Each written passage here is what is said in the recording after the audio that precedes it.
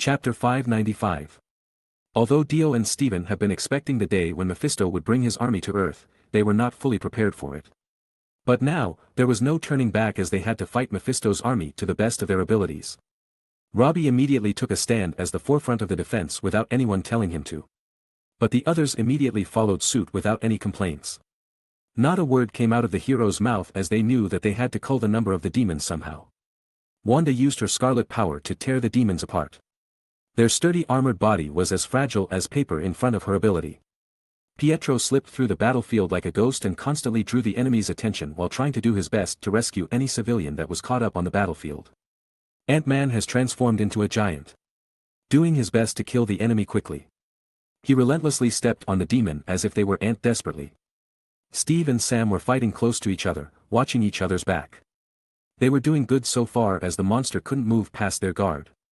Steven stopped the demon from advancing any further with all his magic repertoire, and of course, Dio used his ice stand to alter the terrain and froze the demon. He didn't use any of his other stand as he simply thought that the demons that Mephisto sent out just now were just cannon fodder. The ice stand may not be powerful, but it was enough to deal with these demons. Dio observed the fight and occasionally let the demon go out of the red sand. He immediately noticed something that might be important for later. The demon that went beyond the Hell region immediately dropped down to their knees and has trouble moving any further. It made Dio think that maybe destroying one supreme sanctuary wasn't enough for the Hell army to conquer the Earth. In fact, Dio's speculation was right. Destroying only one sanctuary wouldn't automatically make Mephisto's army conquer the Earth easily. And Mephisto already knew this fact too. That was why he wasn't in a hurry to reveal all his cards and used Robbie to destroy more sanctuaries instead. The demonic power that Mephisto was able to manifest right now was about 1/3 of his original power, but once he walked out of the red sand, it will drop to around 1/10. But if more sanctuaries were destroyed, he could draw out more of his power. Because of that, Mephisto even went out of his way to create Serpentine Door for this attempt, as the door had a certain special feature that was different than the rest. Even if he was the Lord of Hell, the demons wouldn't just go out there to die for his cause. That was where the Serpentine Door came, because it allowed all the Hell creature that walked through it reborn safely in Hell once it died, so the demon could have an easier time following Mephisto's order. The rules also applied to Mephisto, which was why he was willing to come to Earth in person despite knowing that his power wasn't fully restored just yet. Dio and the others didn't know that Mephisto has planned so much for his war, but Dio had successfully noticed some detail that uncovered some of the Serpentine Door's power. For example, he noticed that each time a demon was killed, the tail of the snake would glow in red. In addition, the demon didn't seem to be afraid of dying, even though he knew that Hell creatures were one of the cowardly creatures that feared dying so much. Dio immediately summoned the world as he had an idea that he wanted to try out. The demon probably had a soul too, and if that was true, he would be able to accumulate so many souls from these demons too. And if he was wrong, it wasn't a big deal either. The world has become much more powerful after successfully evolving. The demon that came at Dio, trying to defeat him, wasn't worth anything in front of the world. But as the world killed the incoming demon, a black-red soul entered Dio's field of vision, confirming that his speculation was right. However, as soon as the world tried to reach for these souls, it was suddenly sucked by the door and escaped the world's grasp. The serpent's tail glowed red once again when the demon's soul has been sucked into Hell once again. Dio frowned as he immediately realized what was happening. So, Dio immediately used the Over Heaven's special ability to absorb the soul at unbelievable speed. Sure enough, the World Over Heaven's ability was far more powerful than the door's ability to suck the soul. The demon's soul that was pulled by the door immediately changed trajectory towards the world. The serpentine mark on the door began to vibrate as it was trying to pull the soul harder, but it was no use now. The world's ability was so powerful that the serpentine door didn't stand a chance. There is nowhere to run. Dio shouted with glee as he channeled a large amount of Hammond energy to the world, raising the world's force. A large number of red and black souls was immediately absorbed by the world, and his soul count began to increase rapidly. As Dio expected, one soul of the demon was worth more than one. It wasn't as much as the soul of Mrs. Gao, but it was definitely better than the thugs in Hell's Kitchen. At first, Dio wasn't sure that he could stop this demon invasion, but after seeing his soul count increased rapidly, he formulated a plan that he didn't yet know was feasible. Chapter 596. Dio's course of action came off as a shock to Mephisto as he fought against Robbie. He wasn't at his full power here on Earth as the other two sanctuaries remained standing. Furthermore, without the help of Hell territory under his feet right now, he wouldn't be able to fight this many heroes properly. Even now, he was having a rough time fighting against the Ghost Rider that he thought wouldn't be able to use the spirit of vengeance that well. But after discovering the fact that Dio could reap the soul from the serpentine door, he wasn't sure his plan would succeed. He never expected someone with the power to manipulate souls would exist in human world. Mephisto then punched Robbie in the face, knocking Robbie back several feet. Then Mephisto pointed his finger at Dio and shot a small fireball that was fired at the speed of sound from the tip of his finger. Dio, that was busy harvesting the demon's souls, didn't forget about Mephisto at all. After knowing that Mephisto pointed his fingers towards him, Dio immediately felt a sense of crisis and created a wall of ice between him and Mephisto without hesitation. The fireball immediately hit the ice and pierced through 15 meters of ice before dissipating. Its firepower was clearly off the chart since Dio's ice wall was stronger than steel. Dio himself knew that Mephisto wasn't at his best right now, but the killing intent that he could feel from Mephisto was nothing to scoff at. He knew that Mephisto set his eyes on Dio right now, which meant that the Hell Lord would come at him soon. But suddenly, a chain wrapped around Mephisto's neck.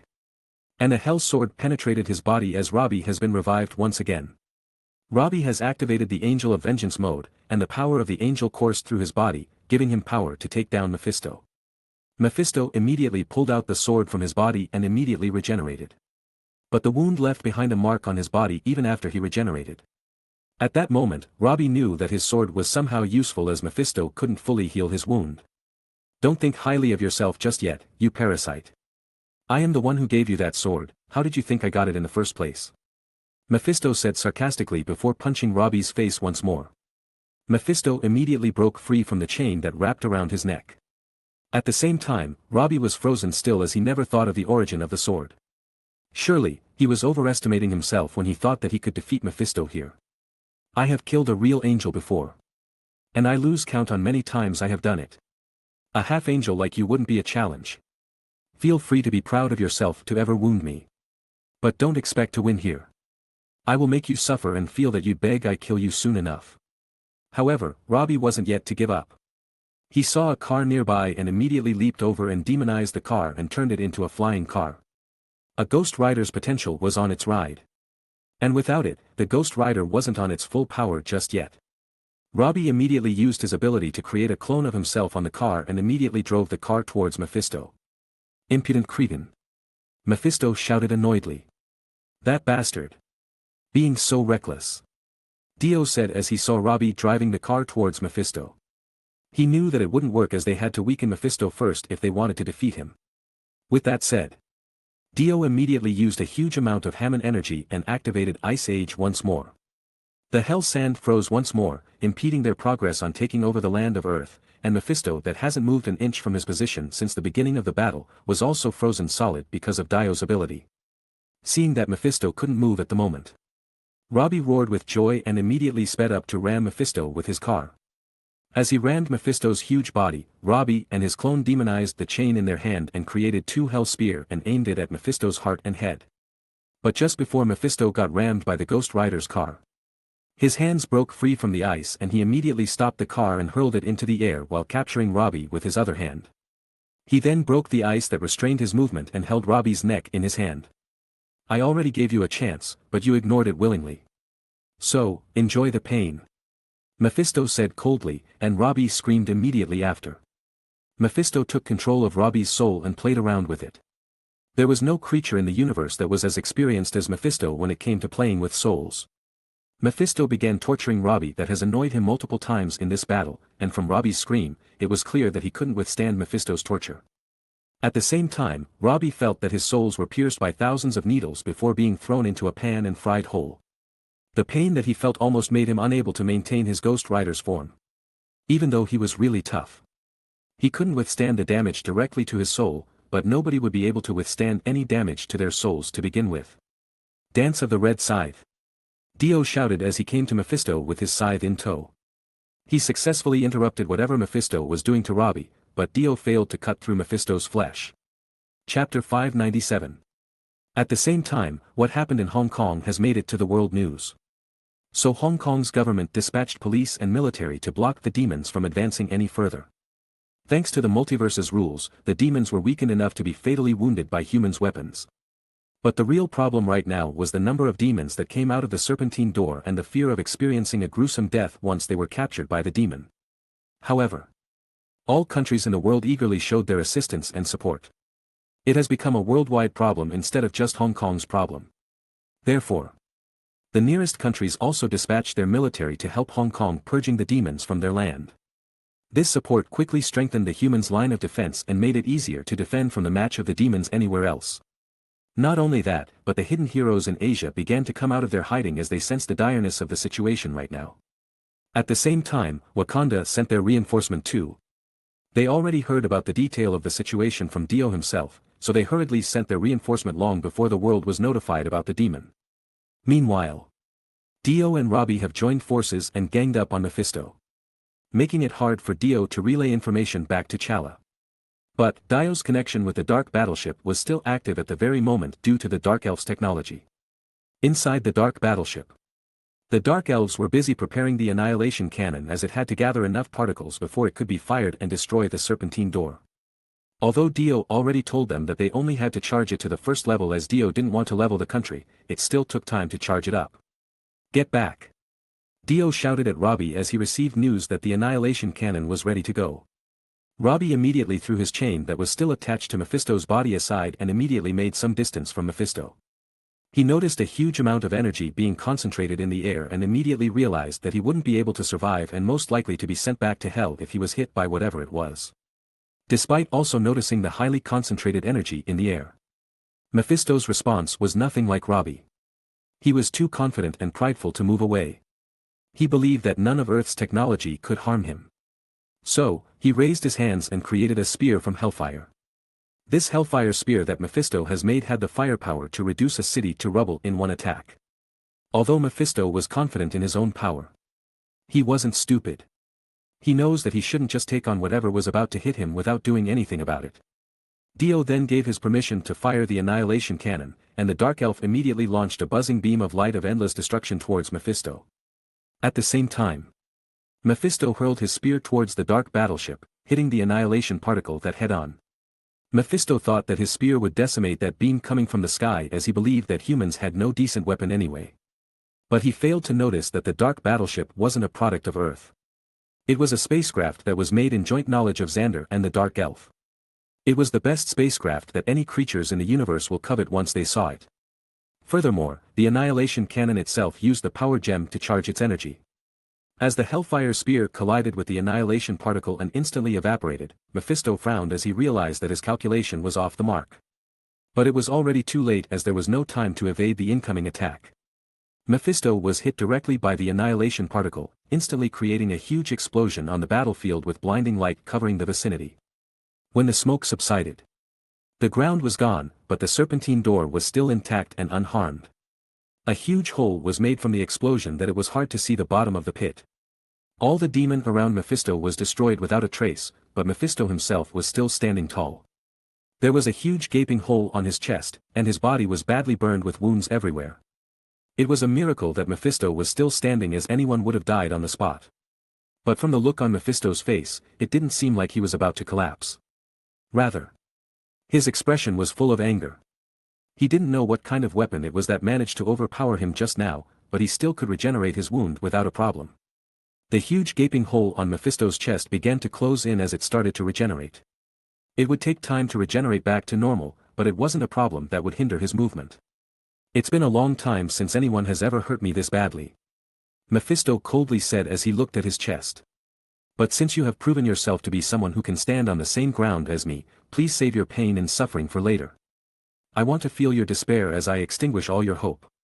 Mephisto shouted as he took a deep breath and his breath suddenly turned black. Everyone didn't understand what Mephisto was doing. It wasn't clear whether it was a type of illusion or mental distortion, but the scene of the black smoke incited the primal fear in their mind. Chapter 598. Hellfire Rain. Mephisto shouted as he finished his spell. And immediately the sky was filled with many hellfire that rained down to the ground. Mephisto's spell was an indiscriminate attack as the demons caught up in the rain were melted down and died along with many soldiers from the human side. Damned asshole. Steve gritted his teeth in disgust as he looked at what Mephisto had done. He knew that if they didn't stop Mephisto as fast as possible, Then an entire Hong Kong would be in danger. Dio didn't seem happy either. His solution clearly didn't work on Mephisto. He even wondered whether he should use the maximum power of the annihilation cannon for Mephisto to drive him back to hell. But he realized that it wasn't a good solution. So Dio immediately sent a message to the dark battleship to keep Mephisto occupied as long as possible at all cost. He then summoned Galaxy and rode her to increase his speed as he summoned Red Hot Chili Pepper back from a nearby transformer. He had ordered Red Hot Chili Pepper to absorb as much electricity as it could from nearby transformers since he arrived in Hong Kong. Because of that, Red Hot Chili Pepper was at its peak performance right now after absorbing more than half the electricity of the entire city of Hong Kong. Destroy those demons. Dio ordered. Red Hot Chili Pepper smirked excitedly and immediately disappeared from Dio's sight. Dio looked around and noticed scorched demons' corpses nearby. He couldn't see Red Hot Chili Pepper. But he knew that was its doing. Throughout the entire ordeal, Dio ordered the world to absorb any soul it could get, as it'd benefit him if he gained so many souls in the process. Dio immediately flew with Galaxy to the sky to get a clearer picture of the entire battleground. He noticed that the demons were starting to panic as they realized that the serpentine door could no longer save their soul. They knew that when their souls couldn't reach hell, it'd be the end for them. As a result, most of the demons that came to Earth began to flee back through the serpentine door as they were afraid of dying on Earth. This helped to reduce the load on the human reinforcement's shoulder as they didn't have to struggle against the demon as much as before.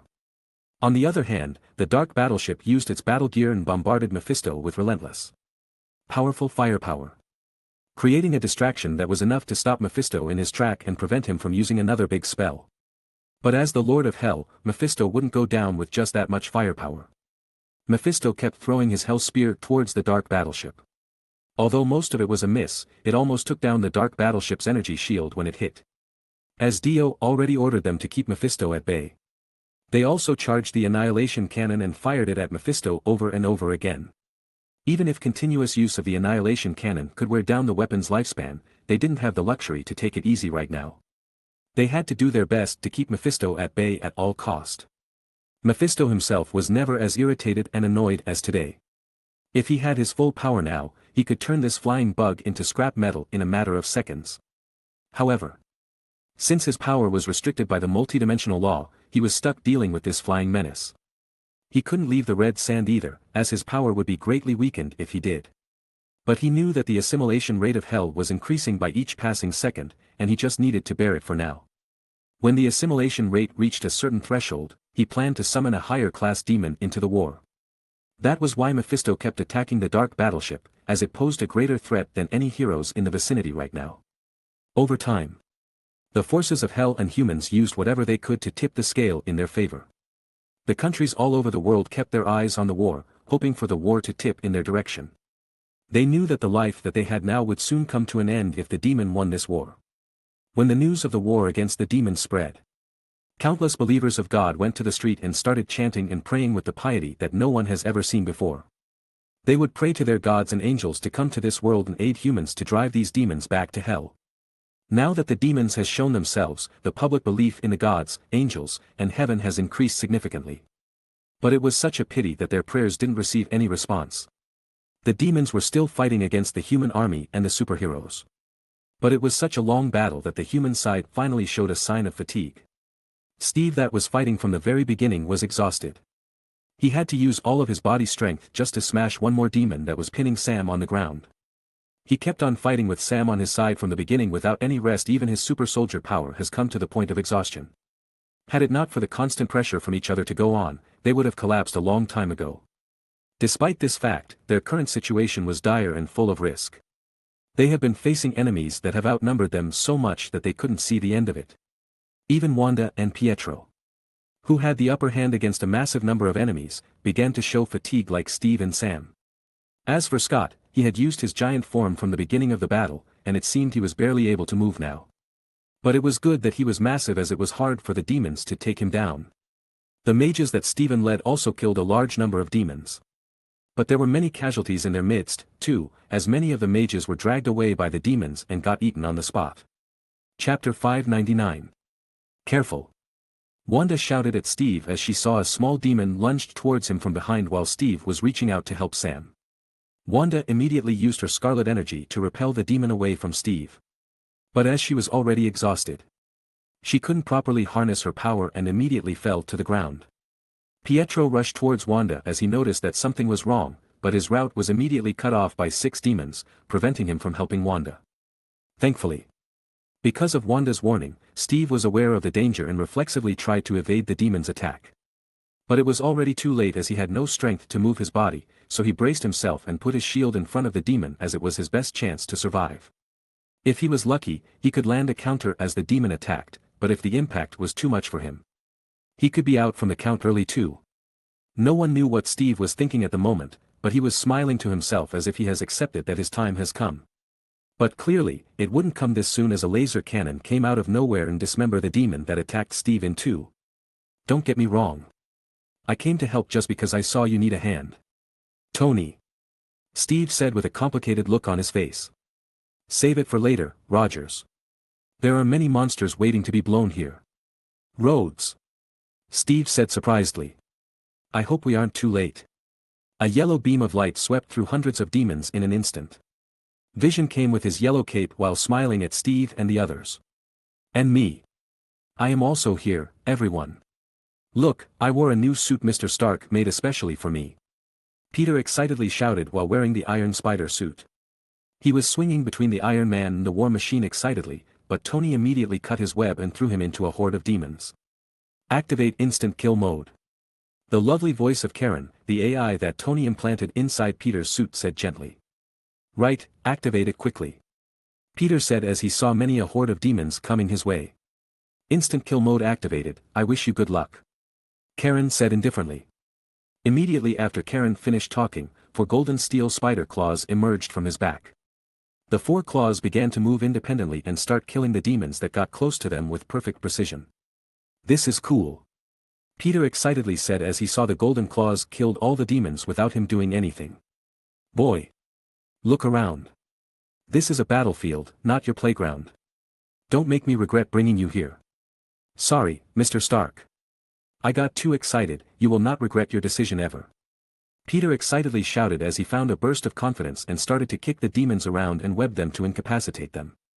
But it soon turned out to be too much for Peter as he was overwhelmed by the number of demons that came his way. Tony sighed as he was annoyed that the little spider already needed help despite just entering the battle. But he knew that the little spider was his responsibility, so he couldn't let him getting beaten up by these demons on his watch. But before he could help Peter, he saw that Spider-Man was no longer there. It turned out, Quicksilver has made his way and saved Peter from the horde of demons. Thank you very much. Spider-Man said politely to Pietro, but Quicksilver was too busy to hear it, and so, he disappeared before Peter even finished talking. At the same time, several Quinjets were spotted entering the battlefield. The S.H.I.E.L.D. might have been disbanded. But the agent of S.H.I.E.L.D. was still there to serve some justice. With them, came Barton that came out of retirement, and the beautiful Natasha Romanoff came to their aid too. Barton and Natasha jumped to the Quinjet and started killing the demons. Barton with his bow and arrows, while Natasha with her super martial arts. Your driving is great now, you got better. Coulson said indifferently towards Agent Hill inside the Quinjet. Agent Hill frowned and just gave a middle finger in response to Coulson's sarcastic remark. She started shooting the demons from the Quinjet coldly while Coulson was left impressed. Barton, Natasha. You also came. Well, we can't miss the party. Don't leave us hanging. Natasha said with a smile on her face while clutching and breaking the demon's head that came her way. But Barton acted a little more straightforward and offered his hands to pull Steve back to his feet. Come on, Captain, let us fight together again. Barton said confidently. Steve looked at everyone and saw them nodding back towards him. It was all the motivation he needed to continue fighting as he reached out for Barton's hand and gripped his shield tightly. Avengers. Assemble. Steve shouted commandingly. Barton and Natasha smiled at each other while standing beside Steve, Sam, Rhodes, Vision, Wanda, Quicksilver, Tony, and Peter. At this moment, all Avengers members have assembled, including Dio, Steven, and Scott that were too busy holding off the demons somewhere else. The only one missing right now was Thor. Dio heard Steve shouted, Avengers. Assemble. From afar. Although he wanted to join his friends there, he knew that he couldn't as he had more important things to do. Steve and the Avengers immediately rushed towards the Serpentine Gate as they pulverized a horde of demons after another as they knew that the door was the main objective right now. Although they once had a fallout and divided the Avengers team in half, they still trusted each other, and that was why Avengers Assemble. Chapter 600. The Avenger finally reunited again after a long time, leaving a sense of pride in every member's heart. If they could, they would thank Mephisto for reuniting them in the same place. Hadn't it been for Mephisto, they would have to wait until Thanos appeared to assemble again as a group. Steve and the others began to attack and kill the demons with inspiring momentum. Even Wanda, who was exhausted and fell down earlier, was tearing apart the enemy once again. At the same time, there was a loud noise in the sky. It was the sound of Dark Battleship's energy shield that was finally destroyed after taking many hits from Mephisto. Plus, the Annihilation Cannon finally broke after successive use and exploded too. Fortunately, the explosion didn't reach the power gem. Otherwise, the Dark Battleship would have been destroyed. The Dark Elf inside the Dark Battleship immediately reported to Dio that they couldn't do anything else to Mephisto, and Dio agreed. He knew that there was nothing the Dark Battleship could do to hold off Mephisto, so he checked the amount of his soul count and slightly nodded as he saw that he had quite an amount of soul. At the same time, Red Hot Chili Pepper already exhausted the electricity it absorbed earlier. And it seemed Red Hot Chili Pepper has also run out of juice. So, Dio immediately desummoned all the stand he summoned earlier and immediately rode Galaxy to return to the Dark Battleship quickly. The Dark Elf was a little surprised to see Dio's sudden arrival, but Dio immediately interrupted them. Open the safety device. Dio ordered immediately. Right away, sir. The Dark Elf said without hesitation. The Dark Elf has always been a loyal race. So their obedience towards Dio was their way to show their loyalty. It was such the Dark Elf's upside as any master in the universe would envy Dio for having so many men that obeyed his whole command without any second thought. The Dark Elf immediately opened the safety device of the Annihilation Cannon, and the power gem showed itself once again before Dio's eyes. He wouldn't use this Infinity Gem if he had any other choice, but in order to repel Mephisto back to hell, he had to use it. So, he grabbed the power gem with his hand, an indescribable force flowed through his body, and his body began to glow in purple. Dio even gave off a pressure as if he could blow the entire planet with only one punch. However, Dio realized that he couldn't contain the power gem for too long as his earthly blood wouldn't be able to withstand it for an extended period of time. The Star-Lord had half of the celestial blood in his body, but even he couldn't withstand the power gem without help from his friends. But Dio already learned from Ronan that he could attach the power gem to something else, and thus he used his Hammond energy to cover his entire body before picking up the power gem. He then attached the power gem into the body of Reaper's Gaze. The merge was successful, but the wave of energy burst from the blade as it successfully destroyed a large piece of the deck of the Dark Battleship. Dio smirked as he was finally able to handle the power gem without risking his body. Reaper's Gaze was made by fusing so many precious metals that it was way sturdier than Ronan's warhammer. So it should be able to withstand the power gem's energy. As for what would happen in the future, even Dio didn't know as the story has been altered too much for him to even guess anymore. The appearance of Reaper's Gaze has changed. This time to compensate for the massive energy it received. The blade retracted, and a blade made from purple energy extended in its place. The appearance of the new Reaper's Gaze was more intimidating than its previous appearance for sure. Dio was very satisfied by the current shape of Reaper's Gaze. After all, not only the appearance but even the power increased exponentially. There was no doubt in his mind that he would definitely give Mephisto a run on his money with this huge surprise. Dio knew that Mephisto was careless in his first fight, and it would be hilarious to see Mephisto died on his hands. With that in mind, Dio then gave clearance for the Dark Battleship to leave the battlefield and repair the ship for future use. Dio immediately rode Galaxy once again to teleport instantly to the battlefield. Dio then saw that Mephisto was fighting against the Ghost Rider and Tony that provided support with his Iron Man arsenal. Thankfully, Mephisto was unable to hit Tony from the air as Iron Man had good mobility in the air. Nevertheless, Iron Man's firepower didn't do much against Mephisto. Iron Man only managed to annoy Mephisto as Tony's attack couldn't even penetrate Mephisto's defenses. But then again, if he would be harmed so easily by Earth's weaponry, he wouldn't even dare to attack the Earth in the first place. In fact, Mephisto was confident that he would be able to invade the Earth and conquer it without even destroying all three supreme sanctuaries as not even a nuclear bomb would harm him. But even so, Mephisto was cunning and cautious. He didn't want to leave the serpentine door wide open so easily as few people that could harm his existence were still there. Chapter 601. Being cautious was never a bad thing.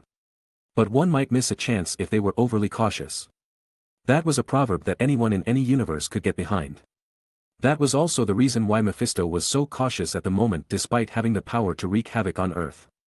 Dio immediately returned to the battlefield. And Mephisto was having a tough time dealing with him. Mephisto was still convinced that the human that he fought now wouldn't be able to cause him any harm beyond flesh wounds.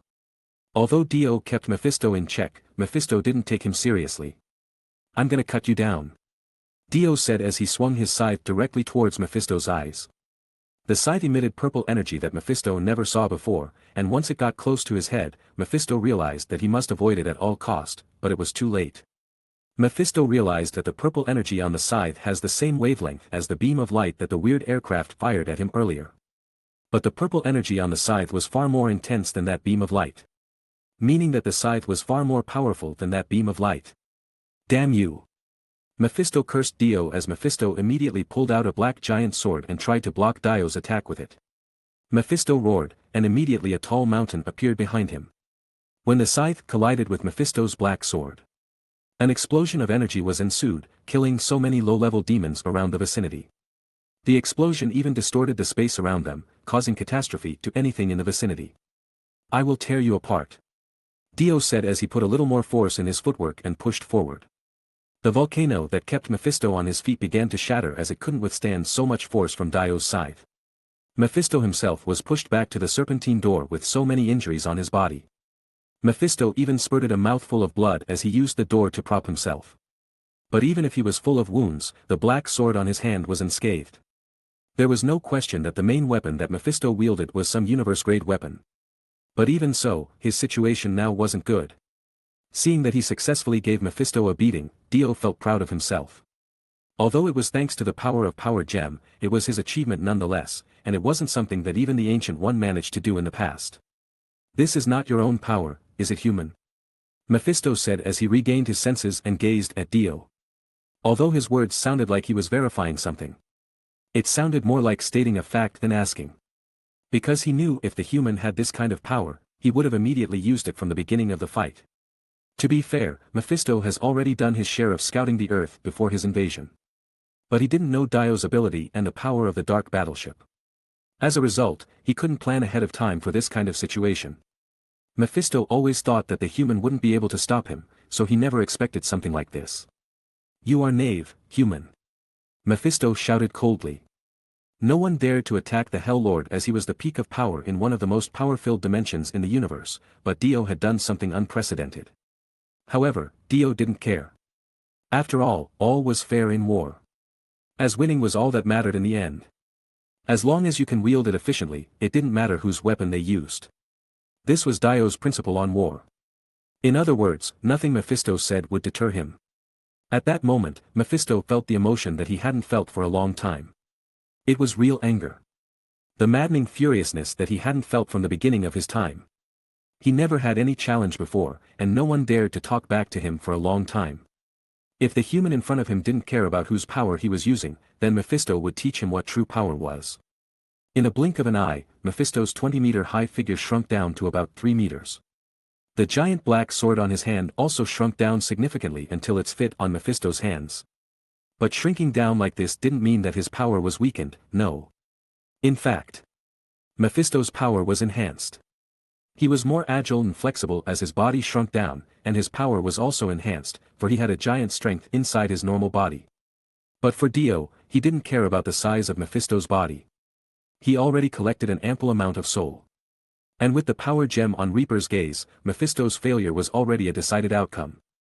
To begin with, Mephisto wouldn't have a chance to do anything if the Supreme Sanctuary wasn't destroyed in the first place. "Now die!" Dio shouted as the dance of the red scythe commenced. But this time, the scythe was enhanced by the power gem, and it wasn't red anymore as the power gem's aura completely turned the scythe purple. However, Dio's death dance wasn't scary for Mephisto as he just stood still and reached out. Suddenly, a sea of fire emerged under his feet, and each of Dio's attacks was blocked by the flooding lava. Dio immediately frowned as he was a little bit surprised that Mephisto still had some trick up his sleeve. Chapter 602. Mephisto was thinking of attacking Dio head-on and plunged his black sword into the sea of hellfire. The black sword immediately absorbed all the hellfire instantly, and a series of runes glowed red on the black sword's body. All of it was demonic runes. Different than the runes that Odin used for his power, with each of these demonic runes capable of unleashing a series of demonic spells. So, without waiting any longer, Mephisto activated the runes, and it instantly teleported Mephisto behind Dio. And he immediately swung the black sword, aiming for Dio's head. It was the first effect of the demonic runes, teleportation. But not only that, but it seemed that Mephisto's speed was also doubled due to the demonic runes' power. Unfortunately for Mephisto, Dio came prepared. He already used his Hammond technique in advance after observing Mephisto and predicted his next move, allowing him to be one step ahead of Mephisto. Dio parried the black sword with ease. But as he parried the black sword, hellfire erupted from the sword, trying to engulf Dio and burn him alive. But things wouldn't go that smooth for Mephisto as Galaxy immediately teleported herself out of danger, bringing Dio out of the hellfire's embrace as well. Dio patted Galaxy's mane twice as a sign of gratitude before ordering Galaxy to turn around and started attacking Mephisto with his own series of attacks. The power gem on the scythe glowed brightly, and it easily erased the hellfire out of existence before the scythe collided with the black sword once again. Even if the black sword was capable of withstanding the attack from the scythe, Mephisto couldn't withstand the pressure without taking any damage. It was an undeniable fact as Mephisto always vomited blood each time the scythe collided with the black sword. Dio smirked as he knew this would happen. Each infinity gem had its own attitude. One might say, if the time gem could be depicted as an obedient child, the power gem was a wild child that couldn't be contained easily. It was useless to control how much force the power gem let out as the user would be extremely disappointed that he has failed miserably on doing that. I have to end it now, Dio said to himself as he summoned the hand, a card he had saved up this entire time. He attacked Mephisto with the scythe. And as Mephisto blocked the attack again, Dio raised his right hand before slamming it down midair. At first, the hellfire that constantly erupted from the black sword and the black sword itself instantly vanished before Mephisto himself also lost a portion of his body. Dio retracted the scythe, but the broken black sword on Mephisto's hand didn't stop thrusting, aiming at Dio's heart. Mephisto wasn't dead from the hand's previous strike as he was the Hell Lord. He wouldn't be killed that easily. As long as his body remained, he would be able to regenerate later. But Dio waved down his hands one more, attacking Mephisto with the hand's power once more. This time, Dio cut off Mephisto's arm that was holding the black sword. Mephisto was overly confident in his ability to defend against Dio's weapon. That he failed to notice that it was different this time. He failed to realize that at his current weakened state, he wouldn't be able to win against Dio. But now it was too late. He has lost his ability to defend against Dio's power as his sword's clanking against the ground. What will you use to block my attack now that you have lost your extraordinary sword? Dio asked sarcastically before swinging the scythe towards Mephisto's body and detonating all of the scythe's stored energy inside Mephisto's body. As a result of this attack, Mephisto was blown into million pieces.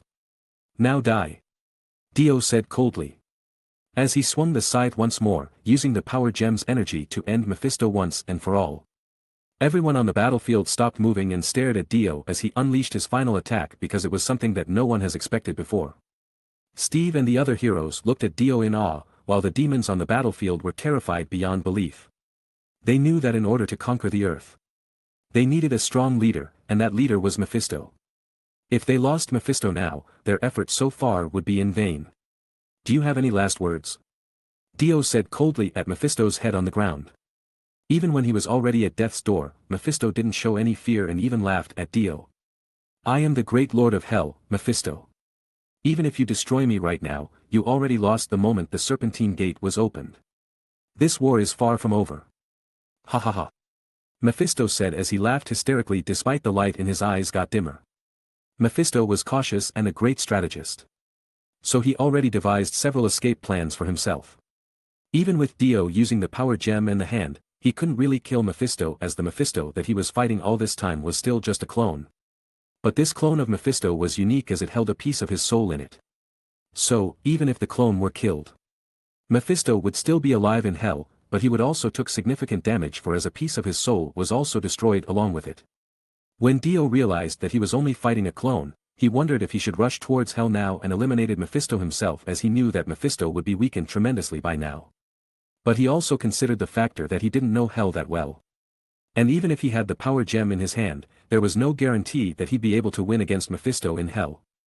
So, with a disappointed sigh, Dio gave up the temptation to raid hell and put away the Reaper's gaze as he didn't have any use for it anymore. Chapter 603. Mephisto's cautious nature gave Dio the chance to turn the battle around.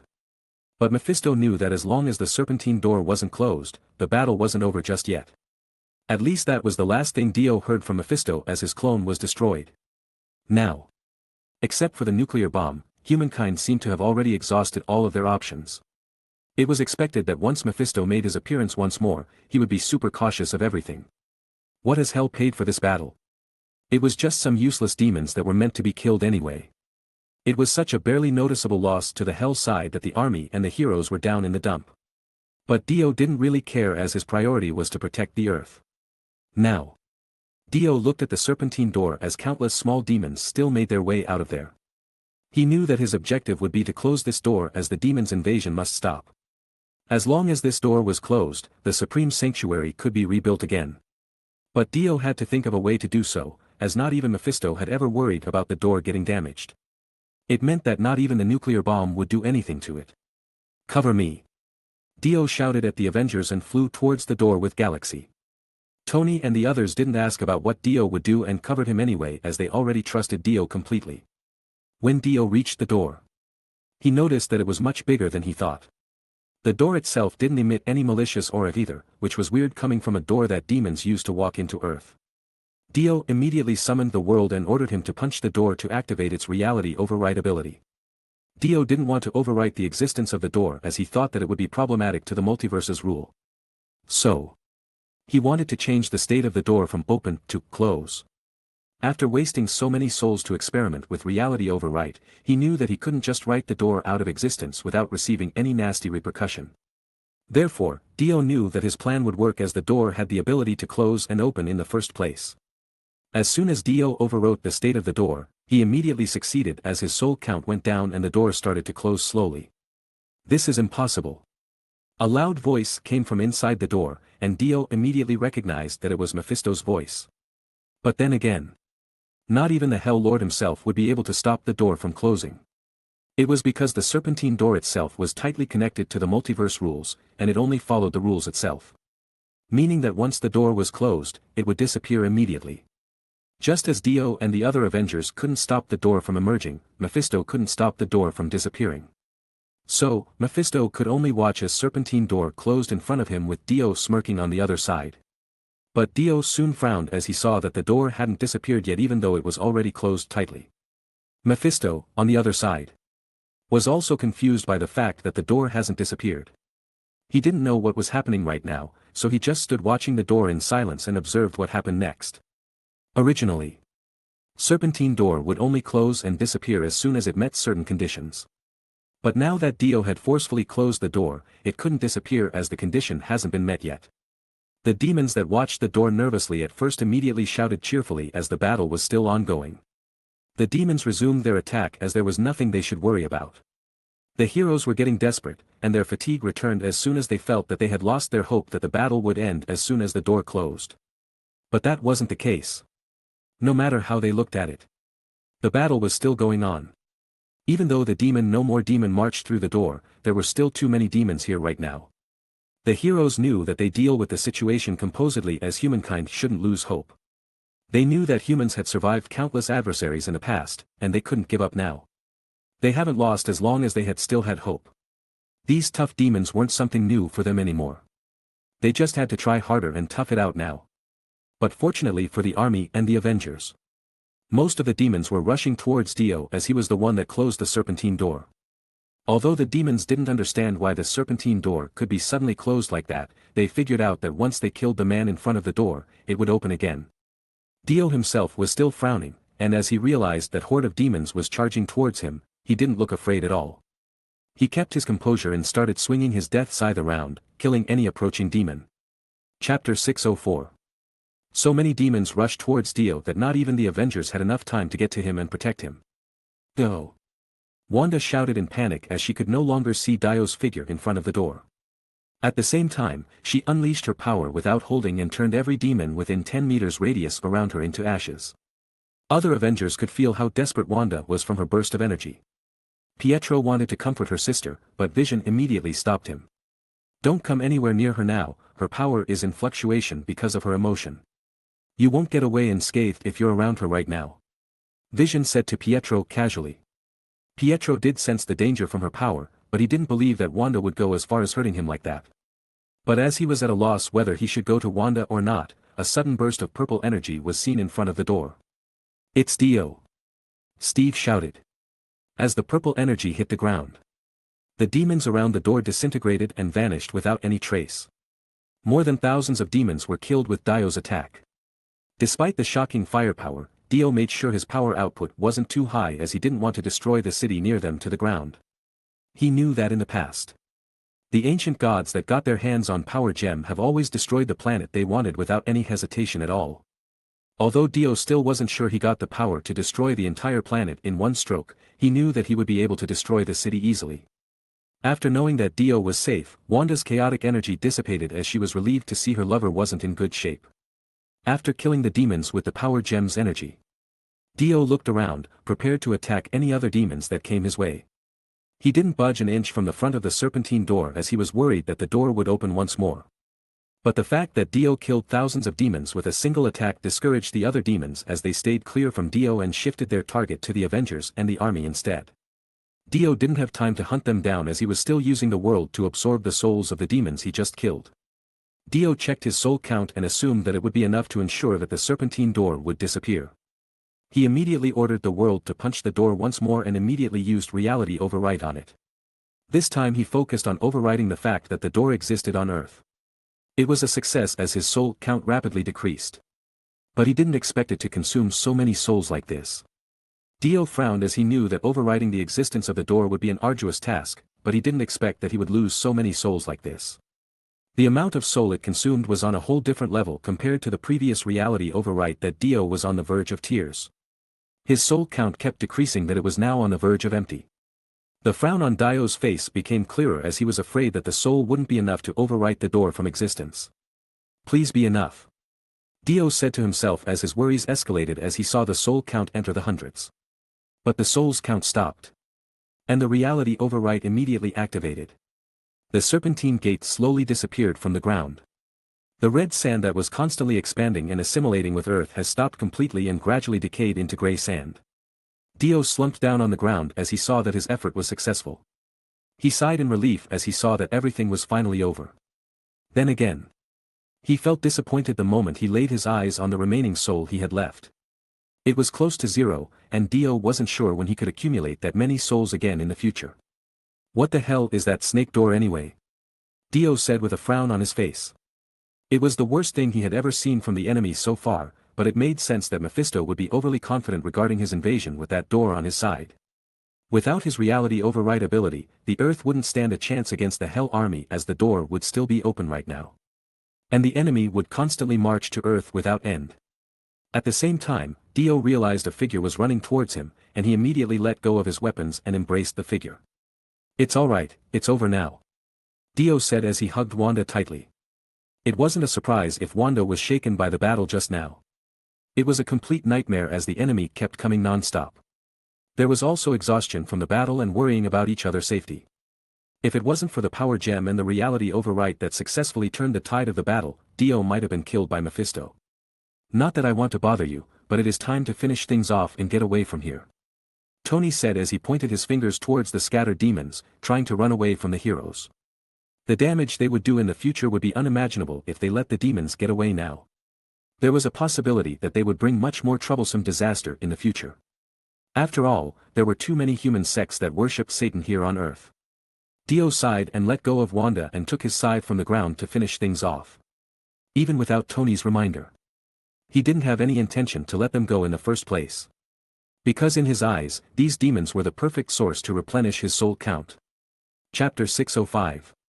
When the dust settled down, countless demon corpses could be seen in the city. Along with human corpses that were unfortunate enough to cross the demon's path. Dio has done his best to end Hell's invasion, and he already spent thousands of his souls that he collected to overwrite the Serpentine Door's existence on Earth.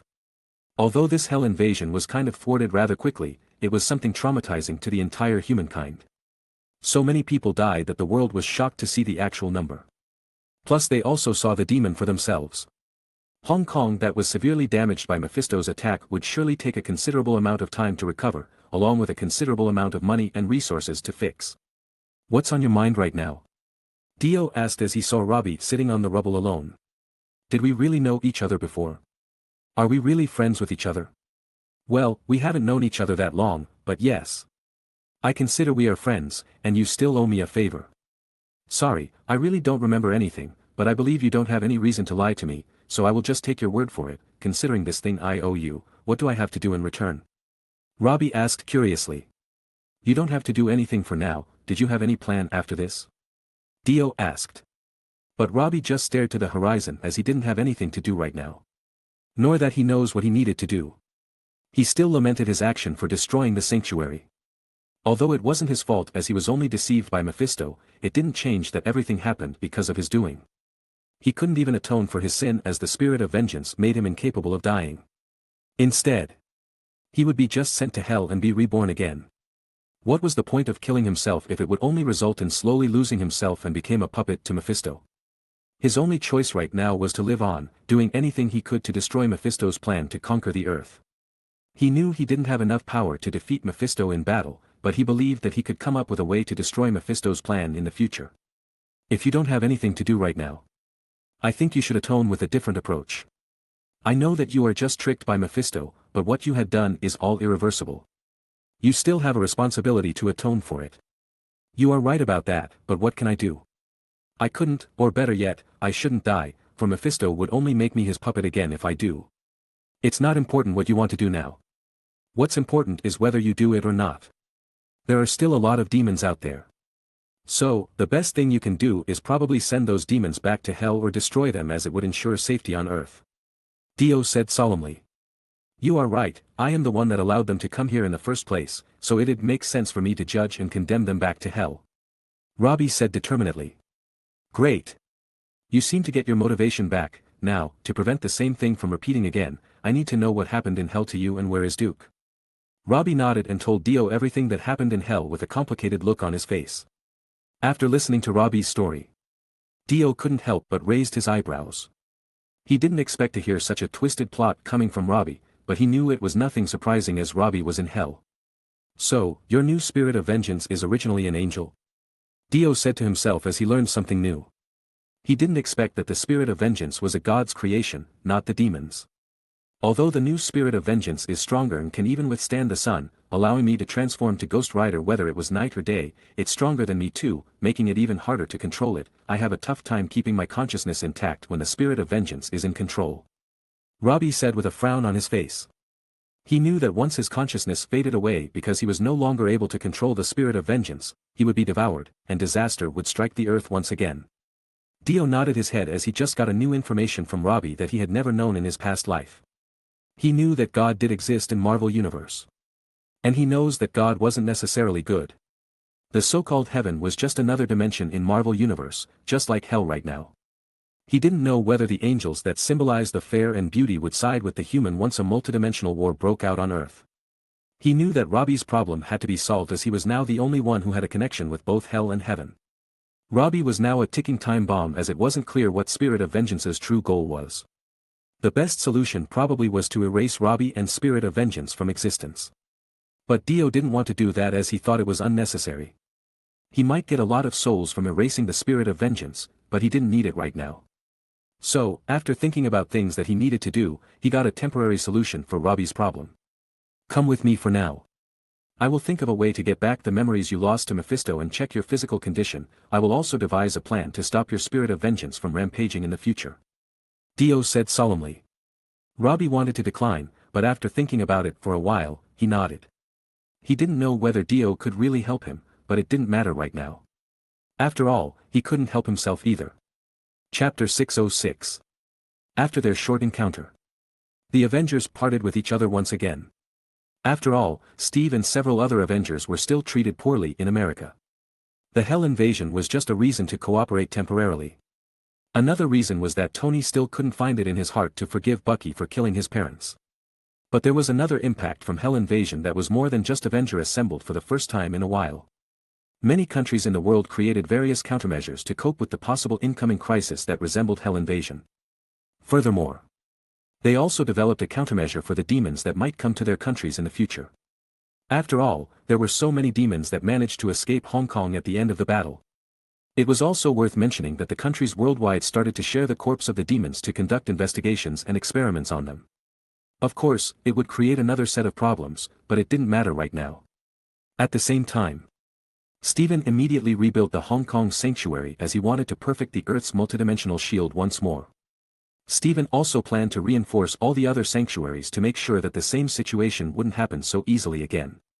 As for the soldiers that attacked the other sanctuary earlier, the United Nations deemed them the accomplices of the demons, and thus they were immediately judged for their crimes against humanity. Basically, their normal life was over. As for Robbie, he went all around the world, trying to find the escaped demon and those with unforgivable sins. However, before Robbie left, Dio examined his memory and found out that some of his memories were blank. It should be the part that Mephisto has taken for himself. Dio had the ability to help Robbie get back his memories, but he didn't know all of the blank memories either. Dio could only help Robbie remember what they knew together. If it were not related to Dio whatsoever, Dio wouldn't be able to help him. So, in the end, Robbie only recovered part of his memories back. Dio used Heaven's Door's ability to tinker with Robbie's memories, but he didn't do anything unnecessary. Dio realized that as long as Robbie didn't go to hell by himself, he wouldn't lose his memory again. As for the spirit of vengeance inside Robbie's body, Dio didn't know what to do. As in the end, he couldn't remove it or do anything significant to it. Dio didn't have that many souls right now, so he couldn't use reality overwrite right now. But Dio gave Robbie the black magic that he got from the hand earlier to see if Robbie could use it to his advantage somehow. When Robbie received the black magic from Dio, he accepted it immediately as he found it was interesting and might help him in the future.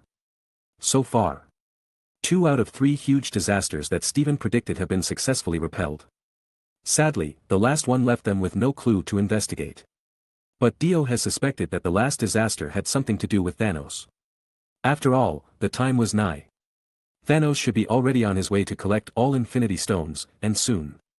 He would come to Earth to collect the rest of it, except for Soul Stone, whose whereabouts were still unknown. So, in order to prepare himself for the next disaster, Dio entrusted Chala with a huge sum of money to buy him as much gold as he could. Dio planned to use his lucky draw gotcha once again. Somewhere in the dark, hot, and spacious cave, Thor was being held in a cage and casually chatting with a huge flaming entity. Even if the environment inside this place was similar to hell, it wasn't hell. The flaming entity in front of Thor had nothing to do with hell dimension either. After the flaming entity had enough of Thor's speech, he let him fall to the ground. Surtur. You motherfucker. I thought my father has killed you during the war in the past. Thor said annoyedly. The flaming entity that was Surtur smirked but wasn't affected by Thor's word. I won't be able to die before I destroy Asgard. Surtur said coldly. He was the leader of Muspelheim, a magma-filled planet. But in the past war, Odin used all his power to rob Surtur's power and took away his eternal flame. But Surtur managed to survive somehow. However, he couldn't regenerate his power back because he didn't have his eternal flame anymore. The eternal flame was taken by Odin, and he placed it on his treasure trove. It was the most guarded place in Asgard. So, with his current power, Surtur wouldn't be able to take back the eternal flame. But now, it was a little different as he could feel that Odin's power waned in Asgard. He suspected that Odin would soon die, and once he died, Surtur would finally be able to take his eternal flame back and finally turn the god palace to dust.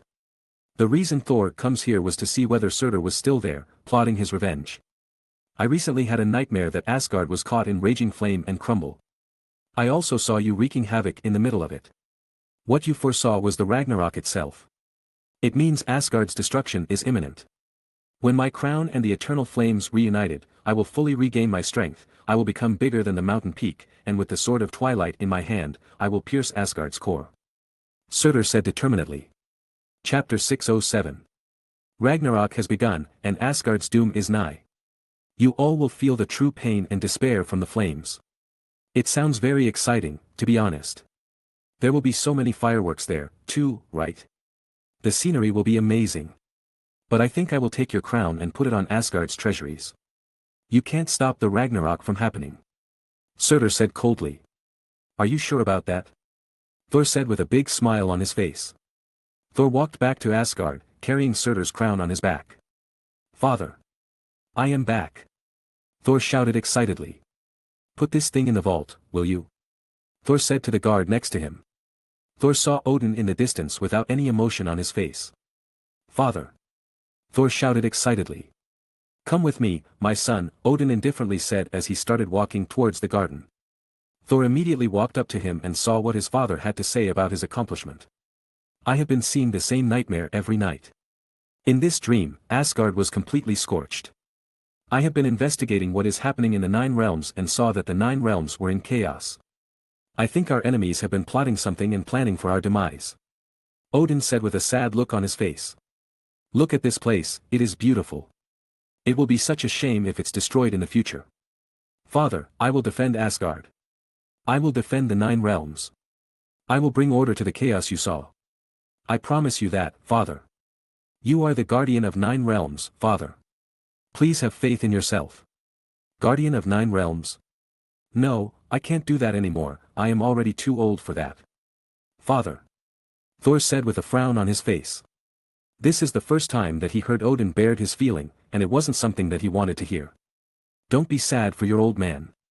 You should notice that in the past few years, my divine power has been dwindling. The end of my life is coming, and it comes fast. Thor, you have matured and possessed all the qualities to inherit the thrones. I hope you can lead Asgard to a better future. Odin said as he smiled at Thor and patted his shoulder. No, Father.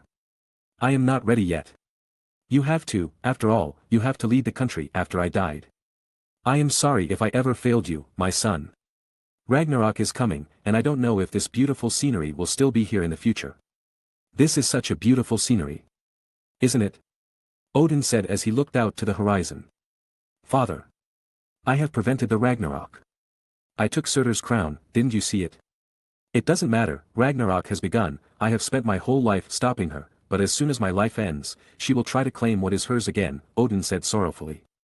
Father, who are you talking about? Who is this she person?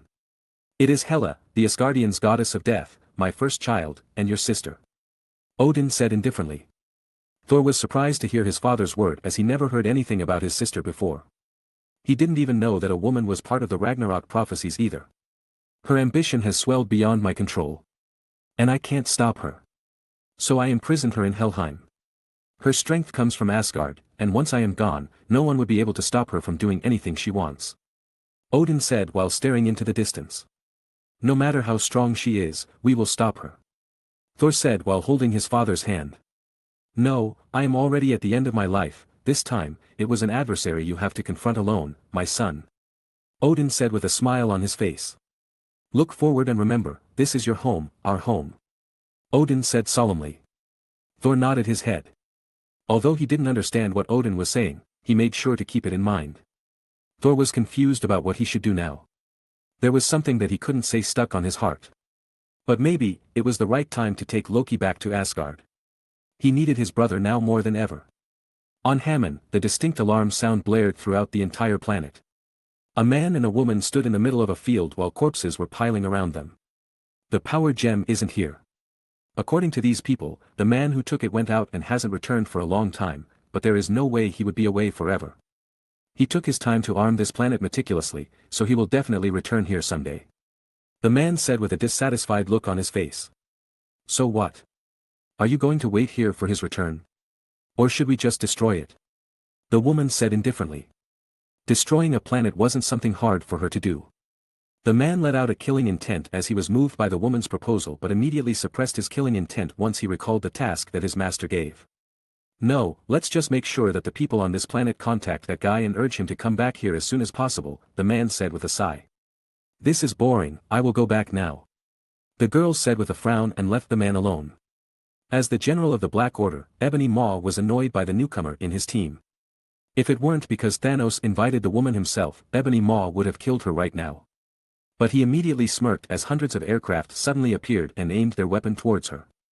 The woman suddenly laughed and waved her hand. What happened next was that hundreds of aircraft turned to flower petals and began to fall to the ground. It was such a breathtaking scene that no one appeared to attack her again. The woman kept walking, without even turning back. Chapter 608. Chala didn't understand why Dio needed so much gold, but he still did as he was told and brought it over to Dio immediately. Dio appreciated Chala's help and secluded himself to transfer all the gold to his phone. He immediately used the gotcha system, hoping to get another stand or the stand arrow to evolve other stands he currently had. Dio began to chant many proverbs and sayings that he found on the internet that were supposed to increase his luck. He could draw 200 times this time, so he hoped that he would get at least several stands that might be useful in the future.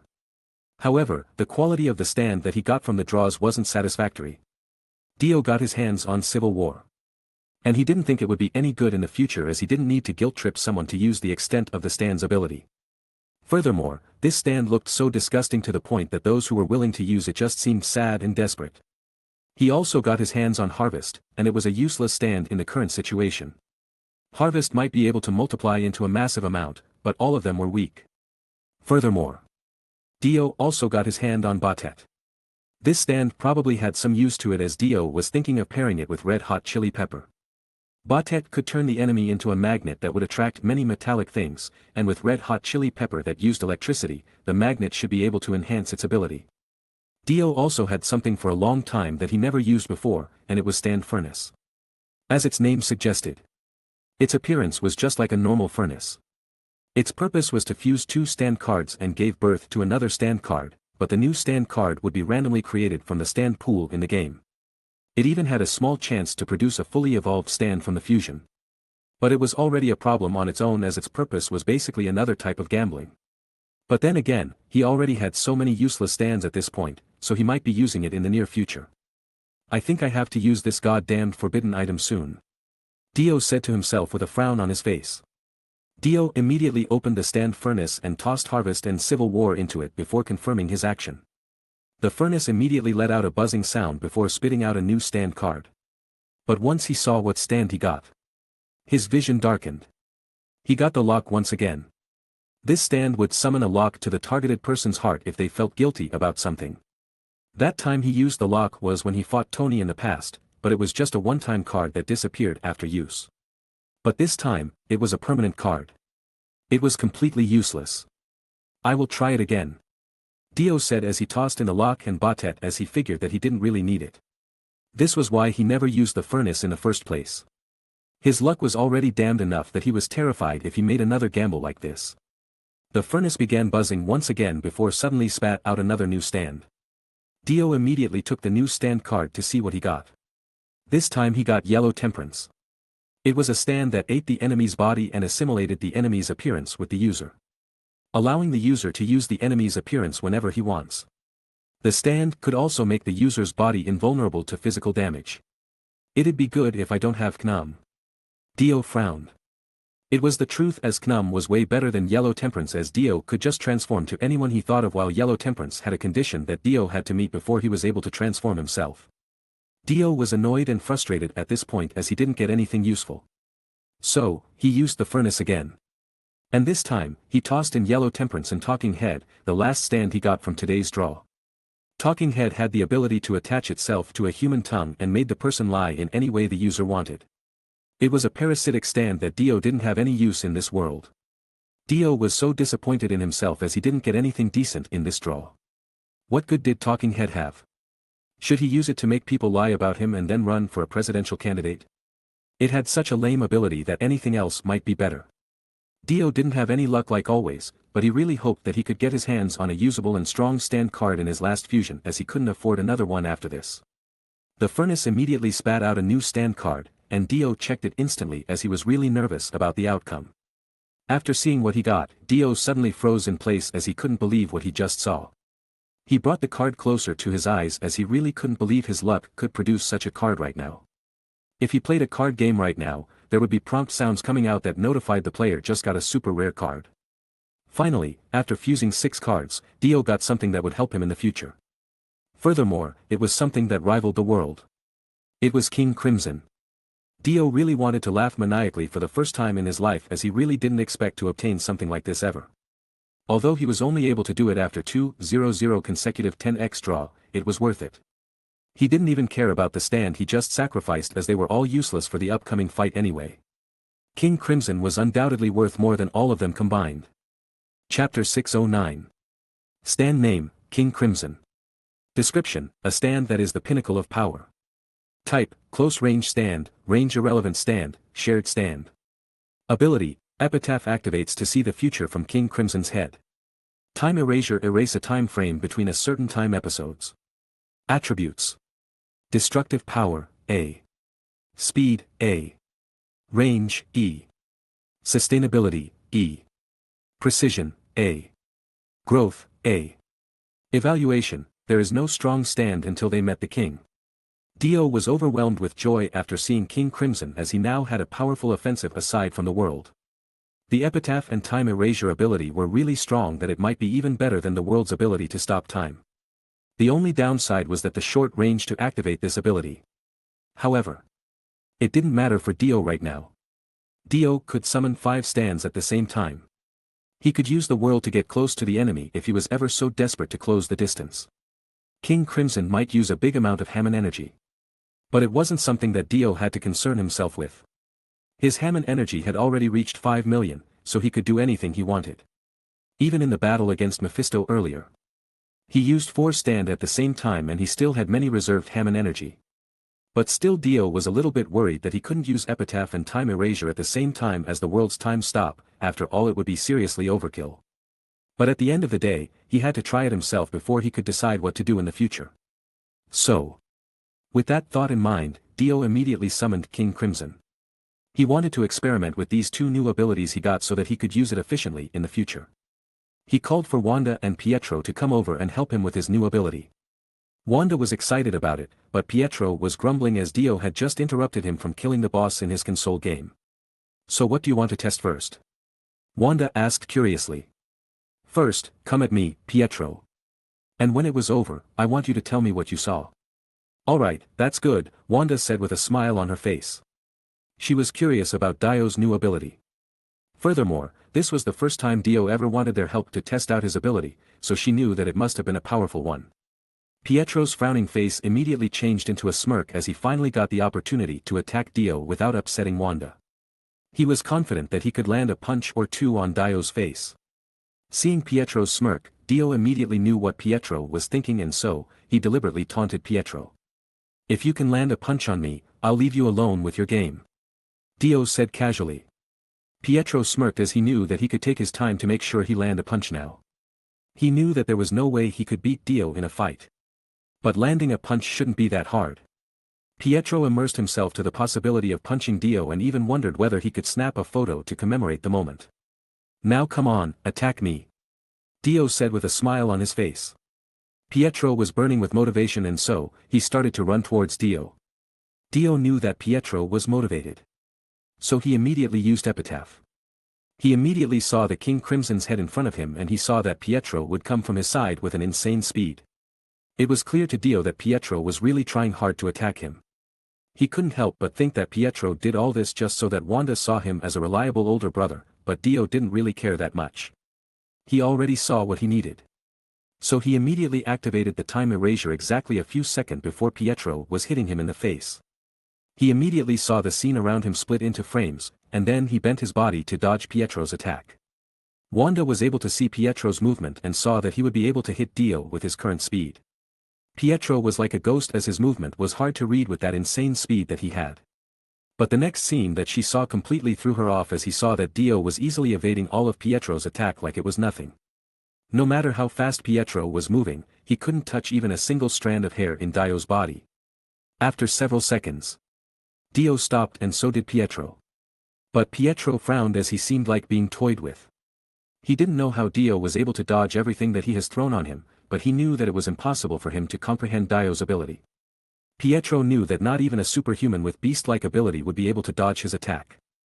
Dio's ability to dodge his attack was like a precognition ability, meaning that Dio might be able to foresee where the attack would be landing. But how could it be? Such an ability was like a cheat. And there was no way somebody would have that ability that easily without any drawback. Pietro has already guessed that Dio had the ability to stop the time, but his ability right now had nothing to do with stopping time. At the same time, Dio just smiled as he saw that Pietro was confused by what happened. He knew that he couldn't humiliate Pietro in front of Wanda as he was still his brother-in-law. Chapter 610. How did you do all this? Pietro asked curiously, but Dio just smirked as he had no intention to explain himself to Pietro. Surely, Pietro was pissed by Dio's attitude. But instead of returning to his chamber to play games, he stuck around, observing what Dio wanted to do next curiously. He told himself that he wouldn't fall for Dio's trickery ever again. Dio himself wasn't keen on anyone knowing his ability to foresee 10 seconds into the future, as it would diminish its effectivity. Furthermore, Quicksilver was one of those characters that could find loophole on those 10 seconds rule. Dio felt satisfied for now, as he at first thought that controlling King Crimson would be hard, but turns out it wasn't that hard. Once he activated Time Erasure, he could saw Pietro's movement in pattern that made it easier to cut whatever future he wanted. It almost seemed like the ability itself set Pietro's movement on stones, unaffected by anything else. This ability was so interesting, as he could do various things to the enemy in the span of 10 seconds without any real intervention. This is getting interesting, Dio said excitedly to himself. But he immediately checked the Hammond energy consumption that King Crimson used as Dio used its power, and it was staggering.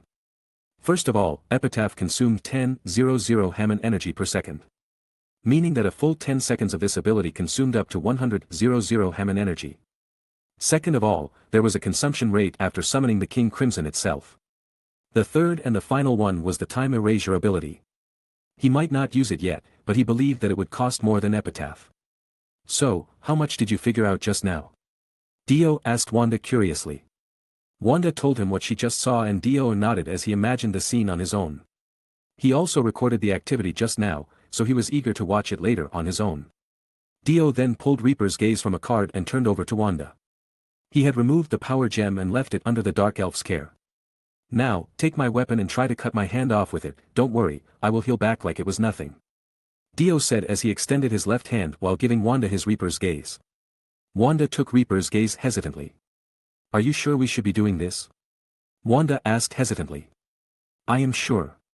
Dio nodded as he sensed Wanda's hesitation. Don't worry, nothing bad will happen. I am confident on my healing abilities.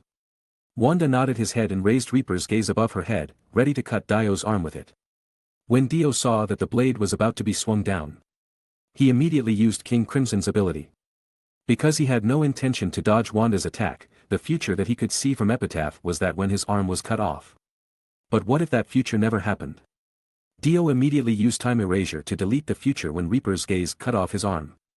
The future blurred for a second, and instead of cutting Dio's arm, Reaper's Gaze fell to the ground without even grazing his skin.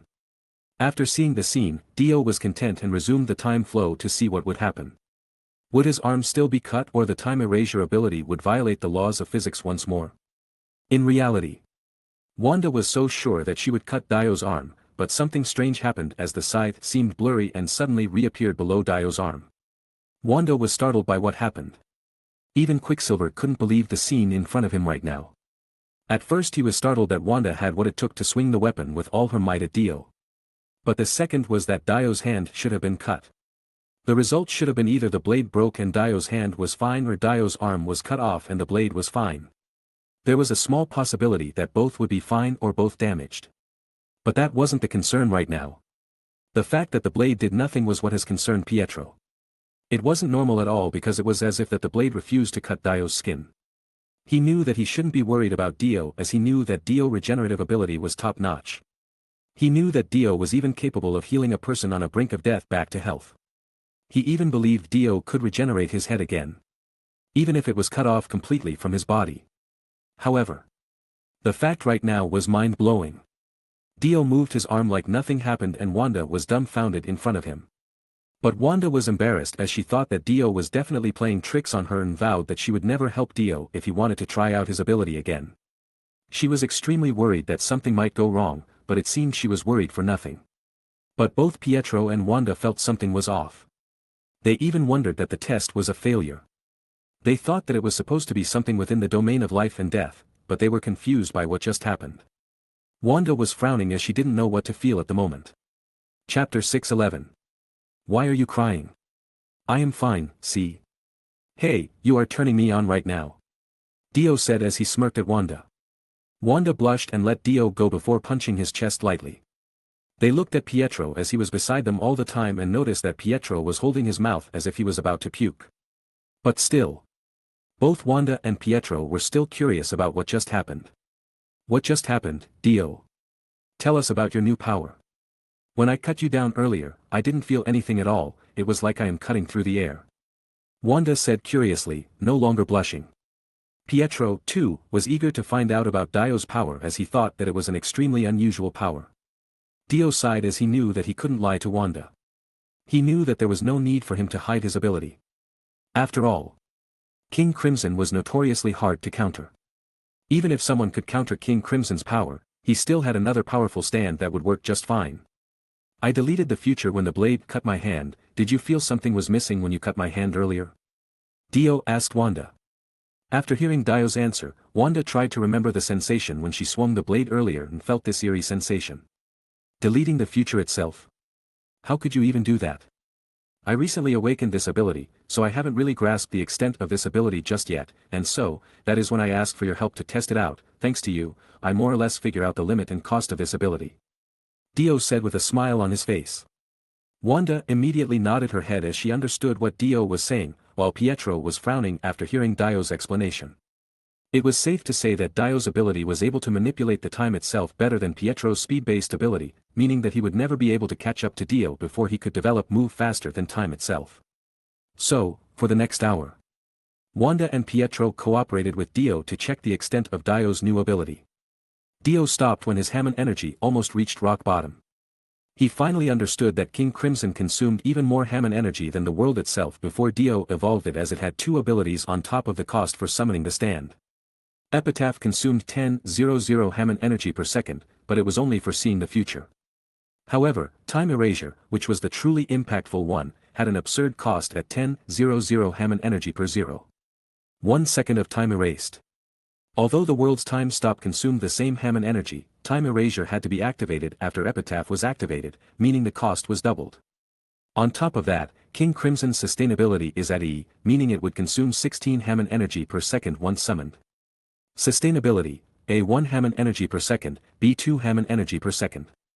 C4 Hammond energy per second, D8 Hammond energy per second, E16 Hammond energy per second. The Hammond energy cost would increase according to the action taken. This value is only the minimum cost for standby mode. Looking at this number, the world was far more efficient in terms of Hammond consumption. That was why Dio felt relieved that the world was the first powerful stand that he got from the gacha. He even thought that it was indeed his destiny to be given that stand in the first place. After all, his name was Dio Brando. But looking at King Crimson's Hammond consumption, this was the first time Dio thought that having 5 million Hammond energy wasn't enough. Then again, he didn't have any plan on consuming a large amount of Hammond beads that he got from the gacha. He wanted to give most of them to Galaxy first, as she had the stand Dimensional Wanderer that was equivalent to the Space Gem. He could go to wherever he wanted with Galaxy's ability. Be it going to the other end of Earth, crossing the galaxies, visiting another dimension. With Galaxy, he could do it all. Clearly, Galaxy's ability was out of this world. But as for the little snail, Dio didn't feel the need to upgrade its stand power anymore. After concluding the test and explaining his new power to Pietro and Wanda, Dio let them go while he immediately checked the surveillance data to watch it at a slower speed on the computer. He wanted to know what had actually happened during the period of his time erasure. Did the camera record it, or did it just disappear without any trace? It was not known what happened to anyone else during the span of time erasure, so Dio was extremely curious about it.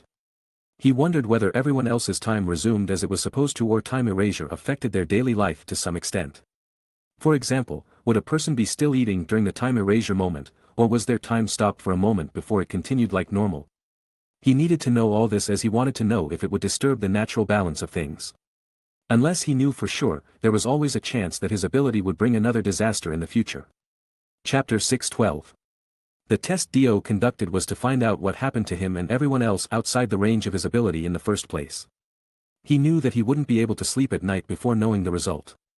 And that was why he came up with this kind of test, to get the information he needed immediately.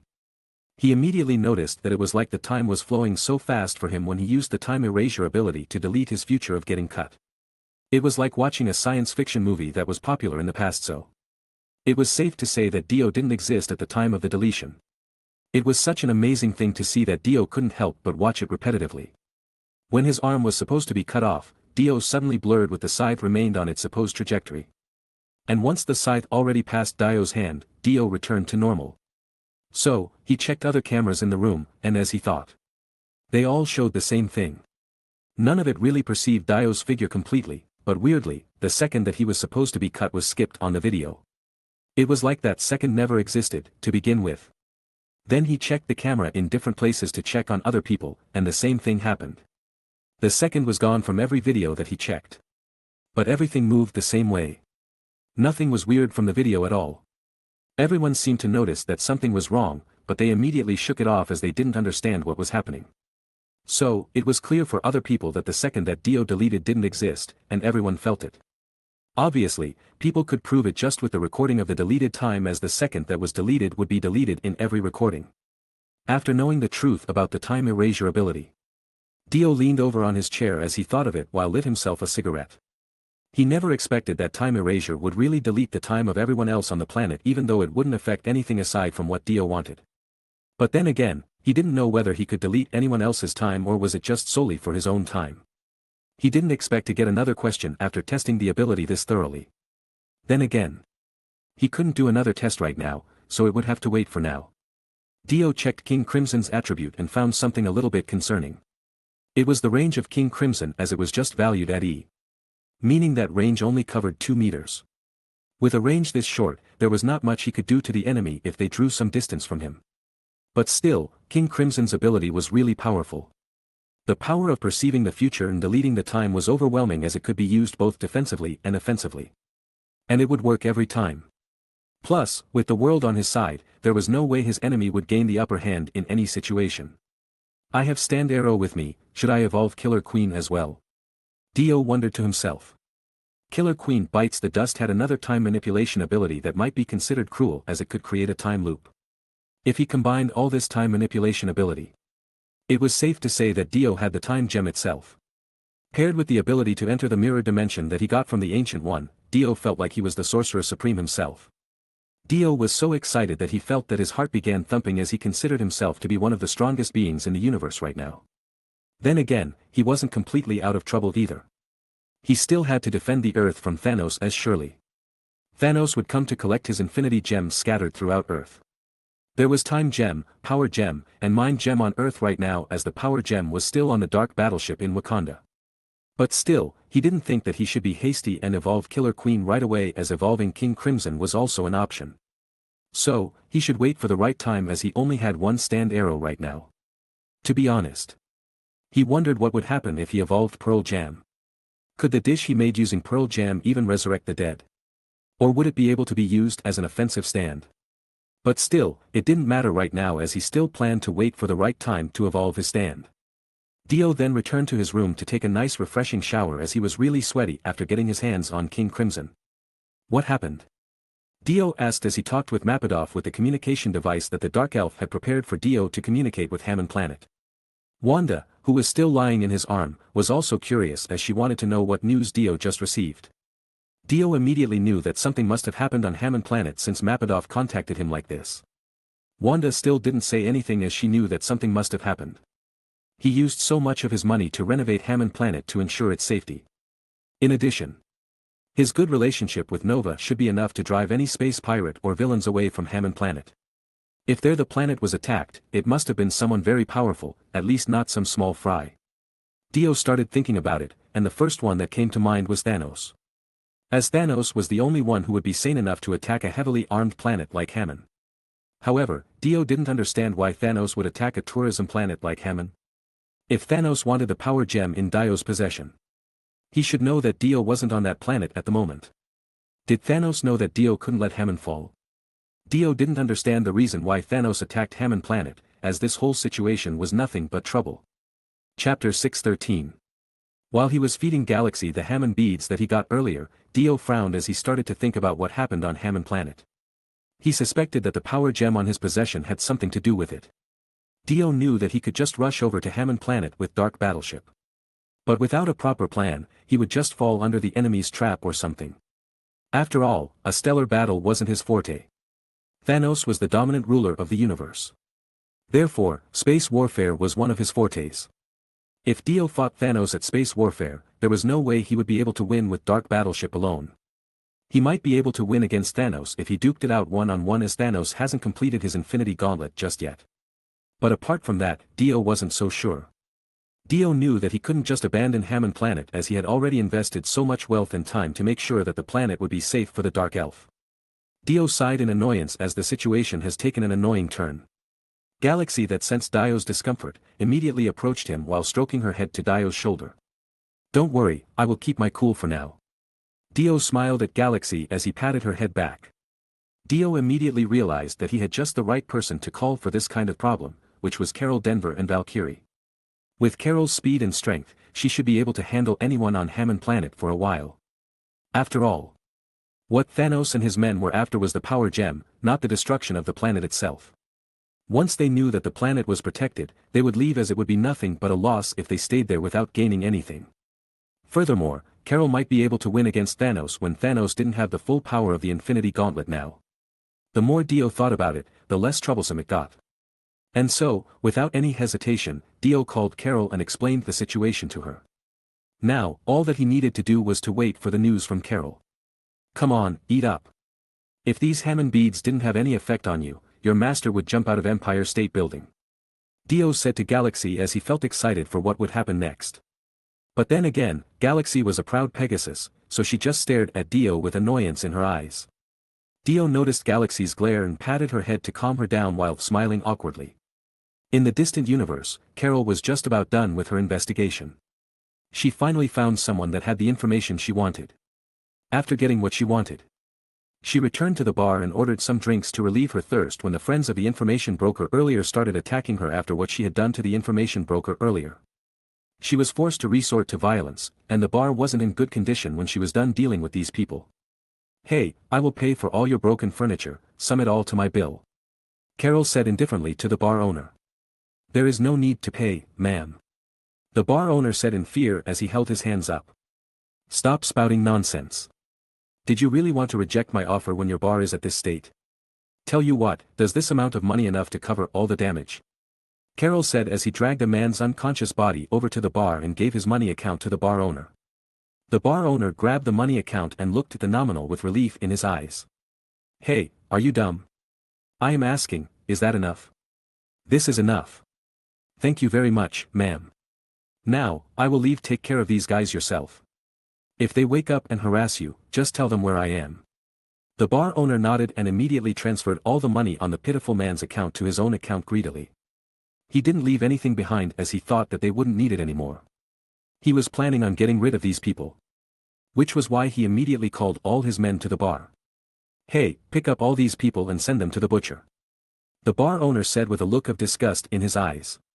When the bar owner told them to bring the unconscious people to the butcher, the people inside the bar immediately froze as they knew that no one would be able to survive the butcher.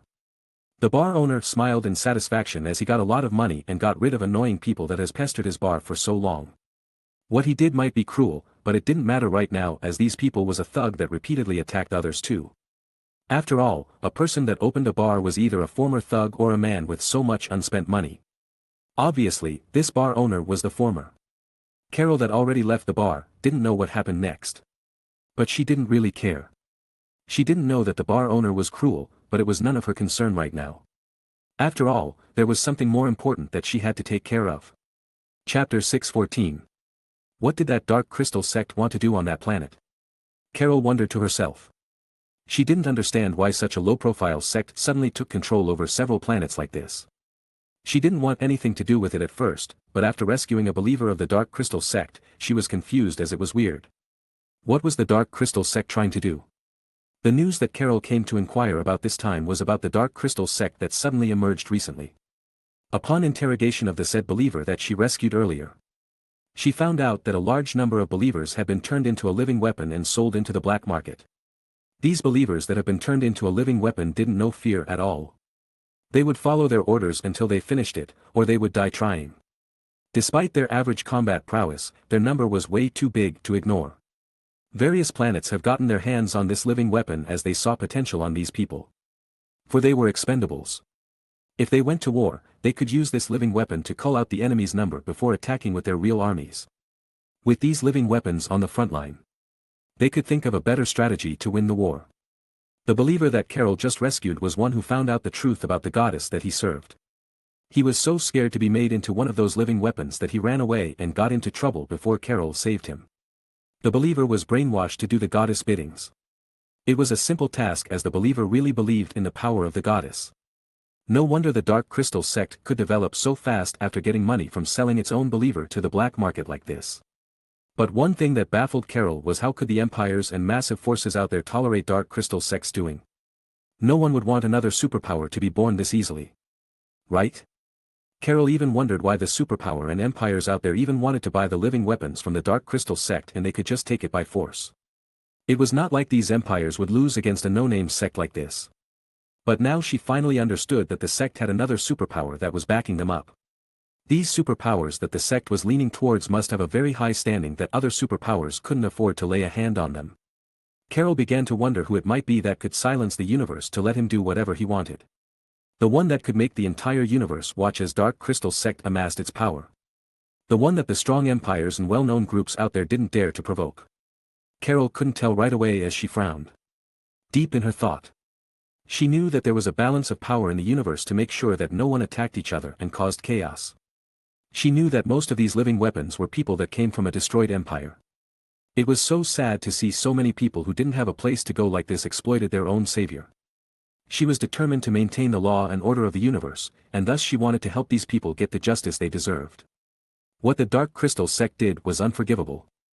It was even worse than destroying a planet. She would make sure that the Dark Crystal sect would go under soon, no matter who might be backing them up. In fact, she already devised some plan to destroy the Dark Crystal sect and revealed whoever was behind all of this. She would sabotage their business and everything else to the point where the Dark Crystal sect wouldn't have any other choice but to stop making the living weapon again. It may be difficult to do all of it alone, but she wasn't afraid of some challenge. Right before she was about to plan her attack at Dark Crystal sect, she got a call from Dio. Carol smirked as she was relieved that a call from someone that she could trust had come. There ought to be something mighty fine if this guy is contacting me, Carol said with a smirk still plastered on her face. She checked her phone, but it wasn't a call. But just a message. She read the message immediately and cursed under her breath frustratedly. She hasn't heard anything from Dio in a long time, and the first thing she heard from him was Dio asking her for a favor.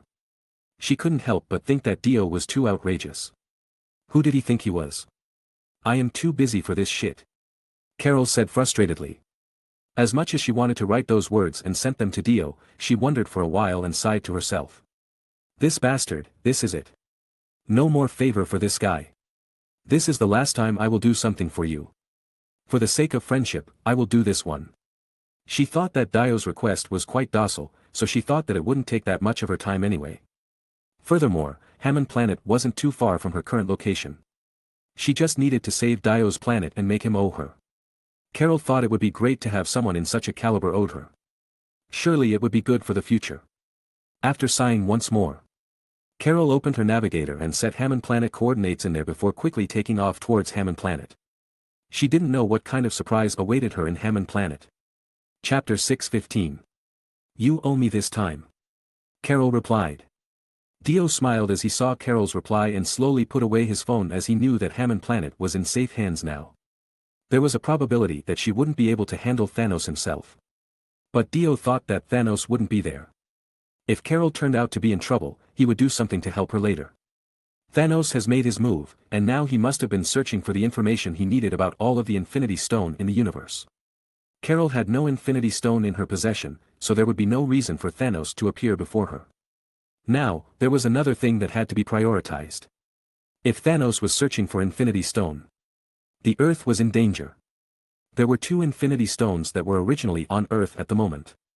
Aside from his Power Gem, the Time Gem and Mind Gem were definitely here. The Space Gem was in Asgard, and Dio doubted Loki would leave it behind. But it shouldn't matter right now. Thor had the snail on him, and he could contact Dio whenever he wanted. Now, the other Infinity Stone shouldn't matter that much either since Reality Gem's whereabouts were unknown, and Thanos wouldn't be able to get his hands on the Soul Gem without his daughter. But still, all of the Infinity Stone was somehow connected with Earth. Thanos would definitely come to Earth soon. Dio was pretty annoyed with this revelation as he felt like the main character from Marvel Universe where he should have just been a side character that didn't have any real purpose on the progression of the story. 7 days have passed since the demon invasion, but that was the only news broadcasted on TV. It would take a while before the news about the Hell Demon's emergence died down. As it was truly shocking. Furthermore, there were still traces of demons in various countries. Even if Robbie and the countries around the world were trying their best to locate and kill all these demons, it would still be a hard thing to do. The problems regarding the demon itself were because no one could rule out the possibility that they'd attack Earth once again. This possibility alone terrified a lot of people that in turn created problems for the government. Plus, this demon was deeply tied with many human occultism movements in the past, so many terrifying crimes were behind them. Many new occult sects have suddenly emerged overnight. And it was assumed that they housed the escaped demons and even encouraged the hell doctrine on many people around the world. The entire human race was in turmoil thanks to those demons. It can be assumed that Mephisto might fail to invade the Earth this time, but he surely succeeded in creating havoc on Earth entirely. Most of all, Mephisto successfully tore apart the boundaries of myth on the Earth. Science used to always triumph myth, but that wasn't the case right now. Stephen was also one of those people that couldn't say science was better than myth right now, as he himself was already one of the most powerful people on Earth thanks to his mythical prowess. The only good thing among all bad news was that the Hong Kong sanctuary had been rebuilt once more, and the spell that constructed the barrier against other dimensions was fixed, granting protection to Earth once more. But Dio still bit his nails when he noticed that many people in this world were truly foolish. They couldn't even deduct that the previous case of the military attack on the other supreme sanctuaries wasn't related to the demon invasion. But it immediately changed after Stephen made a statement that said both New York and London's sanctuary were attacked because the demons wanted to take over the Earth. Furthermore, he also said that the military was probably manipulated to attack the sanctuary, so the military was forgiven by the public. This was also the time when all of the countries in the world made a silent agreement to list Stephen Strange as one of the powerful individuals, alongside the member of the Avenger. Alas! Stephen was above them all in terms of power and influence. The countries like the USA, UK, and China even sent their strongest unit to guard the supreme sanctuary on their country as they felt it was something that they needed to protect. Stephen honestly didn't want these countries' protection as he thought it wouldn't be necessary, but he couldn't just tell them off either, so he just let them do whatever they wanted as long as they didn't really intrude on anything. As for the Avenger that protected the Earth during the demon invasion but quietly disappeared after it all ended, the world didn't say anything about it as they kept maintaining their indifferent attitude. The government across the Earth didn't acknowledge their merits.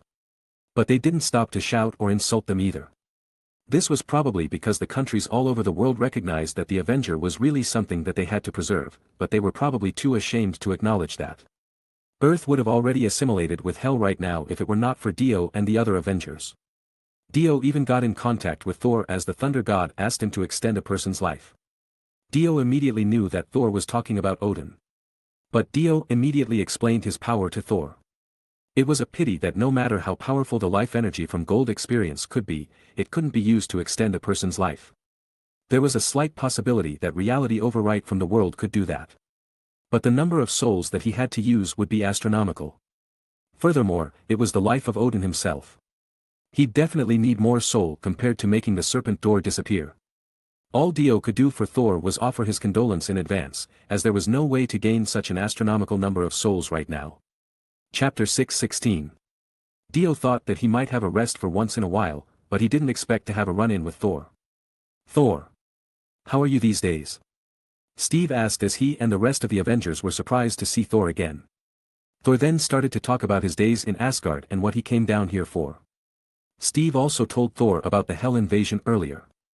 In a way, Steve learned about Odin's diminishing life force while Thor was startled by the catastrophe that befell Earth when he was gone. "So, you want us to help Asgard through this Ragnarok thing?" Steve asked curiously. As an Asgardian, Thor never felt Asgard would be in crisis, so he was always cheerful around the Avenger as he never thought of Earth as his home. "Wow, I like this kind of drama. Let me watch from the sidelines," Pietro said with a smirk plastered on his face. Dio frowned as he didn't really want to go to Asgard to prevent Ragnarok from happening as he knew for sure that Ragnarok must happen in order to drive out Hela. "Well, what are we waiting for? Let's go to Asgard," Sam said in high spirit.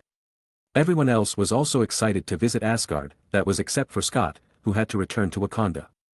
And Dio, who was standing still quietly on the side. Dio could relate with the eagerness of the heroes to get out of Earth as they've already gone through so many adversities, but then again, the danger that awaited them on Asgard wasn't really a walk on the park either. Hela, the goddess of the underworld, surely could knock out the Avengers with her tremendous power. Furthermore, if they fought on Asgard, then Hela would be a lot stronger. Dio, who knew what would happen, remained quiet as he still didn't know what to do. Hela and Searcher were Odin-level enemies that wouldn't be easy to defeat. Both of them were probably as strong as Mephisto that attacked Earth earlier. If not more, as Mephisto was his weakened state during the invasion. But Searcher was actually not really a danger right now as long as his crown didn't come into contact with the eternal flame. The only concern right now was only Hela. The problem lied with Hela that drew her power from Asgard, so as long as Asgard was still standing, she was basically invincible. That was the reason why Odin was only able to exile and trap her in Helheim instead of killing her, as Odin couldn't destroy Asgard solely for the sake of burying his daughter. That was why Dio didn't want to intervene with Ragnarok, as it was the only possible outcome if they wanted to defeat Hela. If Hela wasn't defeated, Asgard was as good as gone as she would turn everyone into her slave. The point was, Asgard was screwed no matter the Ragnarok happened or not. Dio thought of every possible outcome he could think of, but he couldn't find the best solution for Asgard's problem. He had a vague idea that could possibly help him later, but he didn't want to reveal it right now. Alright, but I need to talk with Dio privately for a while, Thor said solemnly. Everyone else nodded and left the room as they understood what Thor really wanted. Seeing Thor's face, Dio immediately knew what Thor wanted, but he let Thor said it nonetheless. Is there truly no hope for my father? Thor asked with a sad expression on his face. I don't really know if there is any race out there in the universe that could really live forever, but I know for sure that Asgard wasn't one of that race. Odin could live this long was actually a blessing, but forcibly extending someone's life might not be a good thing, and he really had to wish it before it could happen. Dio said solemnly. Thor fell quiet as he knew Dio's words were the truth, but he couldn't just accept the fact that his father would die. Odin had lived more than 500,000 years of Earth's time, which meant Odin was already living and kicking before humans even existed. Compared to human life, Asgardian's life indeed looked like that of a god, but Asgardian didn't have eternal life, meaning that they would succumb to old age just like a human would. You are right, but it was difficult for me to accept this fact, Thor said as he sighed sadly. But actually, I have another reason for coming to Earth this time, and it was to get Loki back to Asgard. I want him to see our father for the last time as he is my brother and father's son. Loki?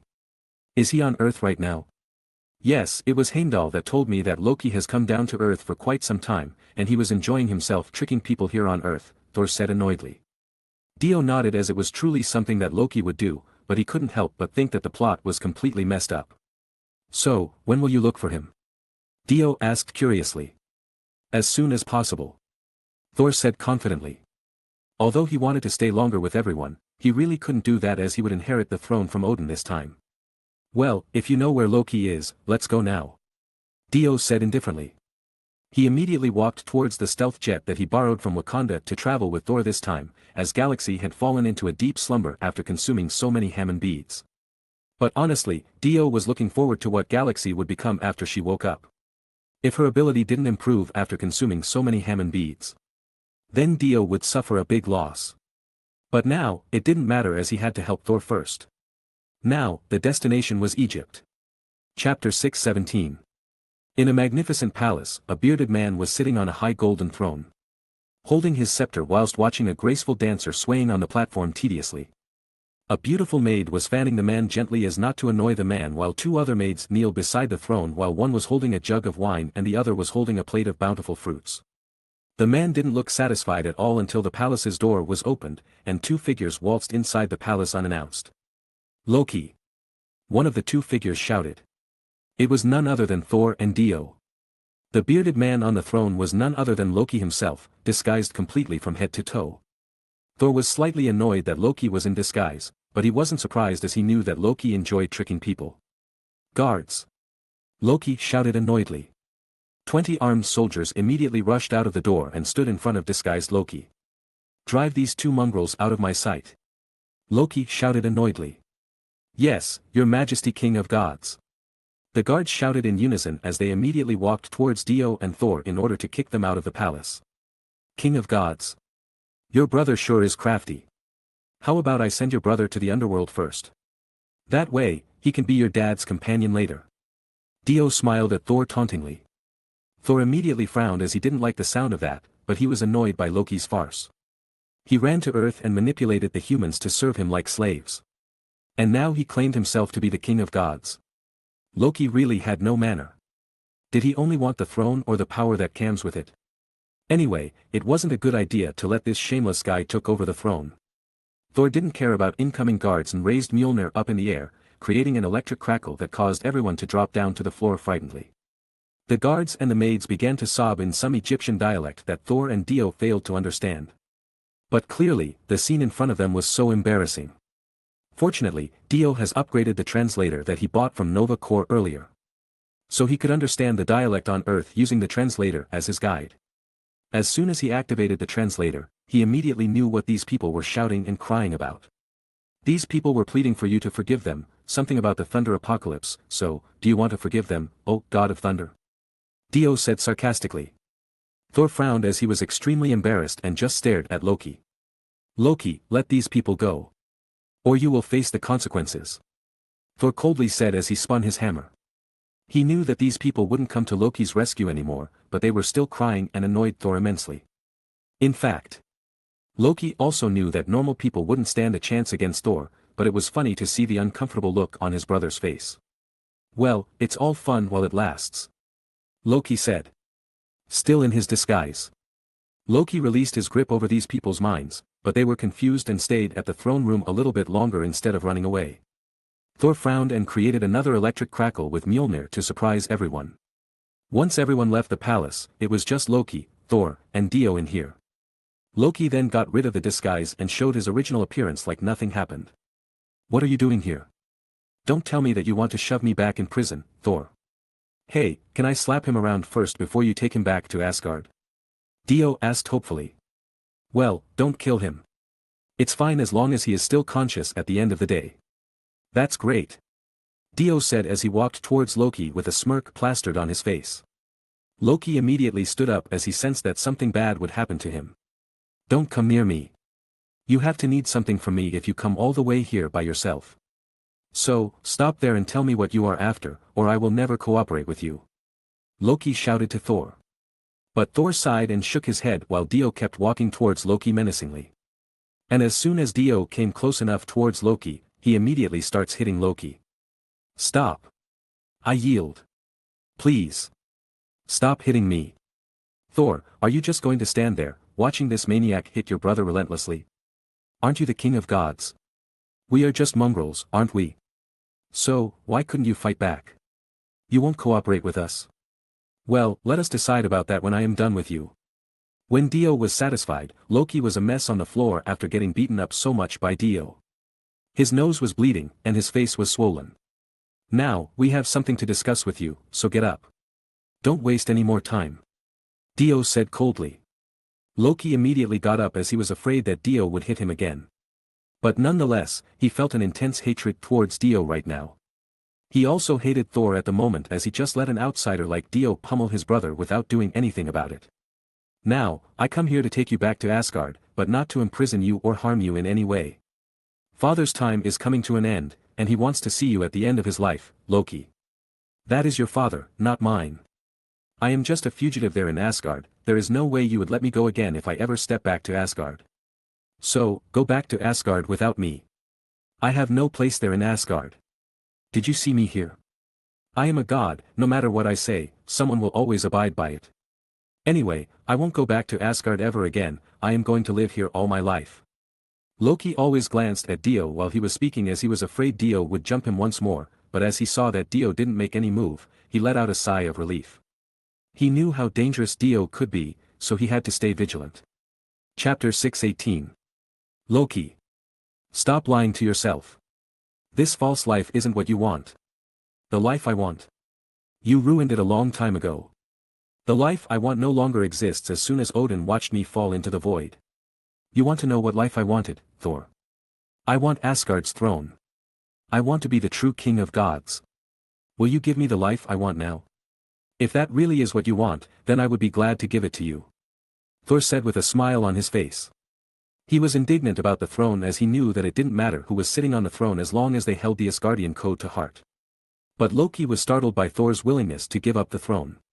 It was like his effort all this time didn't matter at all. But honestly, Loki himself didn't really care about the throne. The only thing that mattered the most in his life was earning Odin's recognition. All he wanted was for Odin to praise him sincerely as a father would to his beloved son. But instead, all his life Odin never really batted an eye towards him, and it was all Thor. Every speech that Odin gave to the public was always praising Thor. This was the insecurity that Loki carried from his childhood. The sense of unworthiness and lack of love from his father. But Loki could never admit that to Thor, so he only acted tough like always. "Very well, I can't wait for my coronation," Loki said casually.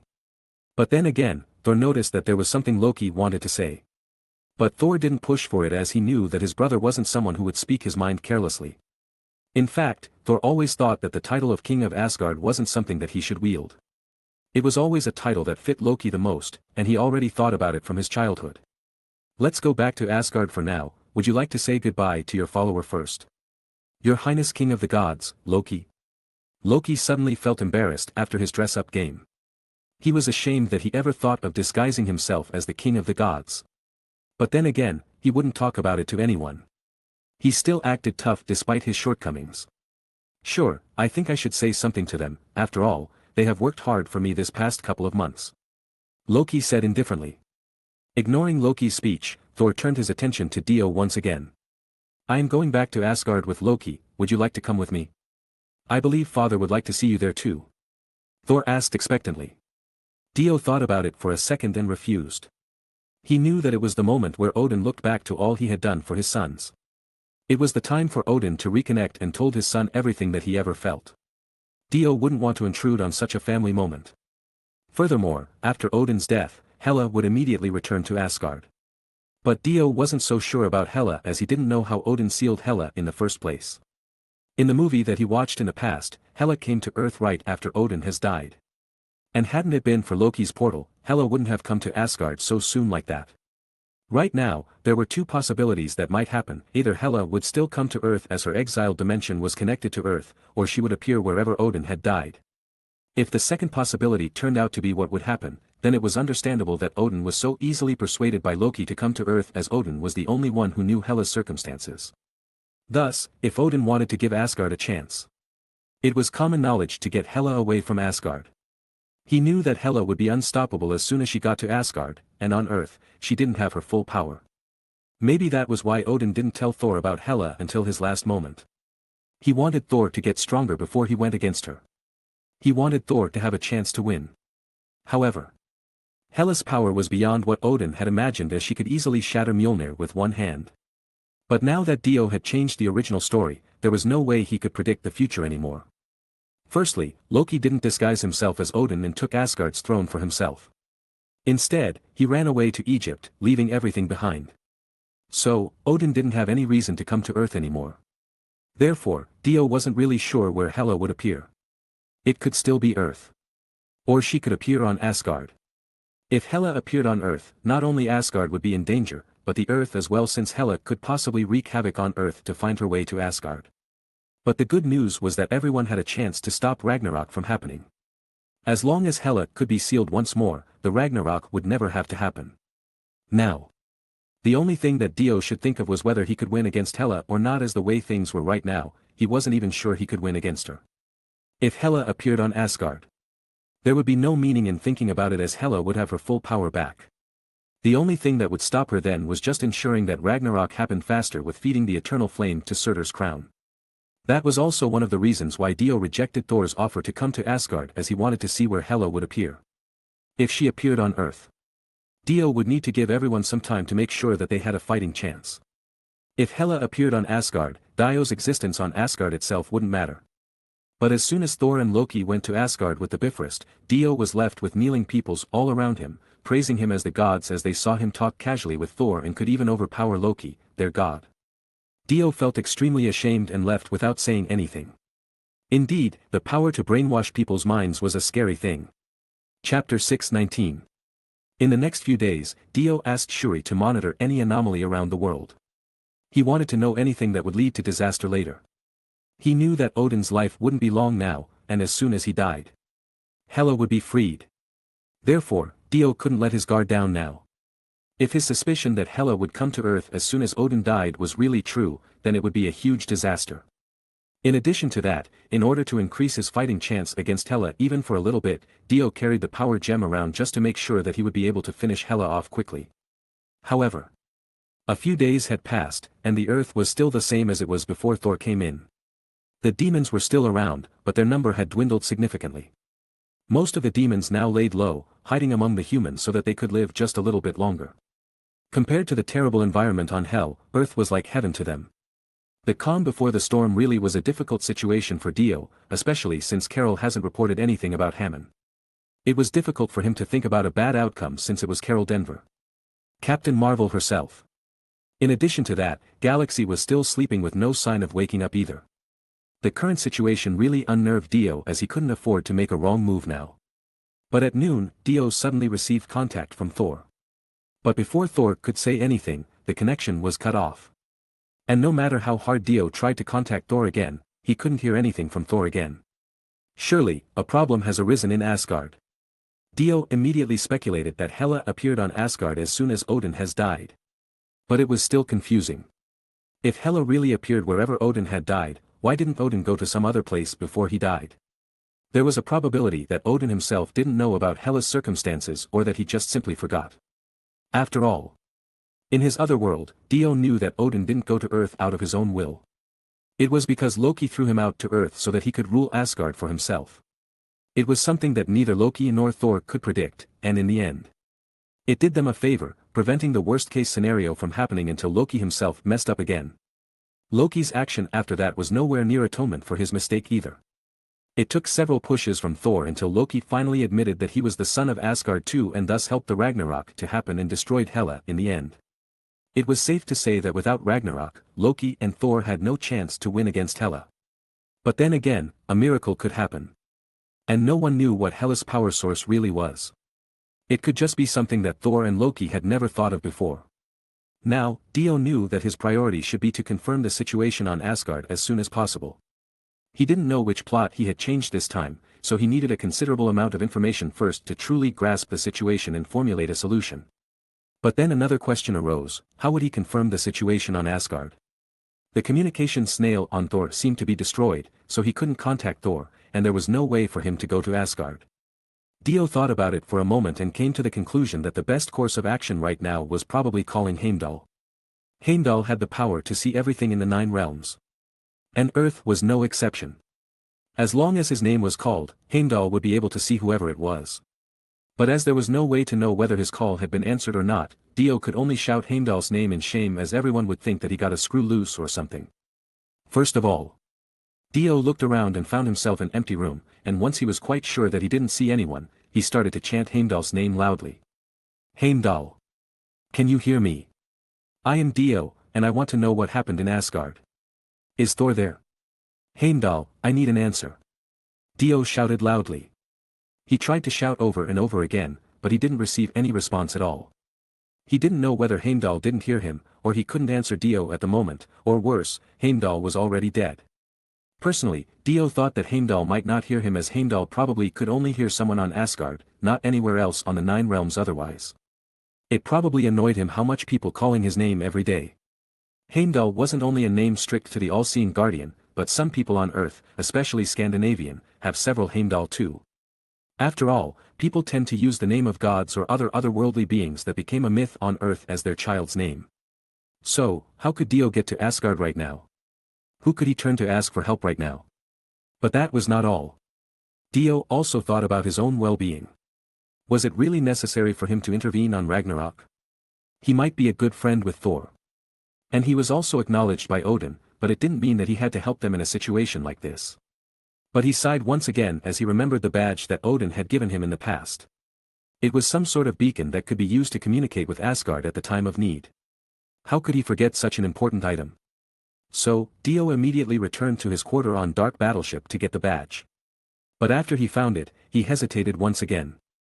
Who should he contact on Asgard? Should he call for Heimdall as the guy was a very loyal and intelligent fellow? Or should he call someone else? But after thinking about it for a while, Dio couldn't seem to find anyone that he could call for. And thus he settled for Heimdall. If it turned out he couldn't contact Heimdall with the badge, he could just think about someone else to contact later. So, Dio infused his spirit inside the badge and tried to call for Heimdall's name on his mind. The badge was immediately enveloped in dim light and quickly expanded, enveloping Dio as well. Chapter 620. A large number of civilians gathered in Asgard's jungle. Heimdall as their leader and guide had long received Odin's secret order, and after determining that nothing could be done, he quickly tried to evacuate as many civilians as he could to the middle of the jungle. Because he already knew that the military didn't stand a chance against Hela, saving the people became the priority above anything else. Furthermore, there was nothing he could do either. If he chose to fight against Hela, then he would be sacrificing himself for nothing. But everything wasn't totally lost just yet. The king of Asgard was still alive. Not Odin the king of gods, but Thor, the future king of Asgard. But suddenly, a voice kept calling his name from his mind, and a white light suddenly enveloped him. When he saw who it was that was calling his name repetitively, he was surprised. "Hey, what is the situation on Asgard? I received a transmission from Thor, but it goes offline almost immediately," Dio said as his image was projected on Heimdall's mind. Heimdall didn't waste any time to report the current situation on Asgard as he knew that Dio was the last remaining chance Asgard had. Furthermore, Dio also had the Guardian badge, meaning that Dio wasn't an outsider, but one of us Guardians too. Dio learned that soon after Odin was gone, Hela came and obliterated Asgard's garrison, defeated Loki and Thor while also destroyed one of Thor's eyes along with Mjolnir. Dio knew that Hela would massacre the soldiers of Asgard, but this was much worse than what he already expected. "You mean Odin had already anticipated this situation to happen from long ago?" Dio asked as Heimdall had told him that he received a secret mission from Odin to evacuate the civilians as soon as Odin died. But it did make sense, as nobody knew. Not even Thor and Loki knew where Heimdall went after Asgard had been taken over by Hela. So, Odin already knew that Hela would come and massacre the Asgardians, and thus, he gave Heimdall one last chance to save the Asgardians from the threat of extinction. "Yes, the queen is also currently with me, and now Asgard that Hela rules is nothing more than an empty kingdom," Heimdall said solemnly. "Why not just give up on Asgard and send everyone else to another planet?" Dio asked curiously. But as soon as Dio asked that question, he immediately knew the answer. He couldn't just send everyone to another planet out of their own will without exposing the rotting past that Odin tried to cover. There was also a chance that Odin might be hoping that Thor and Loki could somehow win against Hela, and Asgardians didn't have to leave their homeland. That was the reason he chose to evacuate the civilian at his last moment. After all, even if the public were worried about what happened on Asgard, they wouldn't lose faith in the royal bloodlines. So, where is Thor? Was he arrested? Prince Thor and Prince Loki escaped, but Hela was too powerful. They failed to escape via the Rainbow Bridge and thus have fallen to the void. Their current whereabouts are unknown, Heimdall said honestly. Dio immediately frowned after hearing the report. Falling into the void was a dangerous thing to experience. Even though Loki has time and time again proven that good luck would increase the survival chance of surviving the void, Dio knew that Thor and Loki would be just fine, but their whereabouts were the most important thing right now. Did they still fall into Sakaar? Or did they fall into a completely different planet? If they still fell into Sakaar, the plot would continue just fine, but if they fell into another planet, everything would become much more complicated. "Can't you see where Thor has gotten himself into?" Dio asked curiously. "No, the void is a completely random place, so if I don't know where their coordinate was, then I can't see them," Heimdall said solemnly. "Alright, if Thor were fine, he would try to contact you soon. If that happens, tell me where they are, and I will find a way to get them to Asgard." "Okay, as long as the Light Guardian badge is still in your possession, I can find you anywhere," Heimdall agreed without hesitation. He really hoped Dio would be able to help Asgard. Since both Odin and Thor trusted Dio, he also placed his trust in Dio for now. "Okay, there is something I have to do now, I will contact you later," Dio said before closing the transmission. Dio played with the badge for a while before shoving it into his pocket. He didn't expect something that he didn't really care about in the past would help him like this. Dio even wondered, did Odin give him the badge with this in mind? After all, Odin's reward was too much for just saving his wife and repelling the Dark Elf rebellion, but it didn't matter right now. He then called everyone and asked them to gather as he wanted to tell them all about Asgard's situation. He then made a preparation to go to Sakaar to see if he could find Thor there. After listening to Dio's explanation, everyone frowned. They know how powerful Thor was. And if Thor were helpless in front of Hela, they wouldn't be able to do much either. Facing such a formidable foe like this was just hopeless and desperate. But none of them voiced their opinion as none of them wanted to back down on helping Thor. Nonetheless, Dio didn't agree that they should come as there was nothing they could help with anyway, so Dio left for Sakaar to find Thor without bringing anyone. He didn't even bring Wanda with him even though she was frustrated since she wanted to come along. Chapter 621. Asgard's condition might be critical at the very moment, but the Earth was also in danger. So, after informing everyone about Thor's situation, Dio took Galaxy and left for Sakaar with the dark battleship. Before he left, Dio left behind 2 snails, each on Wanda and Steve's hand. The little snail was still proven to be useful even though it was his first pet that became a stand user. Its communication ability was like no other, so there was no need to replace it with anything else. Dio's experiment on Galaxy earlier was still in progress. But as soon as Dio knew that feeding the Hammond beads to Galaxy really enhanced its stand ability greatly, Dio would also feed it to the little snail later. Dark Battleship zoomed on the space without any obstruction. It had an enviable speed among the spaceships that currently ventured the space out there. But it was still not as fast as the Bifrost that belonged to Asgard. Dio thought about it for a while and decided to go to Asgard first before looking for Thor. It was way closer than going directly to Sakaar, and Dio also wanted to know what happened there. Furthermore, Dio was confident with the Dark Elf stealth technology as not even Heimdall could see through their stealth technology. Knowing that Hela was more of a warrior than a perceptive kind of individual, Dio knew that Dark Battleship wouldn't be found. Once he got to Asgard, Dio ordered the Dark Elf to keep their speed as slow as possible and their altitude as close to the ground as they could get because he wanted to see what happened up close. During his short stay, Dio saw countless corpses on the street and in some random place. Clearly, these people denied Hela's claim to the throne and had to experience the dictatorship and violence that came with doing so. It was a very simple choice, either support her claim as the Queen of Asgard or die. Dio immediately left after seeing all of it, and the Dark Elf immediately input the coordinate for Sakaar. If he couldn't find Thor or Loki on Sakaar, Dio had no choice but to wait for Thor to call for Heimdall or any other information as it was impossible to determine where the void to them. Dio also left Heimdall some message that said he would definitely be back, so Dio could only hope that the remaining force of Asgard didn't do anything reckless and waited for their time to be rescued. At the same time, Thor woke up and felt that the flow of time on the planet that he was in was very different from any other place that he had been in. Luckily, he met with Scrapper 142, or Valkyrie. But sadly for Thor, the ruthless woman sold him to the Grandmaster. You might be a significant figure in the past, but unfortunately for you, everything in this place is owned by the Grandmaster. Congratulations, you will meet him in 5 seconds. Valkyrie said coldly. Thor coughed as he wanted to answer, but sadly, the Valkyrie's electric shock earlier caused his throat to dry up, making it hard for Thor to talk. He entered the room with huge glasses. And inside he saw many lizard folks and in the middle of it all, an old man and a female soldier with a frown on her face. Valkyrie immediately made Thor sit on a chair in the corner of the room before walking back and stood beside the female soldier. Well, good to see you here, Scrapper 142. The Grandmaster said as he turned his gaze towards Valkyrie. Good to see you too, Grandmaster. Valkyrie replied with a smile. But Thor was clearly confused by what was happening right now and tried to break free from his restraint. You make me very happy every time you visit, whatever it is that you bring, always turn out to be the best. Topaz. We need to give Scrapper 142 a new nickname, shouldn't we?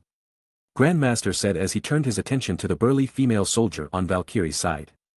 Garbage. Topaz said indifferently. No, are you trying to insult her? Try another one. Drunkard. Topaz said indifferently. Valkyrie immediately rolled her eyes as she couldn't bother to care about this farce. Sorry, but all I'm trying to say is you are the best scrapper that I have.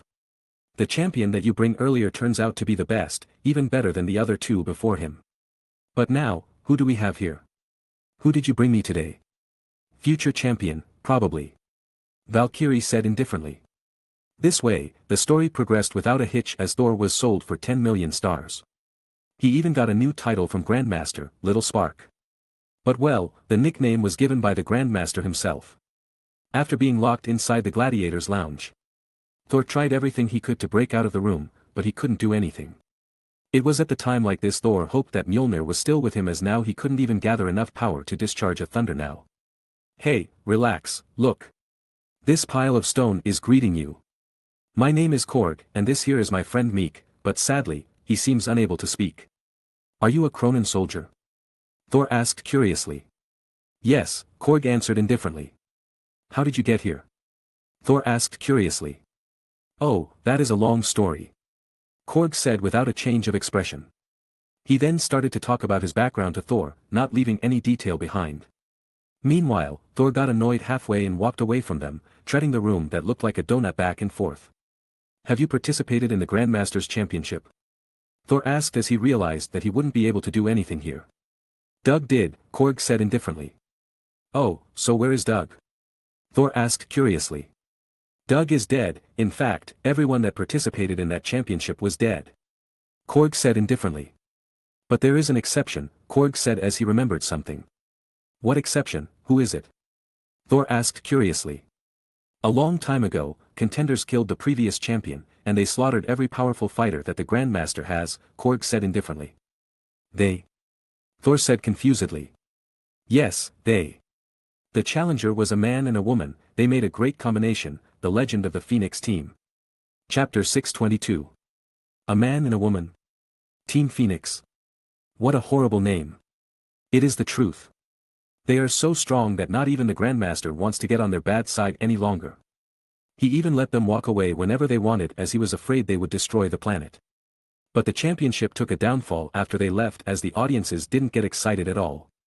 It wasn't until the current champion comes to Sakaar that the audiences gone wild again. Korg said indifferently. Meek on the side was also dancing in excitement. Thor frowned as he couldn't believe such claims. He thought that it was just an overly exaggerated story and he was convinced that he would win against any of them if he just had his hammer with him right now. Wait a second, didn't you say everyone who had participated in the championship has died? So, what is the deal with you two? We are also participating, but we didn't fight the champion, we only participated in some small fight, that's all, Korg said indifferently. Are you going to join the championship as well? Korg asked curiously. Yes, I will participate and kill that champion before I leave this place. Thor said confidently. But unfortunately for Thor, he still didn't know the identity of this champion just yet. Well, Doug said the same thing before, but he ended up dead. I wish you luck, Doug too. At the same time, the Dark Battleship successfully arrived at Sakaar. Because the Dark Battleship's stealth tech couldn't be used in the wormhole. Dio knew that the Grandmaster would soon be notified about his arrival. But before that, he still had to take care of the vulture scrapper that came his way. Clearly, these people would think that a magnificent battleship like Dark Battleship would yield a good amount of money. This scene just never gets old. Dio said as he smiled at the scrappers that came in hordes. Get them out of my sight. Dio ordered the Dark Elf. The Dark Battleship began firing without using any big weapons as they were only ordered to kill the scrapper. In less than 30 seconds, hundreds of scrappers were killed. And blood flooded the scrap-filled land. After seeing the horrifying scene, the scrappers who arrived late were clearly stunned by the scene before them and immediately escaped while they could. Dio sighed and ordered the Dark Elf to activate the stealth mode before walking out of the Dark Battleship towards the Grandmaster's palace. He still remembered where it was, so he didn't have any trouble finding it. Along the way, he looked around Sakaar but didn't spot any change at all. But clearly, Grandmaster must have picked a new champion in his little game. Hulk came to this planet by accident. If I can't find Thor here, I will just bring back the Hulk with me. Dio said as he stared at Hulk's statue. But he knew that bringing back the Hulk would require some persuasion because, as far as he knew, the Hulk left the Earth willingly. Dio felt that he was making a mistake by not taking Mantis on this cruise. Although he was confident that he could bring back the Hulk with force, it wouldn't be ideal to do that if he needed the Hulk's help later on. As soon as he arrived in front of Grandmaster's palace, he called the soldiers that stood guard nearby to come over. Go to the Grandmaster and tell him that he has a visitor. Dio said casually. What? Who are you, and why did you want to meet with the Grandmaster? The guard said stoically. But Dio immediately frowned and looked at the guard coldly. He released a bit of his killing intent, and the guards seemed to shiver as they felt it on their skin. The guard immediately nodded his head and contacted Topaz immediately. Soon after, a projection of a burly female soldier appeared in front of the guard. Is this the man that wants to meet with the Grandmaster? Topaz said indifferently. Long time no see, Topaz. It seems your frame has gotten bigger yet again. You. Why are you here? Just tell the Grandmaster that I am here to play his little game once more. But if he doesn't want me here, I can leave. Guide this VIP guest to the top right away. Give him everything he needs. If you are confused, just contact me again. Right away, Lady Topaz. The guard said hesitantly. Dio didn't want to waste his time talking to the guards. So he waved his hands and left it to the guards to lead the way. The guards should immediately bring him to where he needed to be, so he didn't have to waste time. All he needed was an audience with the Grandmaster as soon as possible. On the other hand, the Grandmaster was busy promoting his new championship tournament. But after receiving the report from Topaz, he immediately put aside his work and rushed over to the lounge with gleaming eyes. Chapter 623. I am so surprised that you are here. Why didn't you bring your companion along? Happy, that people thought. It was because he could resume his own games. Grandmaster and the Collector, his brother, were birds of the same feather. They existed solely for their utmost desire, and it was depicted by the title that they held. For this case, Grandmaster was someone who would design various games to escape from boredom. But, although they had the same goal in life, Grandmaster would easily blindside anyone. In short, Grandmaster didn't care about fairness at all. This was the reason Thor lost against the Hulk in his previous Worlds movie, as the Grandmaster did something that was considered cheating. She was a very busy person, so I came here by myself. I heard that a strong champion has come, and I want to see how strong he is personally. Of course. I will always welcome a strong person like you. Honestly. You have come at the right time. I have another good seed of champion that Scrapper 142 brought earlier. I plan to hold the championship in 3 days. Are you joining this one? Grandmaster asked giddily. No, I will watch the fight for the time being. Dio said as he rejected the Grandmaster immediately. Grandmaster was a little bit disappointed, but it was still under his calculation. Very well, I hope you will be entertained by my champions. I believe this fight will be the best fight that Sakaar has to offer. It won't be any less entertaining than your fight in the past. Is that so?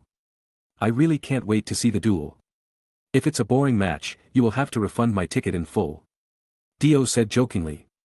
Dio was amused by Grandmaster's enthusiasm, but now he knew that Thor was here. The plot was right on track, and Scrapper 142 or Valkyrie captured him and sold him out to the Grandmaster. Great, but I'm still disappointed that the legendary Phoenix team disappeared after only participating in one championship, Grandmaster said with a sad frown on his face. Dio just smiled as he didn't want to say anything that would put him against the odds, but Grandmaster kept looking at Dio expectantly. Chill, old man. I am the old champion of Sakaar. The people love the new champion, is it not? I think you will love the new champion even more in the future. Dio said with a fake smile on his face. You may be right. This champion was really idolized by Sakaar's residents. He already defeated so many enemies in such an entertaining and barbaric way, and people love it. Grandmaster said happily. Dio made sure to keep his smile and changed the topic immediately.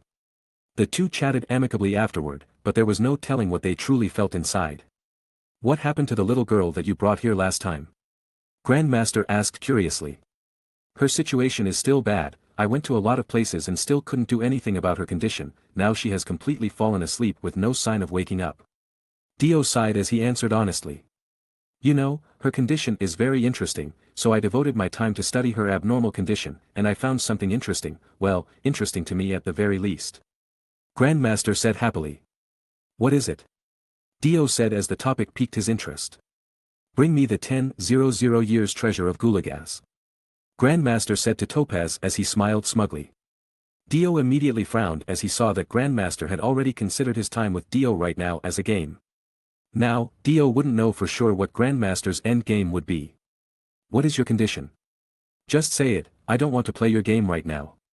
Aren't we friends? You are looking down on me too much. I didn't even mention any condition. Grandmaster said with a smirk on his face.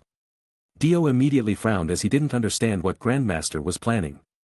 He couldn't figure the old man out, but he knew that there was no way this old fox would give anything for free. Dio didn't want to owe any favor either.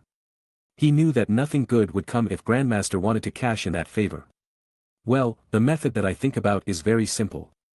You already know that her problem lies on her soul, so if you can find your way to the soul gem, the girl's problem should be solved.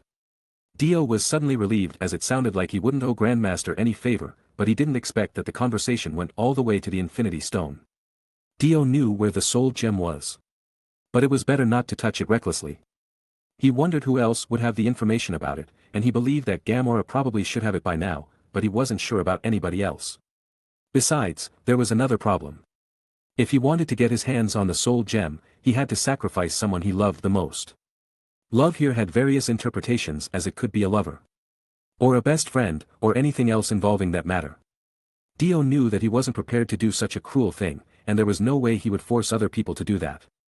If you are worried that you can't find where it was hidden, you can count on me. I have already determined the exact position of the soul gem. You can forget about it. I am not interested in that infinity gem. Chapter 624. You're seriously gonna let him go, just like that? Topaz asked the Grandmaster with her brows furrowed. At the same time, the Grandmaster that always showed some sense of giddiness, was calm without any trace of emotion. I can't force those who have no intention to take the deal. Grandmaster said casually. Topaz immediately rolled her eyes as she couldn't believe what she just heard. Although she looked just like the Grandmaster's bodyguard on the surface. She was the Grandmaster's first follower, so the Grandmaster trusted her and confided with her when he could. So, what are you going to do? Topaz asked curiously. Since that guy came here to watch my new champion, naturally, I would let him watch the show so that he can observe the new rules that I made around here, otherwise, things will get boring. Grandmaster said casually. The Grandmaster already knew why Dio came here, so he had no reason to drive him out. Do you want to make a bet with me this time? The Grandmaster asked curiously. I am afraid you won't be able to win this time. Topaz said tauntingly. Look at that. It just happens that I need a new bodyguard. No matter how you turn it around, I don't want to bet anything anymore. Topaz said casually. Now, what about those thugs that run around lately? Did they still make a mess? Well, they are still planning to cut off your head every day, but there is nothing substantial in their plan. Topaz answered indifferently. Why are these people still trying to overthrow my governance? Is the entertainment facility not satisfying enough? Don't mind them now. We should finish the show first and clean them up later. The Grandmaster said as he had enough of the chat. Topaz immediately nodded as she felt the same way. Although she had to clean the Grandmaster's mess for such a long time now, she wasn't really bored because of it. Now, go on ahead and get ready. The Grandmaster waved his hands as he left Topaz alone. Topaz really didn't feel any worry or anxiety at all, as being threatened wasn't a recent news for Grandmaster. She always took care of them without any real difficulties. So she had to stop worrying about these people every single time this happened. Sakaar has been developed and controlled by the Grandmaster from the beginning, and he always ruled over Sakaar with ironclad rules. That was why many unfortunate people hated the Grandmaster and tried to remove him from the governance of Sakaar. Clearly, the Grandmaster was already fed up with these people's behavior, as he knew that the people only wanted to control Sakaar to take his wealth. But then again, Grandmaster didn't really care about them that much and always threw their lifeless body to the dump around the planet like the trash they were. At the same time, Dio didn't return to the dark battleship after leaving the Grandmaster Palace and went to the bar instead. He hoped to meet with Scrapper 142 there, as he knew that she would always go to the bar to get wasted, even though she already knew that her physique wouldn't let her feel the alcohol at all.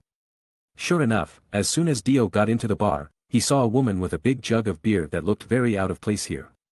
But clearly, no one taunted her for it, as they already knew that Scrapper 142 wouldn't get wasted, and she would definitely finish the entire jug before ordering another. Scrapper 142 or Valkyrie had Asgardian's physique, granting them a very high tolerance over poison, and clearly alcohol was also considered as poison. Another. She shouted before smashing the jug to the table before taking another jug. This was why she was always short on money. She always paid her expenses and used the rest of it to buy beer. Anyways, what she did in her free time was none of Dio's business. Dio walked towards her and sat down on the opposite chair. I'll treat you 20 jug of beer. Dio said casually. You. Why are you here? Why? Am I not welcomed here? Didn't I say it to you before that I would return? Although you are just making excuses back then. Valkyrie said while rolling her eyes. Dio didn't say anything as he ordered another 20 jugs of beer from the bartender. The last time we had a drink together, I already said that I would treat you next time. And this is the next time I'm talking about, so just let me pay for it this time. Alright. Just don't regret it later. Relax, I just sold a really good item earlier, and I got a lot of money from the Grandmaster. I got a whole 10 million stars, so don't worry about it. Dio was a little surprised by the amount that she received, but he didn't need to rack his brain to find out just what in the world did she sell to obtain that amount of money, as the only thing he could think of was the God of Thunder. Chapter 625. Wow, impressive amount of money. What did you sell to get that amount? I am a bit short on cash lately, so it may be worth my time to sell the same goods, right? Dio said with a smile on his face. He reached for his drink that was called Green Champion, that colored green too. Wow, this drink is quite strong. Is it a new variety? This drink was made by the Grandmaster in honor of the current champion. People seem to like it as they adored the current champion. Valkyrie said as she changed the topic. Dio held the drink in his hands and pictured the Hulk's embarrassing figure in the arena. Well, if you say so. Dio said as he smirked, trying to hold back his laughter. He knew that the Grandmaster was quite a businessman. So it was not a surprise that he would use the champion to make more money. But it was quite intriguing, knowing that the Hulk was adored here while he was feared and hated on Earth. Before Banner could tame the Hulk and merge as one, the people on Earth would never saw him as hero. But it should change in the future. Now, about that 10 million stars. Who is that you sell? I knew it. You didn't come here just for the sake of it. You are here for that guy, aren't you? That's right. I am a bit curious about that guy. I know that you must have recognized who that guy really was, but why did you still sell him to the Grandmaster? No reason, I don't know that guy. At the end of the day, I am a scrapper, so isn't it my job to sell something to get by? It isn't wrong, I just thought that you sold him rather cheap, no? The son of Odin, the god of thunder, Thor. 10 million is such a small amount for a man of his caliber. If you ask me, that man isn't even worth $1 million. If the Grandmaster wants to buy him with that amount, hey, I am not complaining. Fair enough. Dio said as he understood Valkyrie's way of thinking. He never grabbed his drink again as he found it disgusting, but clearly, Valkyrie didn't mind it as she gulped down the green liquid mindlessly. If you are here to save that guy, it is best to move soon. Once the champion's battle begins, the Grandmaster would never let him go easily. Valkyrie said indifferently. However, Dio knew that Valkyrie was just pretending not to care. But nevertheless, Dio wasn't in such a hurry, so after knowing that Thor was indeed on this planet, he could have just let it all played out. Odin is dead. Hela now had occupied Asgard. When I left that place, the street of Asgard was covered by countless Asgardian corpses. Dio said as he ordered another drink. The glass on Valkyrie's palm was smashed into pieces as Valkyrie was surprised. Dio frowned as he thought to himself. Was it really such a shocking news? But then again, Dio knew that Valkyrie feared the goddess of death and never stopped regretting surviving alone despite losing the entire cavalry of Valkyrie when they fought against Hela in the past. So, is that supposed to concern me? I have nothing to do with Asgard. Valkyrie said with a frown on her face. But then again, the look on her face clearly showed that she was quite shaken after hearing the news Dio had brought up. She refilled her cup once more and drank it straight as if she tried to escape reality. I don't know, I just thought that you might be interested in the current news. Then again, it's too late to do anything now. Thor is not Hela's opponent, and Mjolnir was already destroyed by Hela herself.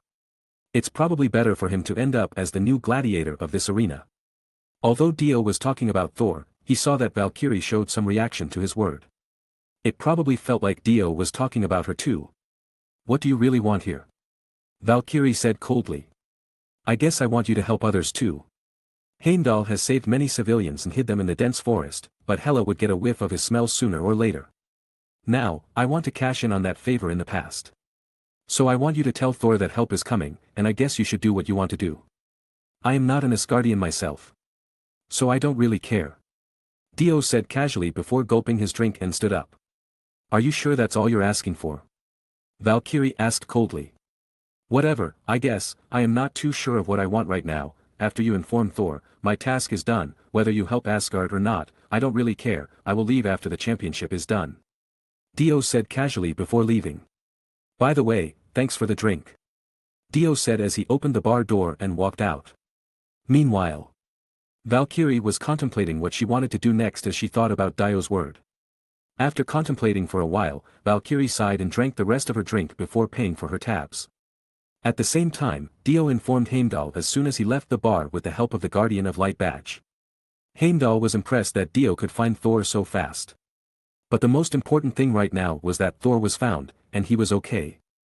Heimdall knew that Asgard still had a chance as long as Thor was still alive. After informing Heimdall, Dio hung around aimlessly as he didn't really have anything to do right now.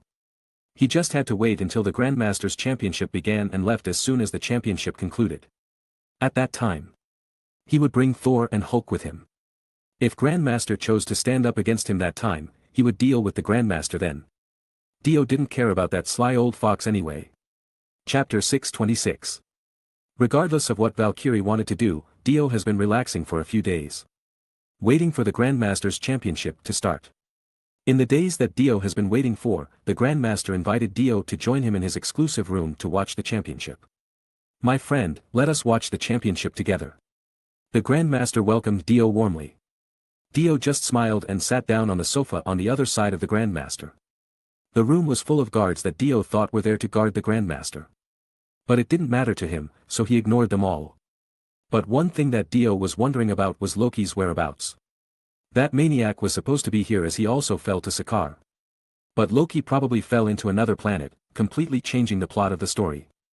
But hey, changing things were Loki's forte anyway, so this was nothing new. It didn't matter right now as Dio knew that he must focus on the task at hand. "Are you going to start now?" Dio said as he watched two groups of gladiators enter the arena. The crowds began to cheer as there were more than 100,000 people in the arena, and because of that, the cheering was extremely loud. "We will start with the warm-up first. After all, it's common sense to serve the appetizer first before the main course. So, are you interested in gambling for who might win in the end?" "So, how do I join?" Dio asked as he was interested in the opportunity of gambling here. "Well, it was easy, but our gamble is about how long the challenger could stand their ground against my champion," the Grandmaster said with a smirk on his face. Dio frowned a little as the gambling would revolve around how long the challenger would last. It wasn't about who would win in the end. The Grandmaster was truly conceited through and through. However, Dio wondered why the Grandmaster was so confident with the Hulk. The Grandmaster was supposed to know who Thor really was, and if he still had the luxury to be this confident, that meant the Grandmaster was aware of Thor's situation. At the same time, Dio remembered that the Grandmaster zapped Thor, resulting in the Hulk winning the match on the plot he watched in the past, so there was a certain possibility that it would happen today too. Although anybody who has seen their physical features would immediately determine that Thor wasn't an opponent that could win against the Hulk. The Grandmaster still had a trick up his sleeve in case of something unpredicted would happen. Dio wondered whether he should praise the Grandmaster for how cunning he was or should he reprimand him for something deplorable. But one thing for sure is that there was no way Dio's bid would ever win against the Grandmaster. "Forget it. I am not interested in this kind of gambling." "Are you sure?" "Gambling is the most fun thing in this place. Blindly speaking, I already gambled in all kinds of methods that this universe has to offer. I wonder what kind of gambling would you like to do with me?" the Grandmaster said with the smirk still attached to his face. Dio then took a deep look at the Grandmaster and sighed. "I'm not interested in your gamble. It's no longer a gamble when your opponent had no chance to win, isn't it? It will be a different matter if I have a justified chance of winning," Dio said coldly. The Grandmaster's expression suddenly froze as he didn't expect Dio to read his card like that. The atmosphere in the room suddenly changed as it was obvious that the Grandmaster didn't like what he had just heard. And the people inside the room were trying hard not to show it on their faces as they knew that the Grandmaster could fall into a rage. But Dio was indifferent. He didn't care about the rising tension inside the room and continued talking nonchalantly. "Now, I have a game in mind, but in order to play, you have to watch the show, and I will tell you about it later," Dio said casually. "If that's the case, I will be looking forward to it," the Grandmaster said calmly. The intense atmosphere in the room instantly disappeared. At the same time, the warm-up show has come to an end, and the arena was empty once again. One person triumphed, and so the audience roared in joy and excitement. But in actuality, the winner didn't kill anyone, it was all staged, and the losers were just pretending to be dead to rile up the audiences. At the same time, a huge projection of the Grandmaster appeared in the air in the middle of the arena. "Thank you for coming to my championship, my lovely audiences. What a wonderful evening we are having. Are you happy here?" the Grandmaster said brightly. "Please give a round of applause to the gladiator that has opened the show rather brilliantly. Now, we have come to our main event. The challenger this time comes here for the first time, and he looks promising. So, without further ado, ladies and gentlemen, the little spark," the Grandmaster said grandiosely, and Thor came out of the door on the side of the arena, entering the arena for his fight. The crowds immediately cheered as they were looking forward to what Thor could do. Dio frowned as he saw Thor's ragged appearance, and the hair that he was so proud of was already cut short. There was no doubt that Thor would get the terrible God of the Month award at his current state. What's wrong? Is the drink not to your liking? No, it's just the challenger doesn't look good at all. Are you sure this would be an exciting battle? Dio asked with a frown on his face. Don't worry, little Spark would surely bring a big surprise. The Grandmaster said excitedly. Well, if that's the case, then let us watch the show. Dio said with a sigh. Grandmaster's introduction went on, and a green smoke bomb instantly covered the entire arena as the Grandmaster introduced his champion. Chapter 627. Here comes our champion. The Green Conqueror. The Invincible Hulk. The Grandmaster introduced. The heavy gate in the opposite corner from Thor started to open. And the Hulk immediately rushed to the arena while roaring loudly with the audience began to chant Hulk's name. Clearly everyone at the arena right now was thrilled to see their beloved champion. Yes. Thor shouted louder than the audience. He didn't expect to see the Hulk here, but he thought it was his luck to find a friend in this weird situation. He is my friend, a comrade in arms from Earth. Thor shouted excitedly. The Grandmaster was baffled and took a glance at Dio as he didn't expect to hear such a turn of events. On the contrary, Dio just smirked as he had already seen this scene in his previous world. But fortunately for Dio, he was undercover right now, and Thor didn't know the face that he was using right now. In the meantime, in the arena, Thor was smiling down from ear to ear as he reminisced his memory with the Hulk. Probably because he was meeting a familiar face. Thor forgot that Hulk had his own personality, and he was not the same person as Banner. Because of that, Thor seemed to forget that he didn't really get along with the Hulk. No Banner. Only Hulk. The Hulk roared as he seemed to have enough of Thor's blabbering. The Hulk then landed a clean hit on Thor, sending him to flying the wall violently. Seeing that the Hulk had begun attacking, the Grandmaster was relieved and began applauding excitedly. Now, this is going to be a very exciting battle. The Grandmaster said as he glanced back to Dio. It is going to be exciting, but more exciting things are yet to come. Dio smiled without saying anything else. The Grandmaster was a little bit confused as he didn't know what Dio meant by that phrase, but he just let it go for now. At the moment, Thor was getting pounded by the Hulk, and it was more exciting than listening to Dio. In the arena, Thor finally realized that his word wouldn't reach the Hulk, so he took the hammer that he brought with him earlier and hit the Hulk clean in the face with it. The Hulk was knocked to the wall and destroyed the layer of the wall before rushing towards Thor once again. The Grandmaster clearly didn't like the fact that Thor had the potential to fight back against his prized champion. Although he knows that Thor was a strong individual, he never felt that Thor could do anything against the Hulk. After all, he would never give a show that would humiliate his champion. You have to sleep now, big fella. Thor said as he slowly walked towards the Hulk after he knocked the Hulk down once again. Obviously, no one understood what Thor was about to do except for Dio. But Dio covered his face with his hands and began to shake his head. Clearly, what Thor was about to do wouldn't work right now. Only Natasha could charm the Hulk to listen and calm him down. However, Thor didn't know this fact and still approached the Hulk cluelessly. The Hulk extended his arm slowly. And Thor was visibly excited that he could calm the Hulk down. The Grandmaster's face contorted as he thought that the fight would be over, but not the way he wanted. That's right, the sun is about to go down, and it's time to sleep now, big guy. Thor said in a charming voice closer to the Hulk. I won't hurt you anymore, and no one would do anything to you. Thor said slowly, but the Hulk immediately grabbed Thor by the leg and started slamming Thor to the ground like a broken rag doll. If Loki were here, he would be jumping up and down in excitement to see the scene in the arena right now. Loki himself has already experienced such disaster firsthand on Earth in the past, and it wasn't pleasant at all. It was a very humiliating experience for someone as prideful as Loki. Thor that acted like a good brother all this time finally experienced the same thing that happened to him in the past. This scene was a nightmare to Loki, a nightmare that kept waking him up at night, but now, Thor was the one living his nightmare. But it didn't matter whether Loki was here or not. Dio would always be helpful in a case like this. Dio immediately took out his phone and adjusted the focus before recording a clear video of the entire scene. Dio's thought process began wandering to various toxic behaviors. He even wondered whether he should use the video to blackmail Thor later on. He might even sell the video later to Loki.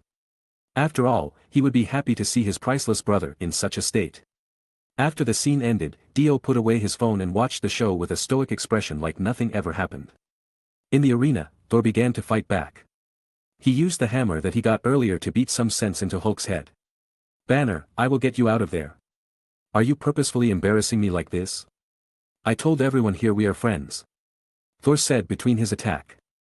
The Hulk roared and smashed Thor's hammer into pieces. It was clear to Dio that the Hulk couldn't hear Thor's word any longer, and he was too pissed off to hear anything right now. Hulk began to beat Thor with his powerful punches, and with his agile movement. He never gave Thor any breather as he kept pounding relentlessly. The reason why Thor was able to beat up the Hulk earlier was that the Hulk wasn't angry enough, but as soon as he got angrier, Thor wouldn't stand a chance. Thor didn't have any chance of fighting back. He didn't have his hammer anymore. And he couldn't use his power either. His equipment was useless before the Hulk's power. Even though the Hulk was powerful and could easily kill a man with a single punch, Thor could still withstand it due to the Asgardian lineage that gave him an almost impervious body. Without his Asgardian physique, Thor would have already died by now. Chapter 628. The Grandmaster was enjoying the show as he didn't think he had to resort to his tricks to ensure the Hulk's victory. But Dio just smirked as he knew it was too early to think that the Hulk had won as Thor was about to get serious. Thor regained his thunder and shocked the Hulk, sending him flying before hitting the ground hard.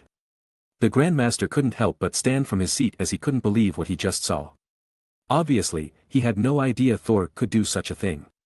And it wasn't just the Grandmaster alone. Even the 100,000 audiences in the arena were quiet as they were surprised by this turn of events. The only one who already knew something like this would happen was Dio, so he didn't seem surprised at all.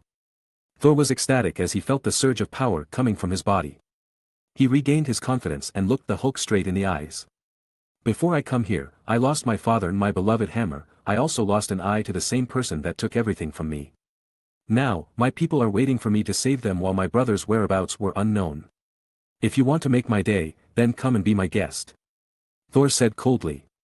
The Hulk immediately rushed towards Thor and leaped high, but this time, Thor that had regained his thunder could move faster than the Hulk, giving him the upper hand.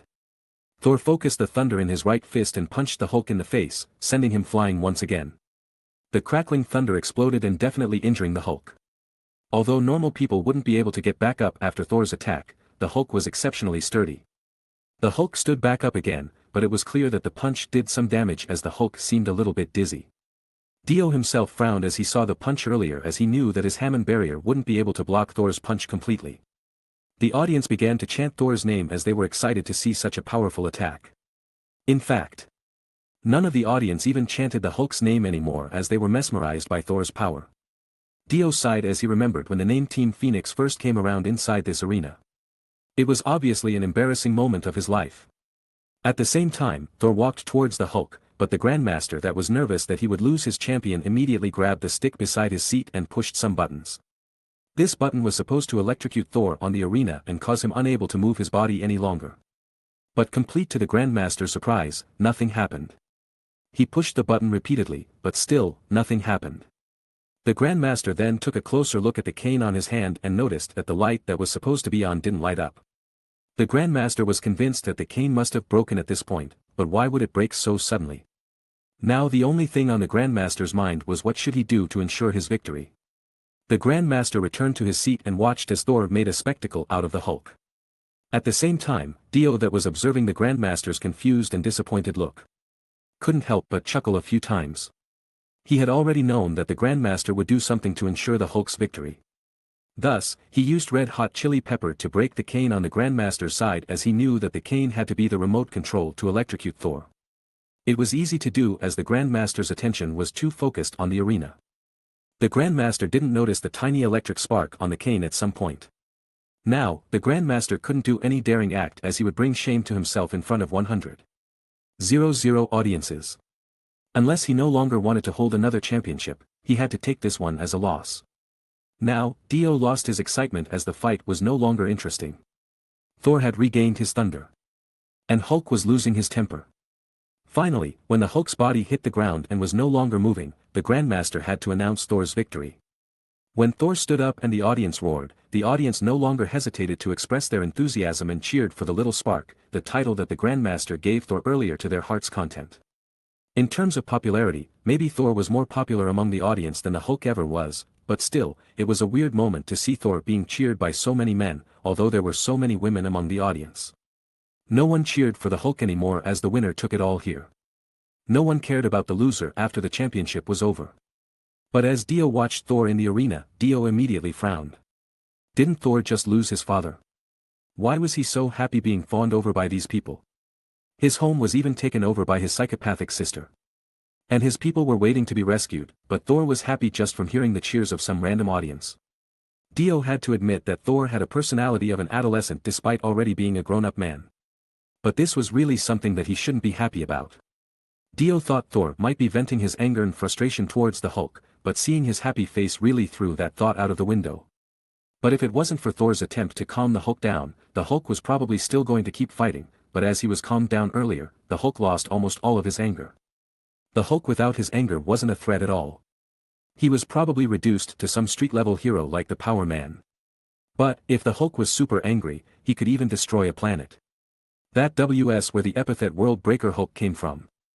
Thor is really a child, but he is growing quite nicely. I don't know if his last word was meant to calm the Hulk down, or is it just a coincidence? Dio said to himself. He knows that Thor wasn't the smartest of the bunch. In terms of brainpower, Loki was much more capable than he ever would be. Chapter 629. As the championship ended, people had a new champion. The fighter who controlled the thunder, the little spark. Well, the new epithet that Thor got only managed to make Dio laugh. Dio then made a request to meet with this new champion and the Hulk. The Grandmaster didn't want to agree as he didn't want to let his new champion go. He already bought Thor for 10 million stars. Although he made around the same amount of money from the championship, the Grandmaster didn't want to let his champion walk away. I want to give my champion a good fight next time, so I want to give him time to rest. The Grandmaster said as he rejected Dio's request. Is that so? Now, why do I feel you are trying to scam me? That champion wasn't someone that easily exhausted himself. Dio said coldly. But completely to the Grandmaster's surprise, Thor himself already rushed to the room, knocking out all the guards in his way. Hey! What are you doing here? What do you want? I won, so take this off of my neck. Thor shouted as he pointed to a small device on his neck that emits electricity with a push of a button. Calm down, geez, no need to get violent. The Grandmaster said calmly. Dio that observed the situation found that the Grandmaster's expression was a little bit eerie. He was acting calm even though the champion that defeated the invincible Hulk was right in front of him. Take this thing off of me and prepare a spaceship for me to go home. Otherwise, I will blow your head off. Wait a minute. Are you saying that you would kill me? This is breaking the law. You can't do that. Don't you know it is hard to get this hair of mine to behave in the morning? I swear to the God above I will do it. Just do what I say if you don't want your name to be a figment of the past. Okay. You won, just calm down a second. The Grandmaster said calmly. As soon as Thor relaxed his muscle, the Grandmaster waved his hands, and something hit Thor from the side, flinging him to the wall. Before Thor could get up, the Grandmaster pushed a button, and suddenly a chair appeared and captured Thor.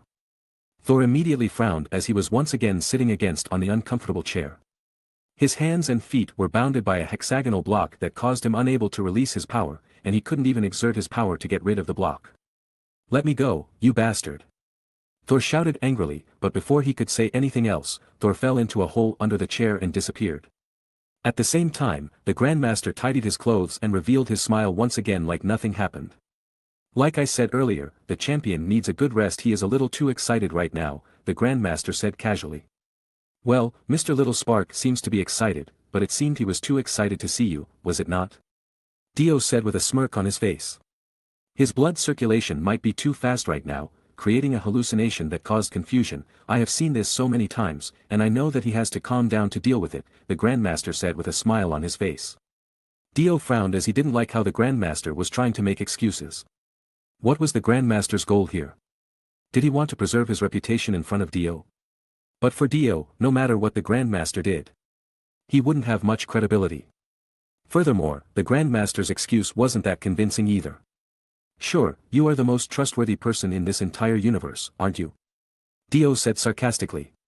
Indeed. You sure know me best. After I deal with these champions of mine, let's play your game later. I am very interested to see what this game is all about. Sure, take care of your business first, no rush. Dio said casually. The Grandmaster smiled and immediately left the room. As soon as the Grandmaster left, Dio's complexion immediately sank. Dio knew that the Grandmaster was a pain, but this time he took it another notch. The one that hit Thor earlier was the Grandmaster himself. He used some kind of energy attack that easily threw Thor aside without much effort. It's not so much that the Grandmaster could fight himself, but more to the fact that Dio couldn't read him at all. Dio didn't know what the Grandmaster was thinking beneath his fake smile and eccentric behavior. It seems I have to observe him some more, Dio said solemnly. On the other hand, Thor, who was still tied to a chair, fell directly to a secret room that the Grandmaster had made specifically for those that dared to defy him. Thor looked around and noticed that he wasn't tied to the chair. But the block that bound his power was still there. Thor tried to find an exit, but he couldn't find one, but instead, he found that this place was surrounded by a strange layer of red energy that he couldn't break out of. Although he really wanted to return to Asgard, there was nothing he could do right now. The only thing he could do was lie down and wait for the Grandmaster to make a move again.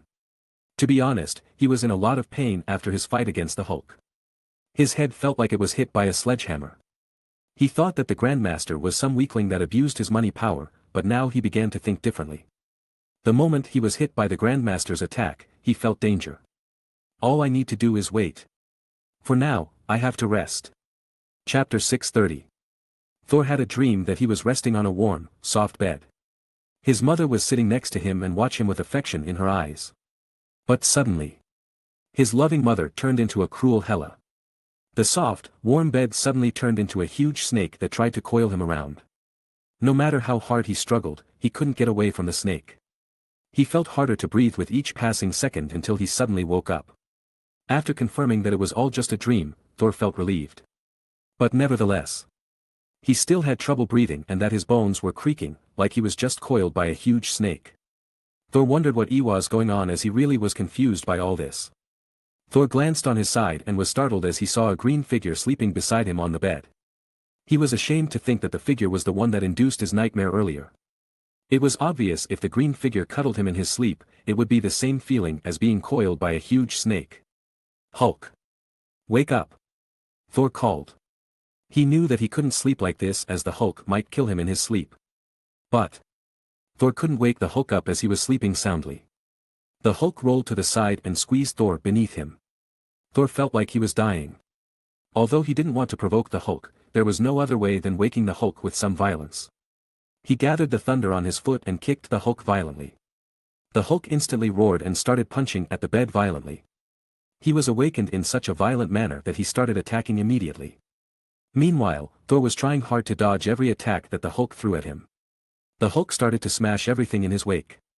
He was in a state of rage that no one would be able to stop him.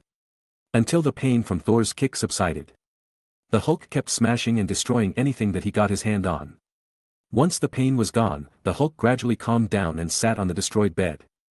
Seeing that the Hulk has calmed down, Thor got out of his hiding spot and showed himself in front of the Hulk. "Good morning, Hulk, are you all right?" Thor asked hesitantly. "Hulk, smash!" The Hulk roared as he saw Thor. "Wait a minute, Hulk. You almost killed me in your sleep. I can't wake you up, so I have to kick you to free myself. I won't hurt you anymore. Now, would you please wear your pants? I don't think it's good for anyone's heart to see you naked like this." Hulk huffed and pulled the sheets, wrapping it around his waist. Thor sighed in relief as now he could see again. "Big guy, listen, we are leaving this place together. I will take you to Asgard, you will love it there. The place is magnificent, I tell you." "No. Thor, go." "Hulk, stay." "No, come on. My people are waiting for my return. We have to stop the Ragnarok from happening." "Ragnarok?" Hulk said confusedly. "It's the end of the world, the end of prophecy. My home would be destroyed." Thor explained as simple as possible. But the Hulk just rolled his eyes and yawned, not showing the slightest interest in what Thor had to say. Thor sighed as he had to come up with something that might be to the Hulk's liking. "Help me return to Asgard, and I will help you return to Earth," Thor said as he tried to compromise. "No. The Earth hates Hulk. Hulk doesn't want to go back," Hulk said as he was sulking now. But what he said was somewhat true as the people on Earth feared Hulk, while he was loved here on Sakaar. He wouldn't get the love he got here on Sakaar when he returned to Earth. Although the Hulk had the brain capacity of a child, he could think clearly, and not even an idiot would return to a place where they were hated. How come? The Earth loves you, Hulk. In fact, everyone loves you. You are the member of the Avenger, my comrade in arms. Shouldn't friends help each other, Hulk? You are Banner's friend, not Hulk's friend. Hulk said, still sulking on the broken bed. Even if Thor tried to reach for the Hulk's sympathy, it didn't seem to work. Thor was surprised, but he didn't give up. I am not friend with Banner. I like the Hulk more than Banner. I don't like a weakling, and you are definitely the stronger one. Isn't Banner just a stupid mathematician? I hate their kind of people the most. Thor said as he kept throwing any excuse that came to his mind in order to persuade the Hulk. Just go. Hulk will stay. Thor started to lose his patience, and the compliment changed into insult. You are stupid, huge green lump of uselessness. Thor shouted frustratedly. Thor weakling. The Hulk shouted back. I am weak. Don't forget that I win against you earlier. Hulk just lets Thor win. It's not fun to pound a weakling. You are funny. You are destroyed there. Chapter 631. Valkyrie walked into the room without anyone stopping her. The first thing she saw inside was the Hulk and Thor squabbling about something she didn't care about. Valkyrie swore and took a seat while clutching her head in her hands. She didn't know whether Thor or Hulk noticed her presence, but they kept squabbling like a bunch of 7 years old.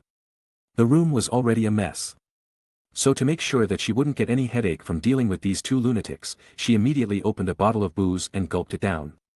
She then searched for more liquors inside the room to no avail as everything had been destroyed by Thor or Hulk. Either way, she didn't really care. Finally, after a while, Hulk smashed Thor to the wall and failed to stand up again, ending the scuffle right there. Ha! See? Hulk wins. Thor is a weakling. Hulk shouted excitedly. Thor felt annoyed, but he couldn't use his divine power right now. Although the room was very big, it was still too small for Hulk and Thor's brawl. Thor couldn't exert his power inside this room, while Hulk could just use his punch and kick all he wanted. Hey, big man! Valkyrie shouted and threw an empty liquor bottle in her hands towards the Hulk. It landed on Hulk's head and instantly sent him charging towards Valkyrie while laughing. Instead of attacking Valkyrie like his enemy, Hulk lifted Valkyrie and hugged her instead. Valkyrie was the one who found the Hulk stranded on Sakaar and sold him to the Grandmaster, but instead of having a hard feeling towards Valkyrie, the Hulk became her friend instead. After Thor picked himself up, he took a seat beside Hulk and felt depressed. Asgard was in danger. But there was nothing he could do. But as he looked at the woman that seemed to be the Hulk's friend, he noticed a familiar tattoo on the woman's hand. That tattoo. You are a Valkyrie. You know, I always wanted to be one of the Valkyries until I realized that you only accept women on your ranks. Thor said excitedly. But hey, I don't know how I got here, but Asgard is in danger. Hela is back, and I need you to help me get out of here and stop her from bringing the Ragnarok to Asgard. That guy's word has to be true. Valkyrie muttered to herself while sighing. What guy? What did he say? No, it's nothing. Someone asked me to say something to you. Valkyrie said before conveying what Dio had said to her earlier to Thor. After that, Valkyrie left the room as she couldn't stand the mess any longer. But Thor was excited beyond belief. Not only did he meet one or maybe even the last remaining Valkyrie, but he also found hope of returning to Asgard. It was Dio. Although he didn't understand how Dio found him in this place and even got to know Valkyrie. It was obviously something that Dio could do. He also recalled that he had Heimdall on his side. He had to contact him to grasp the situation on Asgard now. So, without wasting any more time, Dio chanted Heimdall's name in his heart. On the other hand, the Grandmaster that already sent Scrapper 142 to make sure that his two champions didn't destroy the whole building was sitting in the opposite direction of Dio. I didn't realize that you would finish your problems so quickly. Dio said with a smile on his face. It's just a bunch of squabbling kids, nothing to worry about. The Grandmaster said while smiling back at Dio. That aside, I am more interested in the game that we are about to play. The Grandmaster said excitedly. Do you really want to play? Dio asked. I have to play. The Grandmaster said confidently. Since you have to play, then I will explain the rule of the game first. Dio said helplessly. He took out two ordinary dolls and Reaper's gaze on the table. The game is quite simple. We will mark the doll with a number from 1 to 7. The mark would be placed on the head, heart, stomach, and limbs. We will take turns guessing each other's number, and if you fail to guess the number, then you will have to give the weapon back to the next person. Dio said indifferently. So, what are we gambling on right now? The Grandmaster asked excitedly. Dio then explained what the games would entail, which was the opponent could cut one limb from the loser. Then the Grandmaster started frowning. This is a great game. But it's such a pity that the loser would lose a limb. The Grandmaster said with a frown on his face. What are you implying? Dio asked curiously. This knife won't do. The Grandmaster said as he picked up the Reaper's gaze and slashed it down towards his hand. The Grandmaster's action was clearly out of Dio's expectation. But the next thing he saw was even more surprising. The Reaper's gaze didn't leave any marks on the Grandmaster's hand. Dio was surprised as he knew that the Reaper's gaze was the perfect weapon that he forged himself. He started to wonder whether the Grandmaster used some kind of illusion or simply weakened his swing earlier. I am sorry, but any physical attack wouldn't work on me. So, I am afraid this little game we have is useless. The Grandmaster said disappointedly. Dio frowned almost immediately as he heard the Grandmaster's word. He wanted to research the Grandmaster's power, and that was why he recommended such a game. But seeing the Grandmaster's energy projection earlier, and now, resistance against physical attack, he realized that the Grandmaster was really a tricky character. At the same time, Scrapper 142 returned after she calmed both Thor and Hulk. The Grandmaster noticed her presence and suddenly smirked excitedly. Since this game is so exciting, we have to play it no matter what. How about we choose a representative to play out this little game? It would be fun to watch them play. The Grandmaster said excitedly. Valkyrie didn't know it, but she just stepped into hell. Chapter 632. Scrapper 142, I have 10 million for you if you join this game with me. The Grandmaster smiled as he asked Valkyrie to be his stand-in. But Valkyrie wasn't tempted by the amount of money this time. Her intuition told her that the game that the Grandmaster was about to play was a dangerous one. So, she rejected the Grandmaster's request and walked away from the room. Several guards that tried to stop her from leaving instantly hit the ground as she knocked them all down. But before she could actually leave, she was stopped by a red energy barrier. The Grandmaster smiled as all was going according to his expectation. The Grandmaster was a man that wasn't fond of rejection after all. So, who would you pick as your avatar? Don't worry, you can pick anyone you want. The Grandmaster said as he smiled at Dio. Dio sighed and looked around for a bit. Well, if that's the case, then I will pick her. Dio said as he pointed towards Valkyrie. The Grandmaster instantly frowned as he felt like someone was snatching his toy right out of his hand. Didn't you say that I could choose anyone I want? Then I will pick her as my proxy. Alright, since you are my guest, I will relent to you this time. Then I choose Topaz as my avatar. It was an unexpected choice as Dio never thought that the Grandmaster would choose his confidant, his right-hand woman, to join the game. At the same time, Valkyrie that was still confused by all this, walked towards Dio. What the hell is happening? What game are you playing? Valkyrie asked confusedly. Dio then briefly explained the game that Valkyrie was about to partake in, and with that out of the way, Valkyrie's complexion turned morbid. She stared at the Grandmaster coldly as if looking at some disgusting criminal. Oh, bummer. Don't look at me like that. The person that recommended this game is that man. But as long as you can survive, I will still give you your 10 million stars. Do you believe me? Dio asked Valkyrie calmly. If he had any other choice, he wouldn't pick Valkyrie as his proxy as a random guard would suffice. But if he didn't choose Valkyrie, she would become the Grandmaster's proxy, and Dio didn't like the idea that he would ruin Valkyrie because of his game. Dio thought that Valkyrie had a good relationship with the Grandmaster, but seeing that the Grandmaster picked her without any second thought made Dio wonder if the Grandmaster only considered her as his toy. No one really knew what the Grandmaster was thinking, so Dio couldn't know for sure. Do I still have a choice to turn this sick game down? Valkyrie said coldly. She was disappointed with herself as she should be more aware of the Grandmaster's wicked thought than anyone else. Although the Grandmaster has not dirtied his hands for so many years, he was still the ruler of Sakaar, the most savage planet in the universe. But at the same time, she had no other choice but to believe in Dio as she knew that it was a better choice than becoming the Grandmaster's proxy. I think we should start the game. Come on, let's tie Scrapper 142 and Topaz down. The Grandmaster said excitedly.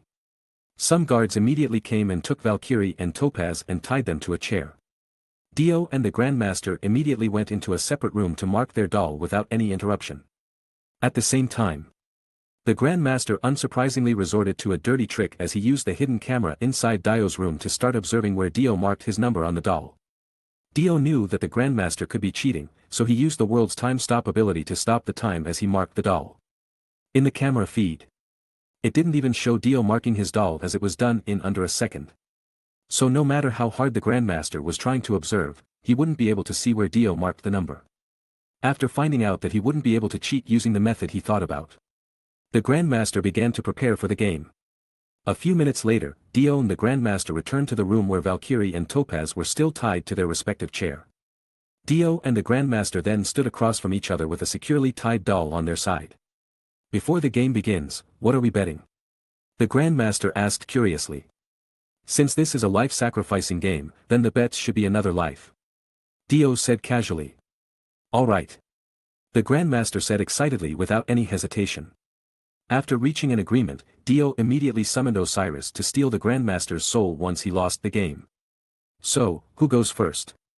the Grandmaster asked once again. "Let's go with a coin toss. The one that picks the right side decides who goes first." "All right, but I want to be the one throwing the coin," the Grandmaster said casually. "Feel free to do so," Dio said indifferently. The Grandmaster then took a gold coin and flipped the coin. One side contained an unknown image of a flower, and the other side had a bunch of squiggly lines that looked like a word of an unknown language. Dio immediately used King Crimson's epitaph ability to see into the future. "Word!" Dio shouted confidently.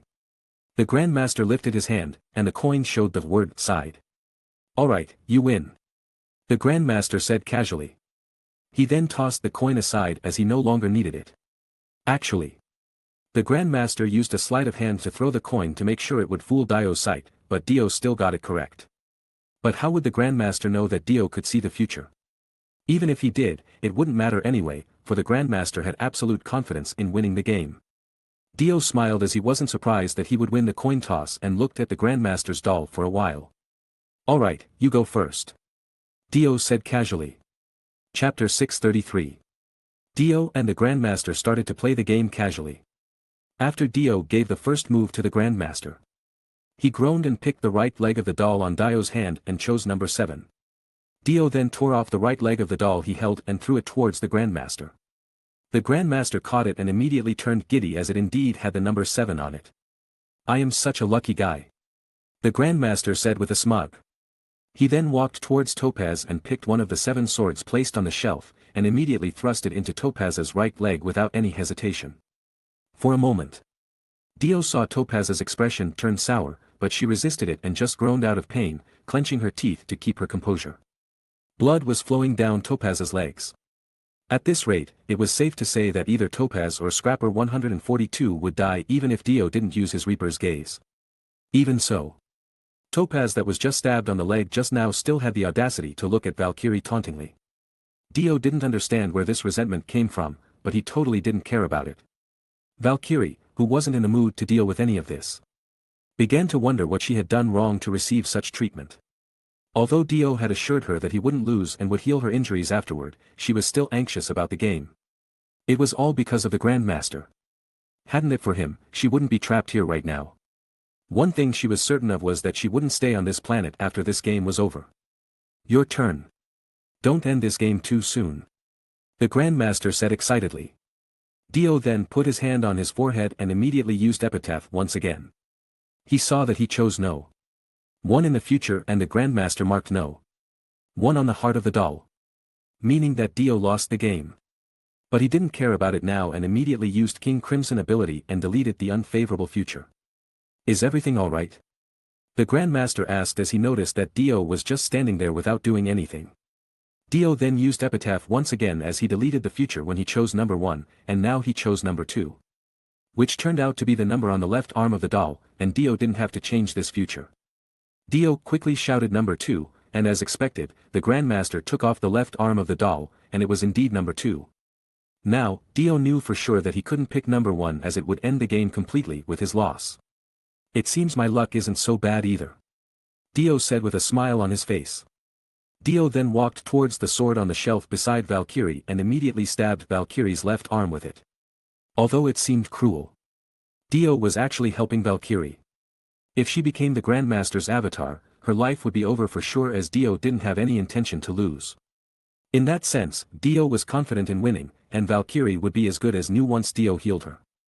No matter how badly she was injured, she could be easily cured by using Gold Experience's ability or even the world's reality override ability. Even if she really died, reality overwrite would be enough to resurrect her, although it would consume quite a lot of soul. But with the amount of soul he had accumulated beforehand, it should be enough to resurrect a person. He knew resurrecting a person wouldn't require as much as making the Serpentine Gate disappear. Valkyrie groaned as she felt her bones were broken when Dio stabbed her, but she toughed it out as she wasn't some weak chick that would cry from that level of wound. "It's your turn again," Dio said calmly. "Number 1. The Grandmaster said confidently. "You keep getting lucky," Dio said as he tore off the left arm of the doll, revealing the number 1. The Grandmaster smiled, and once again, picked up a sword and stabbed Topaz's left arm with it. Now, the doll had no left arm on both Dio and the Grandmaster's side. Now that it was his turn to pick again, Dio touched his forehead once more and then shouted number 3. It turned out to be Valkyrie's right arm, and Dio immediately stabbed it before giving the turn back to the Grandmaster. "I also choose number 3. The Grandmaster said, and Dio revealed it to be the left leg. The Grandmaster stabbed Topaz's left leg, and it was Dio's turn again. "Number 4. Dio shouted confidently. Now, it was Valkyrie's right leg that would be the target. After they have taken 3 turns each, they both were short of safe limb now. Valkyrie had her left leg left, while Topaz still had her right arm. But now that the probability of picking head or heart increases, the game would end soon. Number 5. The Grandmaster said as it was his turn to pick. Dio remained calm and tore the doll's chest, revealing that number 5 was in the doll's chest. Dio's expression remained unchanged, but he was glad that the game was finally over. Valkyrie tried her best to persevere as she had lost so much blood, but she instantly felt relieved when she heard that the Grandmaster had picked the heart. Every time Dio picked a number, her heart beat insanely fast as she was nervous that Dio would pick a heart or a head, but thankfully it would end soon. But at the same moment, she saw the Grandmaster smiling while walking towards Topaz with a small knife in his hand. "As long as the avatar didn't die, you don't lose, right?" the Grandmaster confirmed. Dio immediately frowned as he realized that the game wasn't over just yet. Topaz watched the Grandmaster calmly stab her heart with the sharp knife. But she really didn't die. The amount of blood that spilled out of her wounds should be enough to kill anyone else, but not her. In order to avoid the misunderstanding here, allow me to explain what is going on. Topaz's race has 3 hearts. So it's natural that she would be alive if only one is destroyed. Now, this shouldn't be a problem, right? It didn't violate any rules of the game. After all. The Grandmaster grinned at Dio. He really was a sly old man, the most cunning individual in the entire universe. Chapter 634. Dio didn't show the slightest change of emotion while Valkyrie couldn't contain her surprise. No wonder this old fox let his own confidant to be his avatar. It appeared that the Grandmaster had already known that Dio had contacted Valkyrie repeatedly in the past and laid a trap for Dio to pick Valkyrie. It was clear that the Grandmaster didn't want Dio to pick any avatar whose fatal point wasn't on their head or heart. The Grandmaster really was a cunning prick. Number 6. Dio carried on calmly. The Grandmaster then ripped off the leg of the doll, revealing the number 6. At this point, Dio had already picked all the safe limbs. The remaining 3 choices were dangerous, and so he had to pick wisely. Now, it was getting tricky as the Grandmaster still had the safe limb, which was the right arm. In addition, Dio didn't even know Topaz's race that well. They might not die even they were disemboweled for all he knew. The only choice that might give a sure Dio's victory was probably if the Grandmaster chose the head. Dio walked towards the sword, and once more stabbed Valkyrie with it, now on her left leg. "My turn now. This time I will choose number 2. The Grandmaster said giddily. Dio pulled out the doll's right arm, as it had the number 2. Suddenly, Valkyrie knew that it wouldn't end well for her. It was Dio's turn next, and she only got 3 deadly options left. "Die, trash." Topaz taunted Valkyrie with a smirk on her face after being stabbed on her right arm. "Number 7. Dio said clearly. It was the abdomen. Out of the 3 options left, Dio believed that Valkyrie had a certain possibility to survive with a stab in the abdomen. This time. He couldn't help but think of the time he studied human anatomy with Christine. With his knife, Dio confidently stabbed Valkyrie in the spot that would cause minimal damage to Valkyrie. Can you hold on?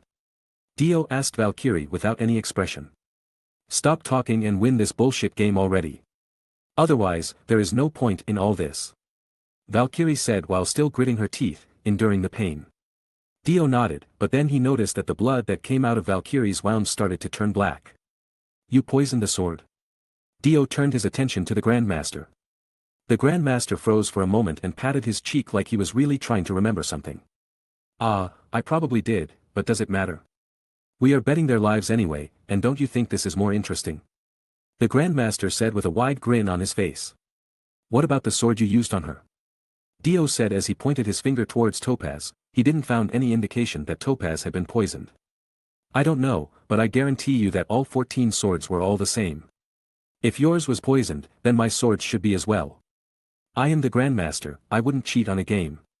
It doesn't matter, my body is immune to most toxins in the universe. Stop making a fuss. Topaz said while laughing.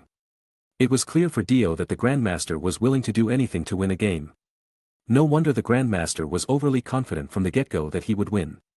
Now, Dio couldn't hide his feeling anymore as he looked at the Grandmaster with disdain. Your turn now. Dio said coldly. The Grandmaster didn't even waste a second and immediately chose number 6, the abdomen of the doll on Dio's hand. Haha, it seems that I won this little game of ours. The Grandmaster excitedly said as he stabbed Topaz's stomach. It was clear that Topaz could feel the pain from the last stab, but she wouldn't die from it at the moment. Now. Dio had 2 numbers left to choose, and whichever it was would be fatal to Valkyrie. At the same time, Valkyrie that has lost a lot of blood and had poison in her system seemed to be dying. But Dio just laughed. It wasn't some sarcastic or some taunting laugh, but it was truly a laugh filled with confidence.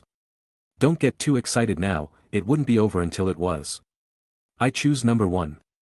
Dio said confidently. The Grandmaster knew Valkyrie well. She was an outstanding warrior, but she didn't have any physical anomaly like Topaz. In his opinion, Dio was just bluffing as he was struggling to try to win the game. Number 1 is the heart. It seems that your luck has run out now. The Grandmaster said with a smile on his face. He was happy that Dio had introduced this game to him as it was really exciting for the bored Grandmaster. If he could experience this game himself. Clearly, it would have been more fun. But it was a pity that he couldn't join the game as it was supposed to be, as he couldn't be wounded by some common weapon. Dio ignored the smug look on the Grandmaster's face and summoned the world immediately. Smash the world. Dio indifferently said as he stopped the time. Dio then walked towards Valkyrie and immediately pumped Valkyrie's heart full of gold experience energy to create another heart in front of her original heart. He then used his reality override ability and changed the fact that Valkyrie was poisoning like it never happened. After doing all that, Dio then returned to his original spot and resumed the time flow. Dio then stabbed Valkyrie in the heart without any hesitation. The Grandmaster clearly saw it all, and he didn't see any problem with it. But to his surprise, Scrapper 142 was still alive. Her complexion seemed to improve, in fact. Clearly, the poison was neutralized. The Grandmaster began to wonder what was happening. He wondered whether Dio missed her heart on purpose to win the game. But as of now, he was very skeptical that Scrapper 142 would stay alive after being stabbed in the heart. Dio laughed and looked at the Grandmaster with a wide smile on his face. My luck is really great. I didn't expect you not to know of Scrapper 142's condition. She has 2 hearts. Dio said while laughing out loud. That is impossible. The Grandmaster said as he was startled by Dio's revelation. He then waved his hand, and several men quickly came forward with a certain instrument to check on Scrapper 142's condition.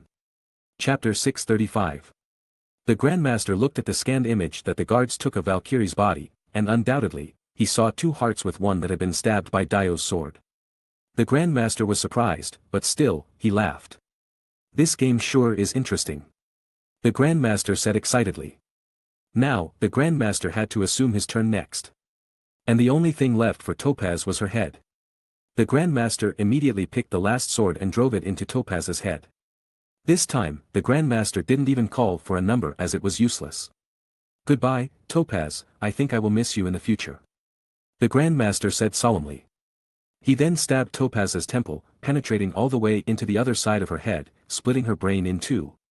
After the sword penetrated Topaz's head, Her eyes bulged, and after drawing her final breath, she finally died. Although she had 3 hearts, she only had 1 head. The game was over as Topaz drew her final breath. The Grandmaster has lost the game, but he couldn't help stop himself from participating in such an exciting gamble, even if he had to lose Topaz's life for that. Congratulations, my friend. You won. So, what do you want as your reward? The Grandmaster asked curiously. It's too much trouble for me to decide, so I'll leave it to the referee. Dio said casually. The Grandmaster was confused by what Dio meant by that, but he soon saw a greenish figure appear behind Dio, and that greenish figure immediately flew towards the Grandmaster and yanked his soul out of his body. It was Osiris. This stand wasn't particularly strong. In fact, it was a rather weak stand as its ability only activated after the user won a gamble. It had the power to pull the soul of the loser out of their body and turn it into poker chips. The Grandmaster took the gamble lightly. But not Dio, as he knew that the Grandmaster would make him do something nasty or even experiment on Dio if he lost the gamble. From the moment the Grandmaster agreed to play the game, Osiris has become the referee that would judge the loser. Although the Grandmaster acted casual as he didn't seem to gamble anything that Dio might want, resulting in him playing the game as if only Valkyrie and Topaz's life were on the line, while in reality, he and Dio also gambled their lives. Meanwhile, the Grandmaster was confident that he had a strong mental defense that wouldn't easily be harmed. The proof to that was the experiment he had about Crystal's affliction in the past. How easy it was for him to find out what happened to Crystal with a bare minimum of information that Dio had. But when Osiris's power has been activated, it wouldn't matter as it would pull the soul of the loser without fail. As his soul was half pulled, the Grandmaster finally lost control over his body and couldn't even lift a finger. Even so, the Grandmaster still tried hard to fight Osiris that was hellbent on pulling the soul of his body. After seeing the Grandmaster grew so desperate, Dio couldn't help but smirk as he had never seen the Grandmaster like this. Although he has deemed Osiris as a worthless stand, it could be useful on certain conditions like what was happening right now. Under normal circumstances, it was certainly difficult to deal with the Grandmaster, but now it has become so much simpler. Osiris didn't have any offensive power. But as long as someone has admitted that he had lost to the user, Osiris would ignore all mental defense. But still, it was commendable that the Grandmaster could struggle against Osiris's power this long. Nevertheless, the Grandmaster's struggle was futile as Dio himself still didn't do anything to help Osiris. As he didn't want to waste any more of his time, Dio summoned the world and ordered it to use his soul absorption ability. Even if the Grandmaster was immune to physical damage, what would happen if Dio attacked his soul directly? Dio then ordered the world that was now in a spiritual form to attack the Grandmaster's soul. The world immediately punched the Grandmaster's soul as hard as it could without any hesitation. In turn, the Grandmaster immediately vomited blue blood and failed to maintain control over his soul, thus losing ground against Osiris's force. But before his soul completely left his body, the Grandmaster's eyes flashed brightly. The Grandmaster was trying to use his last strength to split his soul in two. Alas, Osiris pulled the Grandmaster's soul, while in truth, a small part of it was still inside the Grandmaster's body. Be that as it may, a white chip fell onto Dio's hand, and that white chip was the Grandmaster's soul. But the world was still attacking as it still detected a portion of Grandmaster's soul in his body. Despite the world's attack, the Grandmaster didn't receive any damage as he was immune to physical damage. Although it sounded like whole process took a long time due to the Grandmaster's struggle, everything actually happened in a matter of seconds. Even if Dio knew that the Grandmaster wasn't completely gone, Dio at least got the white chip on his hand. At first, he thought that he would end the Grandmaster's life forever this time, but it turned out that the old sly fox still had a fight left in him. Still, Dio was happy by this situation as the Grandmaster would be severely weakened in this state for sure. Instead of trying to kill the Grandmaster repeatedly, Dio quickly approached Valkyrie. He already knew that Valkyrie couldn't hold on for much longer. So he had to help her first. This was Valkyrie he was talking about, the goddess of Norse mythology, the light that blessed people in the past. Dio quickly desummoned the world and took the little snail out of his pocket before putting it on Valkyrie's chest. The snail immediately used its life energy to replenish Valkyrie's life energy so that she could hold out much longer. Dio then pulled out all the swords that he used to stab Valkyrie earlier while at the same time summoning the world over heaven to cast reality override to make all the injuries on her body disappear. Immediately after, Dio also pulled out the extra heart that he created on a whim earlier. Although Dio had to consume his accumulated soul to save Valkyrie's life, it was worth it. Nevertheless, Dio smiled as he saw that the life energy from the small snail was enough to replenish Valkyrie's vitality and heal her gradually. Valkyrie's complexion itself was returning to normal slowly as his ashen pale face has turned rosy once more. Chapter 636. When Dio took Valkyrie out of the room, they were immediately surrounded by the guards. The Grandmaster stood back up again, but the calm smile that he usually portrayed was replaced by a gloomy frown. "Return that thing to me, I can give you anything else, but not that," the Grandmaster said as he looked at the white chip on Dio's hand. Dio didn't know how the Grandmaster did it, but it was clear that he wanted to get the rest of his soul back. Otherwise, he might suffer from the symptom that Crystal suffered, which was falling into a deep sleep for a long period of time. "What are you talking about? Are you threatening me? Or is it a request? But don't forget that your life has become mine as soon as you lose the game. Or are you going to go back against your own word, Grandmaster?" Dio said as he played around with the white chip casually. The Grandmaster was clearly angered by Dio's word, but he knew that there was nothing he could do at the moment, so he held it in and sighed. "Everyone, get out. No one is allowed here without my permission," the Grandmaster yelled coldly. The guard immediately nodded and walked out of the room. Dio then put his Reaper's scythe back inside the card and put the card and the chip into his pocket. "Wise choice," Dio said casually. "You won this time, but can we talk about it for a moment?" the Grandmaster said as he sat down on his chair once more. "Well, it sure is nice to bargain, but before that, Scrapper 142 that helped me win seems to have something on her mind to say to you," Dio said casually. Although the injuries on Valkyrie's body seemed to disappear, her clothes were still stained by the blood that she spilled during the game. She hadn't forgotten who dragged her down to play this game. But she knew hadn't Dio picked her as his proxy, she might have died. So, without any hesitation, Valkyrie began to walk towards the Grandmaster and punched him in the face. Even so, the Grandmaster didn't lose his composure. After all, physical attacks wouldn't do anything to him. "Don't waste your energy, beautiful. I already promised to transfer 10 million star coin for you, didn't I?" the Grandmaster said casually. Valkyrie sighed as she did get the 10 million star coins as soon as the game began. But she would have no use for it if she died in the game. It was clear that she was furious that the Grandmaster was thinking so little about her life, but there was nothing she could do. Seeing that Valkyrie had calmed down, the Grandmaster laughed. But not long after, his smile froze as Valkyrie slapped him across the face. The Grandmaster wanted to say something, but Valkyrie slapped him once again before he could say anything. Sure, it didn't do any damage to the Grandmaster, but it was humiliating. But instead of stopping there, Valkyrie slapped the Grandmaster continuously, as she was getting addicted by the feel of it. The shaken Grandmaster wasn't able to think properly as he was too stunned. The slap may not cause any damage, but it was not something that the Grandmaster had ever experienced before. After Valkyrie thought that she had enough, she stopped slapping the Grandmaster and spit on him in disgust. The Grandmaster never felt so insulted before in his life as he wiped Valkyrie's spit from his face. He had lost half of his soul, and now he even got humiliated like for the first time. But he looked at Dio and saw that he was holding a dark red blade, seemingly trying to carve some scribble on the white chip.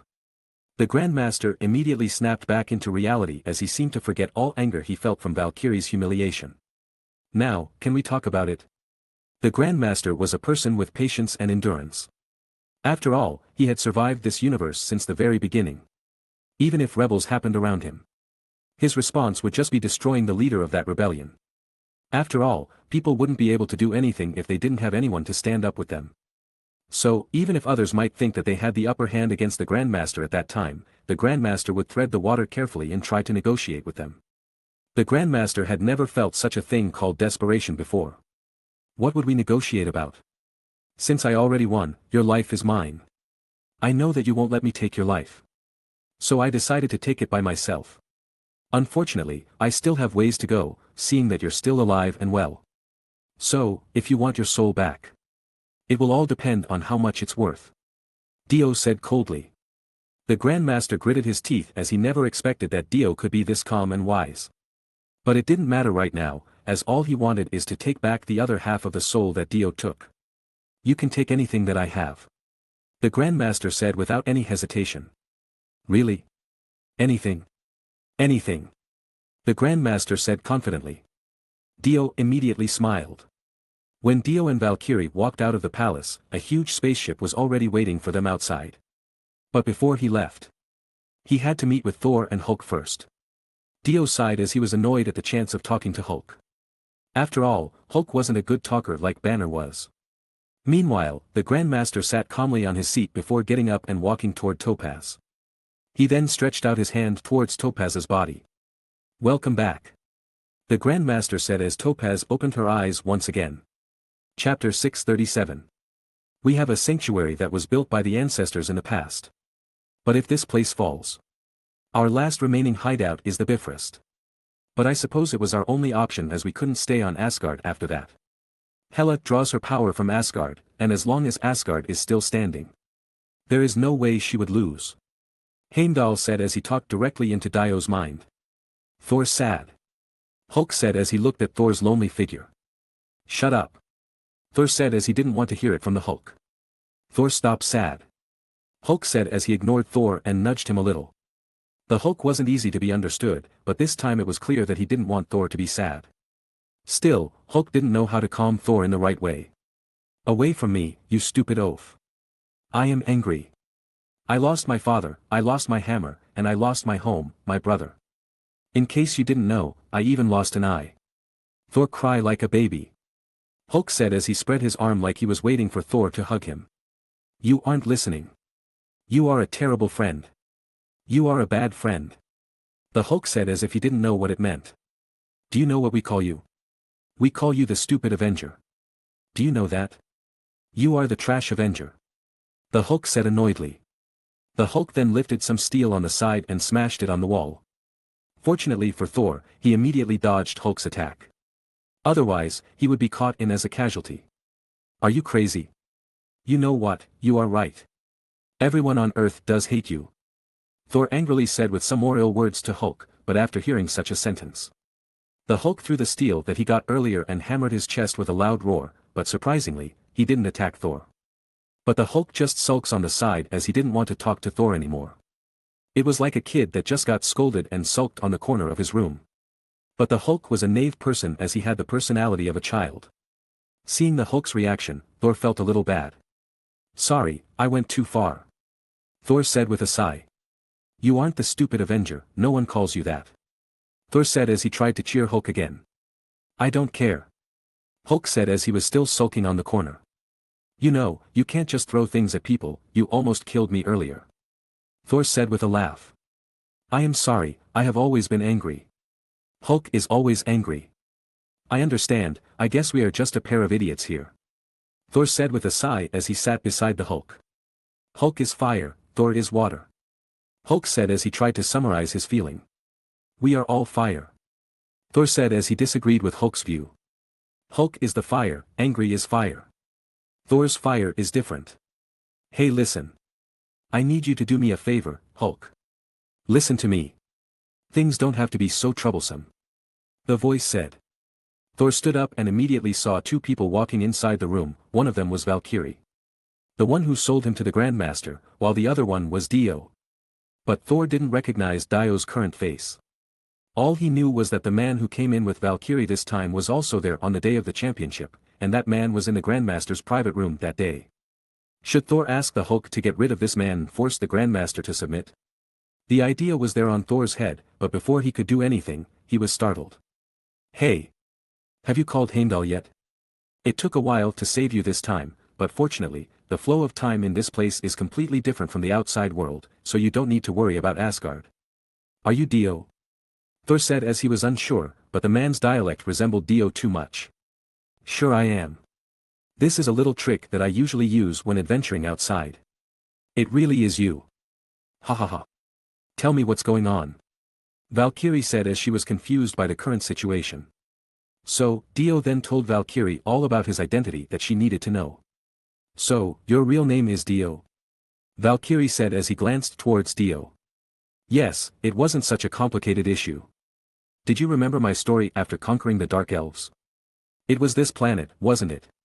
Thor said surprisedly. I have to say, you are getting smarter, Thor. That is right, I have been here before and participated in the championship like you do.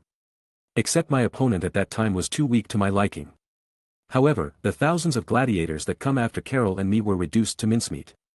Wait, you mean there is another person with you that time? Do you happen to be the legendary Phoenix team that everyone worshipped in the past? Although I don't really want to remember about all that, yes, the Phoenix team is Carol and me. Dio said with an annoyed sigh. So, who is Carol? Thor asked curiously.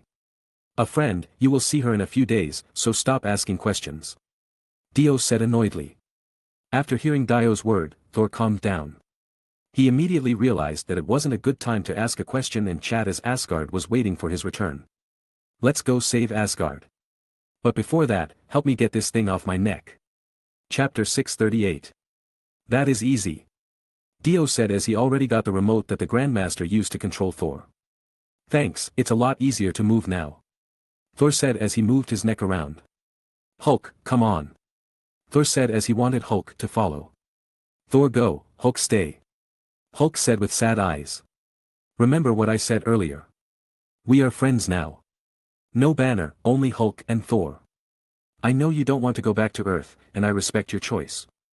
But now my home is in danger. I have to go back, and the enemy that I will face is very powerful. I am not even sure I can defeat her. So, I hope that you can help me take back my home. I promise you will love it there. Thor said as he tried to convince Hulk to come along. Hulk was touched by Thor's sincerity and hesitated for a moment. Thor got impatient as Hulk took quite some time. So he winked rapidly to Dio as he wanted Dio to persuade the Hulk as well. But Dio knew that he wasn't on such good terms with the Hulk, and it would only backfire if he talked now. But Dio then patted Valkyrie in the back as he knew that Valkyrie could persuade the Hulk just fine.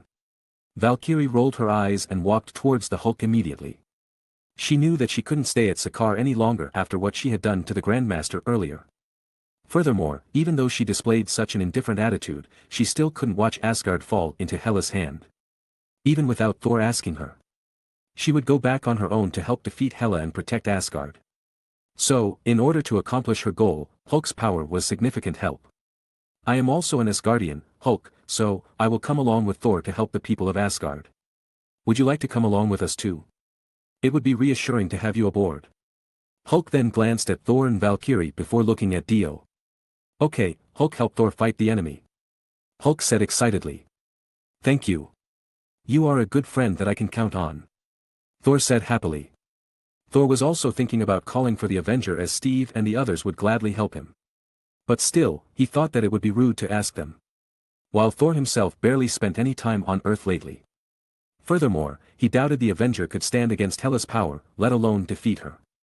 It would be such a shame to watch his comrade falls in his homeland. So, he decided not to call the Avenger as he thought that Hulk, Valkyrie, and Dio would suffice. Let us go now. Thor said as he looked into the distance. The dark battleship was ready to take off. And a huge spaceship was following close behind. But Thor was confused once again as he thought Dio and Valkyrie were rescuing him without raising the alarm, but their path was unobstructed for some reason. There wasn't a single enemy waiting for them out here. There was a guard around the hangar. But when they walked towards the battleship, the guard didn't even try to stop them whatsoever. What was even more mind-ogling was that none of them felt as nervous as he was. He was the only one who kept thinking that the Grandmaster would stop them from leaving. Before they took off, the Grandmaster showed up and greeted Dio with a smile. He even let Dio take off without so much of a word of consideration. Thor couldn't help it anymore and asked Dio what was happening. It's not a big deal, I played some game with the Grandmaster, and I won. As my reward, I ask for your and Hulk's freedom. In truth, Dio gave back the white chip that he got from Osiris to the Grandmaster in order to let them walk out of Sakaar unobstructed. I guess even unreasonable things could be solved if it's you. Thor said as he sighed and let his curiosity go. So, what about the spaceship behind us? Thor asked curiously. It is also the reward for winning that game. Besides, we need more gunpowder and manpower to free Asgard. I hope people of Asgard could use that ship to arm and defend themselves, Dio said casually. Thor became confused as he didn't understand Dio's thought process. It wasn't like Dio at all to do something for others like this. Well, I will trust your decision, Thor said annoyedly. Don't look too much into it's just a pathetic gamble that bet our soul, so once I win, in exchange for getting his soul back, I want him to free you and Hulk and also one of his battleships. Dio said casually. Thor was shocked to hear Dio's story. It wasn't something that he could comprehend in his brain. So, due to that, Thor couldn't talk about it for days. After that, Thor walked away as he didn't want to hear any more of Dio's absurd story. "Hey, where are you going? I want to check on your eyes." "I am fine. We have to take Asgard quickly. If Asgard has been rescued, then I would be happy to have my eye back." "Well, you can become Odin after that, having one eye and all," Dio said while smirking at Thor.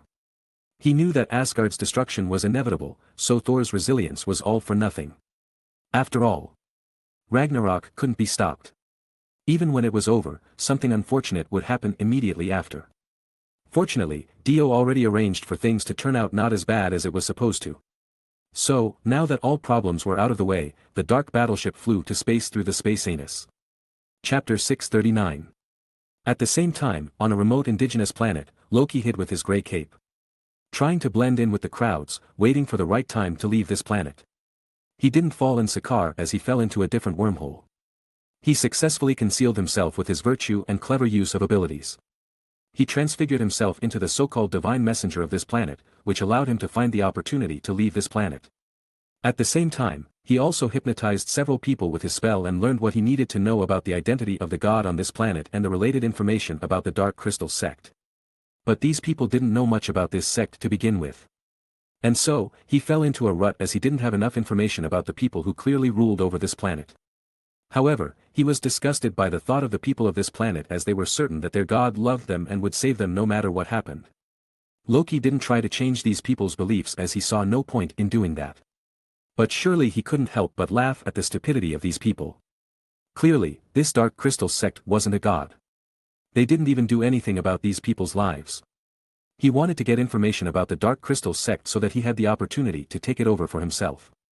After all, what they did wasn't that much different than what he was doing on Earth. Honestly, all he was doing on Earth was lying and scamming the masses too. Unqualified, next. A figure said as a man wearing a garb left the hall in disappointment. In the front of the hall, several figures that were called God on this planet were scanning people in line with an unknown instrument. Loki has been observing them for a while and noticed that the instrument on these so-called God turned red when the people in front of them was unqualified, while it would turn green when they were qualified. Loki smirked as he thought that he could just use his illusion to turn the staff's light into green if it happened to light up red.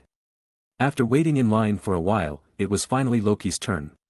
Loki stepped forward confidently, trying his best to hold back himself from killing any of these so-called gods. He must get his hand on one of the spaceships that these gods used, and he needed to be patient for that. The god waved the unknown instrument in front of Loki, and suddenly, a yellow light appeared. Loki was surprised as he never saw a yellow light before. So, because of his lack of information, he wasn't sure whether the yellow light was supposed to be bad or good. He could cover it up with his illusion, but now it was already too late as the gods were all surprised to see a yellow light too. But judging from the gods' reaction, he concluded that yellow light didn't seem to be bad. So, Loki decided to wait and see what happened next. Even if he failed and something bad awaited him, he could just try again and change his appearance to fool these gods. He noticed that the gods immediately contacted the spaceship with the device in their hand.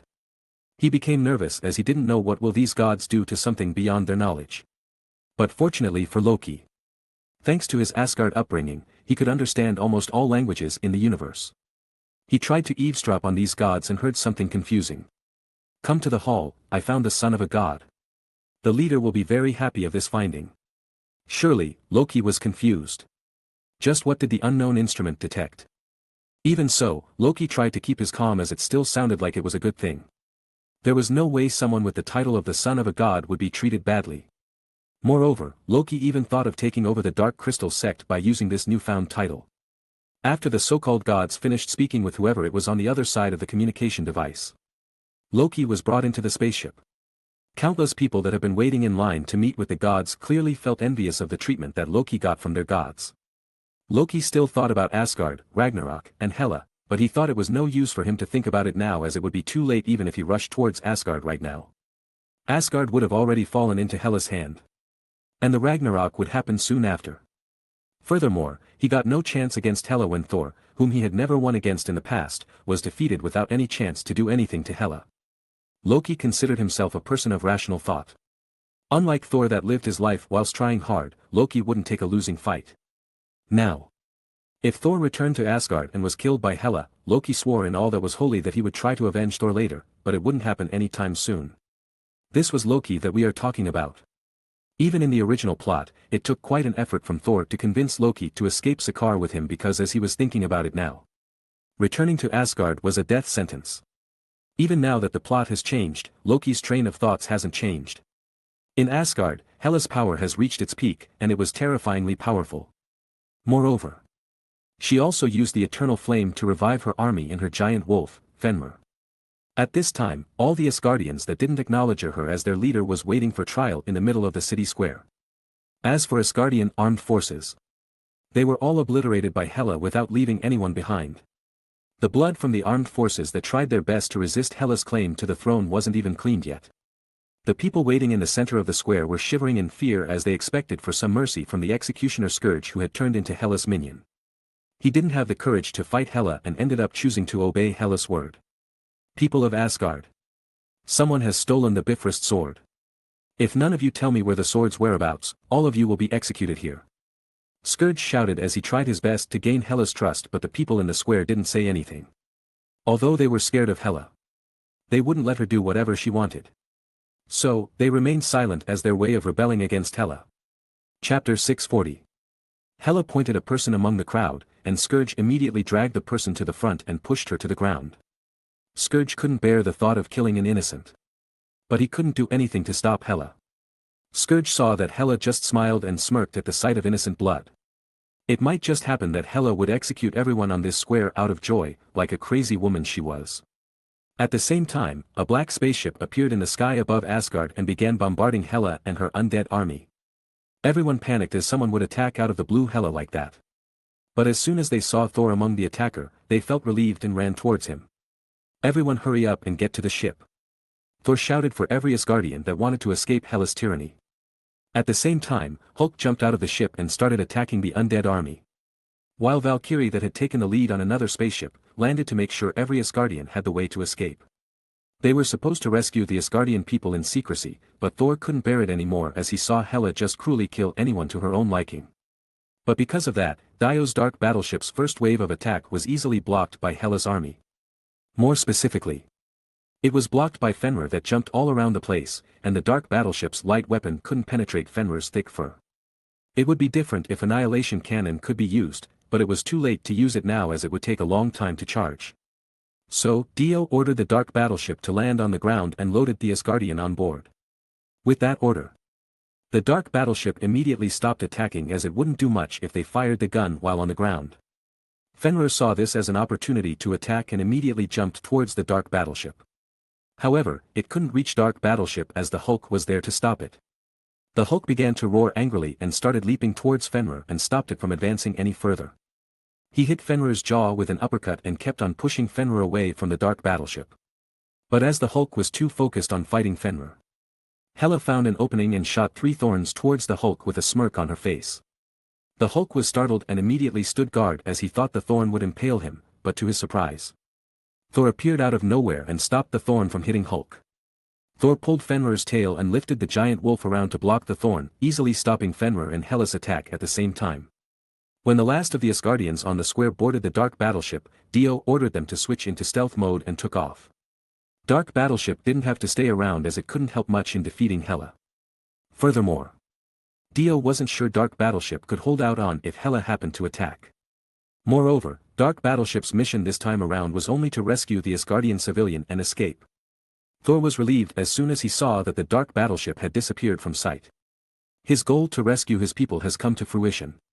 His second goal was now to defeat Hela and claim Asgard back. I never thought that you would have the balls to show yourselves in front of me. Is that big green man your safety net? It was a miracle you escaped in the first place. But it wouldn't happen again. I will thoroughly decimate anyone who dares to defy me. Unlike Father, I wouldn't let anyone get in my way. Father is wise. You are just a bully. You see, you don't know him as much as I do. Odin and I dominated the 9 realms with blood on our hands. How did you think a golden palace like this came to place? But one day, he decided that he wanted to become a benevolent emperor. To comfort people, and then you came. Hela said casually. I know why you are acting like this, you are Odin's first child, but you aren't the heir of the throne. In fact, father was fine with anyone else but you. It was all because of you, stupid weakling. Hela said agitatedly. She stretched out her hand and stroked her hair, changing the shape of the ornament on her head. Come now, let me see how well you can stop me from taking the throne. Hela said challengingly. My father once told me that the wise king would never proactively seek war. But he must be ready to battle, each and every day of his life.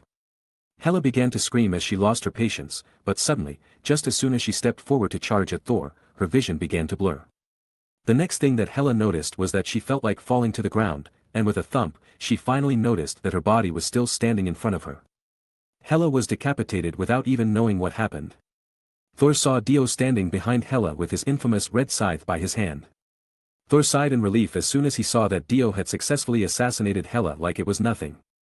They had already discussed this before they even reached Asgard. They came up with a plan that Thor would draw Hela's attention. And then Dio would eliminate her. So, as soon as they reached Asgard, Dio hid in the palace close to Hela and constantly assessed the situation in front of him to carry out his task dutifully. It was not before Hela's attention was fully focused on Thor's appearance that Dio began to move. For the sake of assurance, Dio even summoned the world and stopped the time before he got close to Hela to cut her head off. Even so, Dio wasn't even sure Hela would die after her head was cut off. Nevertheless, he had to do it.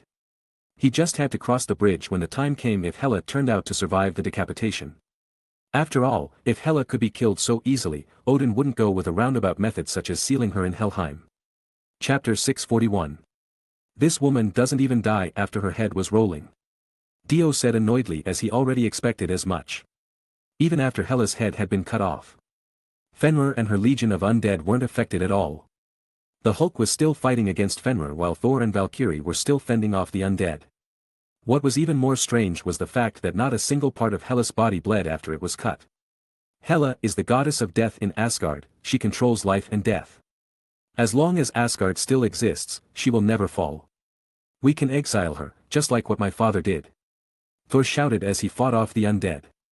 Dio sighed as he already knew that Hela was unkillable as long as Asgard was still standing, but if he didn't try, he would never know. He sighed once again as he had to use the stand that he had saved for a long time now, so without any more hesitation, Dio pulled out a stand card and immediately activated it. A black hole-looking thing appeared in front of Dio, and a black figure could be seen from inside. Stand name, Cream. Description, a stand that was based on a European executioner in the medieval era. Capable of creating a portal to void dimension that could disintegrate anything that passes through it. Type, close-range stand. Ability, Void. Cream was able to turn into a portal to a void-like dimension. Anything that passes through this portal is disintegrated into nothingness, with the user as the sole exception, who can use the void dimension as a to seek shelter. Attributes. Destructive power, B. Speed, B. Range, D. Sustainability, C. Precision, C. Growth, D. Evaluation, when you stare at the abyss is staring right back at you. It was only a temporary stand card, but nonetheless. Dio considered it among top-tier stand that he had now in terms of destructive power. Hela might not be killed by any physical means, but if she was banished to void dimension, she would be very likely die in the process. So, without further ado, Dio threw Hela's body and head inside the void portal that Cream has opened. If the void couldn't stop Hela, then nothing on his arsenal would be able to do anything to her. Get away from them. I will devour them all. Dio shouted to Thor, Valkyrie, and Hulk. As Cream was only a temporary stand card and it was only a one-time use, he wouldn't be able to use Cream again until he got it from the draw again. So, he had to use it efficiently for the time being. Without wasting another second, Dio immediately sucked all the undead inside the void portal. He didn't even break a sweat as Cream would devour anything in front of it. Thor immediately felt relieved as the number of undead began dwindling. At the same time, Dio stared at Fenrir that was still fighting against the Hulk. Even if it was a mythical creature, it wouldn't be able to resist the power of space. The only thing that Dio had to be careful now was not to accidentally drag the Hulk along with Fenrir. Dio found an opening and immediately rushed towards Fenrir's hind leg and immediately absorbed Fenrir inside the void portal. Fenrir tried to escape Cream's clutch, but it was no use as his huge body fell out of balance from the struggle. At the same time, Hulk found it the best opportunity to hammer in his attack at the wolf's head, bombarding Fenrir with ground-shattering attack without any rest. Dio was impressed by Fenrir's durability. To be quite honest, the great wolf wasn't weak at all. It had the ability to withstand the Hulk and possessed the same ample strength as the Hulk did. The sharp teeth on Fenrir's mouth could even penetrate Hulk's sturdy skin. But then again, a beast had its own liability, which was its limb that wasn't as flexible as the humanoid creature's. At the same time, Thor rushed in from behind Fenrir's blind spot and hammered Fenrir's hind leg that was already half in the void portal.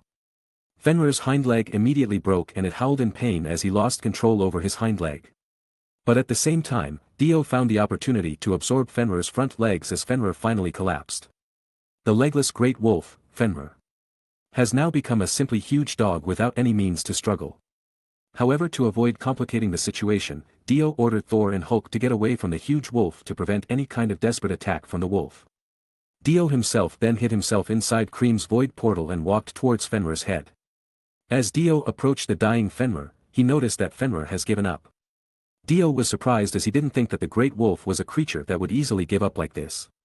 But nonetheless, Dio immediately absorbed Fenrir completely into the void portal. Everyone saw that Fenrir finally disappeared into the thin air and a trace of the giant wolf could be seen on the ground, leaving the mark of the great wolf. The great wolf now rests with his master, Hela, on the void dimension. It is finally over, father. I successfully stopped the Ragnarok. Dio, who just came out of Cream's void portal, immediately frowned as it was too quick for Thor to celebrate his victory.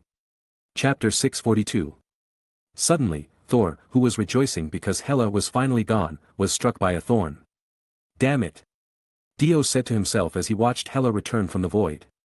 However, Hela wasn't exactly in such a good shape either, as she returned with a body full of wounds and also missing an arm. But the moment she stepped on Asgard, she began to recover at an unimaginable speed. Her head that was originally cut off by Dio also had returned to normal again. I am immortal, Hela said as she held her hands to the sky, and countless huge thorns appeared and instantly turned the ground into a thorny hell. Fortunately for Dio and others, they weren't so easy to kill either. Hulk grabbed Thor that was flying to escape Hela's rampage, while Dio dodged Hela's attack with ease. Still, Dio frowned as he didn't expect Hela to be able to return from the void. He began to wonder whether there really was no other way to stop Hela except for destroying Asgard itself. Then again, Thor was the only one here that could make that decision, not Dio or anyone else. When Hela showed no sign of stopping, Thor that was bombarded by Hela's thorn, saw Odin once again. Even if you have two eyes, you still couldn't see everything, Odin said solemnly. She is too strong. I can't do anything without Mjolnir in my hand. Thor, are you god of hammer? Mjolnir is there to help you control your own power and let you focus on it, but it is not the source of your power. But it's already too late. She has already taken Asgard by force. My son, Asgard is not a place, it has never been a place.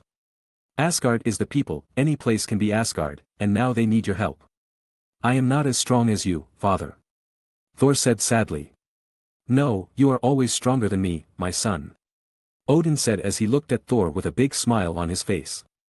Thor gained confidence as he was put at ease because of Odin's word, and as he flew through the air with Hulk on his feet, Thor's eyes started to gleam shiny white, brimming with power. The endless blessing of thunder appeared around his body, and as Thor let down the Hulk, he instantly leapt towards Hela. I am the god of thunder, Thor roared as intense electrical charges burst through the air.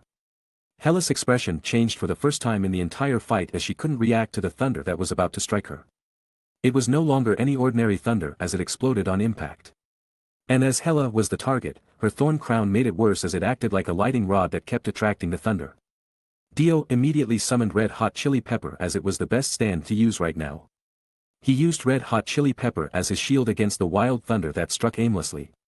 Meanwhile, the Hulk relied on his sturdy skin to defend himself from Thor's thunder. But even so, he was still blown away as the thunder struck him head-on. Even so. You are strong, my brother. But thunder couldn't win against death. Hela, who was blown away to the sea, returned, and this time with an undead dragon by her side. Thor gritted his teeth and rushed again towards Hela with his thunder in full power. He knew that his full thunder blow earlier had no effect on Hela, but he wouldn't give up now. Even Odin has to bow his head to death, and did you think you could challenge me, the great goddess of death? Hela said disdainfully towards Thor.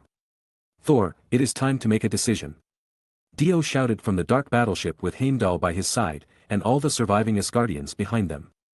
Since the center of the fight took place in the palace, Valkyrie has led the Sakaar spaceship towards Heimdall's hideout and successfully rescued the civilian with him. At the same time, Thor began to recall what Odin had said earlier, that Asgard was not about the place, but it was about the people. Dio, Hulk.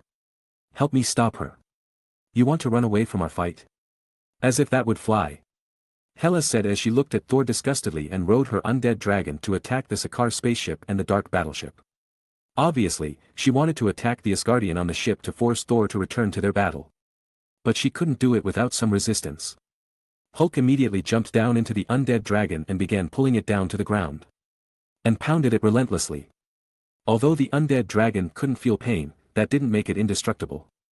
I will kill you myself. Hela said as she raised her hand and attacked Hulk with countless thorns that appeared on her hands. The Hulk used the undead dragon as his shield, but Hela's thorns still scratched him a few times. The Hulk that was supposed to have nearly invulnerable skin was pierced easily by Hela's thorns. The Hulk that had never experienced so much pain before began to contemplate his life worth. But as he began to think, an entirely unusual characteristic of the Hulk, he started to become confused and more enraged by it. In short, Hulk completely lost his mind and started rampaging. Previously, Hulk's attack barely damaged the undead dragon's scale. But now as the Hulk has become enraged, his punch completely shattered the undead dragon's scale with one punch. Undoubtedly, the undead dragon received a serious blow from the Hulk's attack. However, Hela used this opportunity to attack the Hulk once again.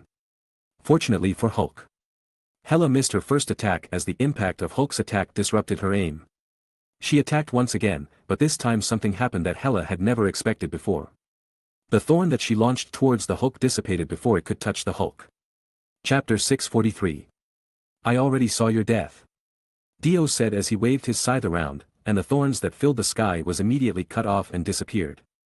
What is this power? Mortal, state your name. Hela said as she looked at Dio coldly.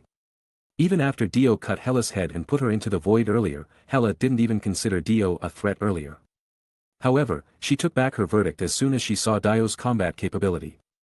The power gem was once again imbued to Dio's Reaper's gaze, strengthening the scythe even more. Name?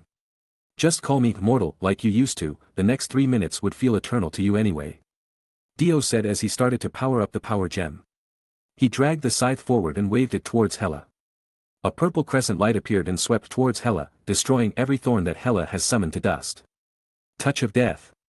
Hela shouted as she jumped off the undead dragon and summoned countless tentacles to block the purple wave. However, the power gem was too much for Hela right now as the purple light wave just slashed all the tentacles coming its way. The purple light hit the undead dragon and cut it in two before the undead dragon fell into the sea. Hulk that was on top of the undead dragon roared as he also fell into the sea. As for Hela, she was cut in two along with her undead dragon, but strangely enough, she just floated in the air. Mortal. You will regret angering a goddess like me. Hela shouted angrily as her body was put back together, restoring her to her normal state once again. Hela immediately teleported as soon as her body was recovered and reappeared behind Dio with two thorns that were ready to stab Dio in the head and heart. Dio already knew from long ago that Hela had the ability to walk through space. Furthermore, with King Crimson's ability to see the future, he wasn't surprised anymore. He immediately launched a counterattack as soon as Hela appeared behind him. The Reaper's gaze was swung toward Hela from a weird angle. Dio dodged the thorns, but he was still stabbed in his shoulder and abdomen. Luckily, it didn't hit any vital spot because Dio dodged it to some extent. But the more surprising thing was that Hela's thorn pierced right through Dio's Hammond energy barrier as if it was just a piece of paper. Even so, Dio wasn't surprised. Hela was the goddess of death. Meaning that Hammond energy that was created from life energy wouldn't be able to stop the death energy that Hela constantly discharged in her thorn. After barely avoiding death, Dio quickly got up and pulled out the thorns that were still hanging on his body. Dio immediately used reality overwrite to erase the injuries that he got from Hela just now. Dio then whistled, controlling the Reaper's gaze to attack Hela from afar. But Hela didn't care. She attacked Dio relentlessly with her thorns, blocking Dio's escape route in the process.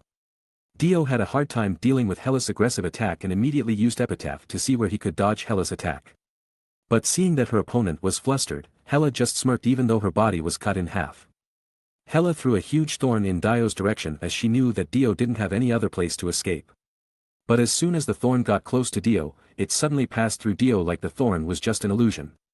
It didn't look normal at all as the thorn wasn't something that could be manipulated easily. Hela was startled as she now didn't have any thorn to attack or block the attack from Dio. As such, she still had something that could become the human's demise. She reached out to Dio and grabbed his neck. "Death touch," Hela said triumphantly. But Dio still kept his calm. He immediately used Epitaph once more and saw that he successfully split Hela in half with his scythe. But he was also killed by Hela's death touch. Did he want to delete this future? Although not dying was a must, this meant he'd lose his first momentum to attack Hela. So, Dio chose another way to change his future. The world. Dio shouted as the time suddenly stopped. Hela's hand that nearly touched his neck stopped in place, but the scythe that was the extension of Dio's body didn't. "Dance of the red scythe," Dio confidently said as he wielded the Reaper's gaze once more and attacked Hela. The countless red light that appeared from the excited Reaper's gaze was mixed with the purple light from the power gem imbued on the scythe. Blooming colors in the air around Dio and Hela. Dio shouted once again. Resuming the time once again. Hela that has been slashed to pieces instantly evaporated as soon as the time was back to normal, disappearing without a trace. The purple light that appeared along with Hela's disintegration was so strong that even part of the sea beneath where they were fighting was evaporated for a moment before the seawater around it refilled it. "Did you kill her?" Valkyrie asked curiously. Dio just huffed as he threw the Reaper's gaze to the beach, trying to calm the power gem a little bit after releasing so much energy just now. In addition to that, he already overexerted himself. He used the world's time stop ability and reality override ability, on top of King Crimson's epitaph ability and time erasure ability. Dio himself couldn't remember how many times he killed Hela in this short amount of time, but Hela just kept coming back, giving Dio a headache as she was really insufferable. Just now. With his attack, when he stopped the time, he believed that every cell of Hela had been erased by the powerful energy released from Power Gem. Now, Dio just had to wait to see whether Hela would be able to resurrect herself from that. At the same time, Thor that was inside the treasure vault in the palace felt a vibrating power in the air. He no longer hesitated and threw Surtur's crown into the eternal flame. "Now, with the eternal flame, you are born again and free to do what your fate dictates," Thor said as he saw that the eternal flame was gradually being absorbed into Surtur's crown. At the same moment, he realized that his mission wasn't to prevent the Ragnarok from happening, but to make sure that Ragnarok happened smoothly without any hitch. Otherwise, the flame giant Surtur would never be resurrected, and Ragnarok would never happen, resulting in Hela's endless domination of the 9 realms. Chapter 644. Wake up! My immortal legion!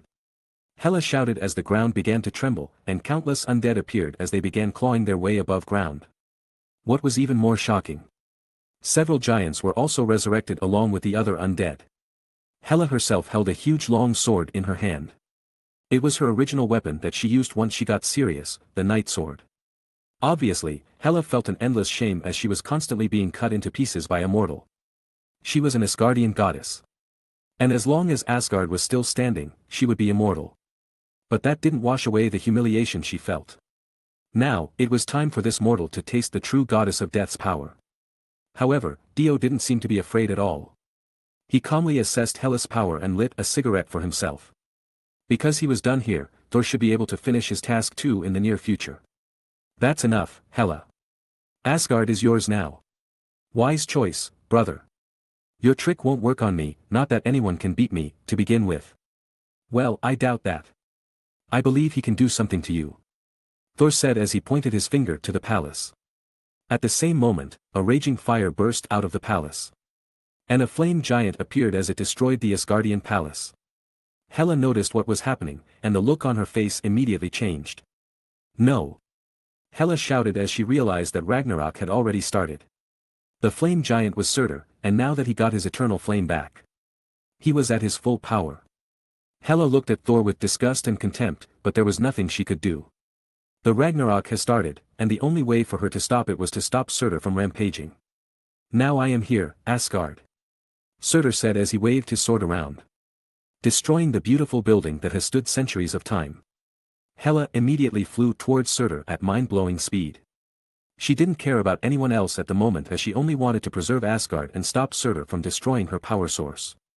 However, Surtur was an elemental giant, meaning that Hela's physical attack wouldn't do anything to Surtur right now. Surtur right now was the perfect enemy for Hela as there was nothing she could do to stop Surtur from carrying out the Ragnarok. Stop! I will kill you myself. Hela shouted as Surtur didn't seem to care. It seemed that Surtur was too absorbed in destroying Asgard to concern himself with anything else. Hela tried to stop Surtur by blocking his Sword of Twilight with her Night Sword. But as their sword collided, she couldn't withstand the impact behind Surtur's attack. You are too weak. Get away from me. Meanwhile, Dio and the other watched the fight between Hela and Surtur from a safe distance. He already rescued the Hulk and prevented the Hulk from attacking Surtur himself. Fortunately, the Hulk was much more reasonable right now, and he wasn't as angry as he was earlier, so it all worked out to Dio's favor. Everyone has evacuated, we should go too. Dio said as he patted Thor's shoulder. I didn't expect that the one who destroyed Asgard is none other than myself. Thor depressedly said as he looked at Surtur and Hela in the distance. Don't worry about it too much, as long as your people are still here, you can rebuild Asgard again later. Dio said as he smiled at Thor. Thor already knew this as Odin himself also said the same thing, and so, Thor silently nodded as he didn't have anything else to say to that. So, did you take the Tesseract with you? Dio asked as he remembered that Tesseract was supposed to be still at the vault right now. I don't know about it, it is not with me. Thor said solemnly. What? What do you mean? When I got to the vault, I didn't see the cosmic cube anywhere. Maybe Hela or someone else already took it before I got there. But I grabbed this thing before I got out. What is this? Dio asked confusedly. This is Casket of Ancient Winter, the Frost Giant's treasure. This was the most valuable thing inside the vault as most of the other thing there is fake. Dio frowned as he didn't expect the cube to be lost. So, who would take such a thing with them now? Dio began to wonder if Hela really took it for herself, but after giving it another thought for a little while, it didn't suit Hela at all. So, was it Loki? Loki seemed to be the most likely culprit right now. After all, he was treacherous and cunning. But then again, Dio wasn't sure at all. There was no way to confirm the cube's whereabout right now. As asking Hela about it was not a choice right now. Dio looked at Hela and Surtur's fight and noticed that the fight had become more intense than before. Certainly, the end of Asgard was near. Let's just go. Dio sighed as he hoped that the future wasn't too unpredictable as it was now. The dark battleship successfully flew to a safe distance. The only thing that was still visible on Asgard right now was the flame giant Surtur that was still swinging his sword all around Asgard, destroying everything in its path. But before dark battleship was too far to see anything, Surtur thrust his twilight sword to the ground, destroying Asgard completely. Asgard exploded without leaving anything behind. The surviving Asgardian on dark battleship couldn't help but cry in sadness as they watched their homeland disappear before their eyes. Thor himself didn't seem to believe it himself as he still looked at where Asgard was supposed to be in horror. Chapter 645. Asgard was gone, and so were Hela and Surtur. Dio started to wonder if Surtur was also destroyed as Asgard was gone. But it didn't matter right now. Once everything settled down, Dio deployed many drones to search for the cube because if Hela was really the one who took it, there might be a slim chance that the cube survived the Ragnarok. But no matter how hard Dio tried to find it, he couldn't find it. Dio gritted his teeth in annoyance and tried to expand the area coverage, but still, he found nothing. Are you sure you want to take all these people to Earth? You should already know that the people on Earth don't welcome any aliens, right? It might be better for you to go to Hammond instead, although I have lost contact with them in some time, the situation there wouldn't be so bad. Dio said, offering another perspective to Thor, but honestly, Dio didn't really know how the situation on Hammond really was. Dio told Thor about the existence of planet Hammond just after they left Sakaar earlier. These people were the only ones left from Asgard, I can't take them somewhere risky. In turn, Earth is a safe place for them right now, that is until we find a better place. Dio frowned as he thought that Earth wasn't exactly the safest place in the near future. In fact, Earth will become the most dangerous place in the universe as soon as Thanos set his sight on it. Now, including Dio's power gem, Earth had 3 Infinity Stones. There was no way to obscure Earth from Thanos' sight as he knew that neither Steven nor Vision would give up their Infinity Stones. It seems you already made your choice, then so be it. It would be better to contact Steve and tell him that you would bring your people to Earth, he will help you shelter your people, and while you're at it, please tell Wanda that I was sorry. It will be a while before I would return to Earth. Dio said honestly. Planet Hammond was under attack. Furthermore, Carol, whom he asked for help earlier, hasn't called him back. Thor nodded as he understood Dio's position. Thor then gave Dio the casket of ancient winter that he took from Asgardian vault earlier. Take it. This thing is useless to me right now, you should be able to strengthen your ice ability with it. Thor said solemnly. Dio took the casket of ancient winters from Thor.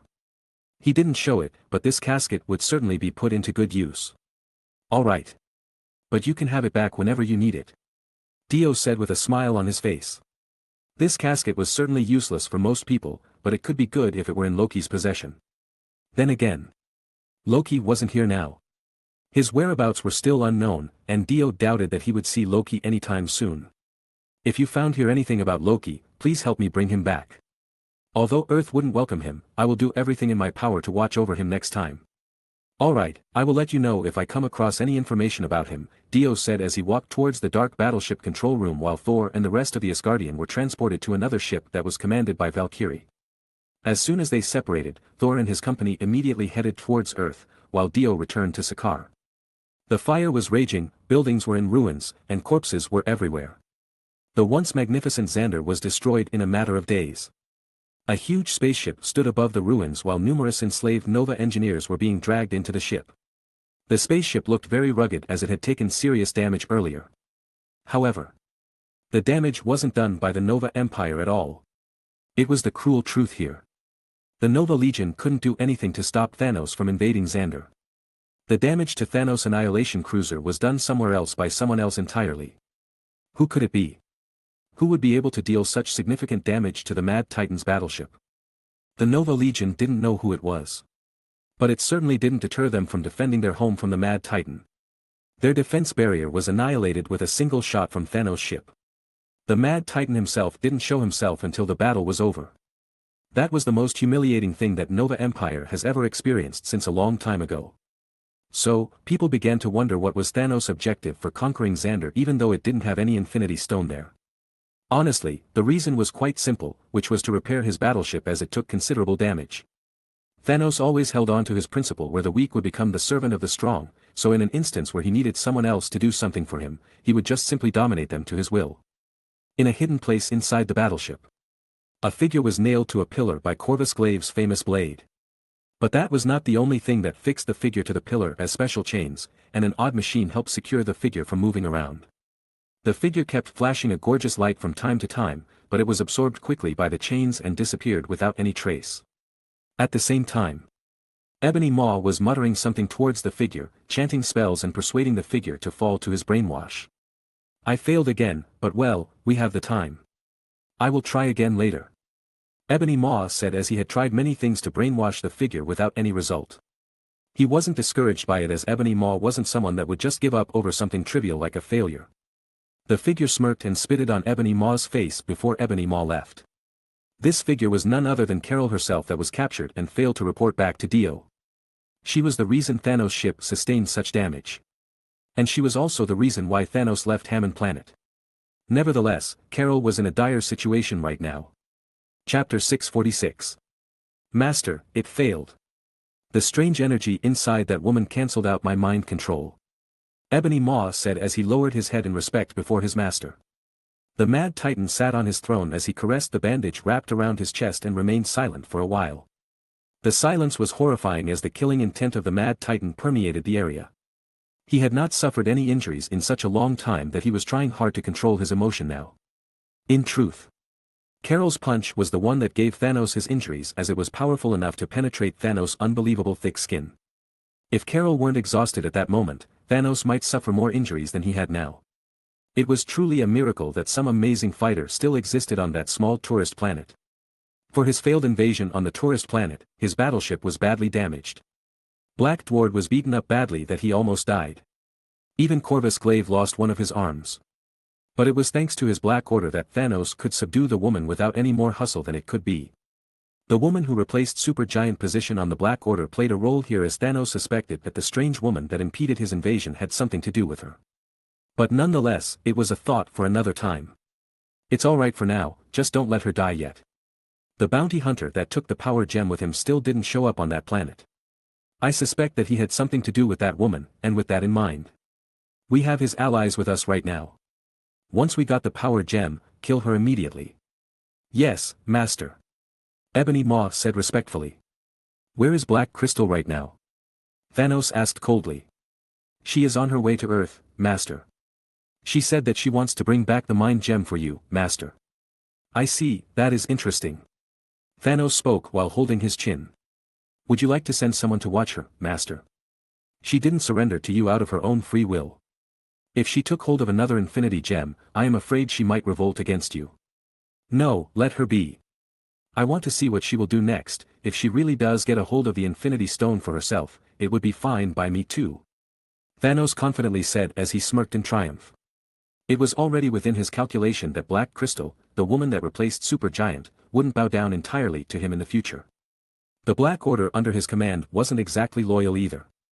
Ebony Maw surely seemed like the most loyal one out of all. But he had already betrayed so many people to attain his current position. Corvus Glaive and Proxima Midnight were basically one as they were partners, but they too have betrayed so many before taking their oath to serve Thanos. It wouldn't be a surprise if these people betrayed him too someday. They would do anything in their power in order to survive in this cruel universe. It was just Thanos hadn't given them any chance to betray him as he put a tight leash on their life. If one day he did fail to keep them on the leash, it would be the day everyone would desert him like a piece of trash. But suddenly, they were interrupted by a loud explosion somewhere on the ship. Go and see what happened. Thanos ordered Ebony Maw. Right away, Master. Ebony Maw said respectfully. He immediately retreated and headed towards the explosion as he opened the communication and began to ask for a report from the soldiers. As the report entered Ebony Maw's ear, he immediately frowned as they had an intruder on the ship. He didn't know who it was that was brave enough to attack the annihilation ship that Thanos commanded. Was it the remnant of the Nova Corps? Or was it someone else entirely? Ebony Maw immediately flew towards the explosion with haste. He also informed Corvus Glaive to head over to the explosion as well so that the invader wouldn't have any chance of escape. Although it was a shame that Corvus Glaive had lost so much combat potential as he lost his arm earlier. 10 minutes before the explosion, Ebony Maw left Carol's cell, and it didn't take long after he left that a small wormhole opened on Carol's cell. And a figure walked out in tatters as she was wounded quite badly. If Dio were there, then he would instantly recognize that the item that this figure used to travel here was none other than the cube. This figure's appearance itself was a big surprise to Dio if he was there, as this person was supposed to be dead. She was supposed to be killed by the flame giant, Surtur. In fact, she was indeed killed by Surtur as soon as Surtur's twilight sword penetrated and burned her body. She knew that Asgard was lost, and so, she has set up her next revival to be a place where she hid the cube. It was the only item on Asgard's treasure vault that caught her attention. After experimenting with it before, she found a place that could be used as her next resurrection point and put the cube there. She put some of her essences on the cube, and so, with the destruction of Asgard, she had one last chance of revival. She was teleported randomly as she didn't have any specific place to go to after her resurrection. But she didn't expect that the cube would take her to such an unfamiliar location. Hela began to look at her surroundings and finally set her eyes on the woman that was locked and nailed to a pillar. She was surprised when she looked at the woman closely as she felt the same energy similar to the energy within the cube. Chapter 647. Hela immediately understood why the cosmic cube sent her here, but she was still baffled by how a human body could contain such energy of the space gem and live to tell the tale. But nevertheless, the human was still imprisoned, and her rugged appearance was not really that much different from the current Hela. But even though she had never seen Hela before, Carol glared at her coldly. She didn't trust anyone on this enemy ship. Hela herself noticed Carol's menacing glare. And she knew that she couldn't afford to fight anyone at the moment as her condition wasn't exactly the best right now. Moreover, Asgard was gone. The Ragnarok really destroyed Asgard into nothing. As Asgard's goddess of death, Hela was significantly weakened with the loss of Asgard. Not only did her power of death weaken, but she could no longer resurrect herself as it was no longer viable without Asgard's presence. In addition to that, her Night Sword was also destroyed during the Battle of Ragnarok earlier. I'll have to spread out my influence first while recovering from my injury, Hela said as she blasted the door with her thorn and went out with her head held high.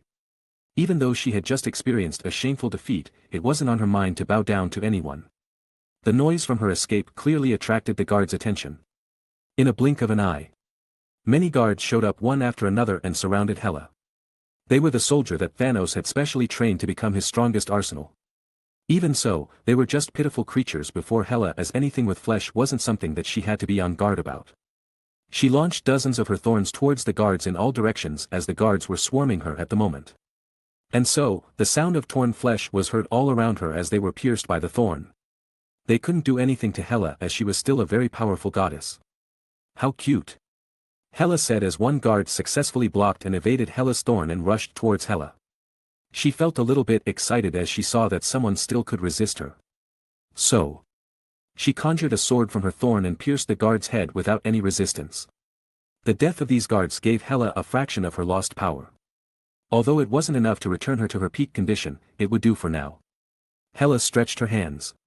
And her hair returned to how it was before. Her tattered clothes were also renewed. But even if it looked like Hela was back to normal, it was mostly her looks. For now, she had to find more death. But suddenly, a spear flew at her at great speed. Hela immediately threw 2 thorns to block the spear, but suddenly, the spear split into 3 and fired a death ray towards Hela. Hela was hit and blasted to the wall behind her. At the same time, the sound of a footstep drew closer. It was Corvus Glaive himself. It just happened that he was on patrol close to this area. After hearing the noise, he immediately rushed to this place and saw that Hela had slaughtered many of their guards. He was one brutal fellow. Even if he only had one arm left, he couldn't be underestimated. Obviously.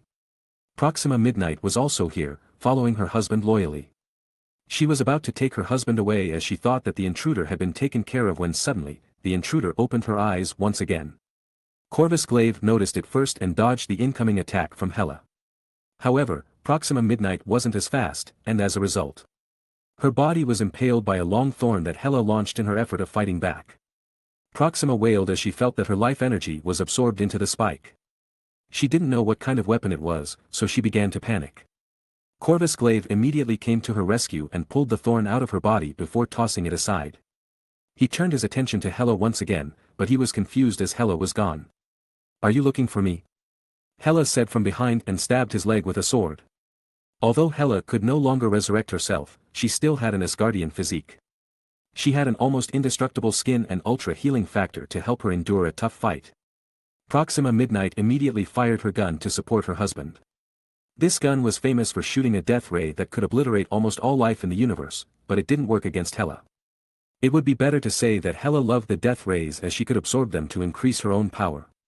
"Keep shooting that gun towards me," Hela said with a smirk on her face. At the same time, Corvus Glaive escaped Hela's clutches and pulled out the sword on his leg. "No matter how strong you are, you will never get out of this place alive," Corvus said coldly. "Is that so? It would be unfortunate indeed."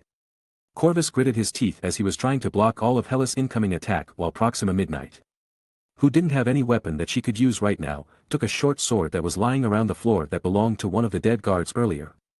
At the same time, a large number of guards finally came from the corridor behind Hela. However, it didn't bother Hela one bit. She kept shooting her thorn towards Corvus Glaive and Proxima Midnight while also killing the guards that charged toward her one by one. So, when Ebony Maw finally arrived, what he saw was complete carnage. Corpses were piling up, and Proxima Midnight was killed in action. Her body was hung on the wall in a shameful manner while a strange woman was standing in front of her body, admiring her masterpiece. Meanwhile, Corvus Glaive survived, but he sustained severe injuries. Chapter 648. Corvus Glaive and Proxima Midnight were lovers. Now that Proxima Midnight was dying, Corvus Glaive was furious, but there was nothing he could do right now. He had lost his weapons, and the opponent was far beyond his capabilities. "Who are you? Don't you know the owner of this battleship? I am Hela, the goddess of death, and now, I shall claim your life," Hela said as she aimed one of the thorns at Proxima's head. "You really want to die, huh?" Corvus said as he lost all reason and charged toward Hela to save his wife. Ebony Maw then floated as he was ready to support Corvus Glaive. "Don't worry, you both will reunite in the afterlife," Hela said with a smile on her face. She immediately summoned countless thorns that were already aimed at the charging Corvus Glaive, but as she was about to launch the thorn, it just suspended in midair. She dodged Corvus' incoming attack, but nevertheless, she frowned and eventually turned her attention to Ebony Maw. Even though her thorn was stopped, Hela wasn't panicking at all. She wasn't some summoner that fought from afar, she was a warrior at heart. She had unparalleled swordsmanship and could use any weapon that she wanted. At the same time, Corvus Glaive wasn't some pathetic soldier that lost his touch as soon as he lost his weapons either. In fact, Corvus Glaive could still destroy an army with his bare hands. Corvus Glaive tried to fight off Hela to the best of his ability.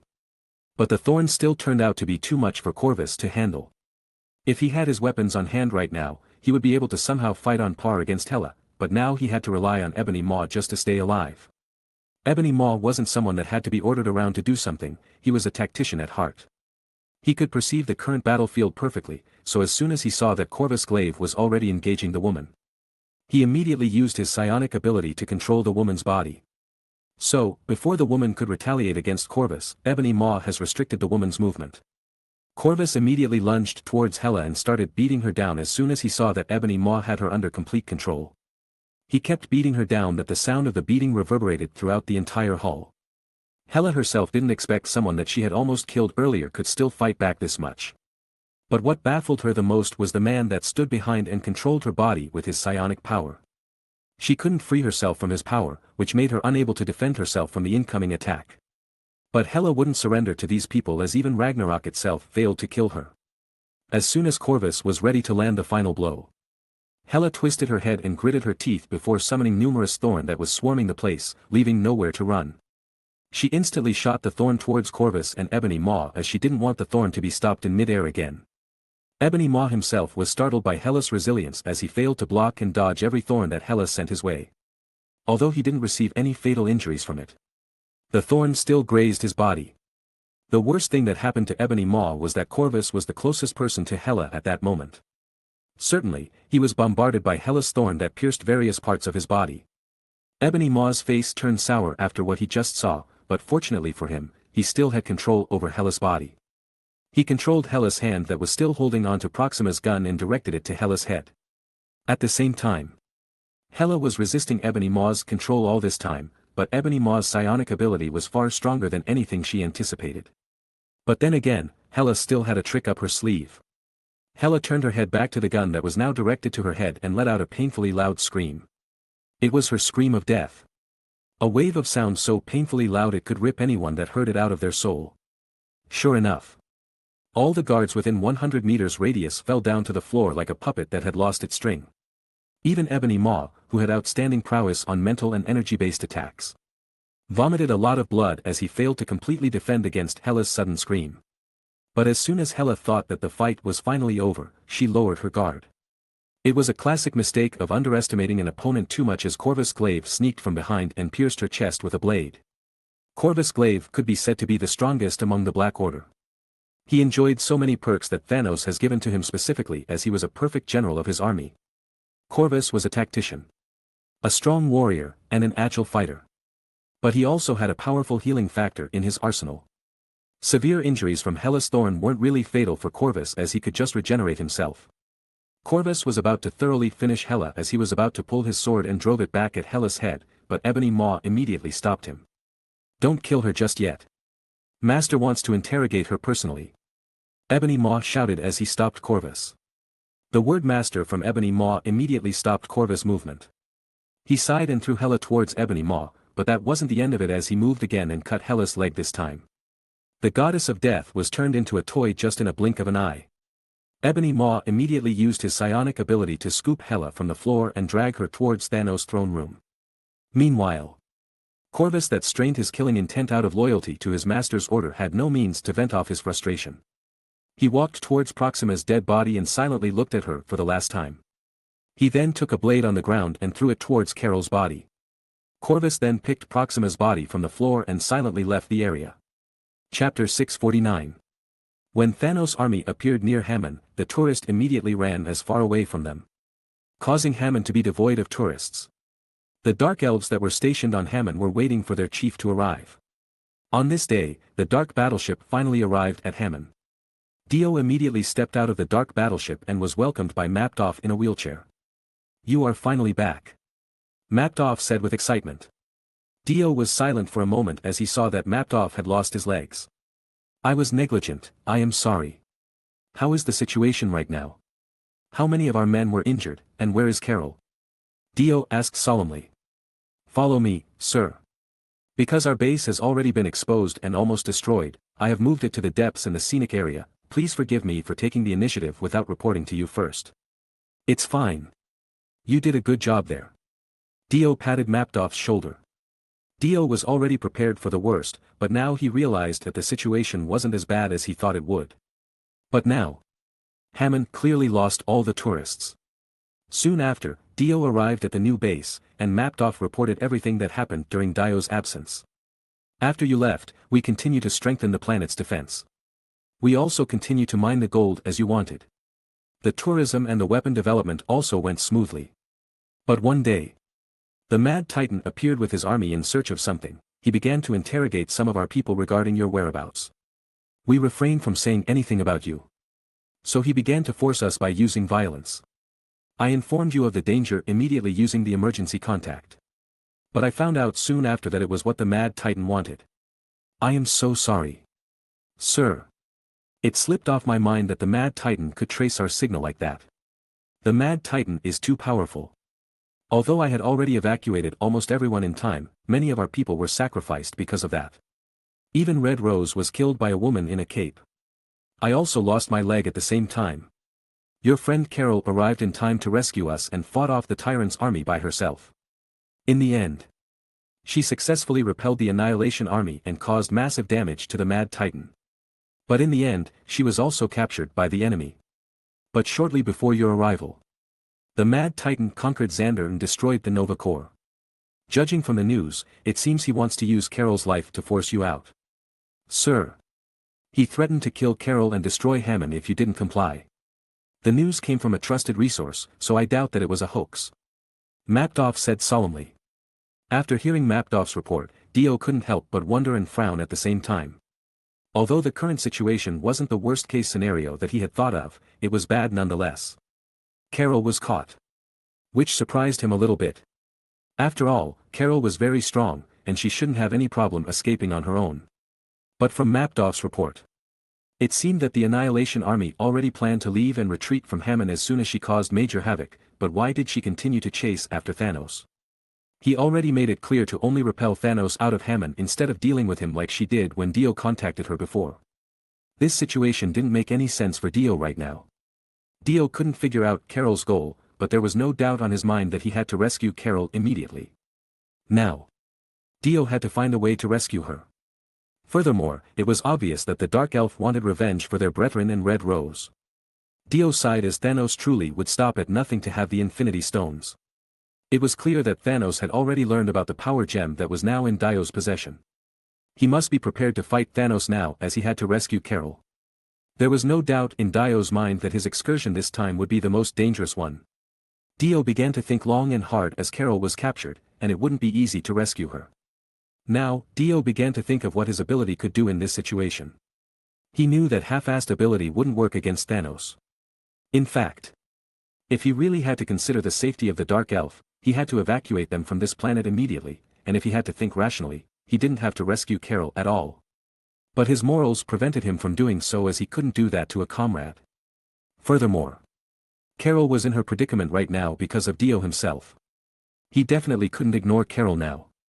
Dio realized now why Thanos didn't bring his army to Asgard this time, as it was all because Carol impeded his way. Although she was captured, she dealt Thanos a heavy blow by ransacking his ship.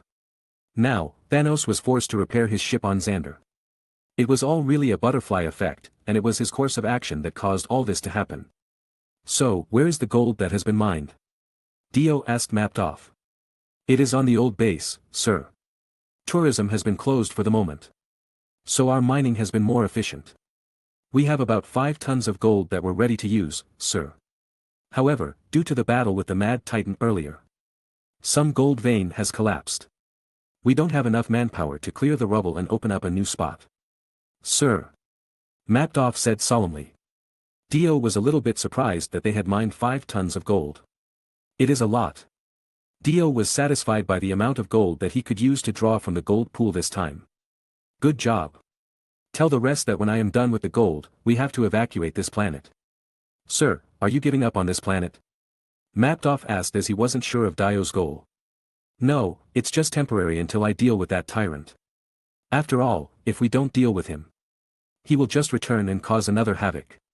We will come back after I deal with him later. At that time, we will turn this place into paradise without war. A holy place where the people of all races could live together peacefully. Dio said honestly. Mapdoff nodded excitedly, and then he moved his wheelchair to the control room as he wanted to notify all Dark Elf about what they would do next. Chapter 650. Since Thanos was going through all the trouble to wait for Dio, that meant Carol was still safe.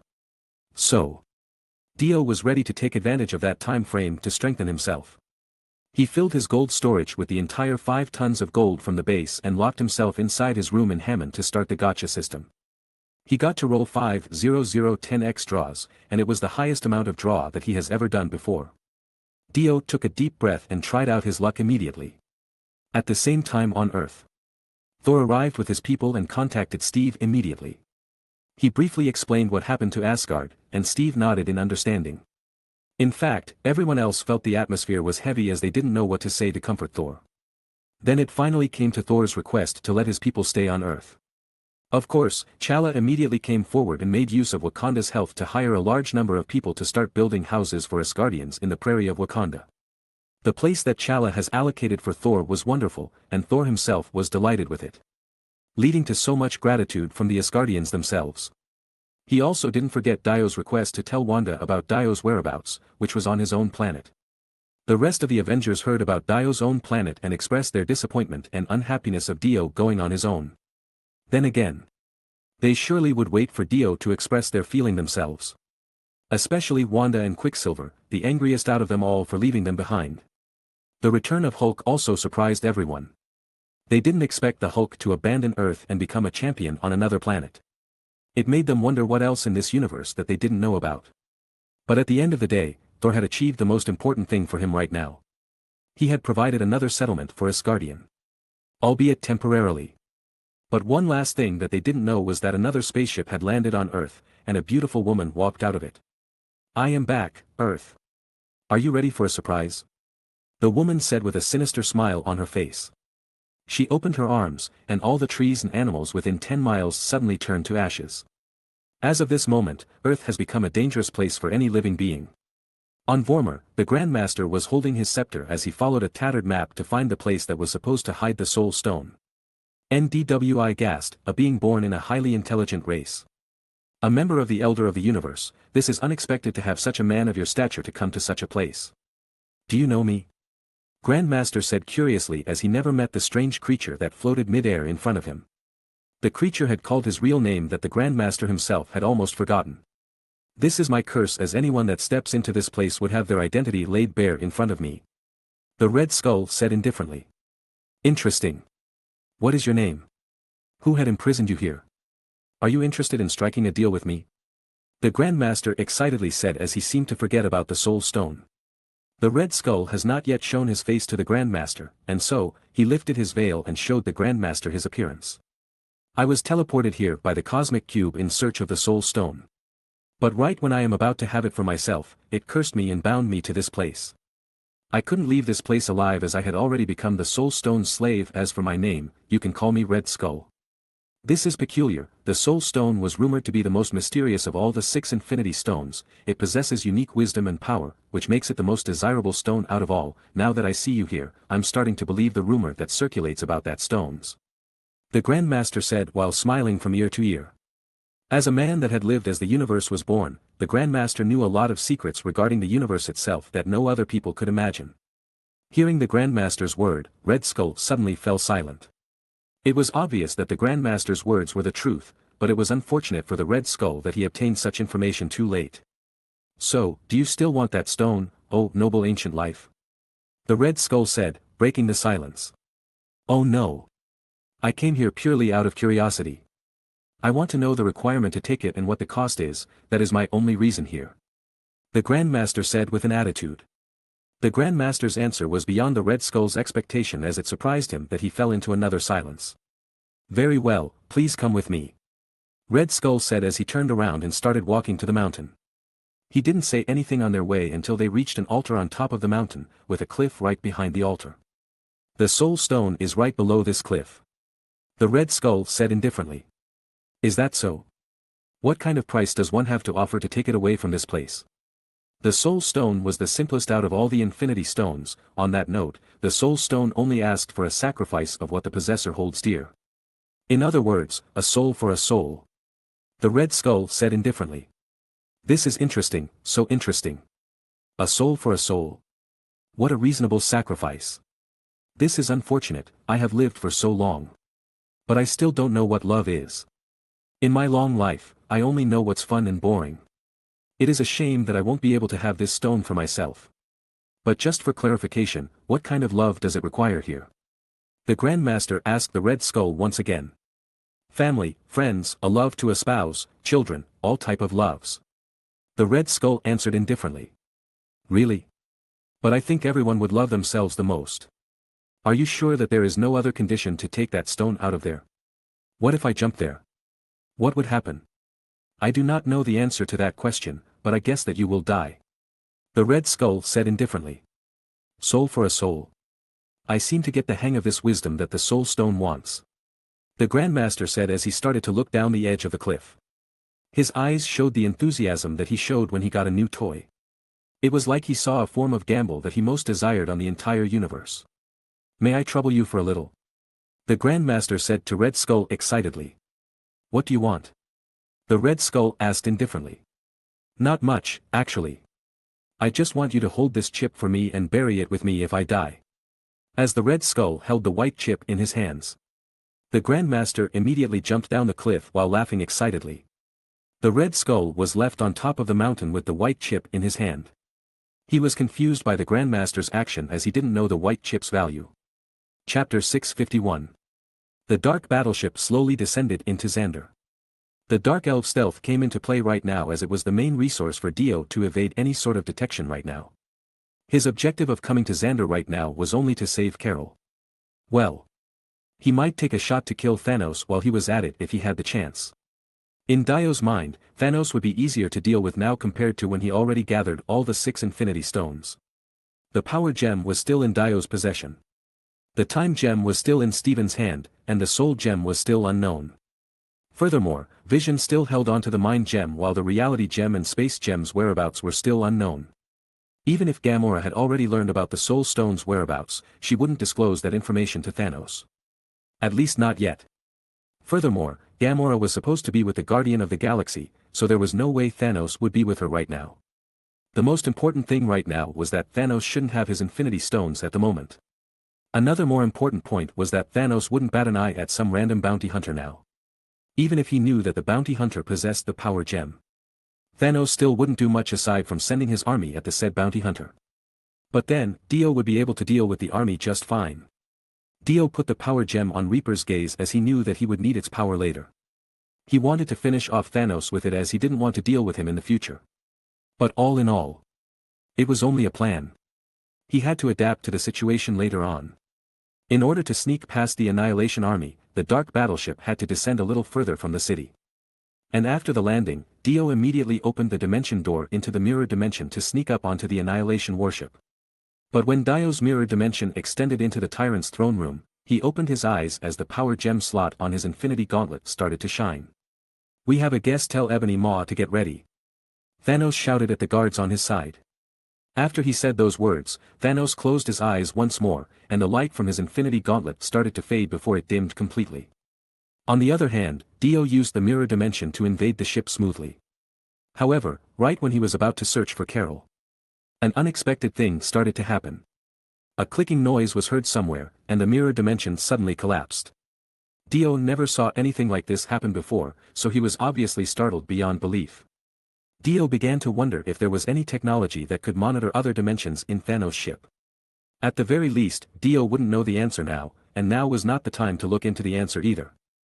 Because he suddenly appeared from nowhere, the Annihilation soldier that was patrolling the hallway was surprised. Damn it! Dio sighed as he failed to rescue Carol without alarming the enemies. He pulled out Reaper's gaze and stormed forward as he had no choice but to fight. Although he failed as an assassin, he should be able to keep up his covert operation if he killed all the enemy. Dio rushed forward, and no matter how many enemies charged toward him, no one could stop him. Reaper's gaze was a formidable weapon. And when it was paired with the Power Gem, almost no one could deal with it. Dio even dared to guarantee that even if Thanos himself showed up, he would be able to cut his head off clean if he was given a chance to do so. After all, a powerful body and an immortal body wasn't the same. Now, he had to find where Carol was being held.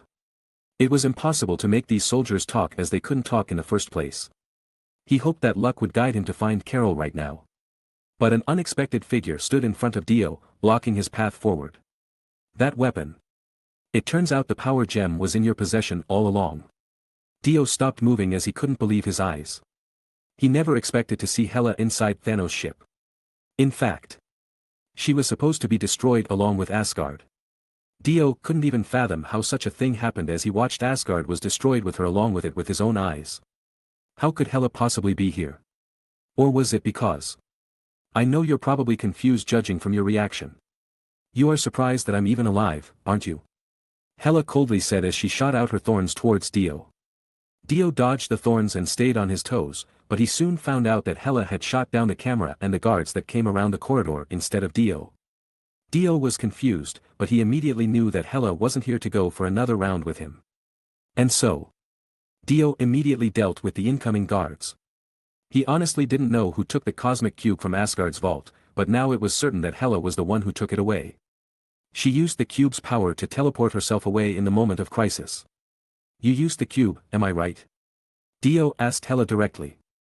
Good insight. But the cube is no longer on my hands. It's already in the tyrant hand, isn't it? Were you teleported here directly? Dio asked curiously. But now he understood why the mirror dimension suddenly collapsed. With the power of the space stone inside the cube, Thanos could easily destroy his makeshift dimension. It was no wonder Dio couldn't sustain his mirror dimension. But he still didn't expect Thanos would immediately know about his arrival. But what exactly happened to Hela? Why didn't Thanos kill her after taking her space gem? Did Thanos make Hela his subordinate? It didn't really make sense for Dio. What the hell happened here that he didn't know of?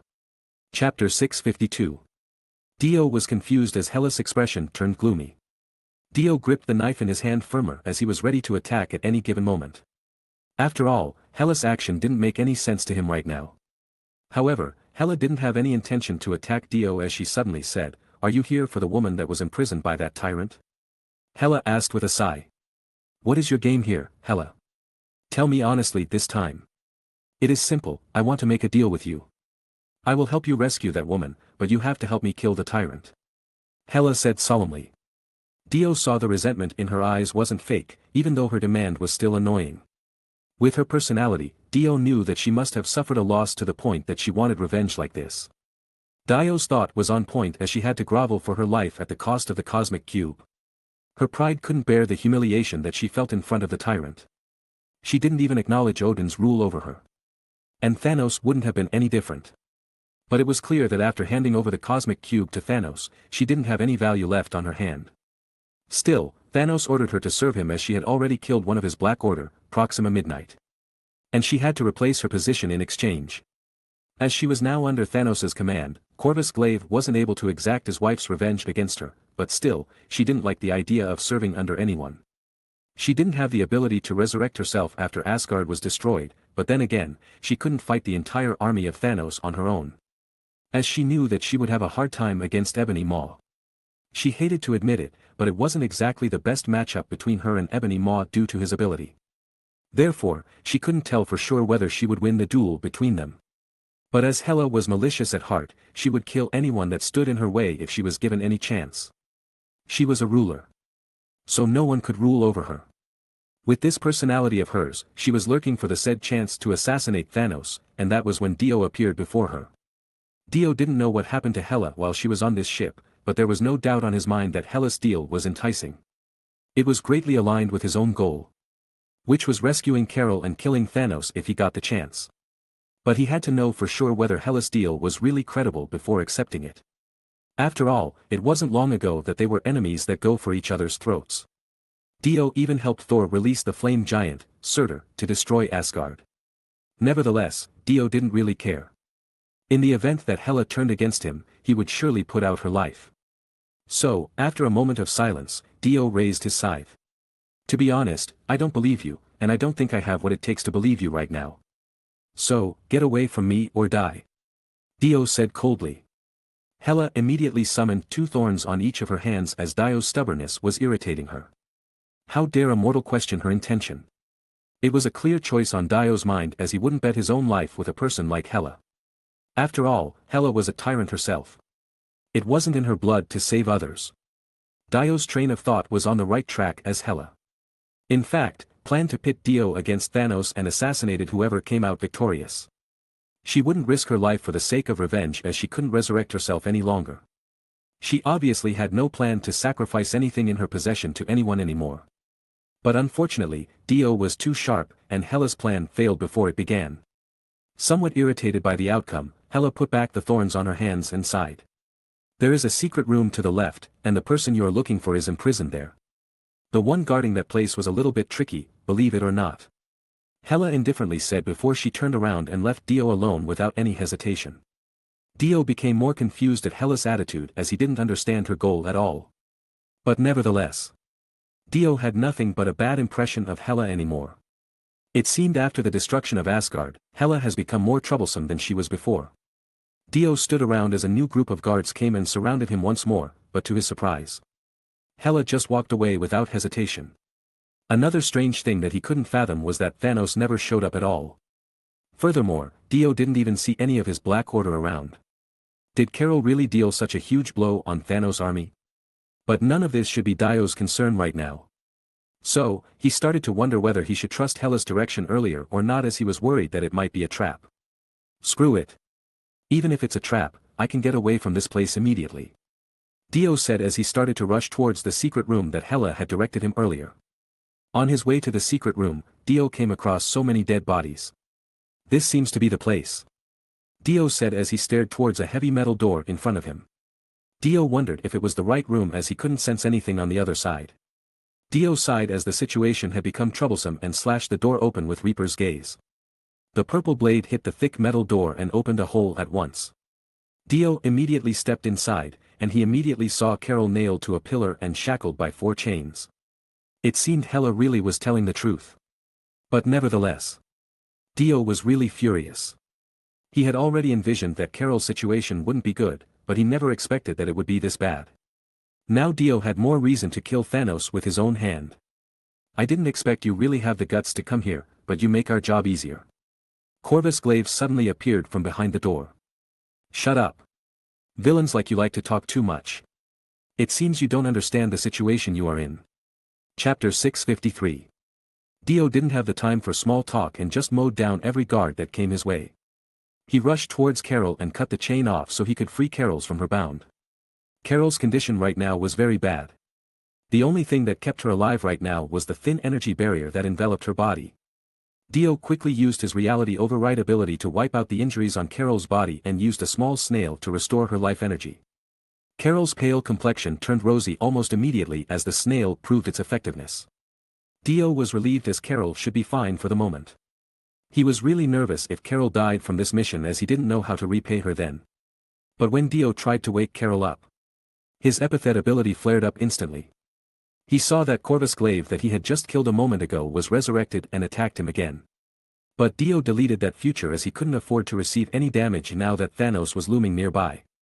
Sure enough, Corvus Glaive suddenly appeared behind Dio and swung his sword to Dio's neck. But as that future was already deleted, Corvus Glaive's attack just passed through Dio like it was an illusion. Corvus was startled and immediately put some distance between them, as he didn't know why his attack did not connect just now, because he was confident that it should have landed. But it was a mistake that he shouldn't make, as Dio got the time to retaliate. Dio looked coldly at Corvus and rushed towards him with Reaper's gaze in hand. As the scythe shone in purple color, Dio immediately slashed Corvus with it. Corvus immediately took the stance to block Dio's attack with the blade in his hand, but when he noticed the purple glow on the scythe, he suddenly changed his stance. This time he tried to dodge Dio's attack with all his might, but then Dio's instinct kicked in. Dio knew that he wouldn't be able to land his attack now that Corvus had taken a serious defense posture, so he held the scythe in one hand while grabbing another sword on the ground. But suddenly, Corvus turned around and immediately ran away. You want to run now? Dio confusedly said as he threw the blade in his hand towards the escaping Corvus. But as the blade almost hit Corvus, he suddenly leaped out of the trajectory as if he had eyes on the back of his head. Dio was really confused, so Dio threw Reaper's gaze towards Corvus and whistled to control the Reaper's gaze from afar. Corvus once again was cut in half as he couldn't dodge the scythe that was controlled from afar. Corvus fell to the ground as his body was dismembered, but this time, Dio didn't take any chances and waited to see what happened to Corvus' body. And his waiting paid off as Corvus' body began to be resurrected. Dio already expected as much, so he nailed Corvus to the wall, deliberately avoided to kill Corvus again. It's useless. You can't kill me. Now, give me the power stone, and maybe, Master would spare your life. There is no one that couldn't die in this world. They could die, but people just didn't find the right way to kill them. Dio said indifferently. Now, from our short fight just now, I notice a few things. You could obviously block my attack, but as you saw that it was powered by the power stone. You chose to dodge it. When I controlled my weapon from afar, you also had several chances to block it with your sword, but you didn't do it. So, why is that? Dio asked curiously. But of course, this situation doesn't explain anything. There's a chance that you didn't want to lose your infamous sword that might be more important than your own life. But after a quick thought, I realized that you aren't some guy with that kind of sentiment to their own weapon, so I have several hypotheses in mind. Dio said as he smirked and grabbed Corvus' blade. Let me try out my theory by destroying this blade. Will you die if I destroy this blade? Dio said as he looked at Corvus with a smirk on his face. Corvus, in turn, just looked at Dio with a horrified look in his eyes. It was clear to him that Dio wasn't some hero. In fact, Dio looked like the devil himself. Now, the look on your eyes just told a million words just now. I am convinced now that the eyes don't lie, even if you aren't human yourself. So, goodbye. Dio said as he struck Corvus' blade with Reaper's gaze. The blade shattered. And a wormhole suddenly appeared behind Corvus that immediately pulled him in roughly. This was undoubtedly the power of the space stone. It seemed the tyrant couldn't sit still any longer. Dio didn't regret his failed attempt to kill Corvus Glaive right now, as that guy was just some minor character that wasn't worth worrying about. The secret of Corvus' immortality wasn't something grand either. So Dio didn't have to concern himself about him. He put Carol on his back and secured her before he walking towards the exit. Yes, Dio wanted to walk out of Thanos' ship as if nothing happened. He knew that it wasn't the original plan. But the original plan had blown up in the smoke at this point. He wouldn't be able to kill Thanos as easily as he thought earlier, as now Thanos has possessed the space stone, the most annoying stone for someone that wanted to escape in a dire situation.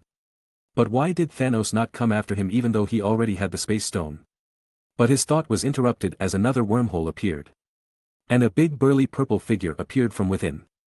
It was Thanos himself. Dio smirked and slashed the scythe at Thanos' neck without any hesitation. If he killed Thanos right now, then the disaster in the future would be thwarted. However, as Dio got close to Thanos, Dio's leg was suddenly cut without any apparent reason. Dio immediately rolled backward and used the reality override to connect his leg back together. He immediately frowned as he noticed that the space around Thanos was a little bit strange. Dio tried to look closely around Thanos, and he saw several cracks in the air. It was the space tier, and everything that touched it would be shredded. Damn it! Dio cursed loudly. He almost forgot that Thanos was a man with thorough preparation. He was a strong man, but his true terror came from his brain. He was a man that planned everything before going to the next battle. Chapter 654. The existence of Space Stone in Thanos' possession disrupted Dio's plan altogether. The space crack around Thanos would mean that every attack that Dio threw at Thanos would be meaningless. With that in mind, Dio no longer hesitated and carried Carol swiftly. After spending 5 tons of gold on his draw before coming to Xander, his Hammond energy has reached 16 million points. He now could stop the time for a total of 1 minute easily. With that said, Dio stopped the time and immediately evacuated Carol from Thanos' ship. When the time resumed again after 1 minute, Thanos roared in rage as the bounty hunter he was tracking disappeared with the woman right under his nose. But he was surprised that the bounty hunter was capable of high-speed movement that was akin to teleportation. He was perplexed, as it was as if the bounty hunter was really using a teleportation device. Because of that, he wouldn't be able to follow him using the space stone, as he didn't know where the bounty hunter might teleport himself to. But then again, Thanos didn't believe that the bounty hunter was using teleportation. Otherwise, the bounty hunter wouldn't need to sneak around with that strange dimensional ability earlier. Even if he wasn't sure of how the bounty hunter escaped, Thanos didn't chase after him, as he needed to proceed with a calm attitude. He looked around the prison and saw the broken chain on the floor. Thanos wanted to restore the scene in this room to see what really happened. As he knew that the chain was still intact when he got there to intercept the bounty hunter, but now the chain was broken on the ground. He was sure that the bounty hunter wasn't the one doing this. There were only two possibilities here, one was that he was deceived by some kind of illusion, and the other was that the bounty hunter could control time itself. This is really surprising. A power to control time? Thanos said as he touched the infinity gauntlet on his hand. He already arranged the space crack around him to make sure that the bounty hunter couldn't get close to him, as he was also worried about the bounty hunter's ability in addition to the power stone in his possession. The bounty hunter's power alone might not be enough to kill him.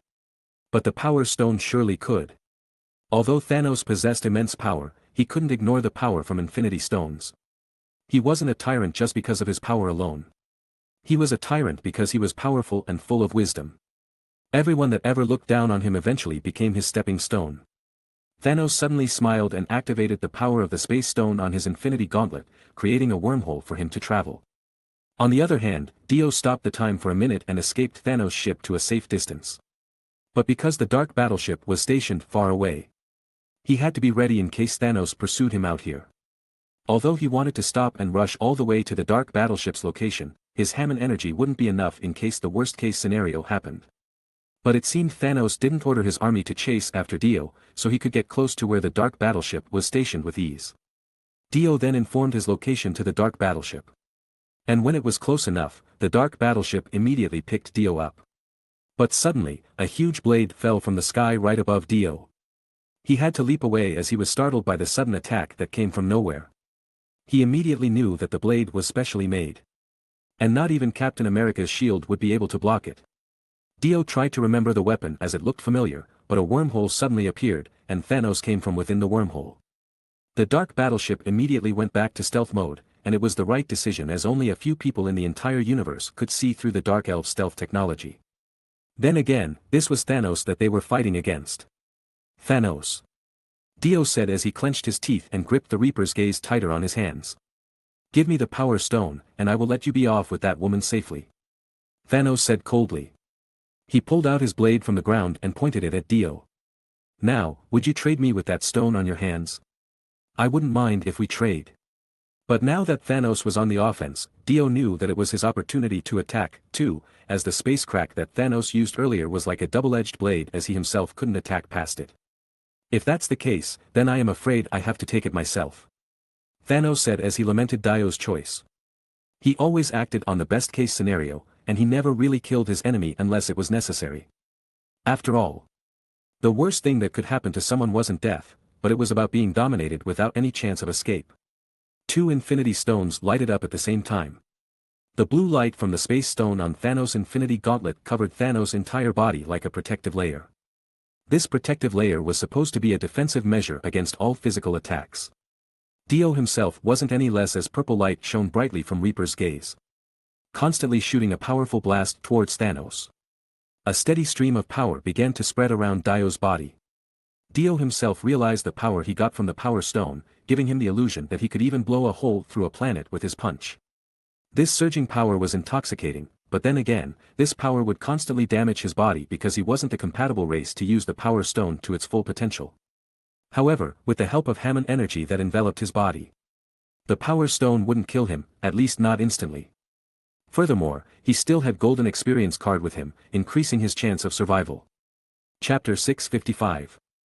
Reaper's gaze with the power stone collided with Thanos' double-edged sword with the space stone power. It was as if the time stopped for a second before the flashy explosion took place. It was like two asteroids colliding with each other. And the vibration of the explosion could be felt on Earth. When the dust settled, the ground where Dio and Thanos collided with each other before became a huge pit. In terms of power itself, Dio was inferior to Thanos. After all, Thanos could overwhelm the Hulk in hand-to-hand combat easily. But Dio with Power Stone was a different story.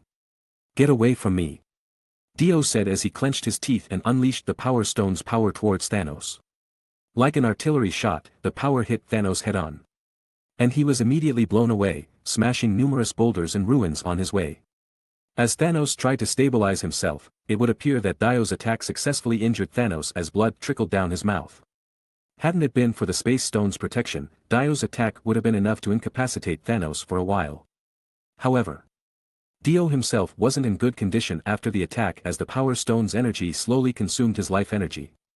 At the same time, the small snail on his arms began to replenish his life energy. Dio knew that he wouldn't be able to keep up for much longer as he had to protect Carol too. He had to get away from this place as soon as possible. But as he tried to think of the way out, Thanos used Space Stone power to instantly close the distance between them. Thanos attacked Dio immediately, but fortunately for Dio, he had enough time to get away from Thanos' attack. But still, Thanos' attack cut his side, leaving a huge bruise there. Thanos teleported once again, and this time, behind Dio. It was too fast for Dio to turn his attention as Thanos was at his blind spot. But as Dio knew that Thanos was there, he dragged Reaper's gaze to his back to block Thanos' attack. The two weapons collided once more, sending shockwaves in all directions. Dio quickly turned around and immediately counterattacked, but Thanos disappeared once again.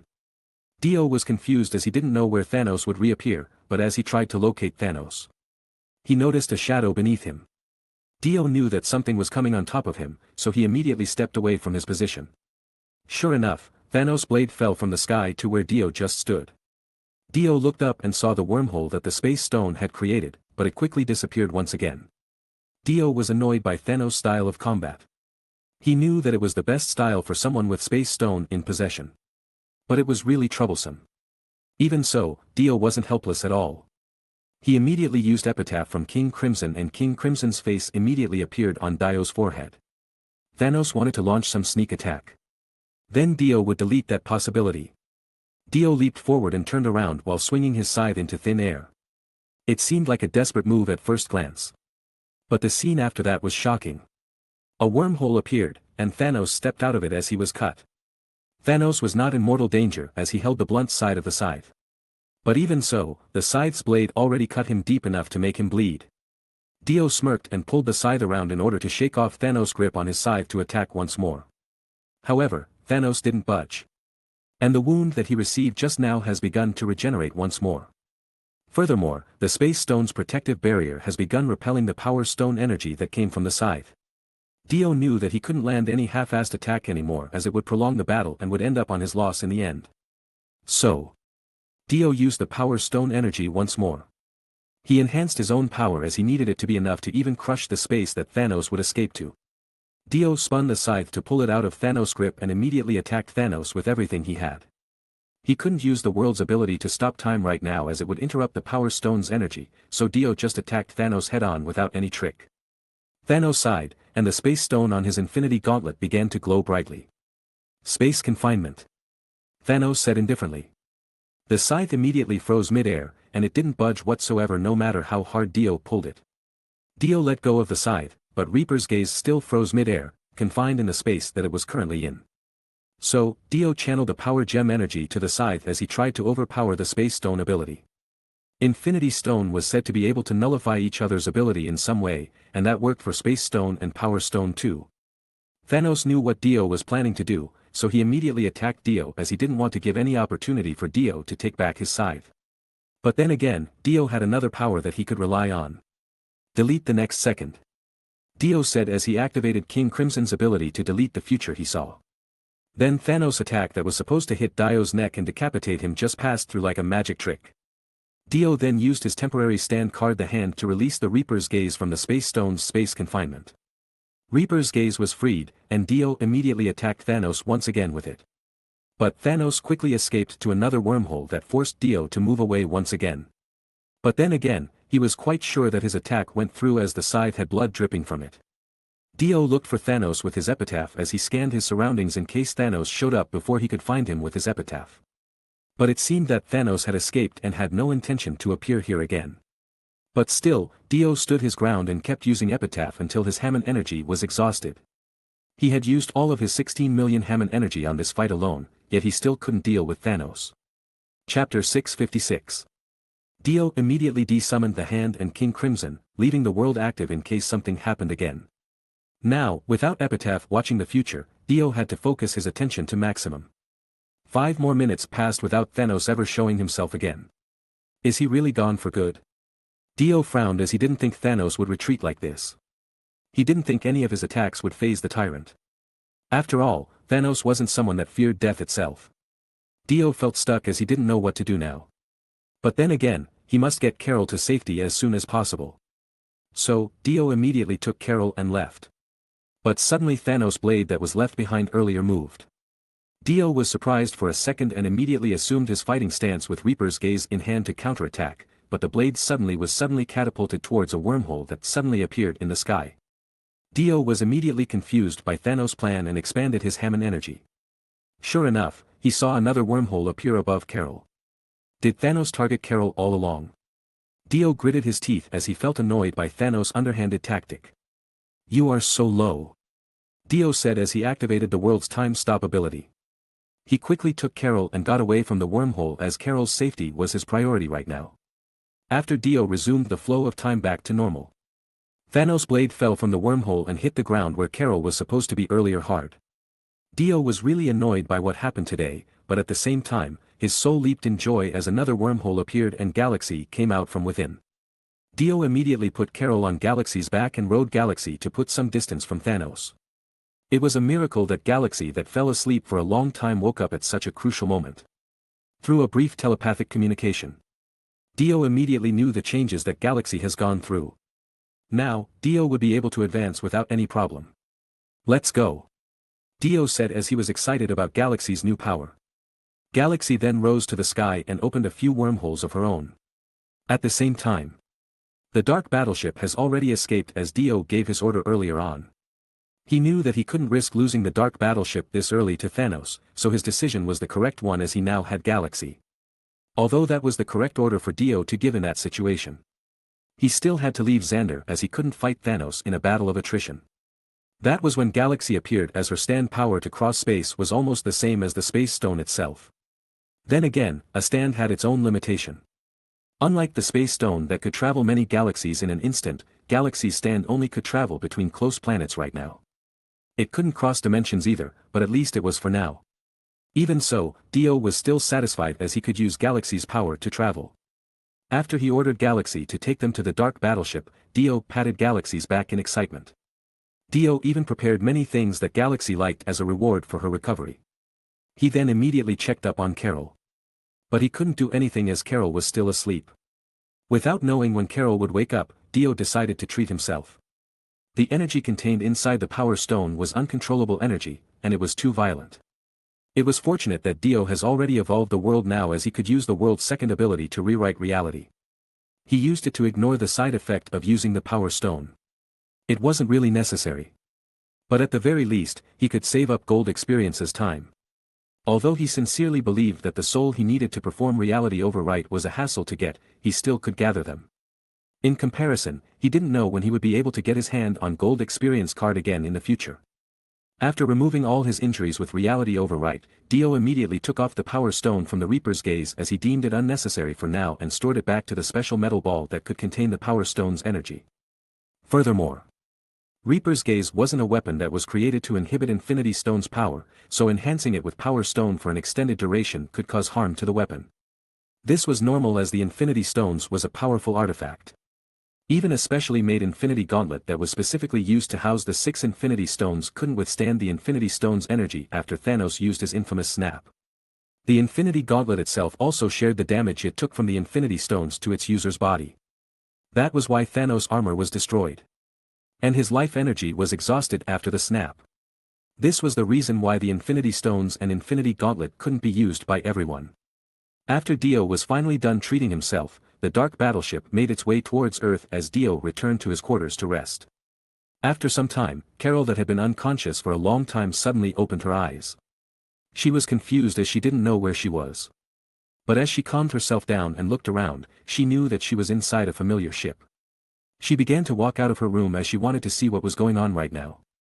Madam Carol, you have finally woken up. 2 dark elves said respectfully to Carol as she left her quarter. Yeah, it was a long nap.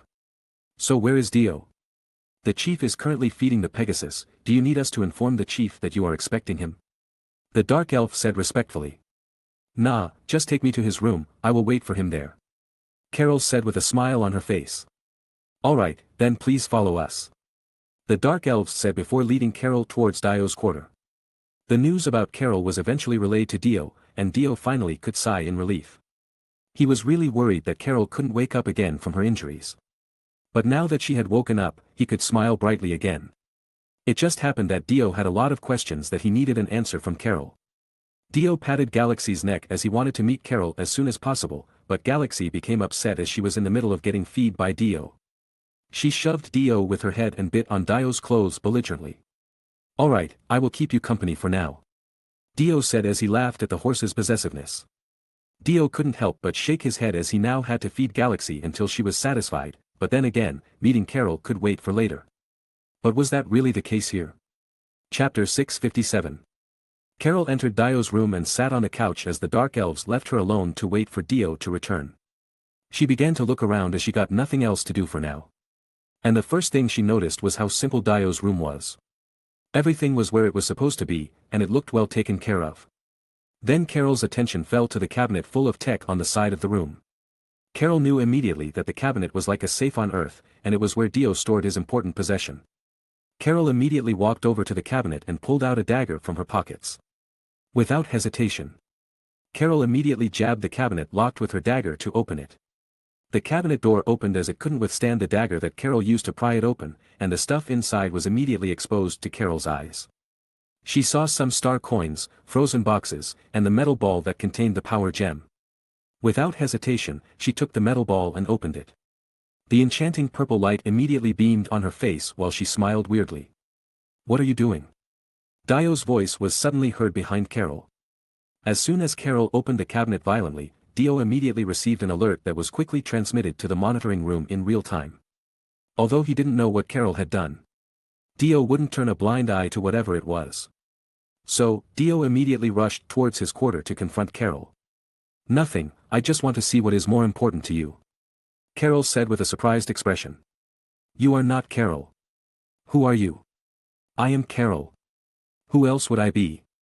I don't know what method you used to occupy her body, but you are as good as dead," Dio said as he pulled out Reaper's Gaze from a card. But instead of getting scared of Dio that gotten serious, Carol just laughed and looked at Dio with a teasing expression. "Come on, do what you want with this body," Carol said monotonously. "Why are you just standing there? Don't you want to defeat me? Come on, I will help you with it," Carol monotonously said as she slashed her own face with the dagger in her hand. Blood dripped down the floor as the wound on Carol's face seemed to be a little too deep. "Are you disappointed? This poor woman's face has been disfigured. So, how about cutting her hand as a gift to you? That's enough. Leave her body now," Dio said furiously. He could snatch the power gem out of the opponent's hand. But he didn't know what the opponent would do to Carol's body after that. Should he just leave Carol alone? But he now knew for sure that Carol was definitely controlled by someone. "Are you threatening me right now? I know that you are strong and can use many weird abilities, but now my soul has taken over this body. I can easily kill this woman, and now comes the fun part. What would you choose to save? This poor woman, or the power gem?" Carol said monotonously. She began to walk towards Dio and put her hand forward, showing the power gem in front of Dio. Dio stood still as he tried to think of a way out. He didn't reach for the power gem immediately as he knew that he couldn't just abandon Carol so easily. At the same time, Carol showed a satisfied smile and then attacked Dio with the dagger in her hand. "Oops, I am sorry, can't help myself there. Don't worry, feel free to fight back and strike me anytime." "Really now?" Dio asked as he smirked a little. "Of course. Come here and aim for my heart. You can kill this woman in one fell stroke. You don't have to hesitate." "Don't worry, I wouldn't hesitate," Dio said as he pulled the scythe out of Carol's body indifferently. Carol immediately looked at Dio with a puzzled look on her face. She didn't expect Dio to actually do something like this. Didn't he care about this woman's life? If he didn't care about her life, why would he go so far to save her? Carol immediately spat out a huge amount of blood as she still couldn't comprehend Dio's action. She wanted to ask what Dio was thinking, but before she had a chance to do so, she fell to the ground as she had no strength left to stand. As soon as Carol was dead, Ebony Mao's spirit immediately left her body. Dio didn't know this fact, but he immediately used reality overwrite to erase Carol's wound and tried to bring her back to life. Ebony Mao's spirit possession itself was an ability with a low chance of success, but even then, it will always succeed if he used it repetitively. He originally wanted to take the Power Stone from Dio with Carol's body and bring it back to Thanos. He knew that he wouldn't survive fighting Dio on his own, so he tried to manipulate Dio by taunting him to attack Carol's body. However, he never expected Dio to really attack Carol's body. He couldn't stay at a corpse as his soul would dissipate too if he did something like that. So he had no choice but to leave. Now, his soul was a little bit special as it still could interact with a physical object, but it also meant that Dio could see Ebony Mau's soul just fine. Unfortunately for Ebony Mau, this wasn't something that he should be doing as he was vulnerable in this state. So, he grabbed the power gem and tried to escape once more.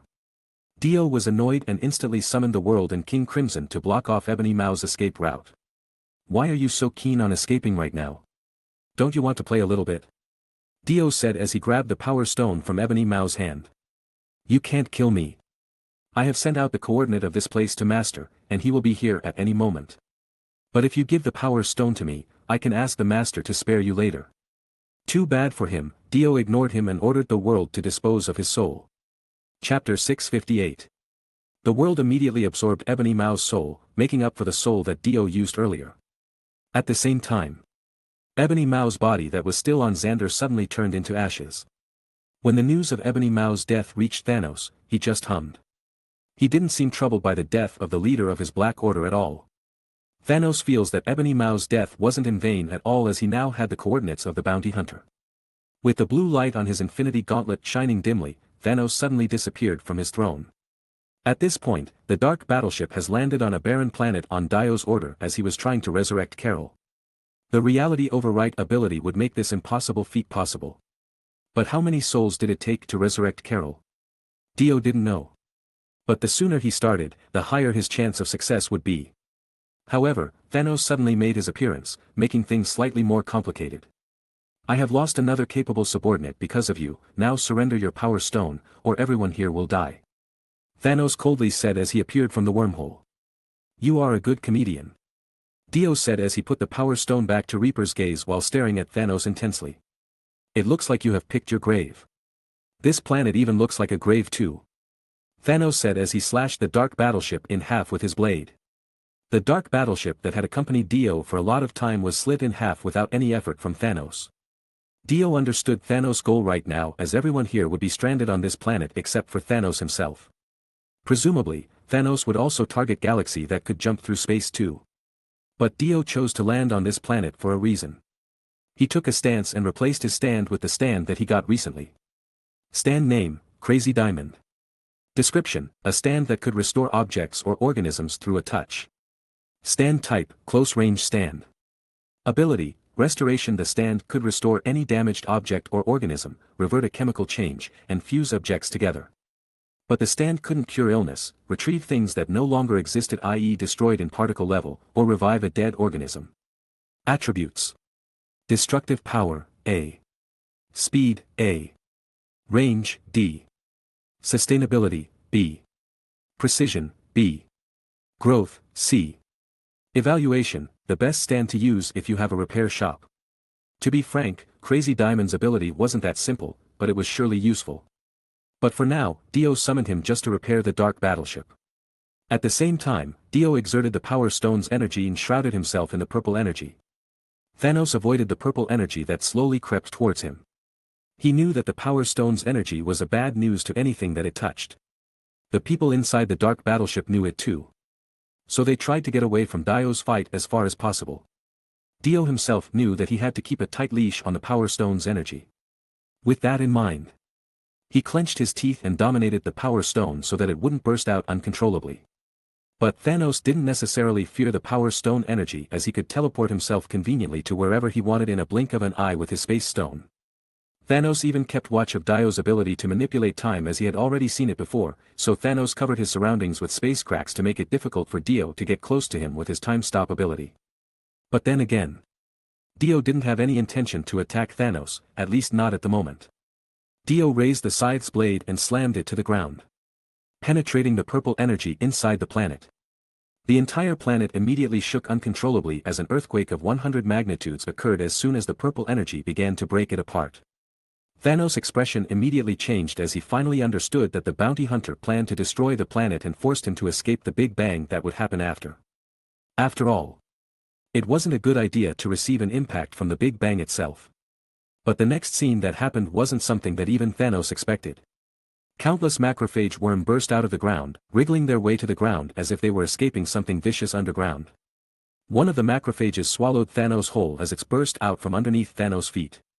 But the thing was, Thanos wasn't something that was supposed to be eaten. The macrophages that ate Thanos whole earlier began to shake in pain as a disgusting mucus sprayed everywhere from the cut that suddenly appeared around its body. The macrophage fell and was immediately eaten by another macrophage. On the other hand, Dio was waving the Reaper's gaze all around as he cut down the macrophages one after another. At the same time, Crazy Diamond has successfully repaired the dark battleship and Dio ordered everyone to escape the planet as he called Galaxy to his side. He couldn't follow the dark battleship right now as Thanos would just follow him along, so he must draw Thanos' attention to himself. He couldn't let all the dark elves and Carol that was inside the dark battleship die. Furthermore, he knew that he couldn't get away from Thanos as long as he still had the space stone with him. So, he had to think of a way to escape Thanos' clutch as soon as he could. After riding Galaxy, Dio immediately flew into the air while observing Thanos that was still swarmed by the macrophages. Dio knew that the little macrophages wouldn't do much to Thanos, but Dio was still waiting for the real trouble to arise. It was the super macrophage that he saw in the past. He knew that it would emerge and devour Thanos as those little macrophages couldn't handle Thanos. It was the macrophages at the size of the planet itself. Chapter 659. The king of this planet finally woke up. But instead of leaving, Dio activated the battle armor on Galaxy and pulled out the power stone from the Reaper's gaze before laughing out loud. "Since you want this power stone so badly, you can have it," Dio said as he threw the power stone into the chasm of the abyss that was formed as the planet-sized macrophage woke up. Thanos was horrified and surprised as he didn't expect Dio to make such a stupid move. Surely, Dio planned to lure Thanos by throwing the power stone into the chasm where the macrophage was. Thanos turned toward Dio as he considered his options for a second. He knew that he could use the space stone's power to escape anytime, so he chose to fall for Dio's bait for now. A wormhole appeared, and Thanos immediately leaped into it, following the power stone to the abyss. At the same time, Dio smirked and patted Galaxy's back as a wormhole appeared in front of him. Dio and Galaxy immediately rushed in, but instead of going down to the abyss to get back the power stone, Dio wanted to leave the planet quickly. As soon as Dio disappeared from the planet, a huge and indescribable macrophage tore down the planet's surface while a deafening roar echoed throughout the planet. This macrophage was as big as the planet itself, while the length of this worm couldn't be measured. Even Surtur, that was a giant, looked like a small child compared to this worm. If one looked closely, there was a wound exuding a disgusting mucus on the worm's body. And that wound was the cut that Dio made with his mighty scythe.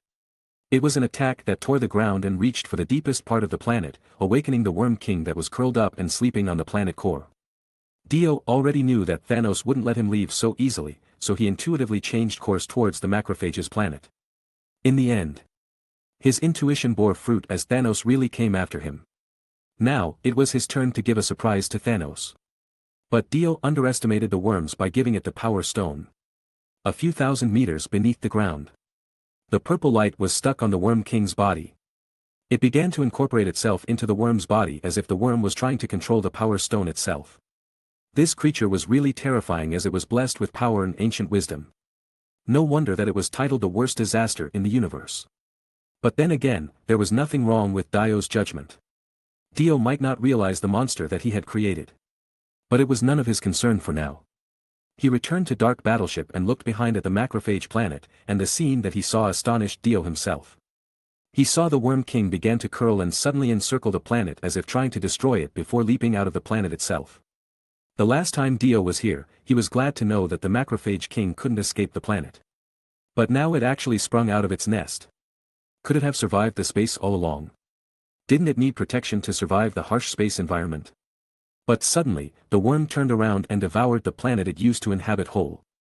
Dio now knew for sure that the macrophage king could survive the void and also had the ability to move around in the void of space.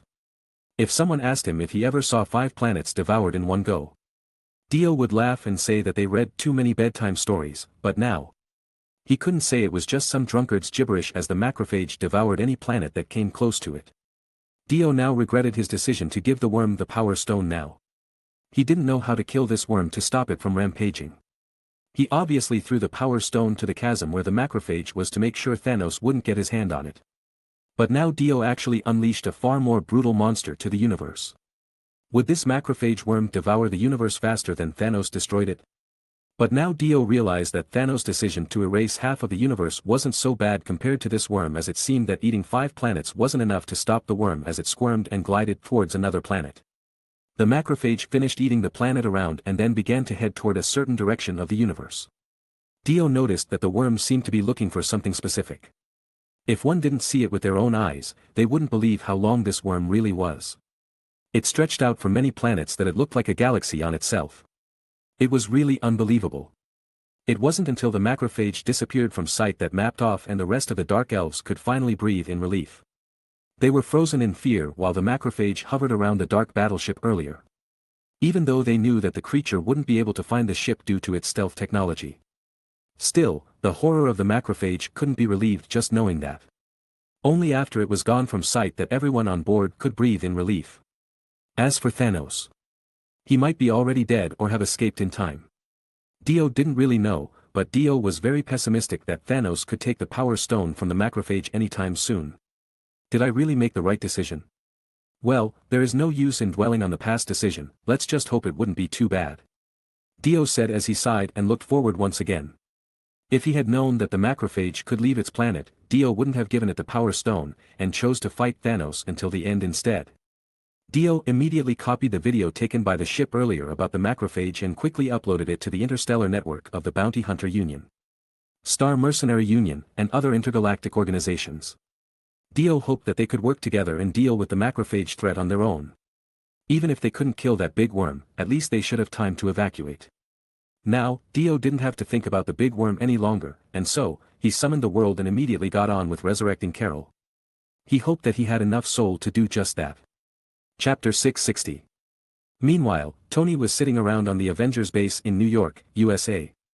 Since the Avengers parted ways after the Civil War, this place has become quite empty, with the exception of Vision that has remained here and Colonel Rhodes that occasionally came to check on Tony. As for Tony himself, he wasn't exactly doing nothing either. He was busy designing and creating a new and more powerful armor and also planning his marriage. It was because Pepper herself could no longer escape from Tony, as her heart has forever been in his grasp. And also because Tony himself has already proposed to Pepper in front of countless media. The two have now finished their engagement ceremony and now waiting for the marriage date. A lot of people came to their engagement, but the absent Avengers member in the event really brought some regrets for Tony.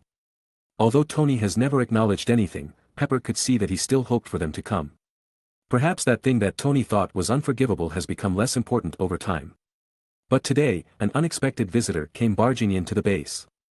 "Are you here alone?" It was the priestess. She disguised herself as an ordinary person with the power of reality gem. No security measure would work with her power, as she could manipulate anything that she wanted. But still, Vision was wary of this woman, as he instinctively knew that the woman wasn't an ordinary person. Her purpose was unknown and therefore exerted caution. Nevertheless, she didn't do anything to subdue the people in the base. This place is lively, but there are some problems, and most of the people that lived here aren't here anymore. Pepper said casually. "What about you? Why don't you leave too?" This place felt like a huge prison. "No. Prison?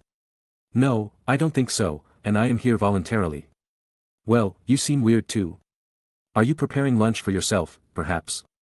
"Although I didn't cook often, I am just preparing for those who need it. My cooking taste is probably not bad, so if you want to try it, I will prepare some for you." Vision said honestly. He didn't quite understand it, but he found it easy to talk honestly with this woman. He knew that he should be wary of some unknown woman that could barge into the Avengers base, but he just felt comfortable welcoming her.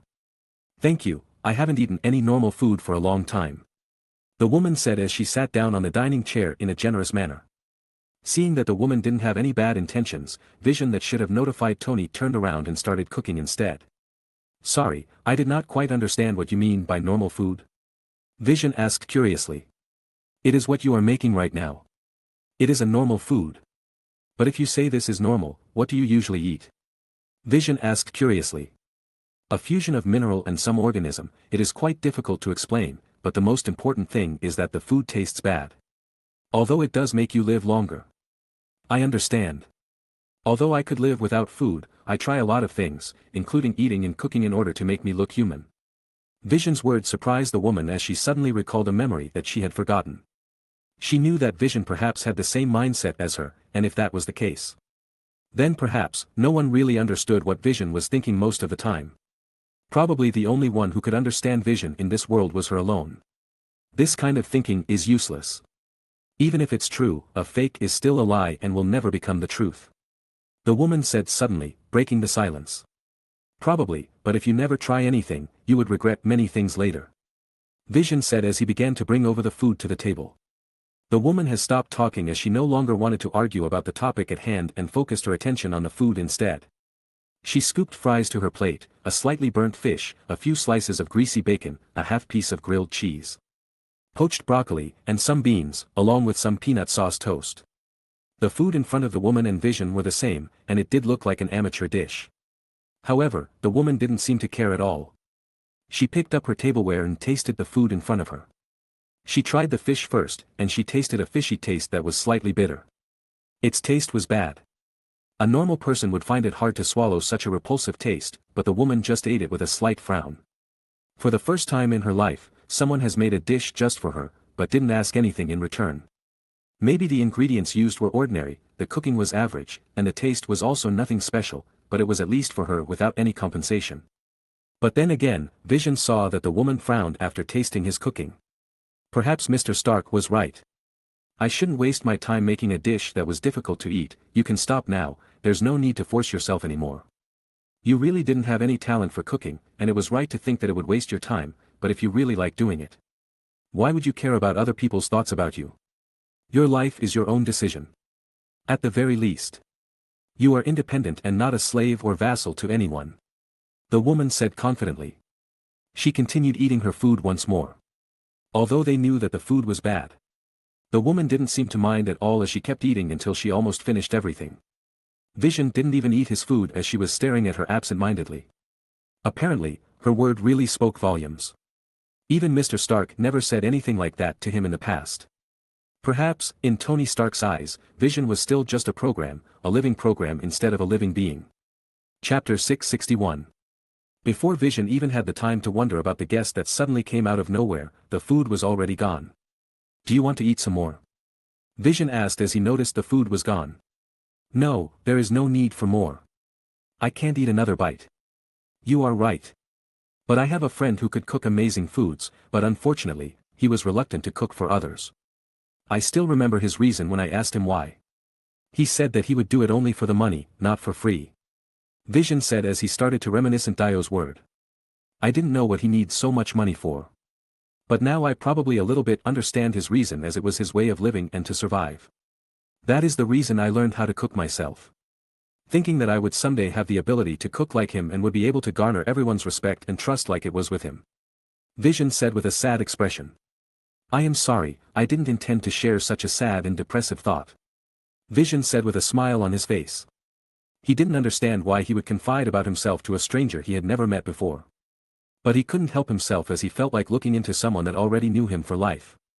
Vision shook his head and immediately stopped himself from thinking about that matter. The woman looked at Vision with a tilted head. Are you sure such a great person existed? What is his name, and are you friends with him? The woman asked curiously.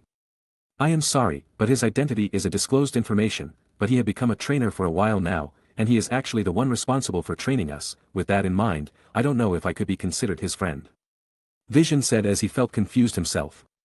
He didn't know what friends really meant, so he didn't understand how to treat one as a friend. It is said that he once owned a particularly famous restaurant which attracted countless high-end customers who had to book a reservation before coming in. Each of his dishes was sold at a sky-high price, but it didn't deter those people from coming and eating his food. But something happened. And it caused him to close his restaurant for good. Vision said as he sorted his mind.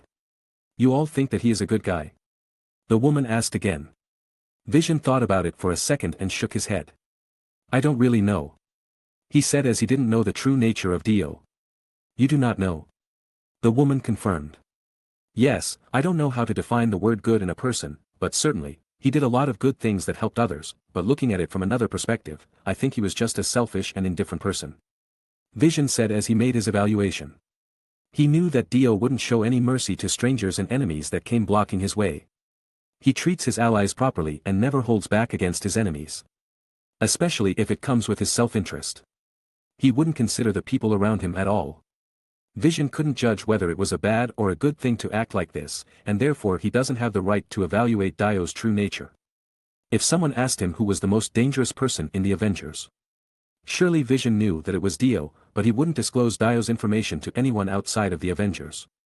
The danger Dio possessed did reflect not only in his strength but also in the way he thought. His moral value has always been in between right and wrong. He could become the benevolent superhero that saved the world, the instructor of all Avengers. And a good partner that everyone could trust, but at the same time, he could become the worst villain that ever existed that could destroy the world on a whim. This was how Vision perceived Dio's personality. A selfish and indifferent person. So he's kind and caring to certain people while being cold to others.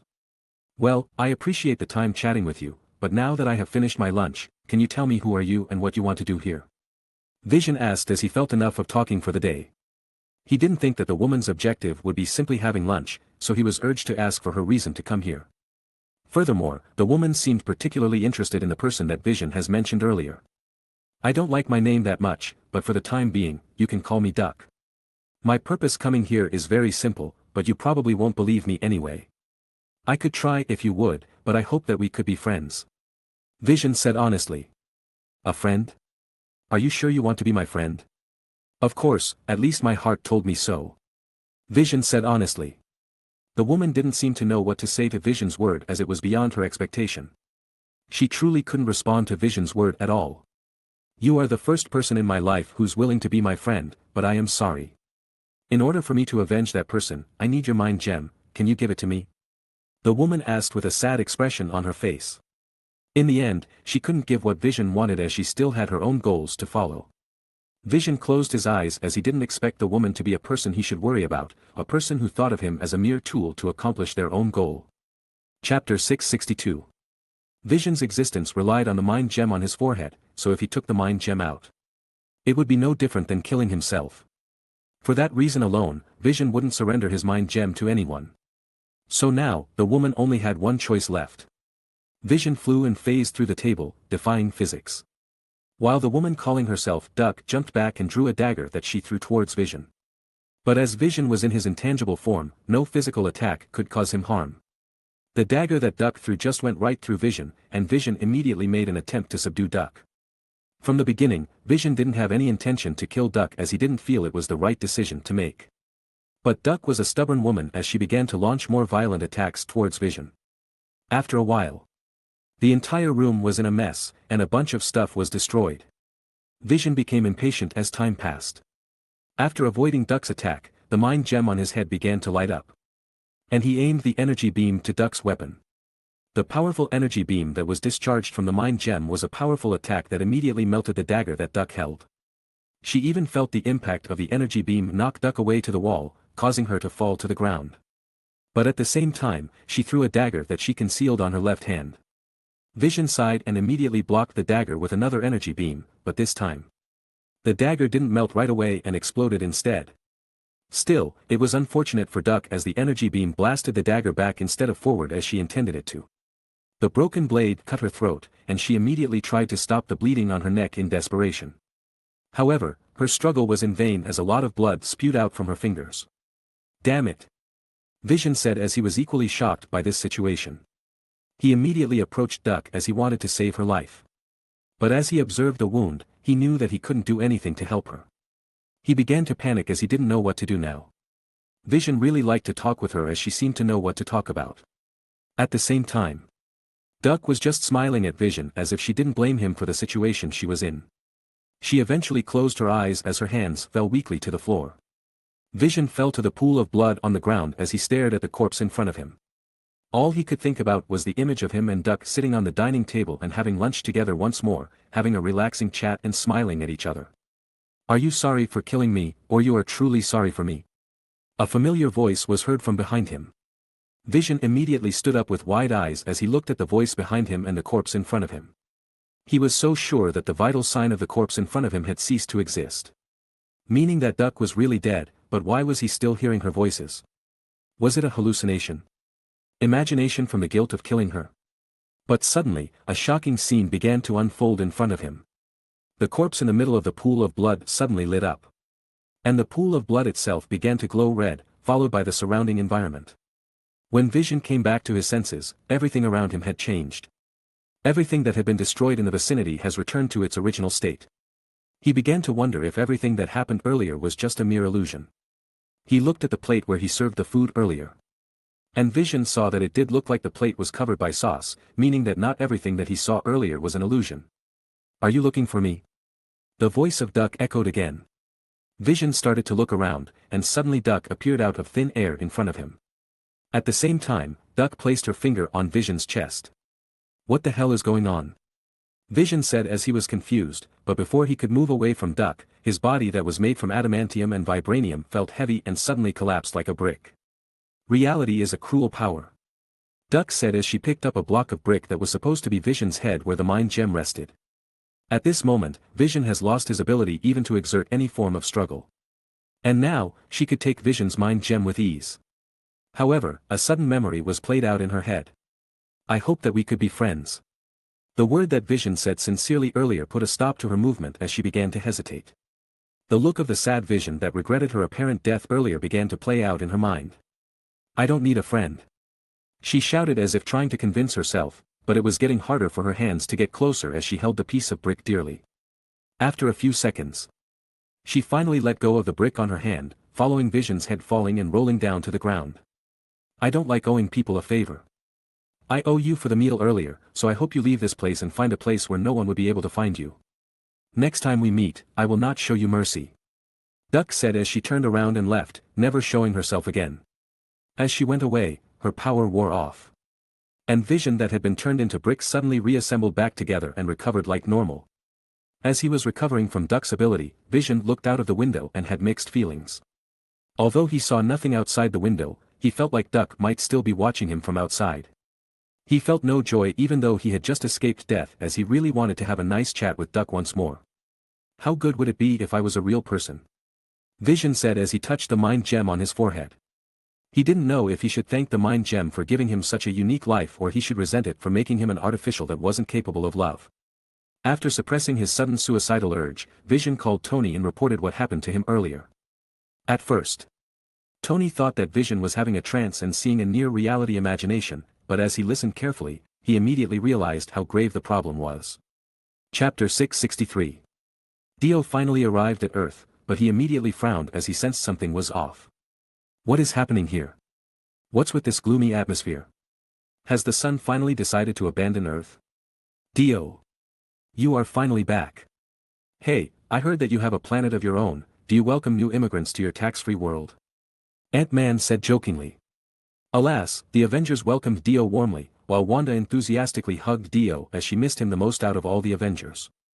Dio finally sat down with Wanda in his arms to finally assess the situation. Calm down, guys. I am not deliberately hiding my planet from you, I just didn't have any reason to talk about it before. What would I say anyway? Should I brag about having my own planet out of the blue? The heroes had to say that they were envious of Dio's feat. Even if Chala was considered the wealthiest hero in the world, he was still a king of a country. Meaning that he wouldn't have that kind of money for himself, while Dio was his own person, and he could very much do anything he wanted with his own money. Alright, come on. What happened during my absence? Dio was confused. He could understand why Thor had this sad look on his face, but what happened to the others? Strange is missing. We couldn't find his whereabouts even after we spent a lot of resources to find him. Are you sure he was missing? You know he can create a portal to go to basically anywhere he wants, right? He could be on some remote part of the Earth to have some little fun, you know. Dio said as he was extremely confused by Strange's disappearance. I am quite sure that he was missing. Steve said as he shook his head before saying anything else. The confused Dio made speculation about the current situation, but it didn't really make sense. Let's start from the beginning. What happened to Strange? Lamenting what happened in the past won't help anyway. I understand, now it all started after we received a call from Tony. Steve said as he began to narrate what happened during Dio's absence. Dio immediately frowned after he heard everything that Steve had to say. You said that a strange woman attacked Vision and tried to take his mind gem away, and then after she spared Vision, he reported everything that happened to Tony. Tony immediately contacted you after a long time to ask for any discrepancy with the other Avengers with you, but you couldn't contact Steven, and no one knows where he was. Then you suspected that Steven had fallen prey to the mysterious woman. Am I right on point? Dio said with a frown on his face. Yes, that is the most of it. We couldn't determine the enemy's goal at all. We have a slight idea why Vision's Mind Stone was targeted, but we were confused why Steven would be targeted. I probably know why. Steven had another Infinity Stone in his possession, the same kind as Vision's Mind Stone. Dio said whisperingly, more to himself than to inform the others. When Dio fought against Thanos earlier, he only encountered Ebony Maw, Corvus Glaive, and Hela. He hadn't seen any of the other Black Order, so he thought Thanos might have sent them to Earth to get the other Infinity Stones. After Carol woke up, he learned that Thanos had a new member in his Black Order and that new member was a woman with a very tricky power. Because of that woman's power, Carol missed his chance to strike Thanos down and got caught as a consequence. At that time, Dio began thinking that the woman Carol mentioned was Supergiant that didn't make her appearance in the movie. But still, it was just speculation as Dio didn't have enough information to go on. As for why Carol didn't come with him to Earth was the story for another time. Dio's thought was on the right track, but he lacked the most important information, which was about the Supergiant and Proxima Midnight that was no longer alive. Now, Dio knew that he had killed Ebony Maw with his hands. But he still thought that there were still 5 members in the Black Order with the addition of Hela, while in truth, the Black Order has been reduced to 3 people. Dio would never expect the strongest group in the universe would have been reduced in half in a short time frame. Are you serious? Strange has another Infinity Stone. Yes, in fact. I believe that the Time Stone in Strange's possession was the only Infinity Stone that originally resides on Earth. It was handed down to the hands of the Sorcerer Supreme since ancient times as it was their responsibility to protect the Earth and the Time Gem from any dimensional invader. This was why the Time Stone's secret was strictly protected. Dio said solemnly. Everyone nodded their heads as they understood the information that Dio provided. They knew that the Infinity Stones was too much to handle alone, so they understood why the Sorcerer Supreme must keep its secrecy to the utmost level. It was more of a matter of safety rather than trust. As the fewer people knew about it, the higher chance it would remain hidden. Then Steven's Infinity Stone has to be the reason for his disappearance. I don't know why that woman leaves Vision alone. But we must act quickly. My instinct told me that the woman would soon bring a disaster to Earth. This is also one of the information that I have to tell you. I believe that mysterious woman was under the command of the Tyrant to collect all the Infinity Stones. Tyrant? Who are you talking about? He is the great genocider that planned to kill half of all life in the universe. He has that vision to make sure that the remaining people could enjoy the limited supplies that the universe has better than the current condition. He believes that the current population in the universe is too high, and thus the supplies won't be enough for everyone. Dio said solemnly. Chapter 664. So, his goal is to destroy half of the entire universe? Steve said as he looked at Dio for confirmation. Dio nodded, and everyone immediately felt a chill to their bone. This is horrible. That tyrant is just a butcher that wants to kill as he blinks. Who died and made him king? Scott said sarcastically. It was worth mentioning that while Dio wasn't on Earth, Hank Pym had successfully accessed the quantum realm and rescued Janet. Furthermore, Janet successfully stabilized Ava's quantum sickness. Now, Hank Pym was studying quantum realm with the help of Janet, and it was going well. It wouldn't take long before Ava could be rid of her quantum sickness. But then again, if Ava were cured of the quantum sickness, her ability would disappear. Then again, she wanted to live her life without any pain caused by the quantum sickness. Back to the topic at hand. Scott's words become an aspiration for the rest of the Avenger as it described the graveness of Thanos' extreme idea. There was no way people would just agree with the idea of having their loved ones disappear just because they weren't lucky enough to be part of the 50 in Thanos' plan. As the rest of the Avengers fell silent, Quicksilver suddenly spoke. If that's the case, then Thanos would have already marked the Earth as his next target. If that happened, he might just kill half of the life on Earth himself if we fail to stop him. He said solemnly. Everyone else immediately made up their mind after hearing Quicksilver's word. They immediately speculated that Steven's third disaster was related to Thanos. That might be true, but I have to say that the current situation is far worse than what we have in mind. Dio said solemnly. Is it related to the Infinity Gems that you said earlier? Steve asked curiously. Yes. As long as he collected 6 Infinity Stones, he just had to snap his fingers gently to wipe out half of the universe. The only thing that he would search on Earth is the Infinity Gem. Therefore, we only have to get it away from him. Dio said solemnly. Everyone was shocked by the information that Dio shared, as they have realized that the situation had turned from bad to worse. But that is not the end of it. Before I returned to Earth earlier, I had a light scuffle with Thanos on Xandar. He had already obtained the Space Stone, meaning he can go anywhere he wants without any restriction. That is impossible. Thor shouted as he stood up in shock. Nothing is impossible. Thor.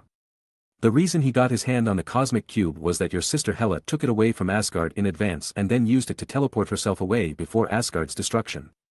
But before you say anything. You are right.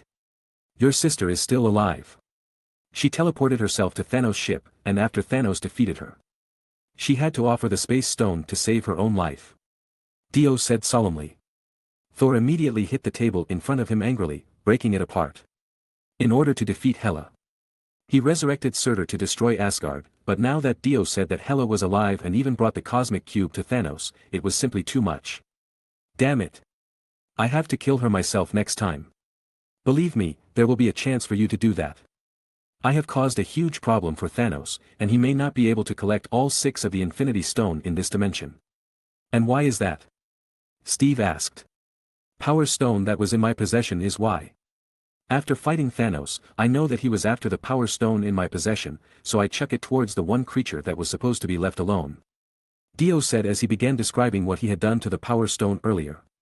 But after hearing Dio's story, everyone was slightly paled. So, you gave a creature that could destroy the entire universe a piece of stone that could power it some more? This is crazy, but I guess it wouldn't be so painful to die being eaten by a planet-sized creature. I know, if that creature gains enough momentum, it will cause serious consequences, but I only found out about it after everything was done. I couldn't regret it even if I wanted to. But the good news is that creature is far away from Earth. It wouldn't be able to enter any wormhole with its huge size, so we don't have to worry about it for a while. The universe is vast, and there might be some powerful people out there who could defeat that worm, so we just have to hope that it wouldn't bite us in the ass later. Dio said confidently. If the worm didn't have the Power Stone, Dio knew the extent of the macrophage worm's disaster would be. But as it had the Power Gem now, it was hard to predict the extent of damage it could bring to the universe. It would be the best-case scenario if Thanos and that worm killed each other. Your word is always comforting, so what should we do from now? Scott asked as the mood didn't seem to get any better after Dio's speech. Furthermore, Scott was the one that had something to lose right now as he still had his daughter on Earth. He couldn't just up and leave like the rest of the Avengers. Dio looked around at everyone, and when he finally got to Steve, he said.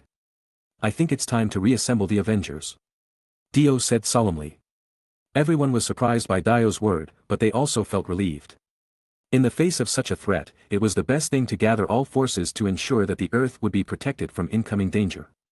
But still, Steve hesitated for a while before nodding solemnly. Chapter 665. The plane landed, and Tony with Vision and Natasha came out of it as they were welcomed by T'Challa as the King of Wakanda as their host. I welcome you to the real Wakanda. T'Challa said as they entered the barrier of Wakanda. Wow, to be honest, your stealth barrier is a good thing as it almost concealed the real Wakanda from me. Tony said as he looked at the barrier that he had just passed, but his face still showed a sign of surprise. Maybe I would totally believe you if you aren't so surprised. Natasha said as she walked past Tony. Well, I will admit that I wouldn't expect such a tech in an African country, but I am not surprised. Tony smiled helplessly. Perhaps we could exchange some tech later. As you can see that Wakanda isn't as simple as you think it is. But first, let me be your guide and spokesperson for this meeting. I think you will have much to talk about with the rest of the Avengers. T'Challa said with a smile on his face. Tony was speechless by T'Challa's word. But he just rolled his eyes as he felt embarrassed of what happened in the past. Natasha looked at Vision and shrugged. Clearly, both of them weren't as reluctant as Tony to meet the rest of the Avengers. Natasha and Vision then walked forward and met with Steve and the rest of the Avengers casually as they didn't feel awkward whatsoever. Tony was like a lone kid as he didn't know how to approach the rest of the Avengers, but it didn't take long before Steve approached Tony on his own initiative. Tony. It's been a long time. I heard that you and Pepper got engaged. I am sorry that we couldn't be there, but we will surely be there for your marriage. I hope that you will still send an invitation for us. Steve said as he smiled. He seemed more mature by a notch as now he grew a beard. Of course. I mean, a few dollars invitation wouldn't be bad for my wallet. Well, thank you for coming. Steve said with a smile on his face. Oh, come on. I am here for the safety of Vision, you know. And maybe Dio's dish too, if he still cooks. Tony said awkwardly. Steve shook his head as he noticed that Tony was still as prideful as always.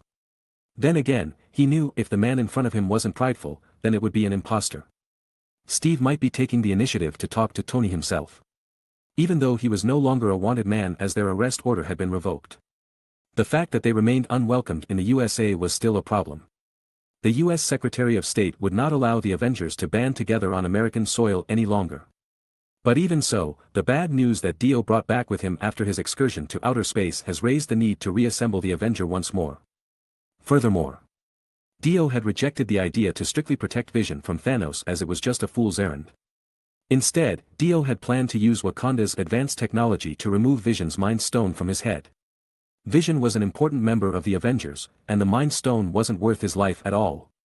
There was a possibility that Vision would be able to have a human emotion after the Mind Stone was removed anyway, so it was a better option to take. After all, it was necessary for them to remove Vision's Mind Stone without killing Vision in the process. Wakanda was the answer to their current problem as they had the technology to make it happen. Even so, Shuri wasn't confident enough to guarantee that it would be a success as she had never performed something like this before. Everyone came to the conference room as the Avengers. Even though they had their differences in the past, they were still the protector of the Earth. They had to set their differences aside and work together to save the Earth. I assume that everyone has finished their courtesy because our situation is urgent right now. You should already know the gist of the situation before coming in, but what I want to say is that our problem was severe. I will let Dio explain everything in detail so that you can grasp the situation better. Steve said solemnly. Dio nodded his head and began to explain things to the rest of the Avengers. Although it was a hassle for Dio, it was a necessity as he was the only one who knew the entire situation. After he was finished relaying all the information he had, Dio looked at everyone. Anyone has a question? Dio asked tiredly. So, the safety of the entire universe relies on the Infinity Stones? Quicksilver asked. Yes, you are right. Dio answered. Then all we need to do is to protect Vision this time. I felt that our situation wasn't as bad as the past crisis, or am I missing something? Natasha said optimistically. She was right in a sense, as they only had to protect someone instead of the world itself, but it wasn't that simple either. No, I don't think protecting me is the answer. Why don't we try to destroy one of them to make sure that Thanos wouldn't succeed? Vision said after being silent the entire time. Everyone was surprised by Vision's word as it never occurred to them to destroy the Infinity Stone. Let's not talk about that. If we destroy the stone, then you would die. Are you prepared to sacrifice your own life in exchange for others' lives? No, I wouldn't agree with that. I agree, we wouldn't seek a victory this way. Steve said while shaking his head. But this is the safest way to ensure victory, Captain. As far as I know, you also sacrifice yourself to save 600,000 lives in the past, are you not? The Mind Stone is on my forehead. I have been studying its composition and element attributes since I started to think on my own. I think if it is exposed to strong energy or the energy with the same wavelength as it was, it could be destroyed on a molecular level. Vision confidently said as he turned his attention to Wanda. Everyone immediately realized what he meant by that as everyone, too, looked at Wanda like she was the missing piece. I accept your decision. Dio said solemnly. Dio, are you insane? Natasha said incredulously. That's fine. We will destroy the Mind Stone, but after we take it out of Vision's head. Chapter 66. We will not sacrifice any life. Vision and Mind Stone isn't one entity to begin with, therefore, if we remove the Mind Stone, Vision shouldn't lose his personality. Shuri began analyzing Vision and seemed to understand something after a while. His nerve structure is very complicated. If we want to remove the Mind Stone without hurting him, we have to strip so many neurons from the Mind Stone to make it painless. Shuri said curiously. Can you do it? Tony said skeptically. Although this was not his area of expertise, Tony was always hailed as a genius of technology. So he knew what Shuri was saying earlier. He knew how complicated it would be, and he knew that it would take a long time to finish. Of course, that is why I'm standing here. Shuri said casually. So what do you want to do? Strip the neurons one by one? You know, a slight mistake would turn him into an idiot. Right? Maybe I can assist you in this operation. Don't get me wrong. Although this isn't my area of expertise, I am sure I would be able to master the tech in no time. Tony said confidently. And why would I do that? I could just re-encode these neurons and make them let go of the Mind Stone instead of stripping them manually. It wouldn't take hours to do so. Shuri said annoyedly. Everyone looked at Tony as it was the first time they ever saw Tony get schooled. Hey, I didn't expect it would be that easy.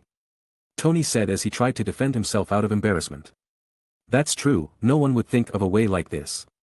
Shuri said as she saw Tony's discouraged face.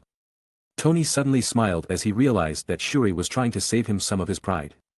But even then, Natasha still laughed her heart out as she never saw Tony in such an awkward situation before. Meanwhile, everyone else was trying hard to hold back their laughter. Just laugh, everyone. There is no need to contain your laughter. Tony said annoyedly. What made Tony even more depressed at the moment was that he couldn't verbally abuse a young girl like Shuri. He was annoyed by the fact that everyone tried to hold back their laughter. But surely this was just a once-in-a-lifetime event. Are you sure you can do it smoothly? How long would it take for you to finish things up? I can't guarantee that I will succeed. After all, the number of neurons that I need to operate is too much, meaning one small mistake is a fatal one. So, I need more time to code everything first, and maybe it would take a day or two to finish up. Shuri said confidently. Well, if that is the case, why don't we start now? We have to get it done before the enemy finds our whereabouts. After we take out the Mind Stone, please destroy it as soon as you can, Wanda. Wanda nodded her head as everyone else agreed with Dio's word.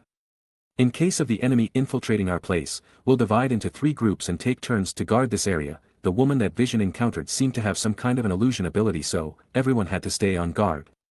Chala will be in charge of monitoring this place through his security personnel too.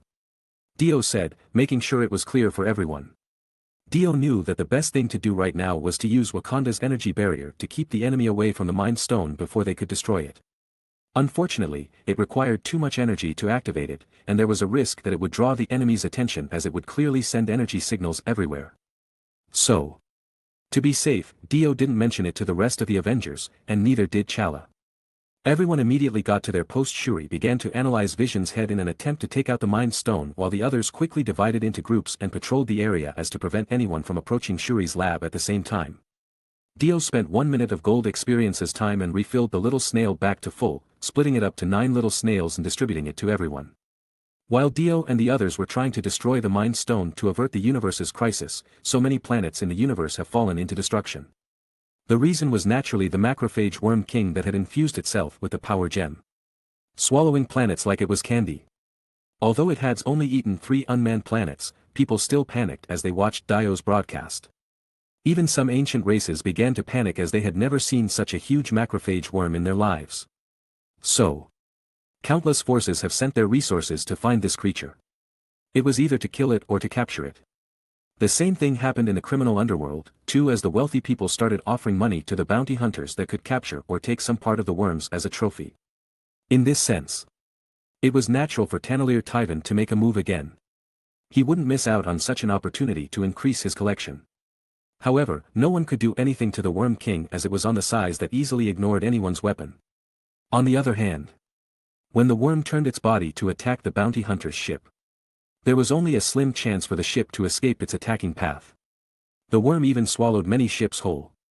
As more and more bounty hunters and mercenaries fell victim, the people that wanted something from the worm began to dwindle as they knew that it was impossible for them to do anything.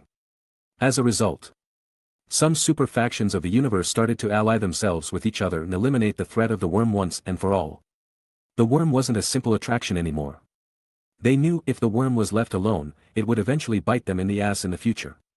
Chapter 667. Obviously, there was no good method to deal with the Worm King itself. Even if Thanos could crush Vision's vibranium alloy body with his bare hand, he couldn't kill the worms with his usual attack. Not even his ship could do anything to the worm, as the worm just brushed off every attack like it was nothing. If one should compare, Dio only exerted 1 of the Power Stone's ability, while the worm already used 10 of the stone's power.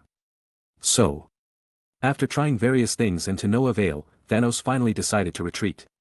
Yes, Thanos gave up on the Power Stone that was within his fingertips' reach. However, That didn't mean he would give up the power stone completely. He just had to think of other ways to get it off the worm. He just had to get the other infinity stones before coming up with a way to take the power stone. But surely, he wouldn't mind if the other forces in the universe managed to take down the worm for him. So, what did the tyrant do after that? He sent a distress signal for help to the entire universe. Why do we have to come to this rundown place? Rocket said disinterestedly. Because we received a distress signal that we couldn't ignore.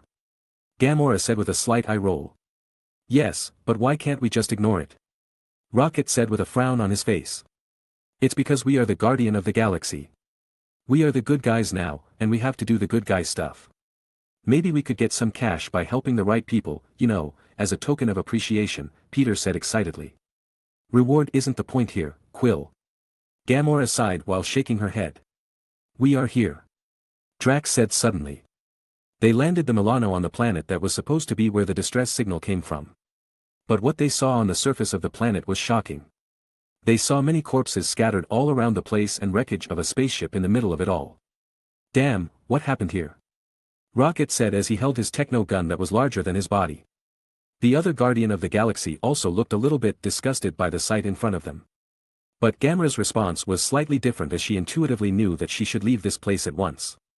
We should split up and search for survivors, we don't know what caused all this, so stay sharp, guys. Peter said as he gave an order to the rest of the Guardians as he was the leader of the group. They all nodded and started to look around, searching for anything valuable and survivor. Damn, this is a good one. Peter said as he found some valuable among the wreckage.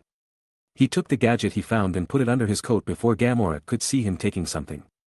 He knew that Gamora wouldn't like it if he kept doing this. So he immediately shifted into searching for survivor earnestly.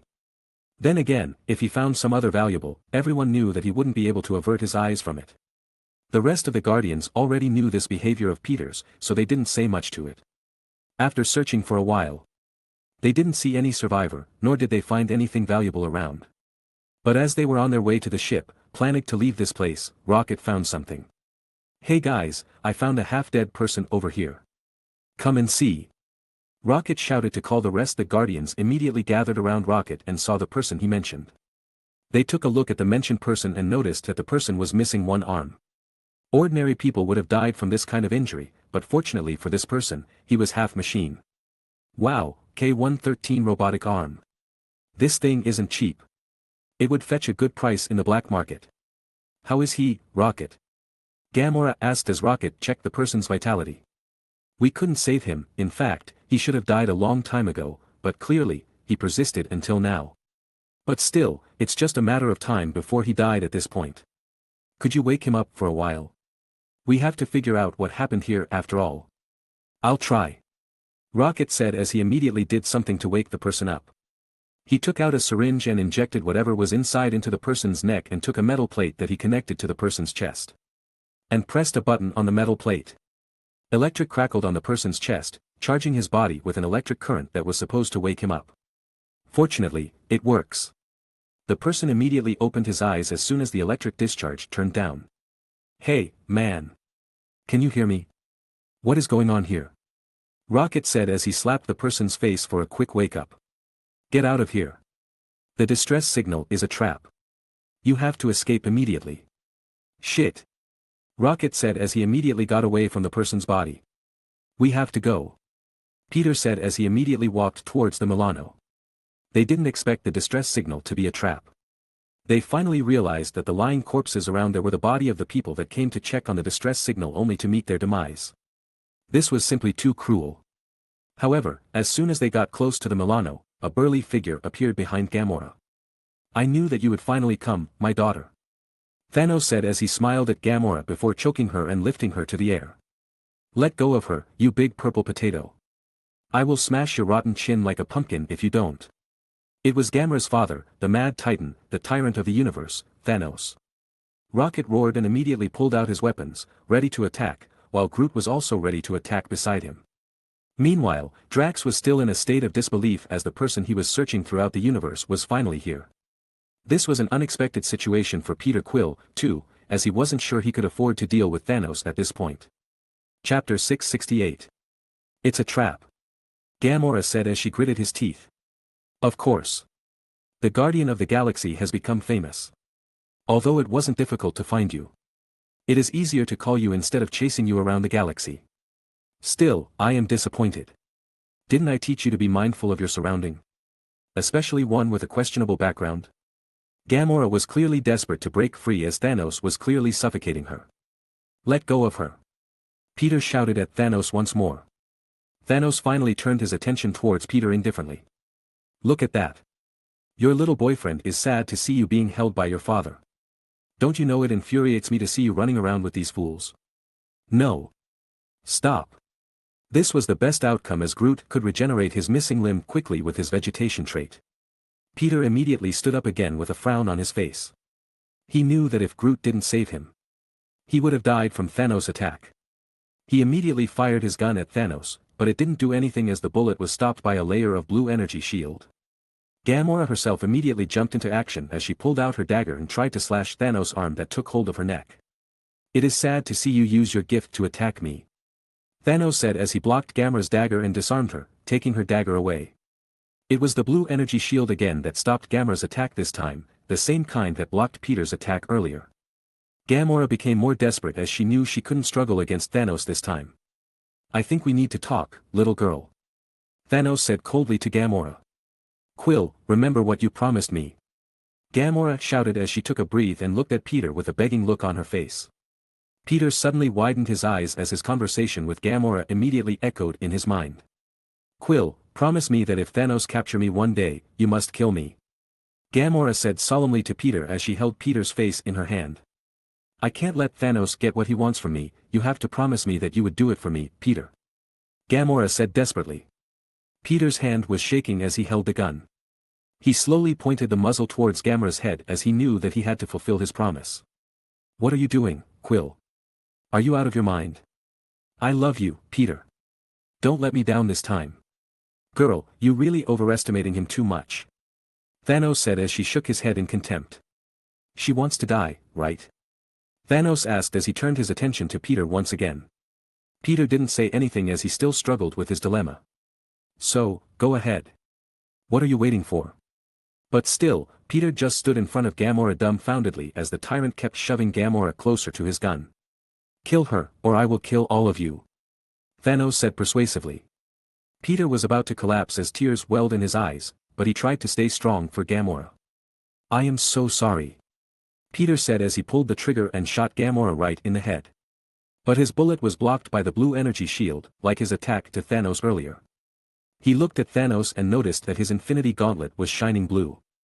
I am starting to like you, boy. Thanos indifferently said as he summoned a wormhole and teleported away with Gamora in his arms. He left the Guardian of the Galaxy in a confused and scared state without care as they weren't important to his plan.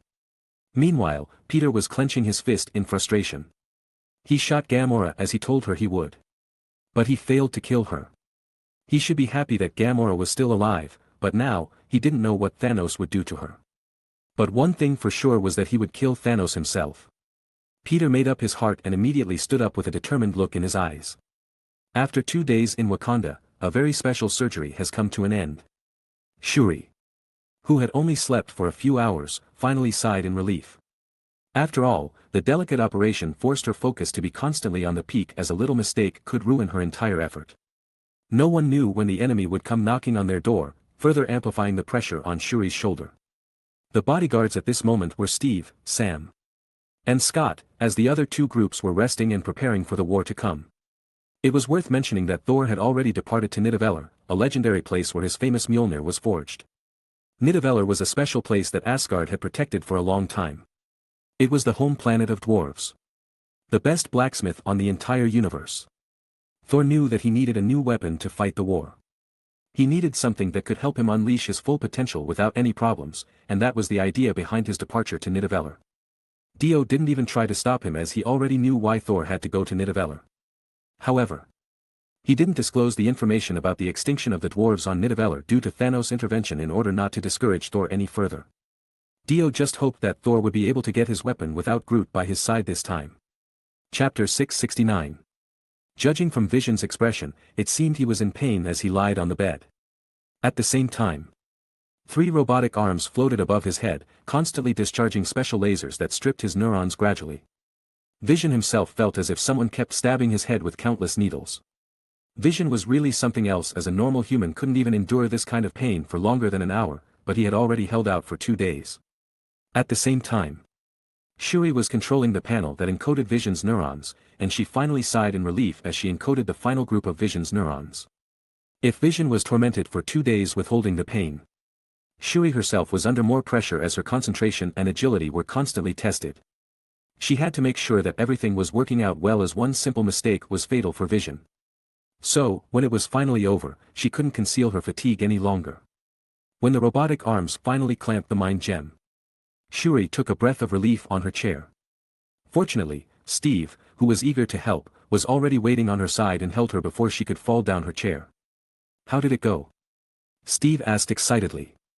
"It is a success. But I have to confirm that everything is working normally."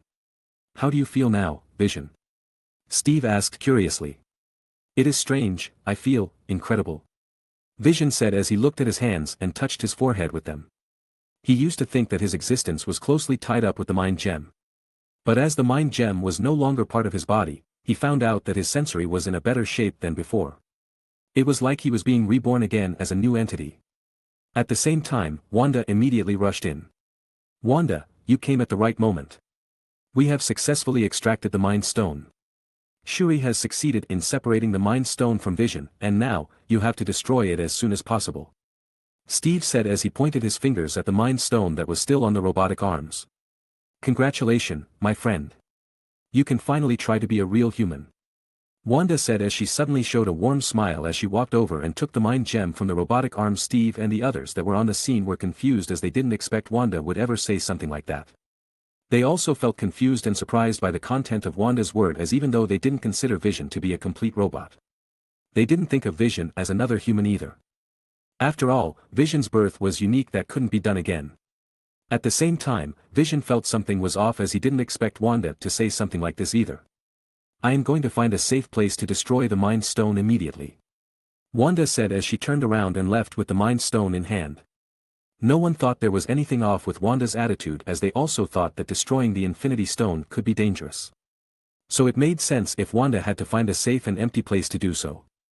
"I will check everything once again. If there is nothing wrong with Vision, I will go to bed," Shuri said as she yawned while tilting her head to look at Wanda's fleeting figure for the last time. As Shuri finished checking Vision, she was finally free to go and walked away towards her room with the crowds.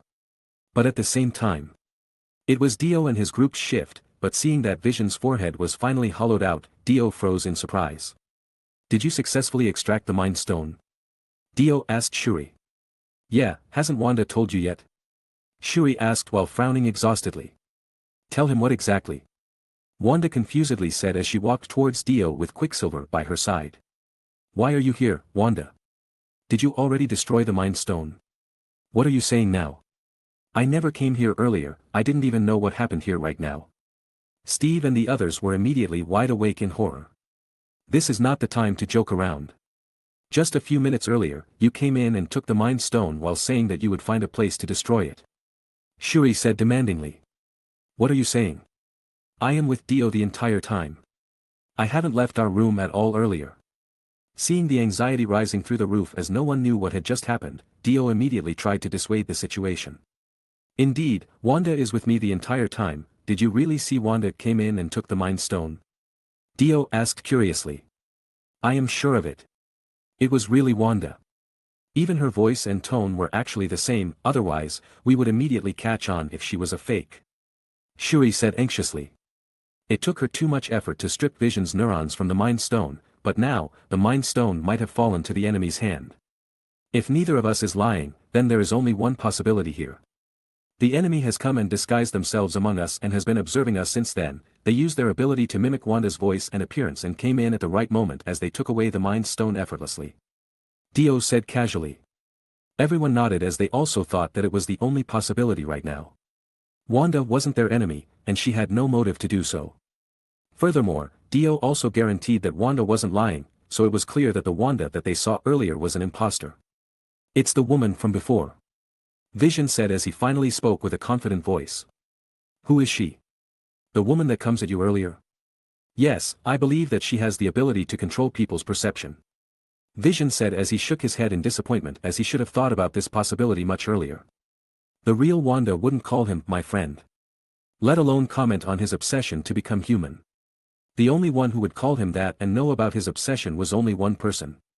Duck. Vision said solemnly. Chapter 670. Vision didn't know how to react right away, but he felt something had definitely changed for the better after losing the bond he had with the Mind Stone. Notify everyone to gather up and also ask T'Challa to lock Wakanda down. The enemy shouldn't have gone far, and we still have a chance to recover the Mind Stone from them. Steve said confidently. Since the Mind Stone was taken under his nose, Steve was determined to get the Mind Stone back. T'Challa was immediately informed about the news and then immediately put Wakanda under lockdown, deploying the energy barrier so that no one would be able to go in or out of the city. T'Challa's decisive action brought confidence for everyone as they thought that they had made a dire mistake by letting the Mind Stone fall to the enemy's hands. Naturally, Tony and Natasha also rushed towards the monitor room after receiving the bad news and immediately checked the surrounding area to search for the intruder. They knew that a person couldn't just vanish out of thin air. Nor could they appear out of thin air either. The security cams around Shuri's research room were bound to catch the appearance of their enemy, and they had to find it. But no matter how much they looked into the security feed, they couldn't find anything wrong at all. Alas, something strange began to happen as soon as they started watching a specific time frame. According to Steve's story earlier, fake Wanda came and stole the Mind Stone, but in the security feed, there was no Wanda that took away the Mind Stone to begin with. They only saw Shuri getting her job done, and the Mind Stone has been on the robotic arm since Shuri stripped Vision's neurons from it, but it didn't make sense. There was no way Steve, Shuri, and the other lied collectively. There is nothing wrong with the video, and there is no sign of tampering either, Tony said as he checked the video once again. Is that your conclusion, Tony? Natasha asked curiously. I don't know, but what we see is not necessarily the truth either, Tony said with a frown on his face. What do you mean by that? Scott said as he turned back to his original height. Vision had explained earlier that the woman he encountered earlier defied all sort of common logic. We assumed that she has some kind of hypnosis ability, but what if it was something different entirely? Tony said with a curious look on his face. One thing though, Mind Stone gave Vision a mental resistance to some degree, but the woman's still able to somehow turn off Vision's alert. It seems whatever the ability that the woman has, it was certainly better than Vision's mental resistance. Tony said in one breath. If that really was the case, then her power probably projected something similar to 3D projection, but it was more realistic and deceptive that it looks real even on camera. Tony said with a frown on his face. Tony was a genius, and he reached this conclusion after hearing all the evidence he could get his hands on. I understand what you are trying to say, but this is just your assumption, and even if you assume that it was correct, there is no real evidence backing it up, and we still have no way of finding this woman. Steve said solemnly. You are right, but from now on, we know that we can't rely on our sight alone. Even now, I can't be sure that everyone standing here is real. Tony said solemnly. His word immediately changed everyone's expression as they finally understood that they would have a rough time identifying themselves first. Now that they had a hard time trusting their own comrades, they would have a hard time figuring out anything. Let alone finding the enemy to get the Mind Stone back. Then again, the enemy could have used this opportunity to attack too. The Avenger was defenseless right now as they couldn't trust each other. Now that the enemy has successfully split them apart and stole the Mind Stone uncontested, no one would know what the enemy would do next. Now the existence of the Mind Stone in the enemy's possession created a foreboding problem that everyone knew wouldn't end well. In the past, Loki used the Mind Stone to attack and almost destroy the Avengers. And now that the enemy was far crueler than Loki, there was no telling how much damage the Mind Stone would cause. The Mind Stone could manipulate people's minds. And only those that have experienced it themselves knew how terrifying it truly was. The only silver lining that they could think of right now was probably the fact that the Hulk wasn't here right now. He lived in Asgard right now with Valkyrie, which was located outside of Wakanda. But Dio somehow felt familiar with the enemy's ability that Tony described. Somehow the enemy's ability sounded like something he had already seen before. Dio began to think seriously about the description that Tony had given. He knew that the enemy's ability made it so people couldn't distinguish between what was real and what is not real reality.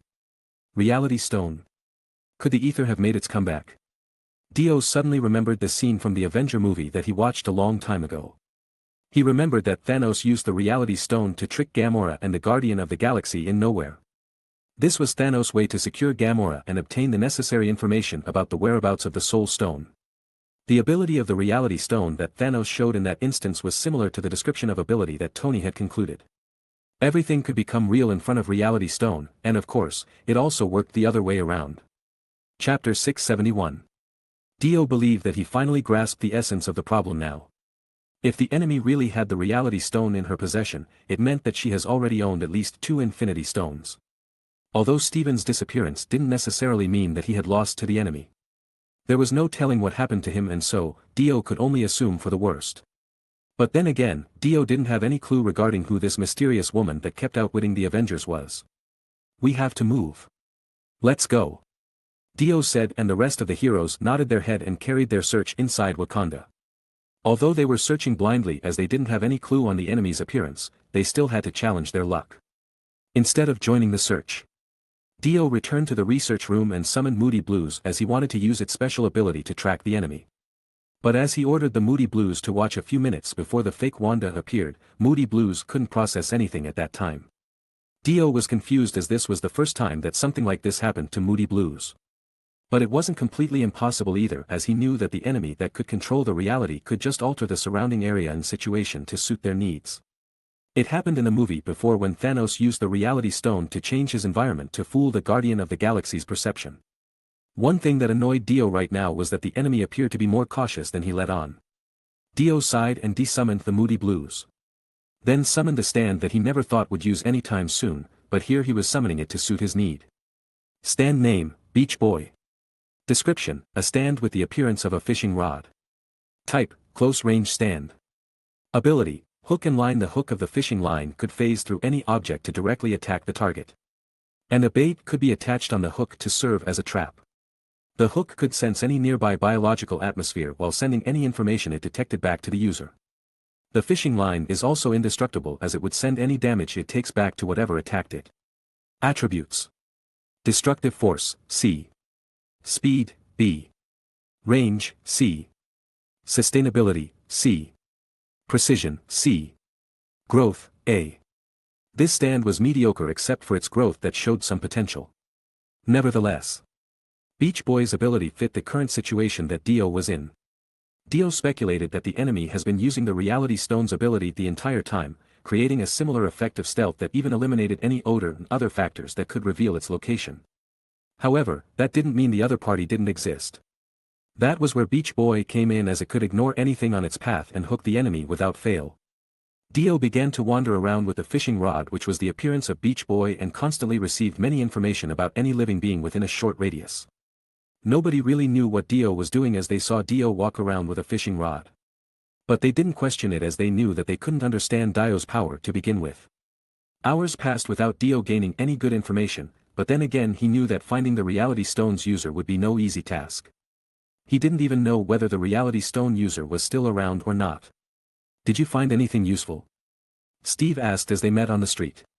"No, not yet." Dio shook his head with a helpless sigh. "This is bad. Are we going to rely on luck to find this woman?" Steve said as he too felt discouraged. "No, we have to carry on and keep searching for this woman. It is too early to give up," Dio said confidently. "You are right, it is too early to give up," Steve said as he began stretching his legs. But suddenly, a dark red scythe flashed and cut off Steve's right arm. "What? What the hell? Why are you doing this?" Steve asked Dio confusedly. "You are clever, but how many times are you going to fool me? Besides, I am curious about your identity." As he confirmed that Dio already saw through his disguise, the fake Steve immediately stood up. "How did you see through my disguise?" Fake Steve asked indifferently. "Why don't you come out and I will tell you in person?" Dio said coldly. He didn't attack the fake Steve anymore as he thought that it was only an illusion created from the Reality Stone. He contacted the real Steve with the little snail, and that was how he found out that Steve beside him wasn't the real one, but instead a fake. But after he cut off fake Steve's arm, he immediately realized that it was just an illusion, as the wound just easily closed off instead of bleeding like a normal living person. After hearing Dio's word, fake Steve began to laugh. It sounded like the worst thing that the enemy would do right now. Because of that, Dio felt annoyed as he didn't get the reaction that he wants. "I know that you are probably hiding your ugly face so people couldn't see it, but this is too boring. Dio said with bored expression. Whatever. Do you think I would be fooled by the likes of you? Did I forgot to mention that your sorcerer friend couldn't even hold a candle to me? He couldn't even last for 2 days with my mind games, but don't worry, I would play with you as long as you want. Fake Steve said with a smirk on his face. Dio gripped his scythe tighter. He didn't know whether Fake Steve's word was the truth or another lie, but the probability of Steven in a very bad situation was very high. Chapter 672. The fishing hook phased through the wall to search for the reality stone user. Meanwhile, the fake Steve was trying to throw Dio off by using Steven's strange whereabout and current condition. But the fishing hook from Beach Boy has locked onto something in an empty space. Caught you. Dio said as the fishing hook immediately tied up an invisible person tightly. The fishing hook penetrated the woman's calf and immediately went for the heart. The woman was surprised, delaying her from reacting. And because of that, Dio that was holding a red scythe and a fishing rod broke the door and walked in. Merry Christmas, asshole. Dio said annoyedly. The woman that was already tied up and had nowhere to run didn't seem to panic even in this situation. It seems you don't care about the doctor's life. The woman said with a smirk on her face. It's not too late for me to kill you first and then rescue him. Dio said indifferently as he didn't care about the woman's threat as he walked towards her step by step. The woman was angry that Dio said that he would kill her, but she didn't show it as she had to control her emotion. The next time we met, I will pay you back for all you did to me. The woman said as she suddenly disappeared. Leaving the fishing hook that was about to penetrate her heart fall to the ground helplessly. Dio shook his head as he didn't expect the woman to be this cautious. Dio also felt a little bit uneasy as he remembered the woman's last word before disappearing, but his contemplation was dispersed as Wanda's voice was heard on his mind. Shuri was manipulated. She opened the energy barrier and injured Chala. Damn it. Dio cursed at himself as he immediately rushed over to the royal palace. The woman was fully prepared for everything and Dio knew that he wouldn't be able to catch her anytime soon. At the same time, the woman in black exposed her face towards Wakanda Palace before smirking and left Wakanda for unknown destination. The crowd gathered in the hall and the atmosphere was a little bit tenser than usual. Obviously, Dio already spent a lot of energy and effort to make sure that the Mind Stone was secured. But they all failed to do so, which made it harder for them to stop Thanos in the future. To make matter worse, they now had trust issues as the enemy could easily transform themselves into one of them. Shuri was controlled by the enemy and almost killed Chala. If he hadn't used his Black Panther armor in time, he would have been killed by Shuri's gun. No one could be prepared for any sudden attack from their own allies. As for the other news, Steven should be still alive right now, but his life might be in danger. This time the enemy has taken their Mind Stone, and basically, the Time Stone was what they were after next. Also, Dio guessed that the enemy that came after the Mind Stone and the Time Stone had the Reality Stone with them, and it meant the enemy already has 3 of the 6 stones in their possession. Not to mention the Space Stone that was already on Thanos' Infinity Gauntlet and the Power Stone that should be still on the Macrophage Worm King's possession. The question right now was how to respond to such fast development. Vision. Describe again what you were talking with the woman earlier, it'd be wise not to drop any words.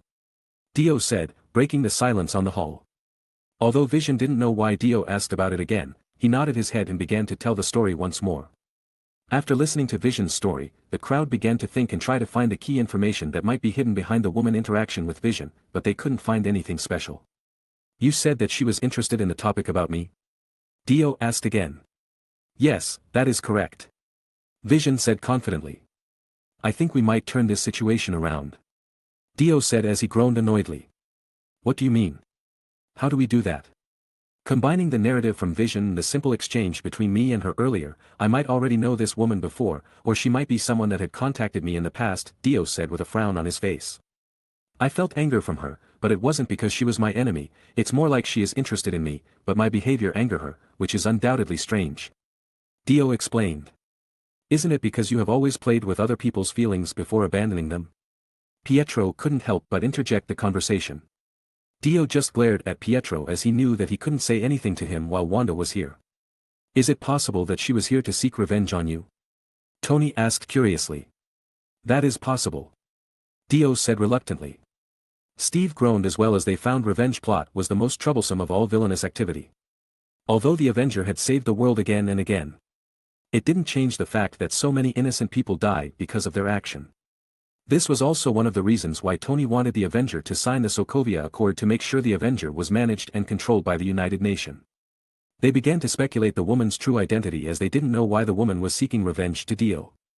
"The next time we meet again, I will pay you back for everything you did to me," Dio said as he reiterated the woman's last word. But Dio couldn't even think of the reason why the woman said that to him, but he knew that it was the opportunity to meet again and get back the Infinity Stones from her grasp. As he knew this much, Dio planned to use himself as a bait to lure the woman. Chapter 673. In a villa in New York. A cat and mouse game has been played for a long time.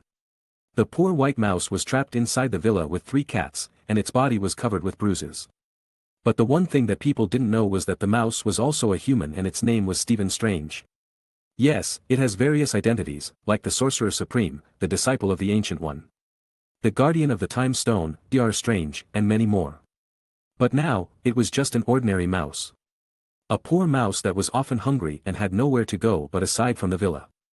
If someone asked him why he was caught in such a predicament, Stephen would answer that it was all because of that abominable woman. The woman's sneak attack caused Stephen to lose his ability to counterattack. And she also took the Eye of Agamotto from him. He still survived right now, all because the enemy couldn't open the Eye of Agamotto to take the Time Stone from it. Stephen knew that he had to keep the Time Stone as long as he could as it was his last chip for survival. Once the enemy took the Time Stone from him, he would lose his value. Meaning that he would die at that moment. Therefore, he had to hold on to the Time Stone no matter what in order to survive while wasting the enemy's time no matter how much it would torture him. The woman turned him into a mouse, turned 2 teacups into 2 cats, and locked the villa. Stephen didn't know how the woman was able to do all this, but it didn't matter right now as he must focus on his survival now.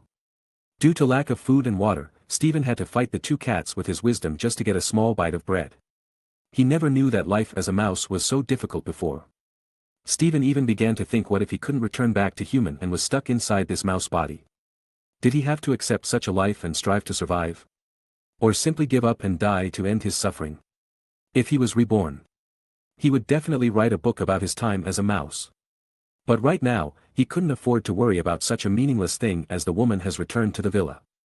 The 2 cats immediately ran towards the woman's leg as they were excited to see their master return. "You don't have to exist as you can't even catch a little mouse," the woman coldly said as she flashed her hand and a red light struck the 2 cats before turning them into bubbles. Then, she turned her head to the side. And the ether immediately rushed out of her body before catching Stephen that watched her in the dark. Stephen was startled, but he couldn't do anything with his mouse body. "Poor little mouse, look at what the 2 stupid cats have done to you. But I am relieved that you survived the ordeal without you ended up in their belly." Stephen's eyes were full of anger, but he couldn't do anything as he couldn't even talk like a human in this mouse body. "Oh, sorry. I don't understand rat language. How does it feel to return to being human after staying as a rat for a long time?" the woman asked. "Very good, but I don't think I could recover the mental trauma anytime soon. I don't think I would be keeping any cats in my house anytime soon," Stephen answered calmly. Although he had so many scars all over his body, he needed to stay calm. He still had the Time Stone, so the enemy wouldn't kill him anytime soon. "It appears that you really like the second life I have given to you, but how about turning you into a cockroach next time? I think you would like the life inside the sewer. It's useless, no matter what you turn me into, you won't get the Time Stone. If you kill me now, you won't be able to open the Eye of Agamotto to retrieve your Time Stone either. I admit that it was a hassle to open this thing, but maybe it doesn't really matter right now, you will obey my command and open it for me anyway," the woman said as she smiled beautifully, reaching for Stephen's face and stroking it gently. "If you are joking, it's not funny. If you can force me to submit to your demand, then you would have done so already. There is no need for you to bluff anymore. Although there are other means to open the Eye of Agamotto, you will never get the chance to open it," Stephen said confidently. But then Stephen noticed the new ring on the woman's hand. The jewel on the ring shone in yellow light, and it seemed familiar for Stephen as he had already seen it somewhere. "Does this ring look good on me? I believe that this gem would give me a satisfactory result." The woman smirked as she put her finger on Stephen's forehead. At this time, Stephen finally remembered why the gem on the woman's finger gave off a familiar feeling. It was because he had seen it before, and it was the gem on top of Vision's forehead. It also had another name, and it was called Mind Stone. Was it a powerful stone that could control other people's minds? At the moment of realization, Stephen's face suddenly paled as a yellow light penetrated his brain. The look on Stephen's eyes suddenly became empty, as if he had become a robot without any emotion. The woman recovered the ether that bound Stephen and released him. "Open this thing and give me the time stone," the woman ordered Stephen. "Yes, master," Stephen said expressionlessly. Stephen then opened the eye of Agamotto himself, like the woman said he would. Chapter 674. On Vormir, Thanos pushed Gamora down the valley and then took possession of the Soul Stone. Thanos then left Vormir, leaving Red Skull alone on the barren planet. "The killer has taken control of the Soul Stone," Red Skull said indifferently. "I already expected as much. It is time for me to leave this place too." Another figure emerged from the darkness. It was very unexpected as this man was supposed to be dead. It was the Grandmaster. He did jump down the cliff and died, but thanks to half of his soul that was trapped inside the chip after the bet with Dio, he revived himself again. Now, he knew the secret to the Soul Stone. The Grandmaster smirked and took Red Skull with him as there was no purpose left for Red Skull to be there. Now, the future of the universe was completely unpredictable. An epic battle was currently taking place somewhere in the universe. It was the battle between an allied empire with a superbug. Every second, countless bullets landed on the macrophage's body, but the damage done was barely noticeable as the worm kept regenerating any wound that the allied empire had inflicted. Furthermore, because of the constant injury that it sustained, the worm began to evolve, and its body began to harden even more, making it even more difficult for the allied empire to do any damage. It might not be long before nothing in the universe could even injure it anymore. Luckily for the allied empire, the worm couldn't move very fast. It moved slowly to compensate for its huge body. But even so, its mouth was like a meat grinder that could pulverize anything that it came across. But there was a bad news in the making as the worm began to compress its own body and bounced it like a spring, moving very fast toward a certain direction. This was why the allied empire suffered heavy losses as they failed to predict the worm's movement and react to it. "It's no use. We can't kill this monster," a general from the allied empire shouted as he felt frustrated by how desperate the situation was. Half of their ships have been damaged or destroyed, and many of their soldiers have died, but the worm still showed no sign of stopping. "Shut up. Do you want to see your home planet get eaten by this nasty bug?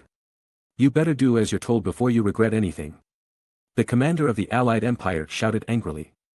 In the face of such a monster, everybody was frightened, but nevertheless, someone had to stand up against this monster. "Report, sir. Auto Empire has been defeated, and the remnants of that empire were trying to withdraw from the battlefield." "What a bunch of pussy," the commander shouted in anger as he watched the screen that showed the bugs eating their ships. "It doesn't matter right now. Order all troops to retreat carefully," the commander ordered with a sigh as he had to acknowledge that he had failed to stop the worms. His men hesitated, but they obeyed his order nonetheless. The allied empire's ship immediately bombarded the worm for the last time and immediately spread out in order to minimize the casualty that might happen as the worm retaliate. It was inevitable as the worm already targeted the ships as his meal. Such a tragic war hasn't taken place in a long time. But suddenly, a figure appeared on top of the Worm King, and this person was Thanos himself that already secured the Soul Stone from Vormir. "Give me the Power Stone," Thanos shouted as he enveloped his body with the Space Stone energy before punching the worm's body. The Worm King suddenly stopped moving as his body was locked by the Space Stone's power, but as several purple energy arcs burst out of the worm's body. The Space Stone energy that locked his body was destroyed, and the worms moved once more. Not to mention, the purple energy that burst out of the worm's body also pinpointed and attacked Thanos accurately. Thanos immediately flashed and disappeared from the worm's body as he teleported himself to safety. After a while, Thanos appeared again beside the worm's body as he condensed the power of space on his infinity gauntlet and created a mini black hole that he immediately shoved towards the worm's body. The worm immediately screamed in pain as Thanos' attack successfully blew a hole in its body, but still, the worm began to heal its wound despite the big injury that Thanos had inflicted. Although Thanos' attack successfully caused a severe wound on the Worm King, it wasn't enough to kill it. Thanos also knew of this, and that was why he chose to give up the last time he attacked the worm before he got the Soul Stone. However, this time he already possessed the Soul Stone, and he was well prepared to kill this worm to take the Power Stone for himself. Thanos attacked the worm with the mini black hole to pinpoint the location of the Power Stone inside the worm's body. Thanos kept teleporting and attacking the worm's body using his mini black hole, creating uncountable injury on the worm's body, but all the injury did was just infuriate the Worm King itself. Even if the worm couldn't speak, anyone could feel how furious the worm was. Thanos' attack lasted for hours, but Thanos eventually smirked as he finally estimated the location of the Power Stone. Thanos attacked again, but this time he charged the Space Stone for a while.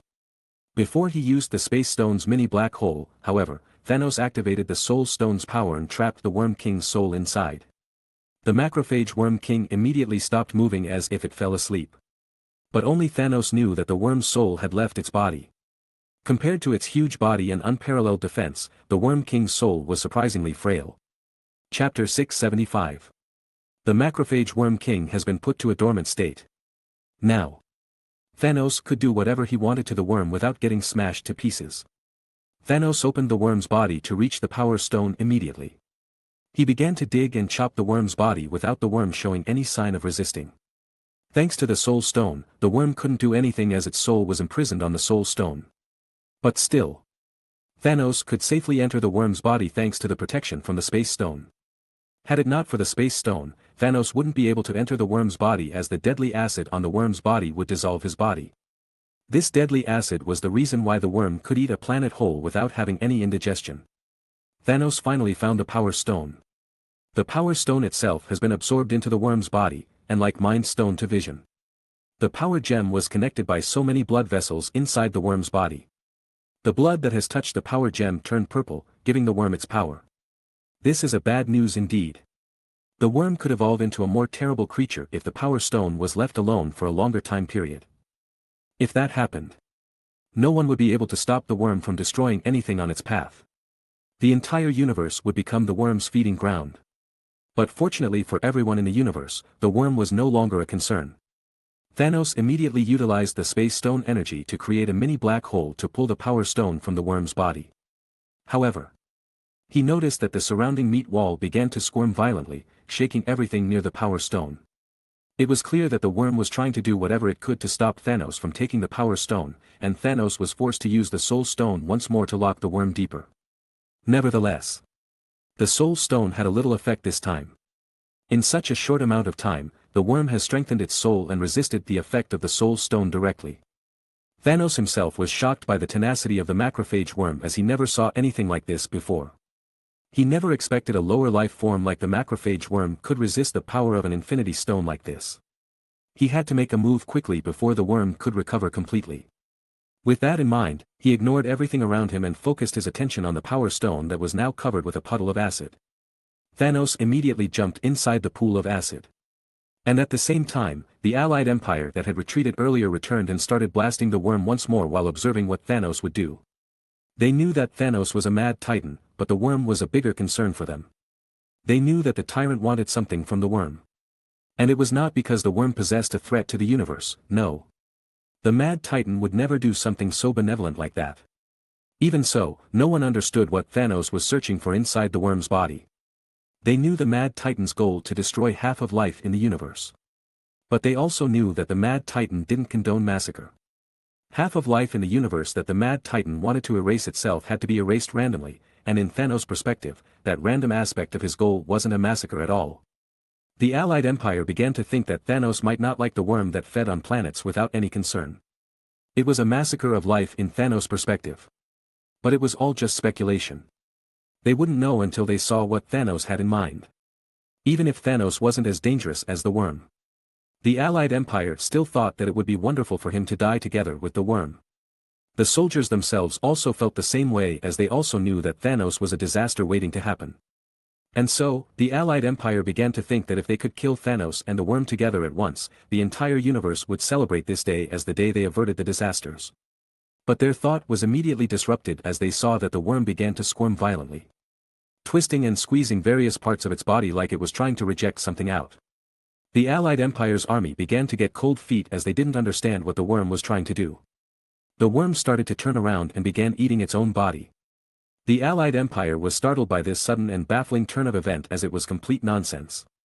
The worm kept going as it was trying to bite its own body in two. The worm's mad behavior even scared everyone that watched it from afar.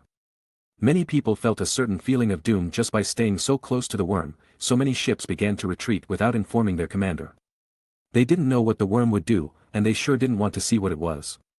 In the face of unknown things, it would be wise to be cautious.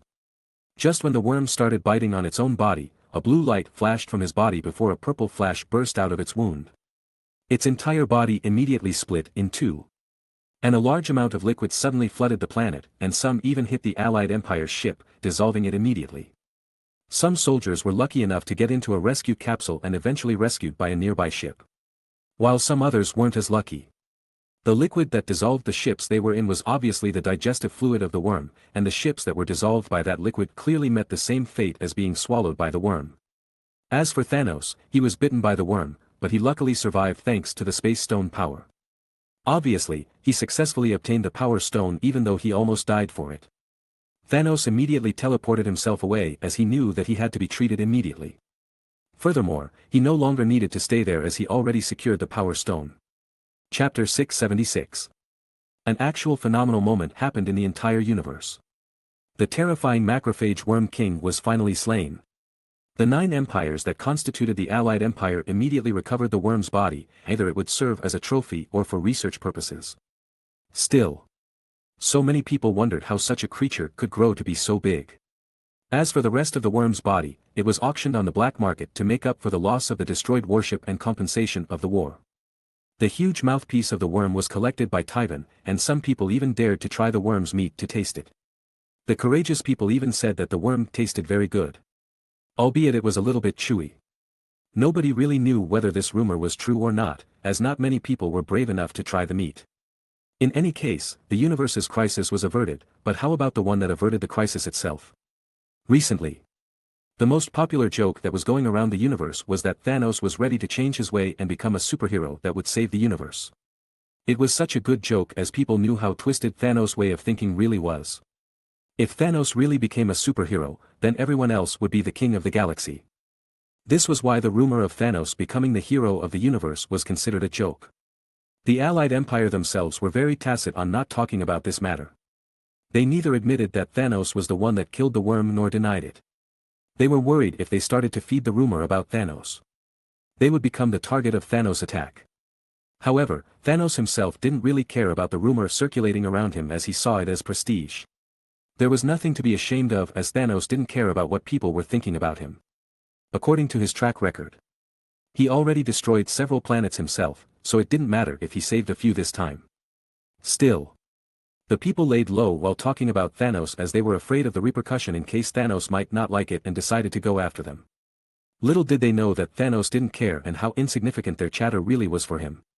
Compared to what he would do next, people's rumor was just silly child's play for him. Once he collected all 6 Infinity Stones, he would snap his finger and extinguish half the life on the galaxy. After that, no one would laugh anymore as they would be too heartbroken and dumbfounded by everything that happened. Dio didn't know the major event that happened in the universe right now as he was still on Earth. With that in mind, Dio didn't know that Thanos had successfully secured the Power Stone. This also meant that the 6th Infinity Stone was in possession of 2 people that were likely allied with each other. The situation was definitely grave right now. Meanwhile, Dio was busy making wanted posters right now. With the help of Chala that had a deep pocket. Dio's wanted poster was even advertised on national television across the globe. Of course, the internet and other forms of media were no exception.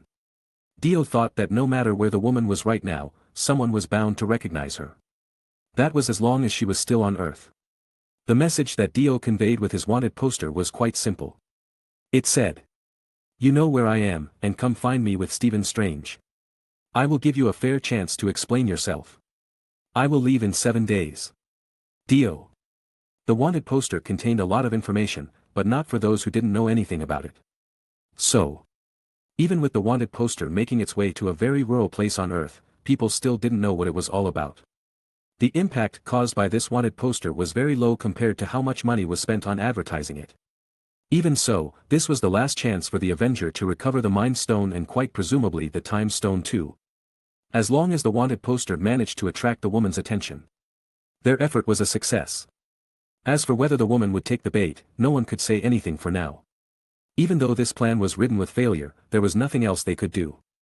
It was obvious that the more aggressive they tried finding this woman, the more she would be cautious and remain hidden. At Wakanda, a large number of troops had been assembled. And they would enter the state of war as soon as the word was given from Chala.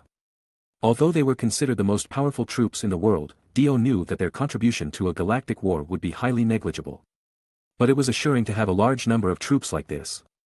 Dio suspected the woman would be willing to talk with him, and thus he went all in on the plan to lure the woman to meet Dio. If the woman had already returned to wherever Thanos was, it would be all over, and Thanos would eventually have all the 6 Infinity Stones. "Do you think that woman will come to you?" Steve asked, as he wasn't sure about this plan that Dio came up with. "If I am sure about it, I wouldn't be standing here restless right now. There is nothing we could do, we just have to wait and see." Dio sighed as he wasn't sure himself. The plot of MCU has been ruined. And all information that Dio had prior to this event was completely useless. If Thanos already had all the Infinity Stones, Steve could suddenly turn to ash next to him without knowing anything. Suddenly, a scout reported something that Dio had been waiting all day. An unidentified flying object has been detected outside the Earth, the number kept increasing rapidly. The scout reported worriedly. Dio and Steve immediately took a glance at each other and immediately knew that the enemy that they have been anticipated all this time finally came. Thanos has come to Earth. Chapter 677. In the past 2 days, hundreds of spaceships started to hover around the Earth's atmosphere. It was fortunate that T'Challa had deployed some space defense line just outside Earth's atmosphere as per Dio's advice. It gave them some time as the enemy couldn't just barge in easily. Hadn't Dio advised T'Challa to do so, the enemy would have just waltzed in and razed the Earth to the ground. Now that the enemy was detected earlier, Dio and the other Avengers were a little bit relieved. It was because they knew that the woman would definitely appear as her helper was here. They now had the window to take back the Infinity Stones on the woman's possession, as it was clear that she hadn't given them to Thanos just yet. "Where is Thor?" Dio asked, as he couldn't seem to find Thor while the war was imminent. Thor would be an important factor in the battle against Thanos as he possessed unbelievable power, but he shouldn't dwell too much on it as he remembered that the Stormbreaker, the axe that Thor wielded, could summon Bifrost to help him move between the 9 realms. In addition to that, T'Challa also wanted to wake Bucky up from his hibernation. This was good as the Winter Soldier was a force to be reckoned with.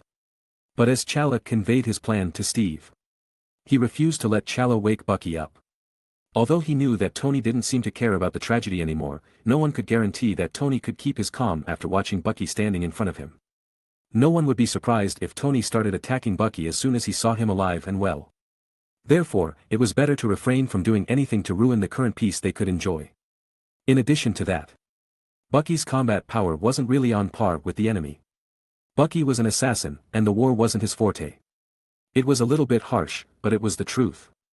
Tony himself didn't bring Spider-Man with him this time as he didn't want to burden a child with such a big risk. He thought that it was too early for a 15-year-old child to face something so dangerous like this. It was better for Spider-Man to keep an eye on New York. But their thoughts were interrupted as 2 familiar figures walked out of a portal. One of them was Stephen Strange himself, whose whereabouts were unknown until just now. Did someone invite them here?" Tony asked jokingly. "I think we are in deep trouble," Steve worriedly said, as he had already seen Strange's magical capability with his own eyes. "But hey, it's not that bad if it was him alone," Scott said jokingly, but like a bad omen, multiple portals suddenly materialized. And there came Wong with a large number of sorcerers beside him. Obviously, after controlling Strange with the Mind Stone, the woman received the entire arsenal of the Sorcerer Supreme. Now, former brother-in-arms became enemies. And it was the worst kind of enemy. It wasn't only because of their spells and magical weapons, but also because they had some kind of connection with the rest of the Avengers too. If they were enemies from the start, Dio wouldn't have any problems killing them without hesitation. "Maybe we can prepare some tranquilizer for these guys so that we don't have to fight them," Scott said nervously as his words were biting back at him. Then everyone looked up to the sky and witnessed several spaceships finally breaking through the Earth's atmosphere and circling in the sky around them. Some even tried to land and dropped countless soldiers that were ready to take over Wakanda. Although T'Challa has prepared several thousands of soldiers himself, they would be easily overwhelmed by the sheer number Thanos has brought to Earth. "Don't say another word, or I'll flush you into the toilet," Dio said as he saw Scott was about to speak again. Scott immediately made a zip-out motion on his mouth, indicating that he wouldn't speak again, but at the same time, he resented the enemy for proving him wrong every time he opened his mouth. "Open the border defense," T'Challa shouted as he knew that they would be overwhelmed if they let the enemy come close without any defense. A huge bowl-shaped energy barrier immediately enclosed Wakanda. This was the pride of Wakanda, as they were confident that the enemy wouldn't be able to break through easily. But because of the existence of Stephen and the sorcerers, it became nothing but a joke. A large number of portals opened, and the enemy soldiers immediately invaded Wakanda, ignoring the barrier that T'Challa activated. Even so, the barrier was still useful as it denied the enemy spaceship access. At the same time, T'Challa immediately let out his war cry, sending his soldiers to war. "Give me some time to talk to that woman.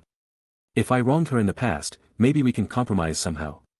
It's too dangerous." Wanda said nervously. "Relax, nothing bad will happen, I can just leave whenever I want." Dio said as he hugged Wanda lovingly. Wanda knew that she couldn't stop Dio once he made up his mind, so the best she could do right now was to remind Dio to be careful and watch him as he plunged into danger. Dio walked towards the mysterious woman with a smile on his face. "We meet again. Since you show yourself once more before me, that means you have met me before, did you not? I am curious because I don't seem to remember you." Dio said with a smile on his face. "You want to know about me now? Let me kill you, and you will remember everything after that." Although he didn't receive the answer he wanted, Dio noticed from her word that he was right all along. This woman sought revenge for someone that Dio had killed in the past. Or at least, someone that lost something because of what Dio did. But still, Dio didn't know who the woman was affiliated with, so he couldn't say much about it. The only thing he could do right now was to defend himself if the woman attacked, and so, he pulled out the Reaper's gaze and gripped it tightly. Chapter 678. Stephen didn't say anything as he saw Dio pull out the scythe. He himself immediately conjured a strange-shaped sword to take on Dio, but Dio wasn't in the mood to fight against Stephen himself, so he summoned the world and immediately stopped time. Dio's goal was to deal with the woman. With that in mind, he immediately ordered the world to punch Stephen's spine to paralyze him in the quickest way and headed over to the woman and swung his scythe to kill the woman. His scythe cut through the woman like butter. But he didn't feel anything after. He knew that it wasn't over just yet. If the woman died that easily, he would have dealt with her in the past. Dio knew that the woman had the power of Reality Stone, Mind Stone, and possibly a Time Stone on her arsenal, so Dio couldn't let his guard down. He knew that the woman he just chopped off was just a fake created by the Reality Stone to confuse him. As Dio wanted to find the woman's real body, suddenly he vomited a lot of blood as his chest was hit by something unknown. Dio immediately turned around and saw that the woman was already behind him the whole time. She disguised herself as Stephen, and as soon as the world attacked Stephen earlier, she just blocked it off with the power of the Infinity Stones. Dio also noticed the green and yellow glow on the woman's hand, indicating the Time and Mind Stone, but he couldn't see the red glow that was supposed to be the Reality Stone. The ability to stop time is really something unfathomable. I am glad that I got my hands on the Time Stone, otherwise, I won't be able to fight you head-on. The woman said confidently. Dio didn't respond to her and instead activated the World Over Heaven's ability to rewrite reality, erasing his injury. At the same time, he deactivated the time stop and resumed the time flow once again. He already expected the Time Stone to fall into the woman's hand, but he thought that she would just use the Time Stone like how Stephen used it in the past. And obviously, he was wrong. The woman should still have a hard time using the Time Stone as she had never used it before, but it didn't take long for her to figure out how to use it. She already freely manipulated the time however she wanted right now. Now, Dio couldn't just stop the time to gain the upper hand on this fight. This was the worst enemy that Dio had to fight so far, as the woman basically rendered one of his best ability useless.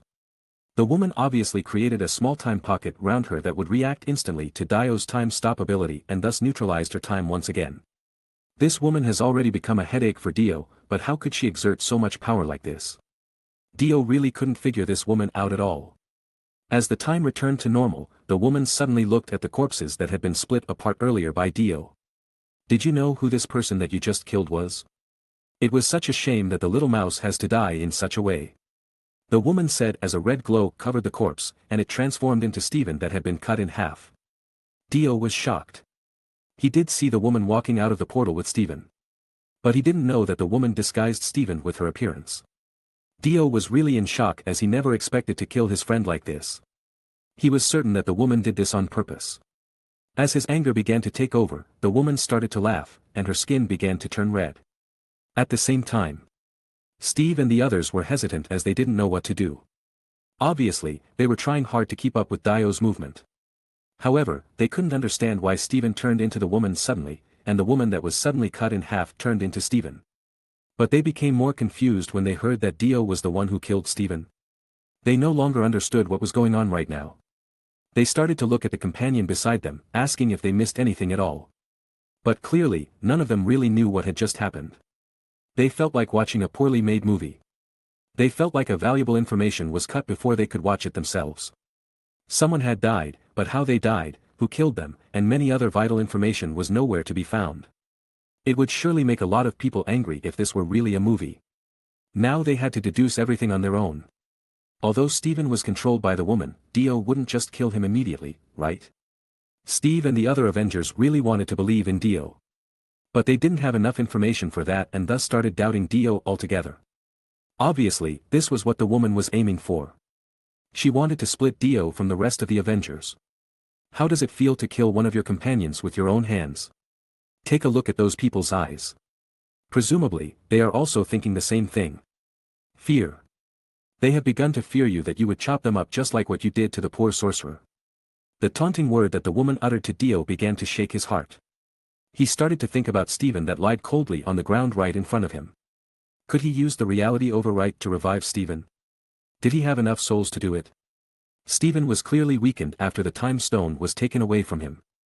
Would it change the amount of souls required to revive him? Would the cost be lower than when he revived Carol? Dio knew that the woman wanted to split the Avenger up, trying to isolate him from the rest of the Avengers. He knew that everyone else's perspective of him might change, but he believed that the Avengers wasn't that dumb to just fall into the woman's trap that easily.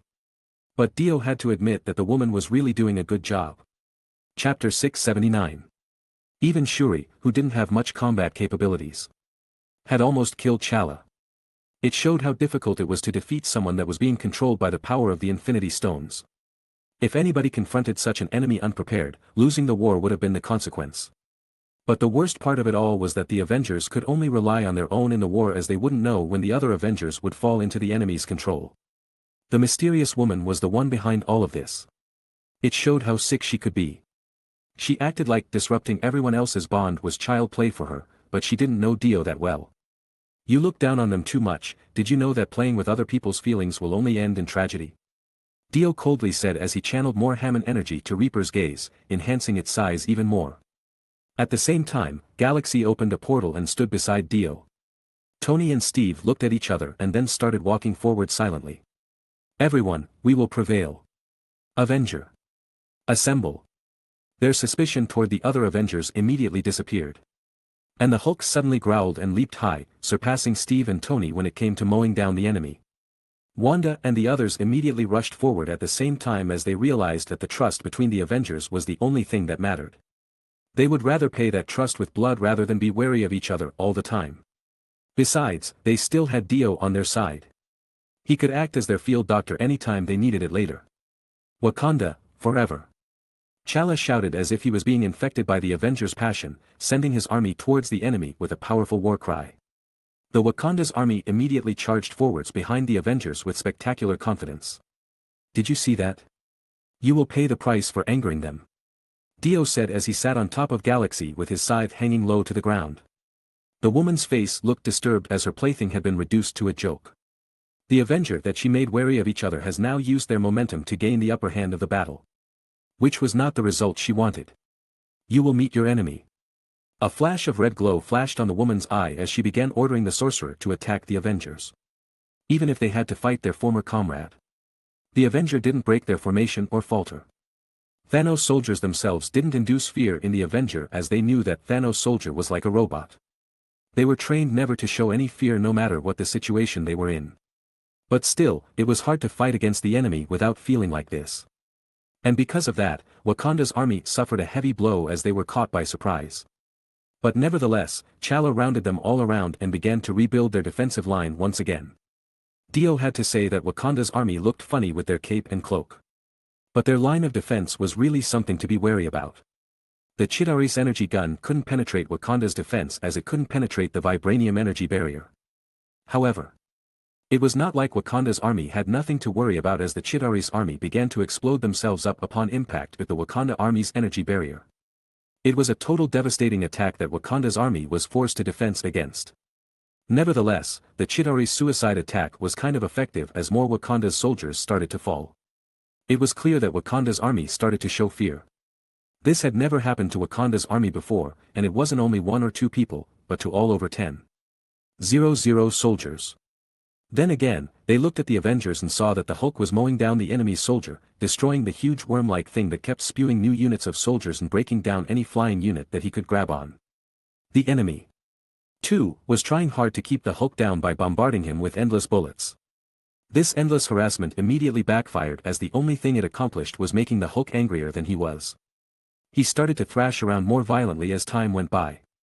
No matter how many enemies came to stop him, the Hulk wouldn't even slow down. In addition to that, the sorcerer portal was still open, sending the enemy inside Wakanda's barrier with ease. This was a problem, as no matter how many enemies they have beaten, the enemy's number wouldn't reduce.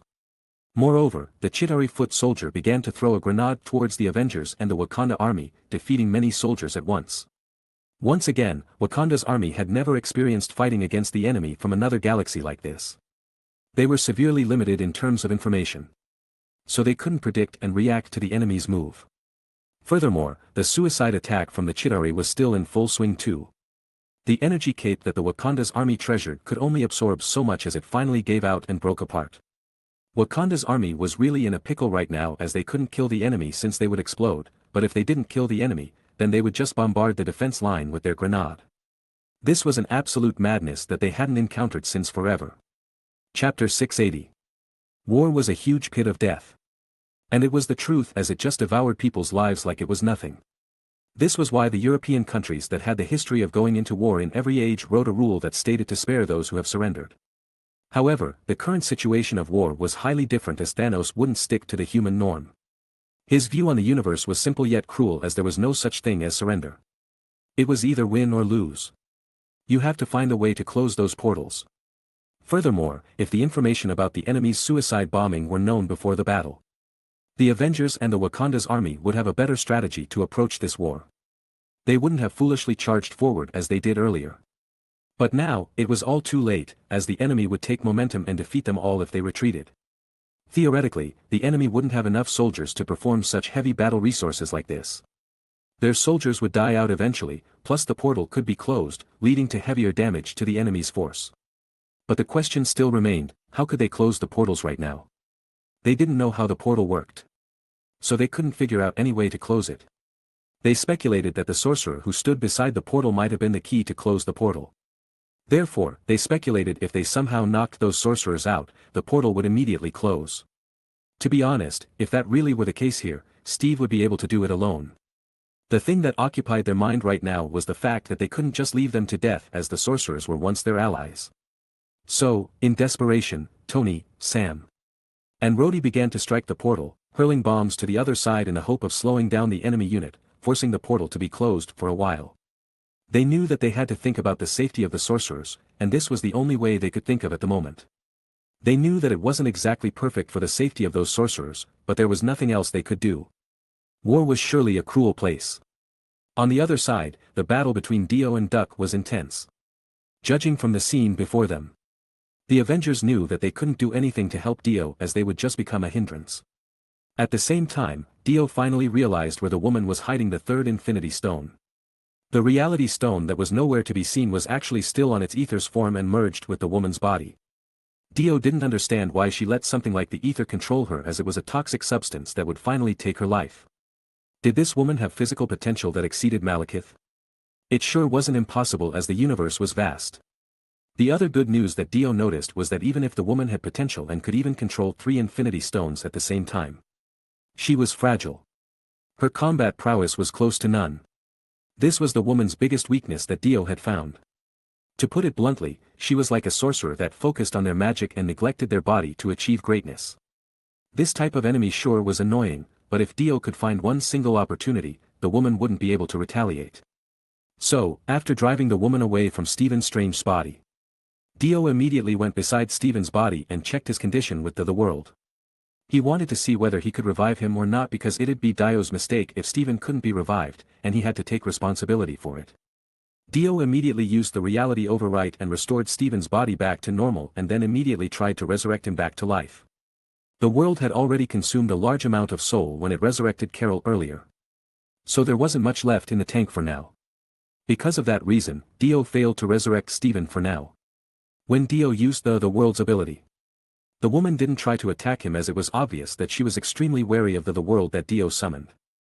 Dio himself knew that the woman had the information about his weakness, which was the life-sharing attribute that every stand possessed.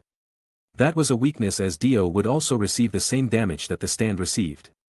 Once again, Dio had to be wary of the woman, especially because she had the Mind Stone with her this time. But Dio didn't have the life-sharing attribute with a temporary stand, so he could use it to distract the woman while working on Steven. Dio threw the Hierophant green temporary card to the ground to summon it, and as it was summoned to the world, it immediately weaved through the ground towards the woman. With its sensing thread, the woman wouldn't be able to use her stealth, and of course, it would be a perfect distraction.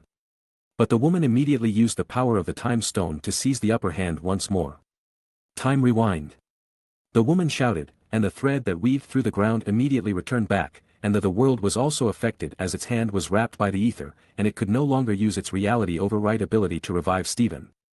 Dio was too late to react, as the woman was too far away from him. Furthermore, the woman was protected by the Time Stone's ability, so she wouldn't be affected by the Time Rewind ability of the Time Stone. But there was still something that Dio could do. He immediately called the world back for now and ordered the Hierophant Green to stand in front of him, taking any attack that the woman threw in his place. Then, the Hierophant Green began to glow bright green as it began to inflate like a balloon that was about to explode. The Hierophant Green immediately burst out and attacked the woman with its signature ability Emerald Burst. Obviously, the woman was taken by surprise, as she didn't expect such an attack. Although the ether showed itself and blocked most of the Hierophant Green's attack, some of it still hit her on her lower abdomen and legs. Some of it even scrapped her face and almost got her on her head. She then shot a powerful blast of energy towards Hierophant Green, melting the temporary stand without anything left. But she was still surprised, as she expected Dio to melt away with it. But as she confirmed that by looking at Dio, he was still alive and well. She already knew that the weird being that Dio summoned was connected to him, and once she attacked the weird being, the damage it received would be inflicted on Dio as well. So, was it the effect of summoning a special weird being? Or was it something else? She couldn't figure out Dio's ability for now, and as she didn't have any more plan to attack or defense against Dio's ability, she had to retreat while under the protection of the ether. Chapter 681. The ether disappeared around the corner, but Dio didn't have time to chase it, as he had to focus on Steven's resurrection first. After a while, Steven, that had already been cleaved in two, suddenly opened his eyes. Dio sighed in relief, as he didn't have to think about the guilt of killing Steven anymore. Furthermore, because Steven was resurrected, he was no longer under the control of the Mind Stone. "Looks like I owe you once again," Steven said while holding his head from shame. He remembered everything that happened, so he was ashamed of what he had done earlier. "That's alright, but can you help us out right away?" Dio said as he pulled Steven to his feet. Dio didn't even say anything about the state Steven was in before he was resurrected, as Dio didn't need Steven thanking him more than this. Steven began to look around, as he didn't have the complete information about their situation, but he was confused as he saw something that shouldn't be here anymore. "Where are we, and why is Vision still alive? Didn't that woman already take his Mind Stone?" Steven asked confusedly. "Generally speaking, we don't have much time to tell you about everything that has happened so far. This is our last chance to get our hands on those Infinity Stones," Dio said solemnly. He didn't know whether Thanos had already got his hands on the Soul Stone or even taken the Power Stone from the Worm King, but Dio had to always assume for the worst. Steven nodded, as he was an intelligent man. He knew they didn't have much time for catching up, and thus followed Dio's word. But now that he had lost his Time Stone, Steven was in a pickle. Perhaps. Dio noticed that Steven was overwhelmed, so Dio began to direct Steven regarding what he needed to do first. "Did you see those portals? Your task, for now, is to close as many portals as you can and save your sorcerer's comrade on your own," Dio said as he pointed his fingers towards one of those portals that allowed the Chitauri to slip into Wakanda. Steven began to look around and nodded his head before floating with the help of his cloak and flying towards the nearest sorcerer. Steven expressed his gratitude as he flew. He didn't want Dio to hear his gratitude so clearly, as he was as prideful as Tony. Dio smiled as he heard it and immediately focused his attention on searching for the woman once more. Meanwhile, the woman was injured, and she was healing her wounds by wrapping the ether particle to his wound. She didn't know where to hide anymore, so she took her time to recover her health back. The power of Reality Stone was really problematic, as she could do anything that she could imagine with it. She could create anything. including a bunch of illusions if she ever desired it. Such a powerful relic was wasted on Malekith's hand as he didn't have much imagination to bring out the Reality Stone's true power. But still, Dio was thankful to Malekith for further advancing the Dark Elves' technology, as Dio was enjoying the Dark Elves' tech for himself now. The Dark Battleship was the main tech that has become irreplaceable in Dio's arsenal. Now that Steven was back to normal, the portals were immediately closed one after another. Almost all sorcerers were shocked by an electric current and fainted, causing the portals to close on their own. He also sent the sorcerers towards the mirror dimension to avoid more casualties in this war. But Dio had to say that it immediately relieved the pressure on the front line. The self-destructing soldiers began to dwindle as the Chitauri had a tough time entering Wakanda after the portals were closed. Hadn't it for Wanda and Quicksilver who kept saving the Wakandan soldier from the explosion, the Wakanda army would have been reduced to ashes right now. Now the only hero that looked pathetic on the battlefield was, in fact, Steve himself. His shield was not in its best condition right now as it was broken after tanking the enemy's explosion earlier. Of course, Steve's hand-to-hand combat ability exceeded everyone on the battlefield, but there was only so much he could do in such a situation. Take T'Challa, for example. His Black Panther suit allowed him to make such a reckless maneuver on the battlefield while destroying as many Chitauri army as he could. He even ignored the explosion from the Chitauri suicide bomber as his Black Panther suit allowed him to. T'Challa was very angry to see his beautiful Wakanda was razed by these aliens.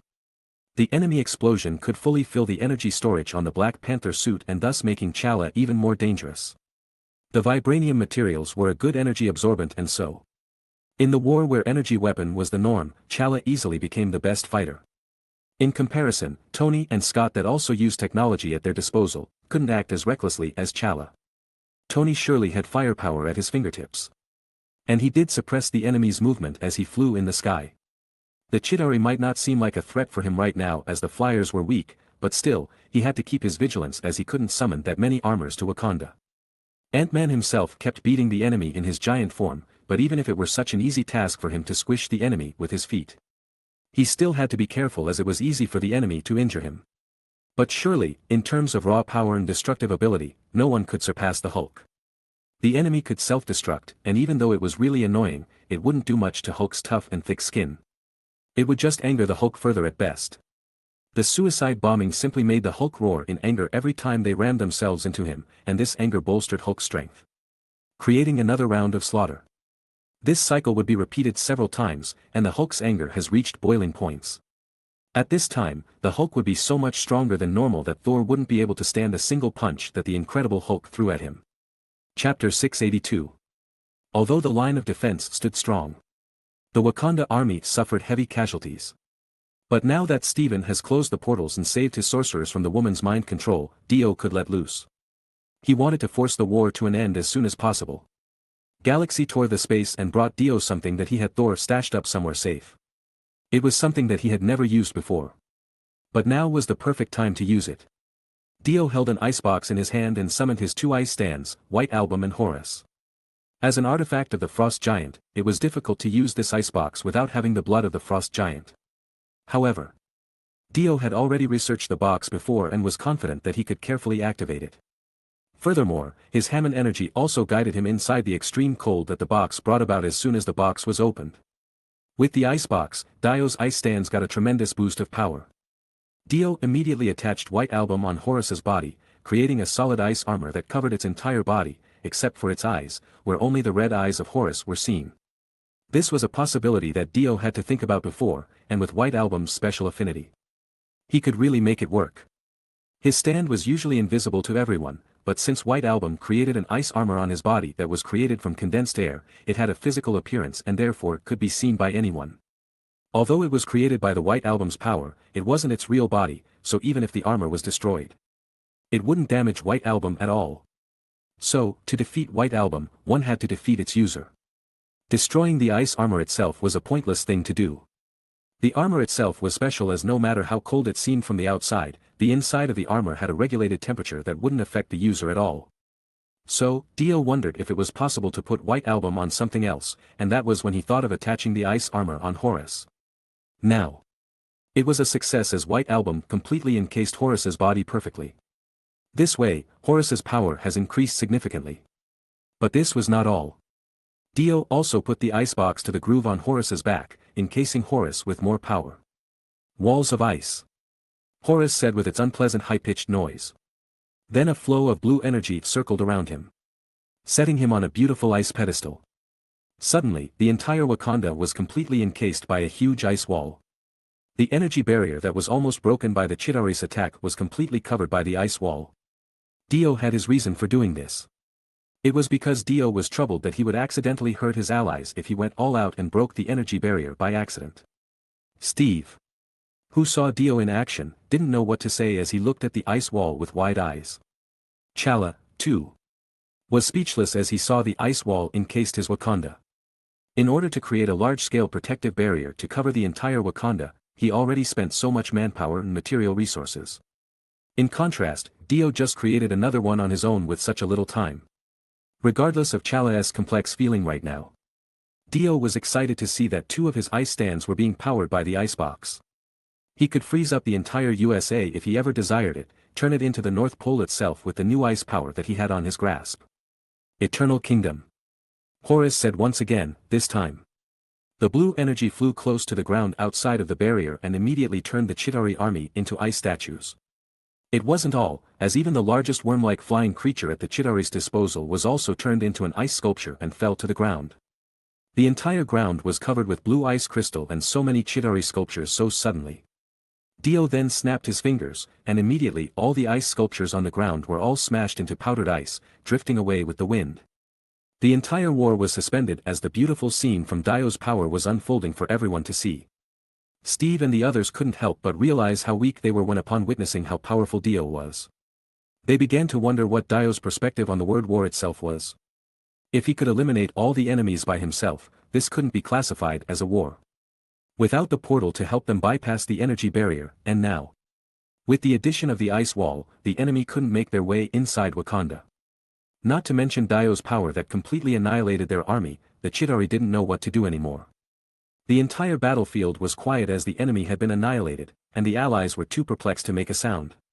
Is it over? The thought began to pop out of everyone in Wakanda as they didn't see any enemy left. But it was clear that it wasn't over just yet.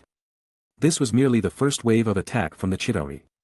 They would surely be back for more until Thanos collected all the Infinity Stones. The woman's whereabouts were unknown as she surely hid somewhere in Wakanda. But Dio must remain vigilant as the woman could just use one of the spaceships that lied around somewhere. After the entire field was quiet down, Scott couldn't help himself anymore. He didn't know the extent of Dio's power and therefore felt blindsided that he needed to fight such a horrible war without any help earlier. Why didn't this guy do it from the beginning? Scott said with a frown on his face. This battle itself was a nightmare for Scott, so he felt like he needed to ask for compensation in exchange for his time from Dio. Steve just glanced at Scott without saying anything as he walked towards Dio with a smile on his face. Can you at least let us know when you would bring out such a big move like that? I think everyone needs to prepare their heart for it. Steve said jokingly. Well, maybe next time. Dio said with a smile on his face. He didn't know what to say to Steve as there was no way he would blatantly tell everyone when he was about to attack. Steve immediately shook his head as he felt grateful that Dio had ended the battle early. If Dio waited any longer, the damage on their side would keep on escalating.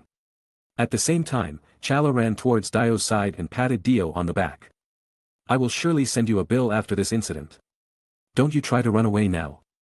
T'Challa said with excitement on his face. It was obviously a joke as T'Challa was also grateful that the battle was over. The damage Wakanda suffered from this battle alone sure was massive, but it wasn't something they couldn't recover from. Chapter 683. After all the enemy that invaded Wakanda had been eliminated, Natasha was trying to appease the Hulk, who was still fuming in anger. Nevertheless, everyone inside Wakanda right now was relieved that the battle was over. But suddenly, everyone's expressions immediately stiffened as they saw that the energy barrier that has kept Wakanda safe suddenly disappeared.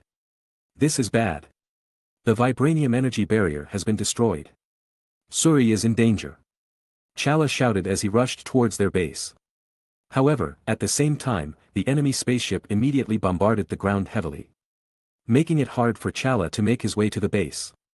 At this critical moment, Wanda stepped forward and erected a crimson energy barrier that blocked most of the enemy's attack.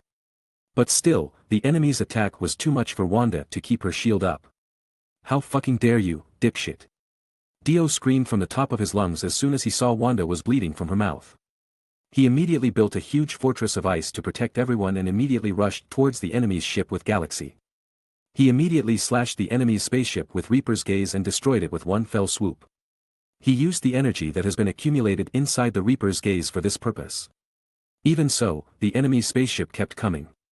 Hundreds of spaceships immediately filled Wakanda's sky and thus proving too much for Dio to deal with them alone. The dark battleship still couldn't be dispatched as it could be destroyed again. It might be a different story if he still had the power gem now.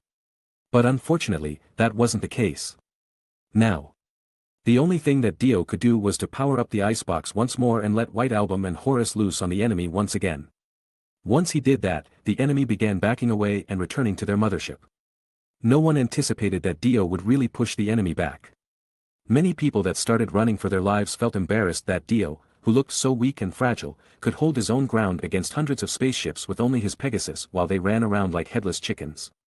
In reality, Dio was worried that Horus would be injured as the damage would be shared with him. But now that the enemy was confused about what was hitting them, Dio could continue pumping up Horus's firepower for a while. But as the enemy realized that Dio wasn't the real threat right now, they turned their attention towards Horus that was visible to naked eyes as White Album was attached to it and started bombarding it. In short, everything was a mess. Dio no longer held back and activated White Album ultimate ability. Gently Weeps. The temperature in the surrounding area suddenly dropped to a critical point of absolute zero, further increasing White Album's defensive capability and Horus's offensive capability. White Album's absolute zero range increased as the result of the Casket of Ancient Winter or the icebox that Dio put on Horus's back. Horus began to create a winter storm and mold a huge ice spear that could easily destroy the enemy's mothership. The ice spear it created was so big that it was simply appalling to look at. Horus kept condensing the air around the spear, making it harder and denser. Horus seemed to realize that his usual ice spear wouldn't make a dent on the enemy's mothership, so it created one so big that it was actually horrifying. Go! Dio ordered Horus to attack, and like an obedient child, Horus immediately sent the ice spear flying towards the enemy's mothership. At the same time, a rogue spaceship suddenly appeared and wreaked havoc around the enemy's spaceship, distracting them from attacking the huge ice spear that glided towards their mothership. Dio frowned as he wondered who would attack Thanos' spaceship like that. The first thing that came to mind was the Guardian of Galaxy. But he wasn't quite sure which one it would be. Regardless, the enemy's demise would be inevitable as soon as the ice spear was created. There was no way the enemy could evade such a massive ice spear with such velocity. Sure enough, the enemy's spaceship that came in contact with the ice spear immediately burst into flames and was destroyed in midair. It was devastating as the enemy spacecraft were all destroyed by the ice spears until the one that was running wild was the only one left behind.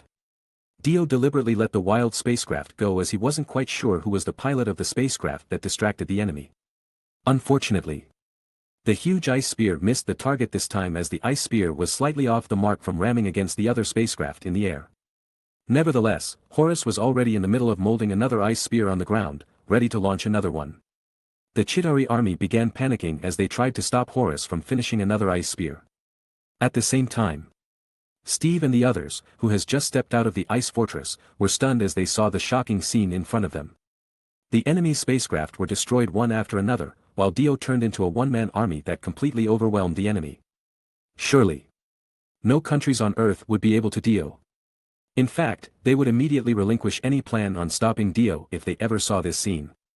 I haven't seen him in a while, and I know he's really strong, but how can that bastard just keeps getting stronger, and not like a normal level of stronger, but an absurd one? Natasha said with a surprised expression. Steve himself was left speechless as he didn't know what to say to that. He didn't know Dio's ability that much, but he knew that Dio was capable of many things. He never saw Dio do this trick in the past. But clearly, Dio was capable of condensing the air into a solid ice block. It was no ordinary ice block either, as it could penetrate the enemy's energy shield and annihilate them with one attack. This time, the ice spear that Dio created was even more absurd as its size was completely unhinged. They thought that Dio's power had escalated once again, but only Dio knew what was truly happening right now. The reason that Dio's ice ability seemed unhinged this time was due to the perfect harmony between White Album, Horus, and the Casket of Ancient Winters. Without one of the three, the power balance would break, and Dio wouldn't be able to keep pressuring the enemy with this kind of power.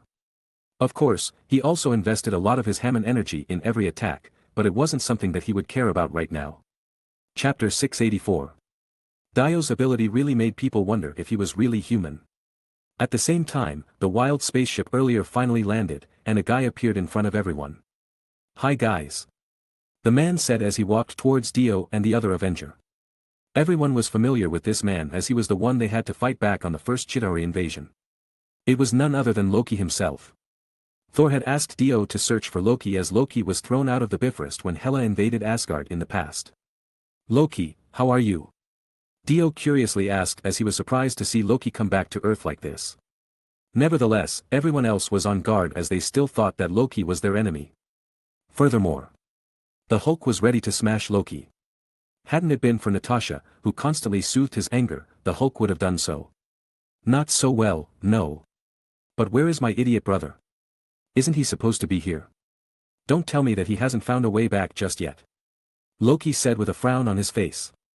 Loki ignored the cold stare that he received from everyone, but even so, Loki still felt a little bit upset as he had already saved them from the first wave of invasion. Loki wouldn't land his spaceship on Earth if he didn't see how scary Dio's power really was. He wasn't fond of anyone on Earth anyway. Clearly, Loki still had his ego on the cloud. Thor went to Nidavellir to build a new weapon for himself. "I guess you haven't returned to Asgard just yet, right?" Dio asked indifferently. If Loki has returned to Asgard and witnessed that it was already destroyed, it would be like rubbing salt on the wound, but he didn't care about that. In any case, Loki hasn't returned to Asgard just yet. "Why would I do that? I will be captured and imprisoned by my dearest sister if I do so anyway." Not even Thor was an opponent for her, Loki said frustratedly. It seemed Loki didn't care about the throne of Asgard anymore as he just wanted to live freely without care. But Dio's next word just made Loki question his choice. "Well, me, Thor, and Hulk already defeated that madwoman, but Thor had to summon Surtur, the flame giant, to destroy Asgard. To do so, it was a pity because Hela escaped with the cosmic cube in the end. By the way, Hela became one of Thanos' Black Order now," Dio said indifferently. Loki was trying to process the information he got from Dio right now. Asgard was destroyed. Hela joined the Black Order. Did it mean Thanos already got his hand on the Space Stone? Loki knew that the Black Order was collecting the Infinity Stone from a long time ago, as his scepter had the Mind Stone in it. "Sorry, I hate to interrupt your reunion, but we have to know what you are doing here," Tony asked as he looked at Loki with a frown on his face. He didn't have any good memories with Loki, so it'd make sense if he didn't trust him at all. And Tony wasn't the only one who felt that way. In fact, the rest of the Avengers felt the same way. They knew that it wasn't the time to think about stuff like this. They knew as long as Loki was willing to help them, it would be good enough. "Chala, how was it?" Dio asked, breaking the awkward atmosphere as he saw Chala had returned. "This is terrible. The defense line was completely down, and it would take some time to repair it. But Shuri is fine. It seems the enemy had no intention to harm her beyond necessary. I had already ordered some people to search for that woman's whereabouts," Chala said frustratedly. "That is enough, but tell your men to be extra cautious as the woman is a really tricky opponent," Dio said as he turned his attention to Loki once again. Dio sighed as he found Loki had a sad story. He really cared about Asgard, and the one thing that he really wanted was an acknowledgement. Now that Asgard was destroyed, Loki would have a hard time processing the news. Even so, Dio wouldn't console him as it was Thor's job as his big brother to do so. "Loki, until Thor returned, you should help us out here, but I have to remind you that I am not as patient as Thor. If you ever betray me, I will kill you immediately," Dio said coldly. Loki immediately held his hands up as a sign that he wouldn't dare to cross Dio at all. He already saw how scary Dio's power was, and he knew that he wouldn't be able to escape. Everyone was shocked that Loki, who was hard to handle, easily complied with Dio's word. They still felt that they shouldn't trust Loki, but they were willing to trust that Dio would surely deal with Loki for now. At this point, they were beggars, and beggars can't be choosers. It was true that Loki had once helped the enemy's forces and even played God with human life, but now, he would be able to help the Earth push the Chitauri back. Furthermore, Loki had an Asgardian physique. He would be able to destroy even more Chitauri army without having to worry about getting hit by them. Surely, Asgardian was hailed as a god on Earth for some reason. Furthermore, Loki also had some power to control others' minds, meaning he could be the key to neutralizing the Mind Stone's power. Loki was the Asgardian god of mischief, and it is normal for him to mess with people's minds as some sort of prank. Did you know about the woman that has the ether with her? Dio asked Loki curiously. If by any chance, Loki has some information about the woman in question, it will be very useful as they really had so little information to go on her. Unfortunately, I don't know much about that woman. She is a mysterious person, and very few people knew where she came from and what her real name is. Chapter 685. Loki immediately explained every information that he knew about the woman, and everyone immediately furrowed their eyebrows with disbelief. The woman in question was a former leader of a sect that focused on helping each other.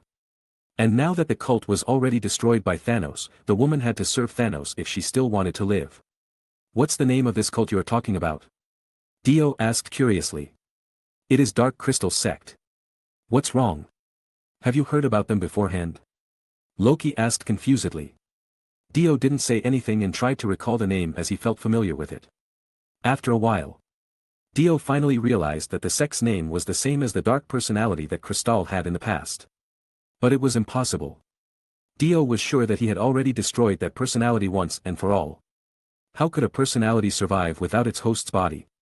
But Dio immediately froze once again as he remembered the Grandmaster's diagnosis on Crystal's sickness. He said that Crystal lost a part of her soul. And that was the reason why she couldn't wake up completely, as she needed her other half to completely wake up. Dio immediately began to recall his memories in a specific time frame, the moment ere he killed Crystal's second personality. To the time when Crystal first fell asleep without waking up for a long time, and every time he had to check on Crystal after what seemed to be a progress was made. He also remembered the woman saying that Dio would know everything once she killed him. It all made sense now. Dio had already killed Black Crystal before, so it went without saying that she sought revenge against Dio. Is this the ability of the Reality Stone?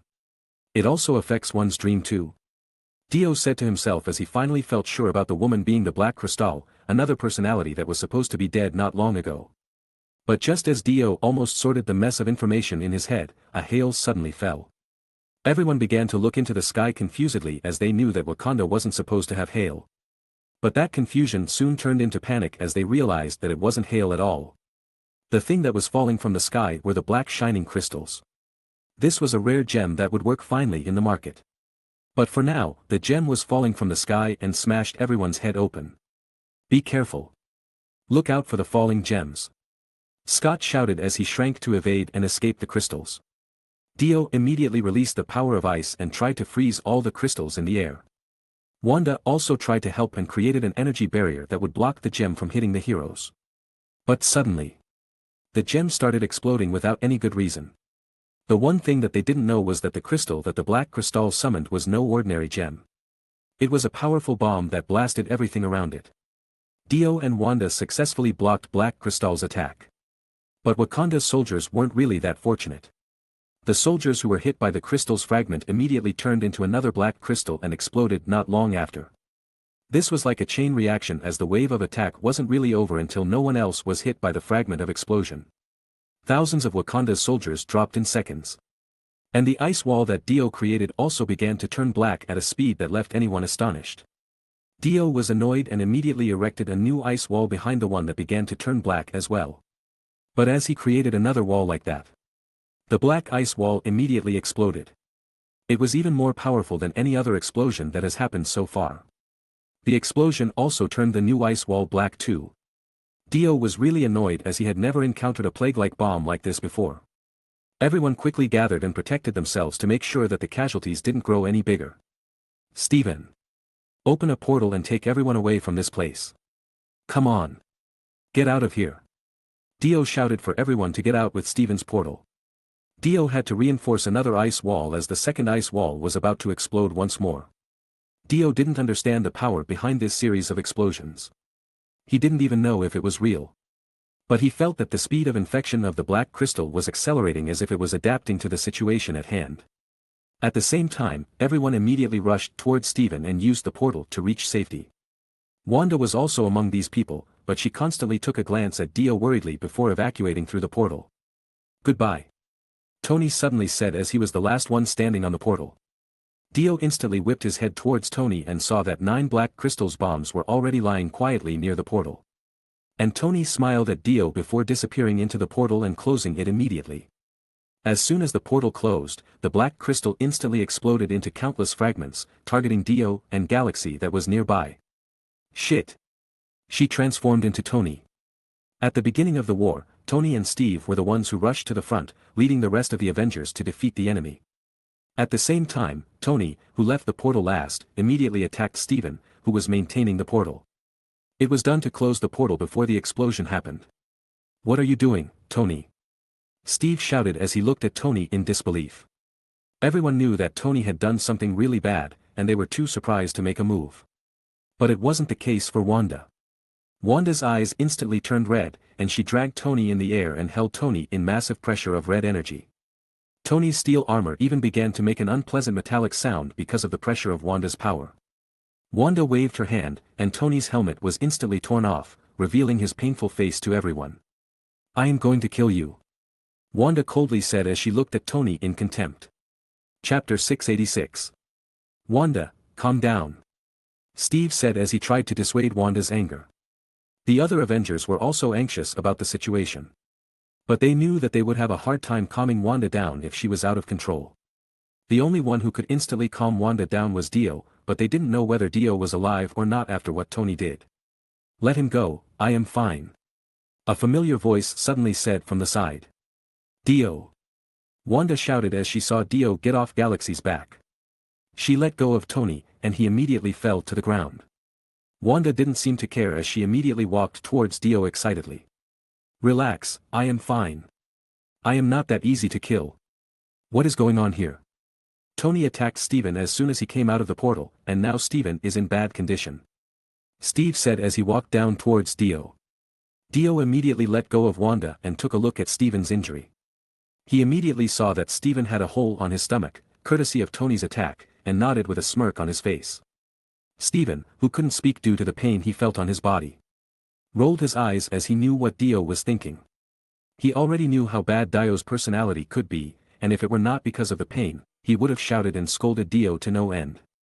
Tony was being controlled by that woman, let him sleep, it should wear off soon, Dio said casually. Natasha immediately stunned the unconscious Tony once more to make sure that Tony wouldn't wake up anytime soon. Still, everyone felt a little bit uncomfortable knowing that the leader of the Avenger could be controlled by the enemy so easily. It was fortunate that Dio could escape the enemy's trap without any injuries. Had it been any other person, it wasn't likely they would survive. Meanwhile, Dio himself was using King Crimson to survive the woman's black crystal's explosion. He couldn't use the time stop ability that belonged to the world as Galaxy wouldn't be affected by that. So the only option he had was to erase the time itself. After he survived the explosion, he used Galaxy's power to make a portal to where the rest of the Avenger was. The woman could never expect that Dio could delete the time itself and be able to escape unscathed. Dio himself still looked at Chala with a sorry sight as he didn't mean to let all those Wakandan armies die like that. Dio took out the pocket snail from Tony and placed it on Steven, who was about to die. Immediately, the snail did its magic and covered Steven's wound with life energy. It didn't take long before Steven was as good as new. Dio sighed in relief as he didn't have to use his reality overwrite anymore. He didn't have that many soul left, after all. Furthermore, he didn't know what would happen in the future, so he couldn't swap his stand carelessly. Replacing a card had 24-hour cooldown and he couldn't waste time without any consideration of what he should do next. "What is the body count this time?" Dio asked solemnly. "It's a lot, the whole army is gone," Steve said gloomily. The incident was way too sudden, so the soldier couldn't escape safely. "What the hell?" Scott shouted as he was startled by the thing on Loki's hand. "What? I am curious, blame me," Loki annoyedly said as he held one of the black crystal bomb in his hand, but strange enough, he wasn't affected by it. The black crystal bomb was really something spectacular and yet also vicious. The explosion itself wasn't that powerful, but the infection rate once the fragment started flying was astronomical. Once someone was as little as scratched by that flying fragment, they were as good as gone. It could infect not only humans but also surrounding stones, grass, and even Dio's ice wall. If this black crystal bomb were thrown into a densely populated city, the aftermath wouldn't be pretty. That said city would become a dead zone in a matter of minutes. Fortunately for everyone who survived this time, they were on an open field this time. There were hardly any resources to transmit the infection, so the black crystal bomb failed to kill everyone. But further use of that land was almost impossible as it was now dyed in black. "Still, we have to find that woman," Finding her was like finding a needle in a haystack. It was too annoying to do. You go and join Chala, I will stay here alone. Since the woman was hell-bent to fight me, she would come to me sooner or later. Dio said solemnly. It's too dangerous. Are you sure about this? I am sure. I believe she hadn't retreated just yet, she might not come out if you guys stay with me, so it's better for you to leave with Chala. I believe that it's the best course of action we should take. Dio said solemnly. Dio then glanced apologetically to Wanda. He didn't want to make Wanda worry about him, but it was simply the best course of action he should take. Steve remained silent, but he didn't persuade Dio to reconsider his plan. Dio's plan really made sense, and he didn't have any argument to throw anymore. Be careful. Steve said as he didn't know what else to say at the moment. I am waiting for you to come back. I hope that you are victorious in your endeavor. Since I already killed her once, I will be able to do the same again. Don't worry about me too much. Dio said as he hugged Wanda tightly. He saw the look of worry in Wanda's eyes, so he hoped that little reassuring could convince Wanda that everything would be alright. Chapter 687. Dio couldn't bring himself to tell Wanda the truth as she would just worry more than necessary. Now. All he had to do was defeat the woman and secure her Infinity Stones before Thanos got his hands on it. He only needed one chance with a clear shot to take out the woman once and for all. Come on out. Don't you want to kill me? I will grant you an opportunity to fight me one-on-one, and no one will intervene in our duel. Dio shouted to force the woman out. The situation was calm, and as he expected, the woman wouldn't attack those who were retreating from battle as it was too troublesome for her. She knew that she couldn't deal with all of the Avengers at the same time as she had already experienced it once before. So, Dio was on the right track as he stayed behind to fight the woman alone while everyone else retreated. Are you afraid to face me alone? I already know who you really are. I didn't expect to encounter you again after our last battle. If I can kill you once, I will be able to kill you the second time. You will not be so lucky this time, Dark Crystal. Dio said coldly. When Dio shouted Dark Crystal's name, the sky immediately turned dim, and the atmosphere suddenly changed. Obviously, Dio's word angered her. You don't deserve to spout that name. I will kill you in the worst way possible. Dark Crystal shouted furiously. The storm cloud that was caused by the ether began to expand, and the storm immediately brewed, causing a tornado that swept everything up. If this storm were left alone, the entire Wakanda would be destroyed before the storm swept the rest of the world. Fortunately, this was not the day when the 9 realms were in line. Otherwise, the 9 realms would be affected by this storm as well. Dio knew that he had to get into the center of the storm and kill Dark Crystal to stop all of this. Dio then patted Galaxy's neck as he wanted her to stay behind as he traveled through the storm to kill Dark Crystal since Dio wasn't confident that he could keep Galaxy safe inside the storm. Galaxy was clearly unhappy about Dio's decision, but she knew there was nothing she could do to change Dio's mind from the look on Dio's face. She knew no matter how hard she threw a temper tantrum, Dio wouldn't change his mind. Still, Dio assured Galaxy that he would immediately call for her if he were in absolute danger. Dio really didn't expect to encounter Crystal's dark personality here. She even became one of Thanos' Black Order and did his bidding to collect all the Infinity Stones. But one thing for sure was that Dio really couldn't understand the villain's way of thinking. He couldn't understand why Dark Crystal wanted to kill him now when all Dio did in the past was free Crystal from her dark grip. In Dio's perspective, Dark Crystal should be thankful that she was still alive after their battle as he really planned to kill Dark Crystal to save Crystal from her grip. Although Dio knew how traumatizing it was to experience death, she shouldn't be seeking revenge like this. But it didn't matter now as everything must come to an end. This time, Dio would make sure that Dark Crystal is dead forever. Dio dragged the Reaper's gaze on his hands and walked towards the storm without any hesitation. He used his Hammond defense to the extreme, blocking any harmful object that came his way. At the same moment, an identical black crystal that he saw earlier began to show itself and went straight towards Dio. But Dio already saw this trick once before, so it wouldn't work on him again. He took a stance to slice the black crystal before it could hit him, but suddenly the black crystal transformed into a wolf. Its appearance was exactly the same as a real wolf, complete with its glaring eyes ready to attack any time. Obviously, it was all the power of the Reality Stone. For Dark Crystal, what reality she was in wasn't important. The only thing that was important for her was to satisfy her own goal without anyone holding her back.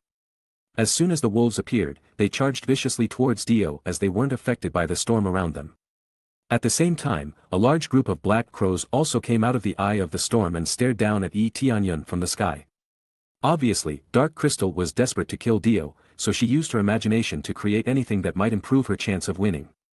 Dio was quite sure that she would send another wave of abnormal things towards him soon enough. But still, Dio faced his adversaries with a calm demeanor. It was all because he knew that nothing could stop him from advancing towards the eye of the storm. Dio immediately released his murderous aura and immediately launched an attack towards the wolves. But clearly, he wasn't fast enough as the wolves and crows began to surround him. Dio smiled as everything went as he predicted. Dance of the Red Scythe. Dio shouted as he attacked the enemy with a fast rotational attack that instantly massacred every single crow and wolf that surrounded him earlier. But as the wolves and crows died, their bodies immediately exploded. Dio was completely buried inside the explosion as the wolves and crows died at the same time, meaning that they also exploded at the same time. At the same time, Steve and the others that returned to Wakanda's royal palace were standing at the top of the palace, gazing at the battlefield from a distance. They saw a flash of light that tried to consume the dark storm where they left Dio earlier, meaning that Dio was still fighting against the woman. Are we seriously not going to help him right now? Quicksilver said frustratedly. It was unexpected coming from Quicksilver's mouth, but everyone knew that Pietro was looking out for Dio out of respect towards Wanda. Steve immediately frowned as he knew that he should be helping Dio, but he couldn't just ignore Dio's word. He should be fighting down there for the sake of everyone else. I believe him. Since he said that he will come back to me, he will definitely do so. The others sighed and continued to wait, hoping that Dio would come with a good news soon. Chapter 688. The black wolves and crows really made things difficult. They weren't particularly strong, nor were they fast. But when they died, they instantly explode. Dio already knew how powerful and devastating the black crystal bomb was, so he had no choice but use a temporary stand that he had saved for a long time. Stand name, Oasis. Description, a wearable suit that allows the user to burrow into the ground. Type, close-range stand. Ability, ground liquefaction. Description, make the ground look like liquid and the ability to freely move underground as if it was water. Attributes. Destructive power, A. Speed, A. Range, B. Sustainability, A. Precision, E. Growth, C. Evaluation, swimming on the ground. In Dio's mind, this stand was another useless card. He had an idea to combine this card with Green Day as it would be a super strong combo card. But unfortunately, he already used Green Day back in the New York War, and he couldn't seem to draw another copy of that stand. But it was fortunate enough that he still had this card now as it was a great card to escape the black crystal bomb. So, he immediately dragged all the wolves into the ground as his eyes flashed, and the ground became as soft as mud. The wolves began to struggle. But no matter how hard they struggled, they couldn't seem to escape the muddy ground. In just a few seconds, a quarter of the wolves were swallowed by the earth. Dio quickly resurfaced and immediately solidified it once again, burying all the wolves alive. The explosion didn't occur at all as the wolves weren't destroyed. The Oasis stand was a 30-minute temporary stand. So it would be useful until its time was up. So, Dio did the same to the rest of the wolves while leaving the crows for a while. Dark Crystal didn't seem to create more of those wolves as she knew that her effort was futile. So, after Dio was done dealing with all the wolves, he wanted to deal with the crows now. He pulled out a playing card from his pocket, and a few uniquely shaped bombs materialized in his hands. Dio then threw the bombs towards the densest horde of crows before diving back to the ground for safety.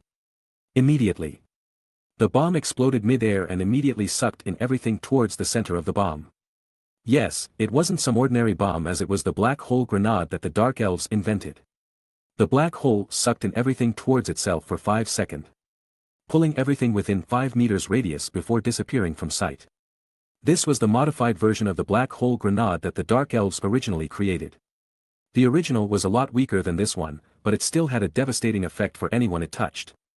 After getting the right to take all the Dark Elves under his wings, Dio asked them to continue their research and eventually developed their black hole grenade to this level.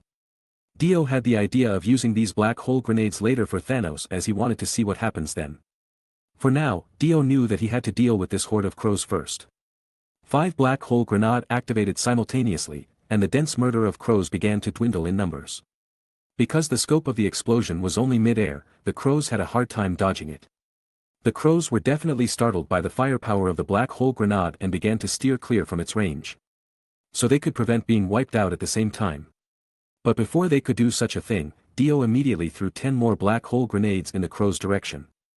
The crows were once again getting pulled and ripped apart into nothing by the black hole grenade without any chance of struggling. Dio smirked as he finally cleared all obstacles between him and Dark Crystal and reached the center of the storm. He tried to stick his arms inside the eye of the storm and felt that his hands were about to be shredded into pieces. Thankfully, the protection of Hammond energy made it much less of a threat. Still, Dio had to spend quite an amount of Hammond energy to be safe inside the eye of the storm, and now he had to decide whether he entered the eye of the storm or not. Dio began to shake his head as he knew that he had no other option here. "I am coming into play," Dio playfully shouted as he entered the eye of the storm. On the other hand, Steve and the other Avengers were gasping as they saw Dio go into the eye of the storm. They were relieved when they saw that Dio easily dealt with the pack of wolves and horde of crows on his own. But now that Dio was already out of their sight, they couldn't help but worry about him even more. Each and every one of them could feel the terrible energy that brewed from the storms, and they knew that they wouldn't be able to even get close to the eye of the storm with their power alone.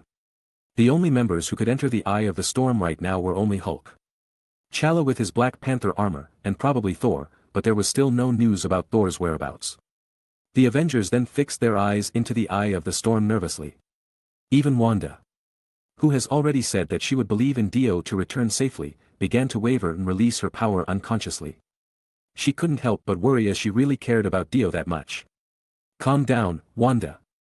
Don't forget what you just said to us." Wanda nodded and immediately took a big breath to calm herself down.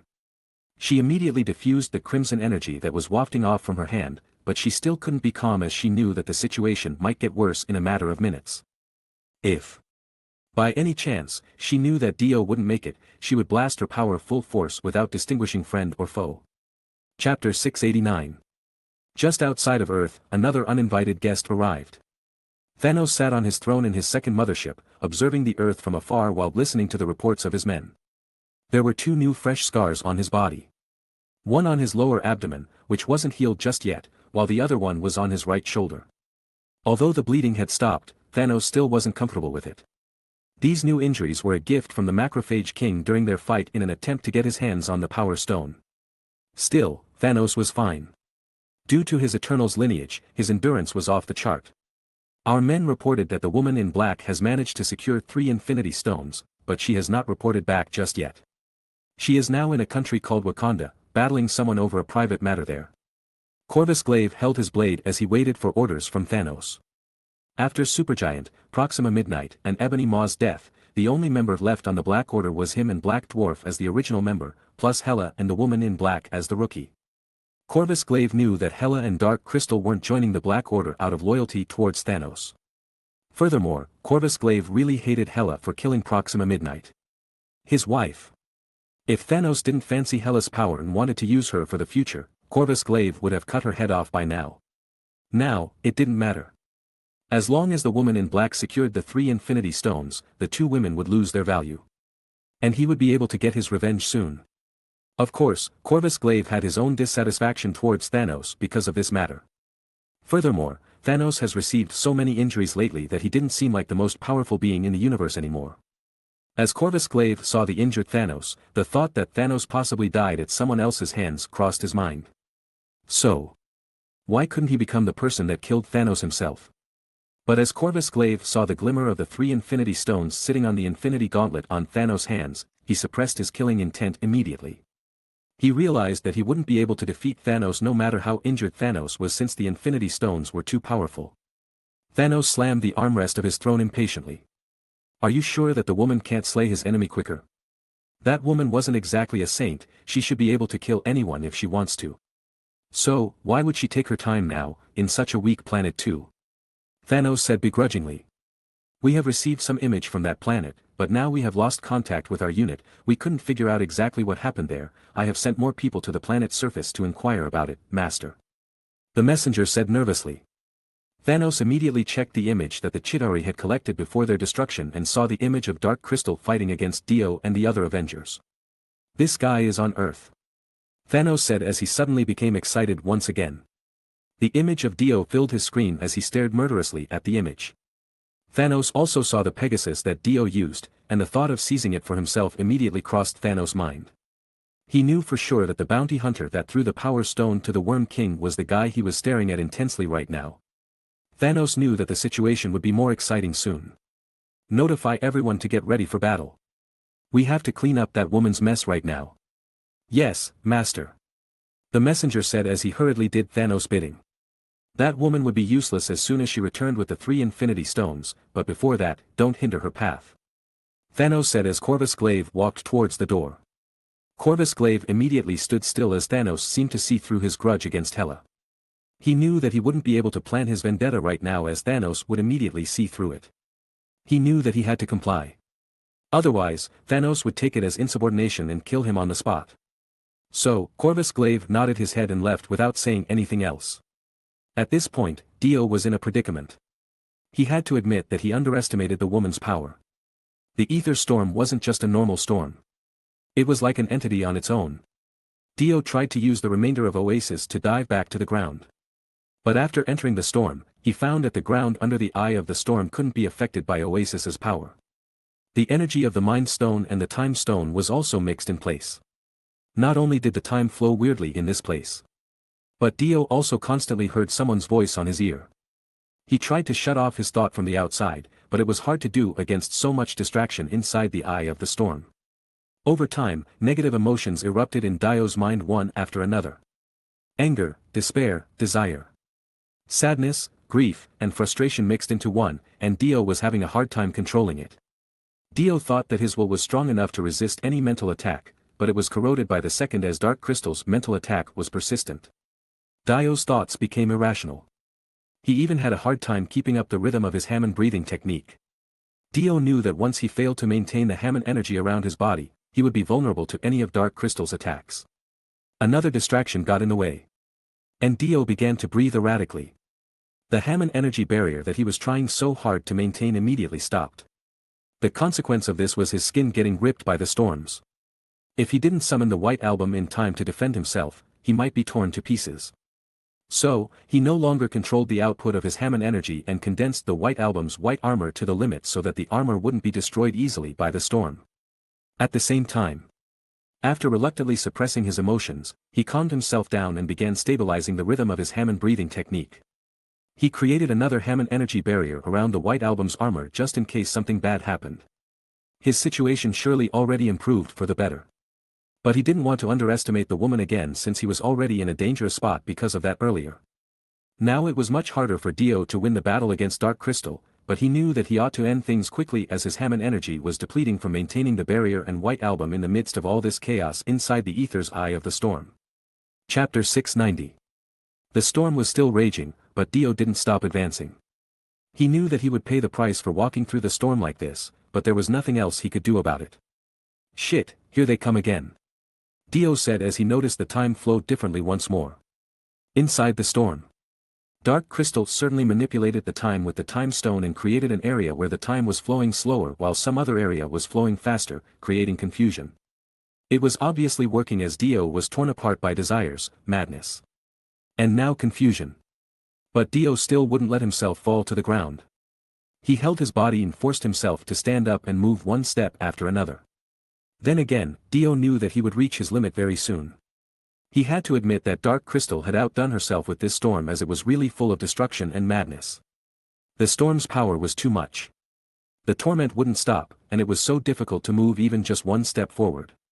Reality Stone was really able to create some incredible reality. Damn it! Dio said as he pounded the ground hard enough to vent himself from the emotion that started to build up in his mind. But just then, a laugh was heard from the depths of the storm.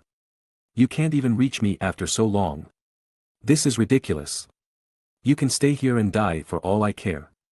And I will keep your body intact and turn them into tablets that I would consume 3 times a day to see how long you would make me happy. Dark Crystal's voice echoed through the storm. This time, Dio smirked and began to move once again. His heart couldn't stand this anymore, so he summoned the world, King Crimson, White Album, Horus, and the Hand. I said that I will kill you, and I will not go back on my words. Dio said on the brink of insanity. He immediately used the Hand to erase the space in front of him at an unimaginable speed. It wasn't until he burst out of the storm that he realized that he was only inside a small area that was controlled perfectly by the reality stone and the time stone. Now Dio realized that the storm was just an illusion created from the reality stone. And it just made an illusion that Dio wanted to see.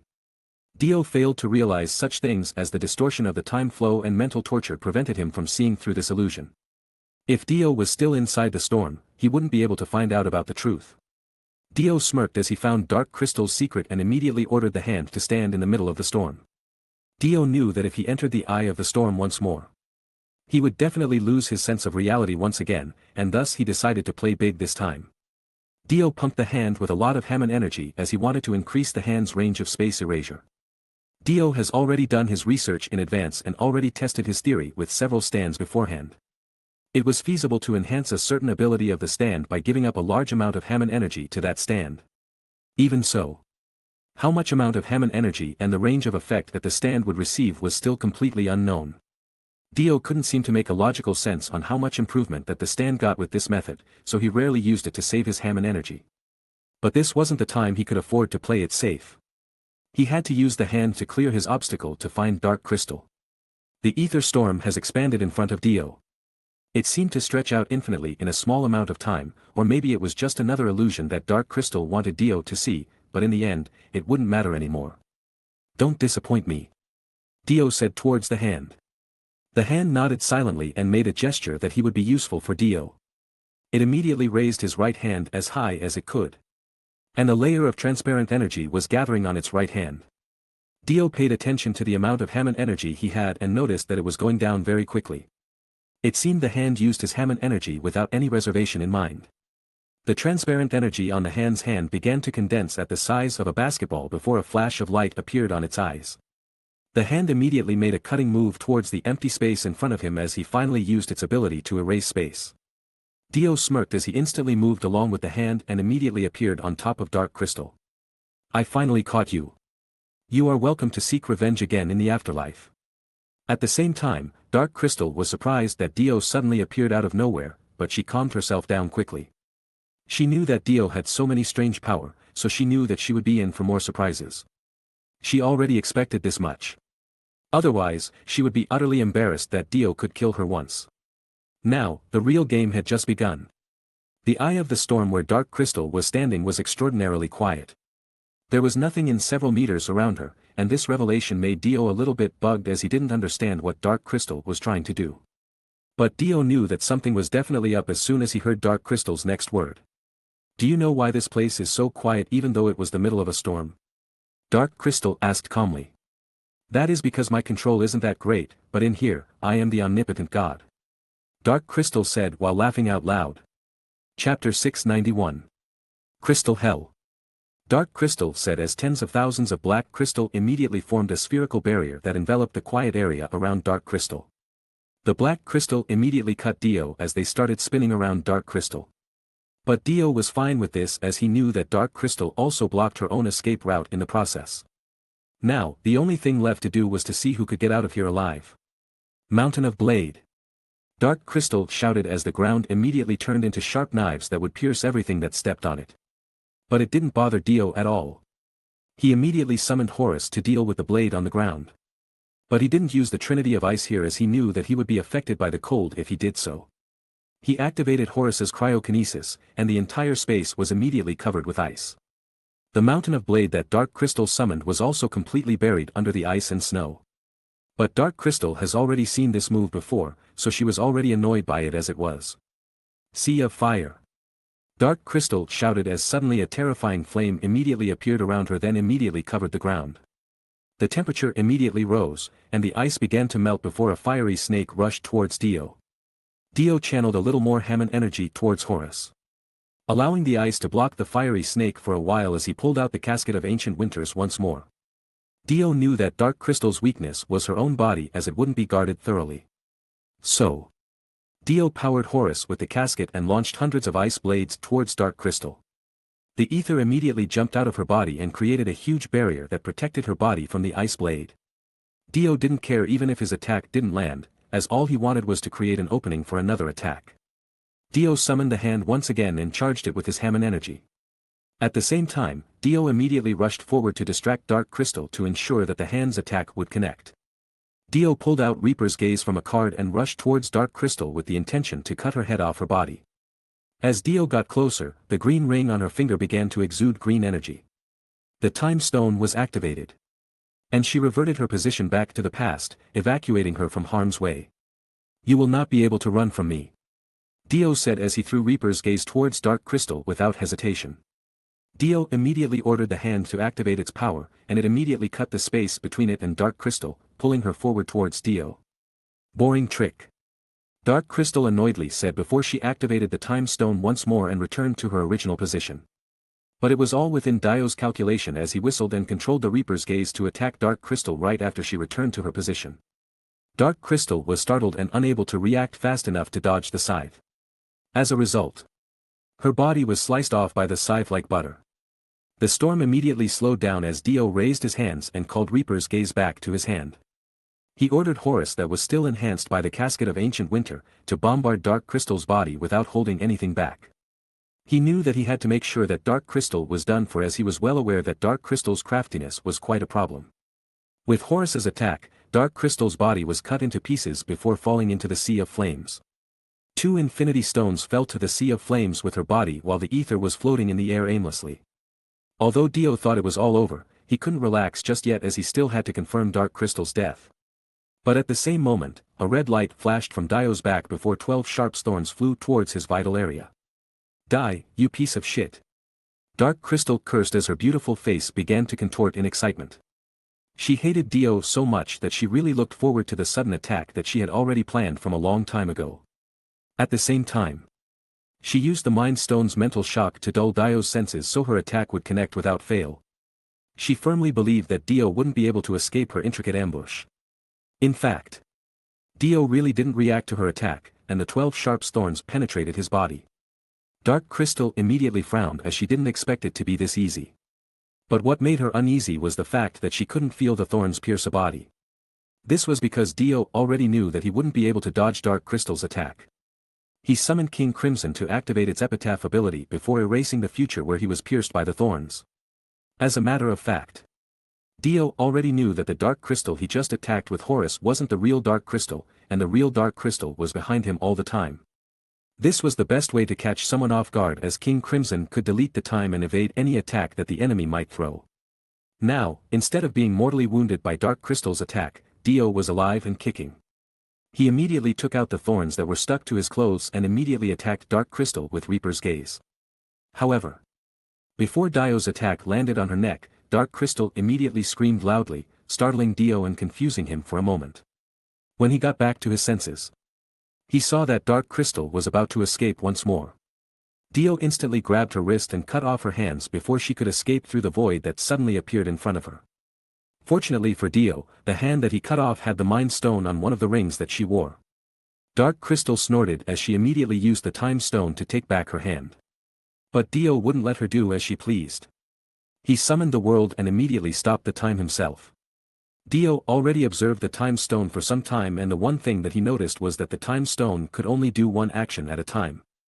As Dark Crystal wanted to reverse the time on her hand to take it back, she wouldn't be able to resist Dio's time stop. Chapter 692. Time couldn't be controlled by two things at the same time. So, Dark Crystal wouldn't be able to walk freely in Dio's time stop if she was still trying to rewind the time. Then again, if she didn't use the time stop, she wouldn't be able to recover her arms with the time rewind ability. Obviously, Dark Crystal already realized Dio's intention. So she was caught in a dilemma as she couldn't decide what to do. She racked her brain for the surefire way to win, but there was no best way out, so she gritted her teeth and used the Time Stone's time stop ability to allow her to interfere with Dio's time stop, and immediately used her ether power to snatch back the Mind Stone that was still on Dio's hands. She gave up the chance to recover her arms as she knew that Mind Stone was more important. Meanwhile, Dio was having a hard time breaking through the ether's attack, as no matter what he did, the ether couldn't be destroyed. In the scramble, her arm fell to the ground and was torn to pieces, but unfortunately for Dio, Dark Crystal successfully recovered the Mind Stone. Dio couldn't do anything about it, so he immediately cancelled the time stop ability to reserve his remaining Hammond energy. But nevertheless, the minimum objective has been achieved. Dark Crystal's body was really fragile. This time, he cut off one of her arms. Then the next time, it would be her leg or even her head. Dark Crystal's face was darkened with rage while she stopped the bleeding on her arms and put the Mind Stone on the ring of her other arms. She knew that she would immediately lose if Dio recovered the Mind Stone, as she wouldn't have a chance fighting Dio head-on like this without it. I admit that I underestimated you too much. But you will never get the chance to get anywhere near me anymore. You will soon die here. Dark Crystal shouted in anger as she activated the 3 Infinity Stones in her possession at the same time once more. Dio felt that he had nowhere to dodge as the entire place was illuminated by the 3-colored light that represented each Infinity Stone that she had.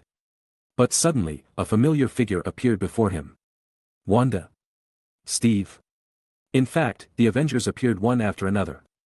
In addition to that, Crystal and everyone he ever knew appeared one after another, even his parent, who was already dead for a long time. Everyone in his memory was projected by the light around Dark Crystal. Enjoy the show. Everyone that has influenced your life is here to kill you. I hope you can survive this rampage. Dark Crystal smiled at Dio as she stood behind all the people that she created. She wondered how long it would take before Dio killed all these realistic illusions. Hey, why are you still here? We already killed Thanos, so come on over and save the Earth from other threats with us. When these matters are over, how about we find a place to live a secluded life and get married? I would like to have your babies. Brother, have you forgotten me already? I am so scared, everything is so dark. Come save me. Do you think you can kill me? The ones you killed were just my fakes. I am still alive and kicking. But don't worry, after you die, I will take care of your wife and kids for you. Dio had a tough time as all of them was like real person. This was the true power of the Reality Stone once it was powered by the Mind Stone. It felt like everyone was a real person as they could think and react independently. Dio held the Reaper's gaze on his hand tightly as he almost attacked these illusions several times. But as he watched Wanda with her pregnant belly in front of him, he couldn't help but look forward to a happy future. He couldn't bring himself to attack these people as everyone felt so real. The weapon on his hand felt heavy even though he had already used it so many times in the past. He knew that they were all just an illusion created by the Reality Stones. But the Mind Stones that powered the illusion made it too real. The Mind Stones amplified his emotion, resulting in him being unable to decide what to do. He knew that the only way to break through and kill Dark Crystal was by killing all these illusions. Everything here is fake. The real Wanda is waiting for me to return at Wakandan Palace. This is your child. Don't you want to meet him? Don't you want to hear him call you father? Wanda said as she burst into tears as she saw Dio raise the Reaper's gaze from the ground. Dio's heart trembled as he heard Wanda's word. The Mind Stones really was a terrifying relic. Just as he hesitated, Dio suddenly felt pain in his lower abdomen. He looked down and found a Dark Crystal's dagger pierced white album and all the Hammond barrier that he had and penetrated his body, wounding him. He also found that the part where he was stabbed crystallized and kept spreading like what happened to the Wakanda's soldier earlier. Since you are going to kill my child and me, I will have to kill you first. Wanda said as she was the one who stabbed Dio on the abdomen as she was already within arm's distance. Thank you for making me realize that I have ignored you for so long, but I am sorry, this is not the place for me to die. Dio said as he held Wanda's face in his hands dearly. Dio then swiped Reaper's gaze through Wanda gently, destroying the illusion of hers. Wanda's head rolled on the ground with a vicious look on her face. To be honest, Dio was traumatized by this scene, but there was nothing he could do. He used the last of his soul to overwrite the wounds on his body and then took a deep breath to regain his composure. But he didn't have the time to relax as Thor rushed towards him with Mjolnir on hand. Dio immediately chopped Thor's head with Reaper's gaze without any hesitation. Dio was in pain to see the person he knew die at his own hand, but there was nothing he could do. He moved forward and chopped Crystal's head. And now Dio felt despair on his heart as he saw Crystal's tearful face roll on the ground, but there was nothing he could do. Every time another person was killed, Dio's heart throbbed painfully. His negative emotion steadily amplified as time passed. Chapter 693. When it's cold, remember to always wear extra clothes and eat regularly. Dio's mother said with a warm smile on her face. You are a gentleman, remember to always smile at everyone. Dio's father said with a stern look on his face. Dio, who almost wiped every illusion of Dark Crystal, stood in front of his parent with his head lowered. Although these people weren't exactly his parent, Dio's memory has already convoluted with the memories of the Dio in this world, so he felt the parental love these people gave. I am so sorry. Dio said as he swung his scythe. killing his parent in front of him. He shuddered as tears gently rolled down his cheeks. Watching his parents fall in their own puddle of blood really messed Dio's psyche. His heart broke apart from the thought that they could be alive and well somewhere. Dio roared and immediately swung his scythe once more, decapitating Dark Crystal, who was standing still behind his parent. Do you think it would be over as soon as you kill me? No, this is just the beginning of your torture. Your family, friends, lovers, and enemies are already resurrected and now looking for revenge. Dio turned around silently, and sure enough, he saw everyone he killed earlier now standing once again, but with a murderous look on their face. Dark Crystal reappeared once again, and now she stood behind the crowds with a smirk on her face. This time, however, Dio didn't hesitate as he swung his scythe around, killing the illusion created from Reality Stone and Mind Stone's power. But no matter how much he killed, the illusion simply reconstructed itself. The entire area was full of corpses, and Dio, that was completely lost in his emotion, couldn't think clearly of what he was doing. Dark Crystal then walked to Dio, who was already on his feet due to exhaustion, with a smile on her face. Dark Crystal stood in front of Dio and observed him for a while before she nodded in satisfaction as she saw the empty look in Dio's eyes. Dark Crystal then formed dozens of ether spikes and immediately pierced Dio's body with it, pushing Dio to the ground. Dark Crystal in front of Dio then disappeared once again before reappearing in the corner. This was her true body, not the illusion that she cast earlier. She obviously didn't want to get close to Dio in the case that Dio still had a fight left in him. Now, she was satisfied with the result as she was able to kill Dio herself. She wanted to give Dio the cruelest torment that she could think of. She wanted to see Dio beg her to end it all as she really despised Dio with her entire being. It seems this time I overestimated you too much. You are done for. I couldn't say that I am not disappointed in you. Dark Crystal said as she stood in front of Dio with a smirk on her face. Although she knew that Dio wasn't dead just yet, she thought Dio would be too powerless to do anything at the moment anyway. At the same time, Dio's empty eyes suddenly flickered, and his lips began to mutter something. Dark Crystal moved closer to listen to what Dio had to say as it was too weak of a voice for her to hear. 25, 24, 23, it turned out Dio was inexplicably counting down to something. Is that the countdown to your death? Poor guy, as long as you kneel in front of me, I will let you live another minute. Now, what do you say to that? Dark Crystal said with a cruel smile on her face. But suddenly, she felt uneasy for some reason, and as if sensing her anxiety, the Mind Stone immediately glowed to calm her down. But then again, the Mind Stone failed to appease her uneasiness. She looked confused for a second, but then she heard Dio keep counting down, completely ignoring her words earlier. The intense anxiety that she felt made her want to kill Dio immediately. She constantly listened to Dio's countdown before Dio immediately skipped his countdown from 10 to 1. Obviously, Dark Crystal was confused by Dio's countdown, so she looked around in anticipation, but nothing happened before feeling the sudden itch and pain on her face. Dark Crystal then began scratching her face and was horrified as she saw a piece of flesh was torn apart from her face. What have you done? Dark Crystal shouted in horror as she started vomiting blood. But blood wasn't all that came out of her mouth, as one of her organs was also mixed in with the blood that she vomited. Dark Crystal immediately succumbed to fear as her body started collapsing quickly. She knew that she would still be alive even when her body was destroyed, as she could move her consciousness to the ether, but even so, she wouldn't be able to do anything afterward. She would still need a container, in this case, a real body, to effectively use the ether and the other infinity stones. She immediately raised her hands to kill Dio. But she couldn't do so as her body slumped to the ground weakly.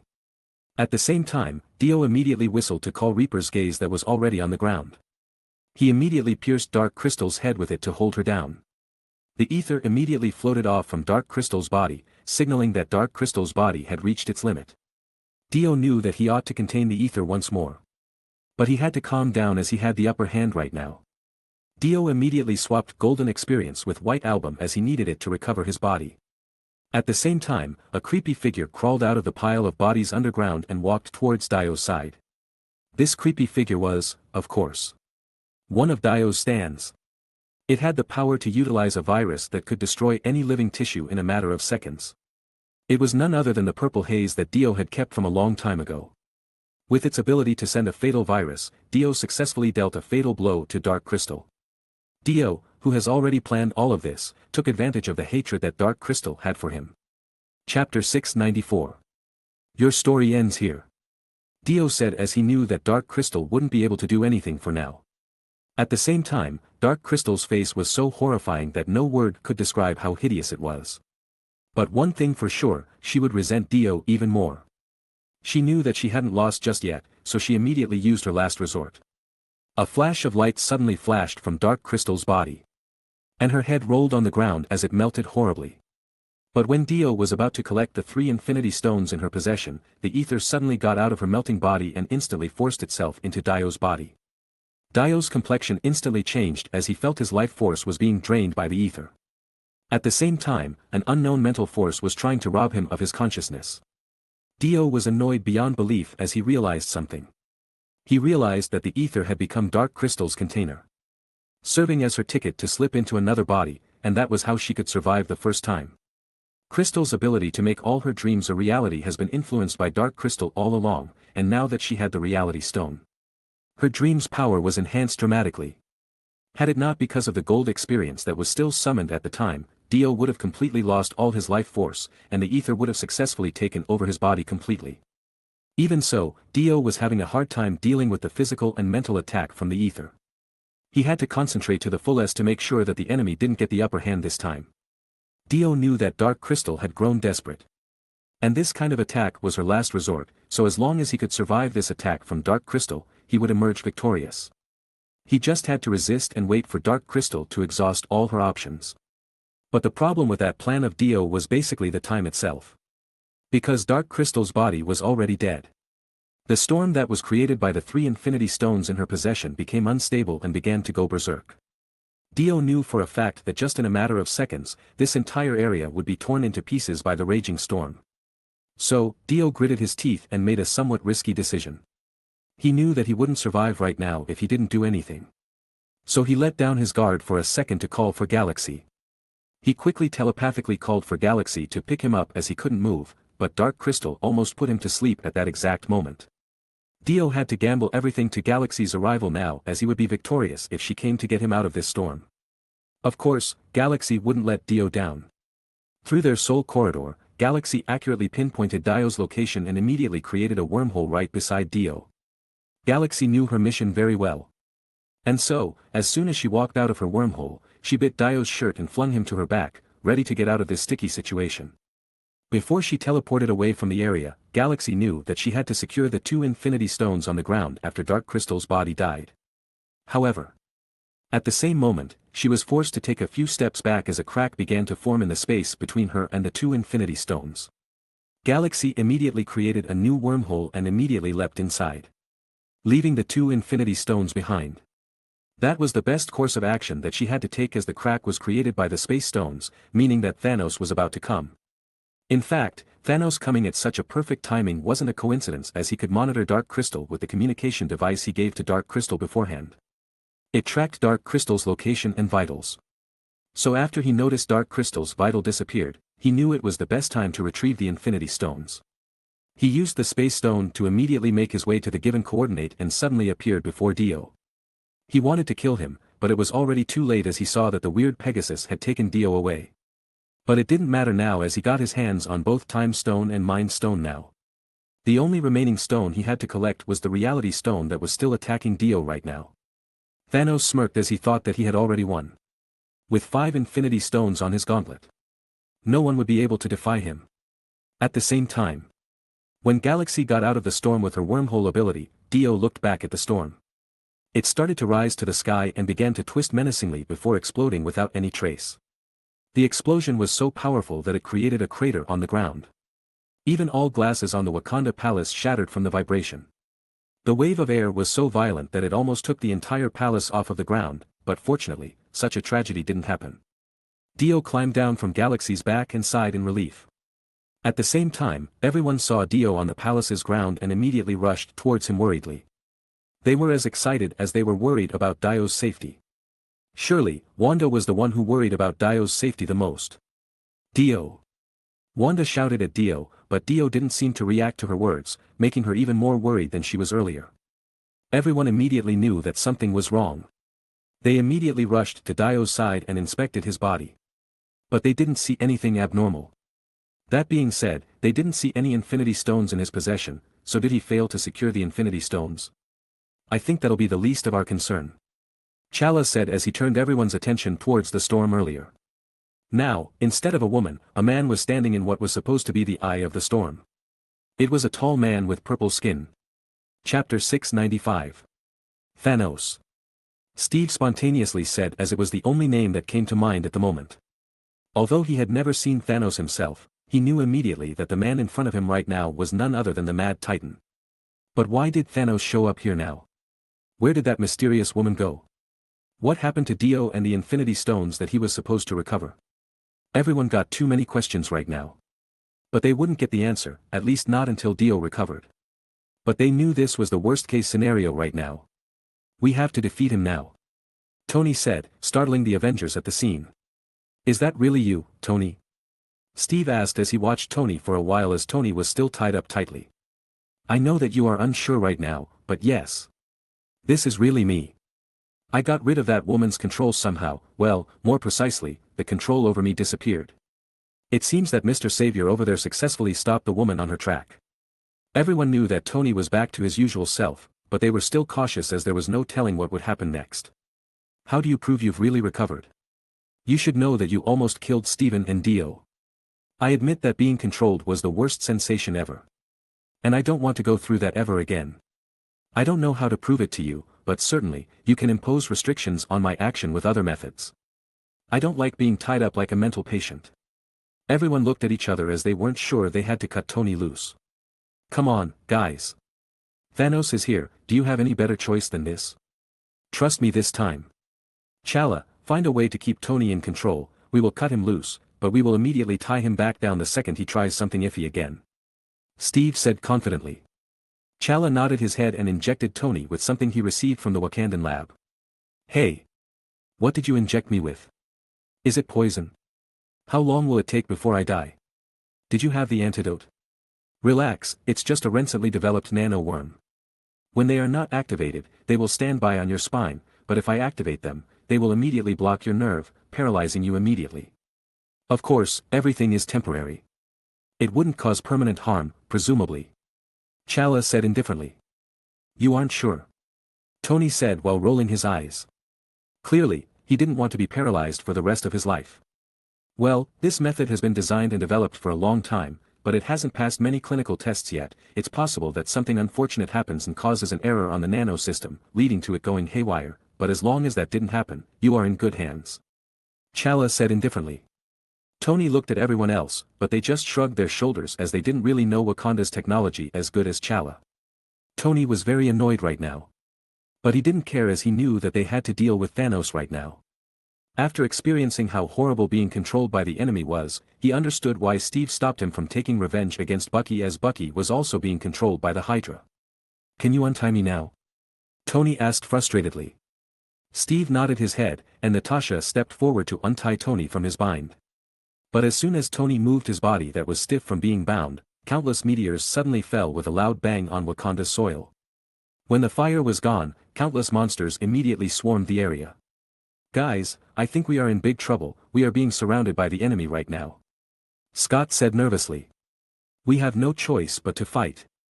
Steve said confidently. Since the opponent has not given up the offensive, it also meant that Thanos hasn't got his hands on the entire Infinity Stones. We still have a chance to turn this over. Chala said confidently. Everyone looked at Dio once more, but Dio was still unresponsive. But it was obvious that Chala's speculation was likely to be correct. Otherwise, there was no need for Thanos to attack them like this. They began to think that Dio had successfully recovered some of the Infinity Stones and killed the mysterious woman earlier while he was at it. The sudden appearance of Thanos might have something to do with Dio's unresponsive behavior right now. But nevertheless, there was still a glimmer of hope. Everyone, be ready to fight. Chala, although it was cruel of me to ask, we need more manpower out here. Steve knew that the previous battle had cost Wakanda around 10,000 of their men. It was a devastating blow to a country with a small population like Wakanda. But there was no other choice but to fight here. It might be a different case of scenario if they could rely on Dio, but Dio's condition wasn't the best right now. So before Dio woke up, they had to devise a plan for the worst and did everything they could until then. Wakanda would never give up. I will mobilize all troops to aid us. This is our final battlefield, we will never retreat. Chapter 696. We have to put everything we got in this battle, and even then, maybe some of us won't be able to see the sun tomorrow, but we will never surrender. Steve said as he raised everyone's morale once again. Loki, who was standing on the side, wanted to slip out quietly.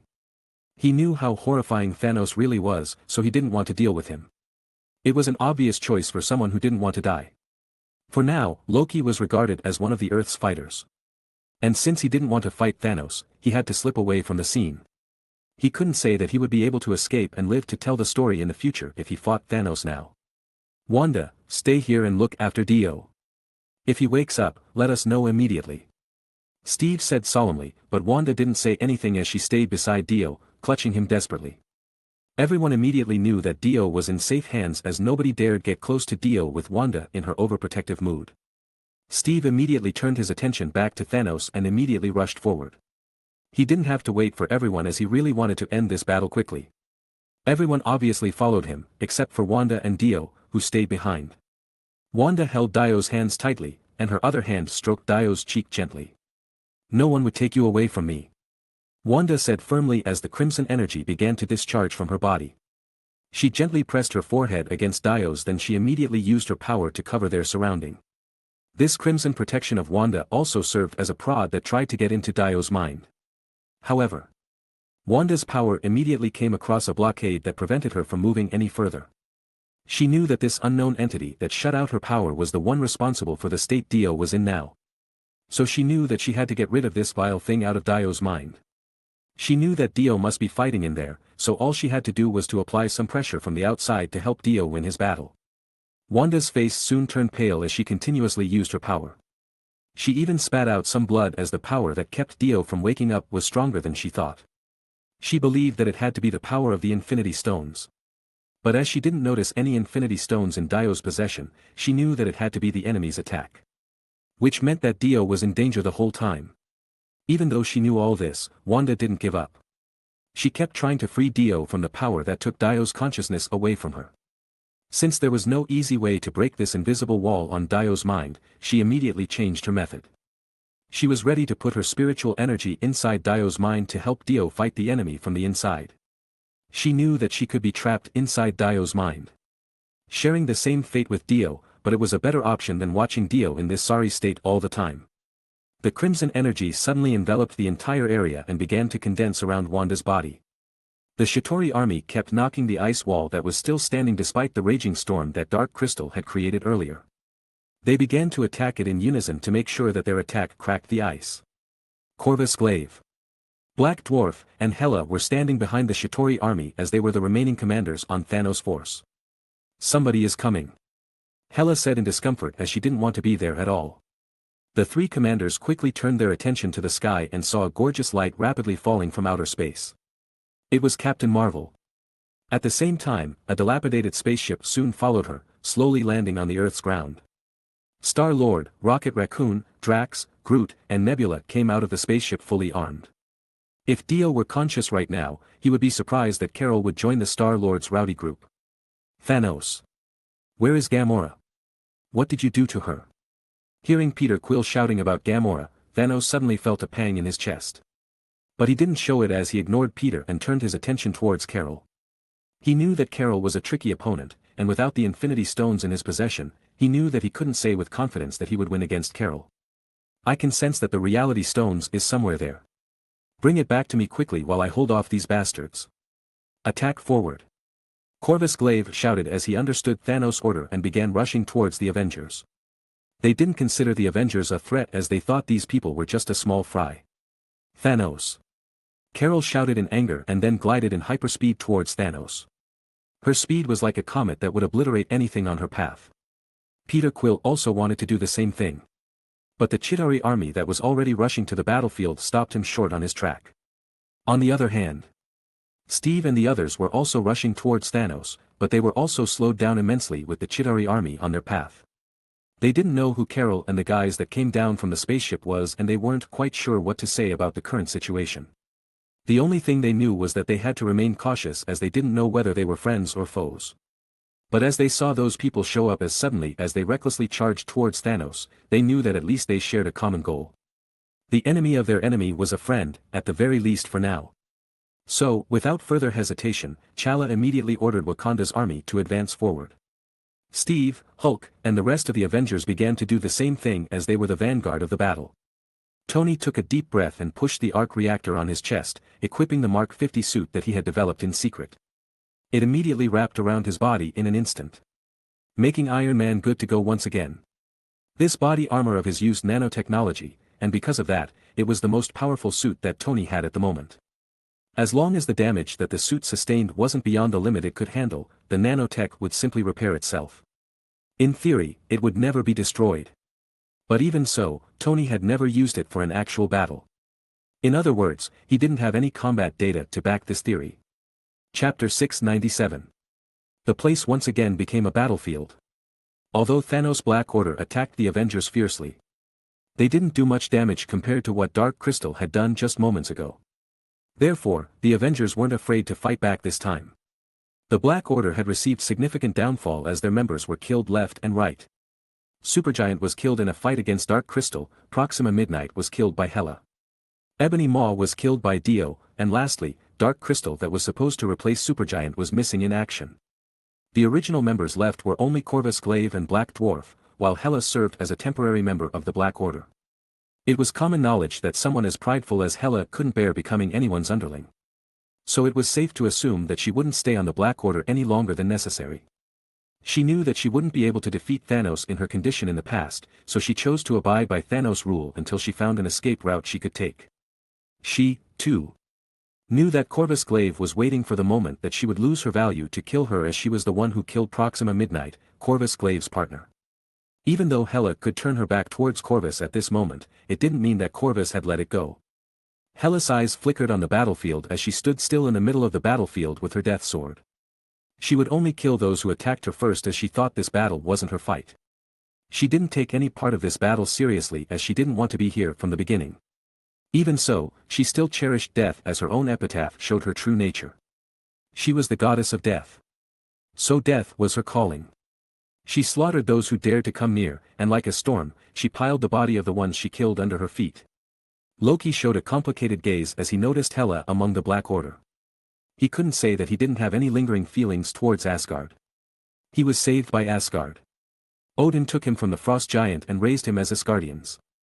So he felt the same kind of sadness as Thor did to know that Asgard had been destroyed. That was all because of this mad woman. Hela was the one who destroyed Asgard. Even though she didn't do it herself. She was the main reason for it to happen. Loki looked at Hela with a frown on his face before he transformed into an ordinary Wakandan soldier and quietly approached Hela from the other side. He knew that he wouldn't be able to attack Hela head-on. Even if Hela had already lost her power source, he still didn't want to take that big of a risk. Still, Loki was in a nervous wreck as he approached Hela from the side. He kept telling himself to try and hide away if he failed. This demonstrated just how cowardly Loki really was, as he couldn't even brace himself to stab Hela in the back.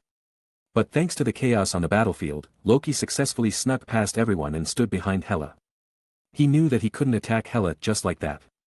So he devised a plan. He immediately fought a Chitauri soldier who rushed near him and made it as if the Chitauri soldier successfully incapacitated him right behind Hela. Loki's acting skill was truly remarkable, as everyone wouldn't know that it was a staged theatrical illusion. Now, Loki wasn't any further than 2 meters from Hela. Loki knew that he was under an immediate danger of perishing if Hela just decided to turn around and end the insignificant life of a common foot soldier.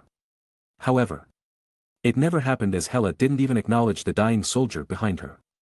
Loki also knew that it was his only opportunity. He continued to act as if he was dying in his Wakandan soldier's illusion and rolled on the ground before launching his attack as he stabbed Hela in the back. He believed that his attack would connect as Hela completely let her guard down, and without Asgard as her power source, she would definitely die this time. But before his knife could penetrate Hela's flesh, she twisted her head and avoided Loki's attack. Loki immediately turned around as he was about to escape, but Hela immediately caught his wrist and turned towards her with a big smile on her face. "Oh, good brother. Are you here to greet your sister?" Hela said as she squished Loki's wrist painfully, forcing Loki to kneel down in front of her. Loki's illusion immediately vanished, showing his original appearance instead of the Wakandan soldier. "Is this a gift for me?" You don't have to bother too much about giving me any gift, your sister is very generous, you see, I wouldn't kill my own brother with my own hands. Hela said as she snatched the dagger from Loki's hand before throwing it on the ground. She immediately threw Loki to the ground as she was bored already.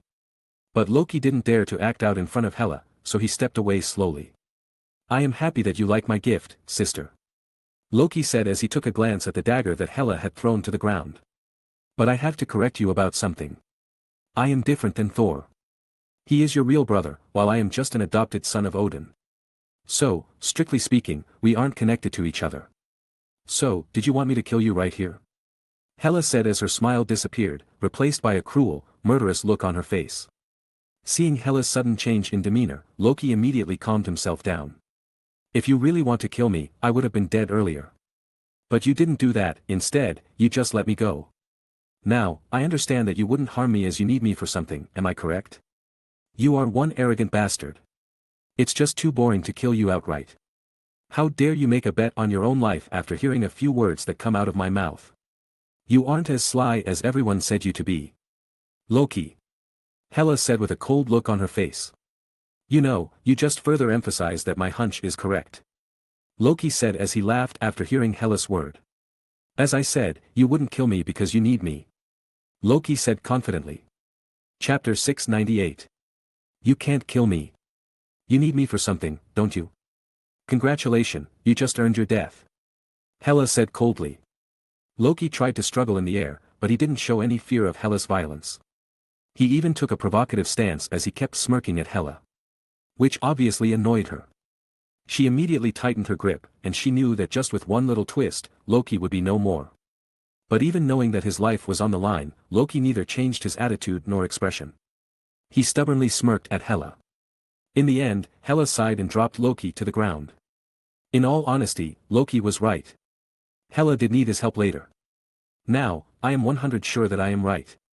I can't beat you, but manipulating others' actions is my best forte. You are not my opponent on that matter. Loki said confidently. He immediately got up from the ground, but Hela slammed him back down again. She didn't want to kill Loki, but she was really annoyed by his tricks. In the end, Hela didn't want Loki to be the one who got the last laugh. You are good at manipulation, but honestly, 10 of you won't be able to even scratch me. Hela said annoyedly. But I have to praise you for your courage, it wasn't inferior to Thor at all, Hela said with a masked expression. It was not known whether Hela was really praising Loki or if it was just sarcasm. Thank you for the compliment, but can you stop comparing me to that big oaf? He is just a mindless muscle, and I hated to be compared to him. It doesn't matter, but you are right. I need you for something. Very well, I would like to hear your cause, if I may honestly say, I wouldn't do it for free. So, let us talk honestly here, what do you want me to do, and what can you give me in return? Loki said confidently. He still rubbed his neck as Hela's grip earlier was really leaving a mark on it. Don't you forget that your life is in the palm of my hands. I can kill you easily, and your petty tricks won't be able to hide you from me. So, stop bargaining with me and do as I say. I am sorry, but you want me to help you, right? Loki said with a sarcastic tone on his word. Surely, Loki managed to annoy Hela once more. If she didn't really need Loki's ability right now, she wouldn't let Loki live right now. Is your life really not worth it in your eyes? Consider your life a favor. Of course, my life isn't worth that much, you can kill me if you want, but I don't think anyone would help you here, well, except me, Loki said with a smirk on his face. Are you threatening me? Hela said as she walked closer to Loki threateningly. Oh no. I wouldn't even dream of it, I am just telling the facts here. Obviously, the great Hela wouldn't want this lowly god of mischief to run away when she wasn't looking, right? I know that your situation here was pretty dire, so if I were you, I wouldn't take my chances. Loki said while holding his hands up. I know that you are under Thanos' order to collect all the Infinity Stones, right? I also received the same task in the past. So it wouldn't be that hard to guess. Now, after Thanos collected all the Infinity Stones, you wouldn't have anywhere to go. Right? Loki said with a smirk on his face. Meanwhile, Hela was looking at Loki weirdly as she didn't expect Loki to see through everything that happened to her perfectly. But now Hela knew that Loki was her way out as he was an excellent negotiator.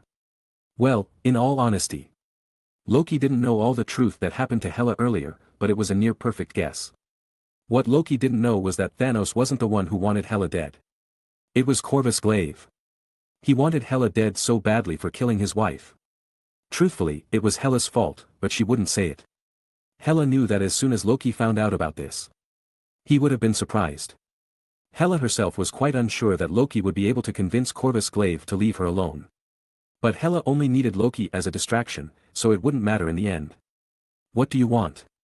Hela said as he felt annoyed out of her mind from hearing Loki's nonsense. I want you to die, but certainly, you wouldn't do what I want, so what I want is meaningless. Loki said while shrugging his shoulders. Are you serious right now? Hela said coldly. She felt that her patience had reached its limit right now. No, I am not that serious. First of all, I need to hear what you want from me in order for me to determine what I want from you. It all depends on the difficulty and danger of what you want. Loki said stoically. Hela frowned as Loki's request seemed reasonable for once. She relaxed herself a little bit as she thought of what she needed from Loki. But before that, I think we need a little trust among ourselves. It was needed if we want this business we have to continue in the future. Loki said with a smile on his face.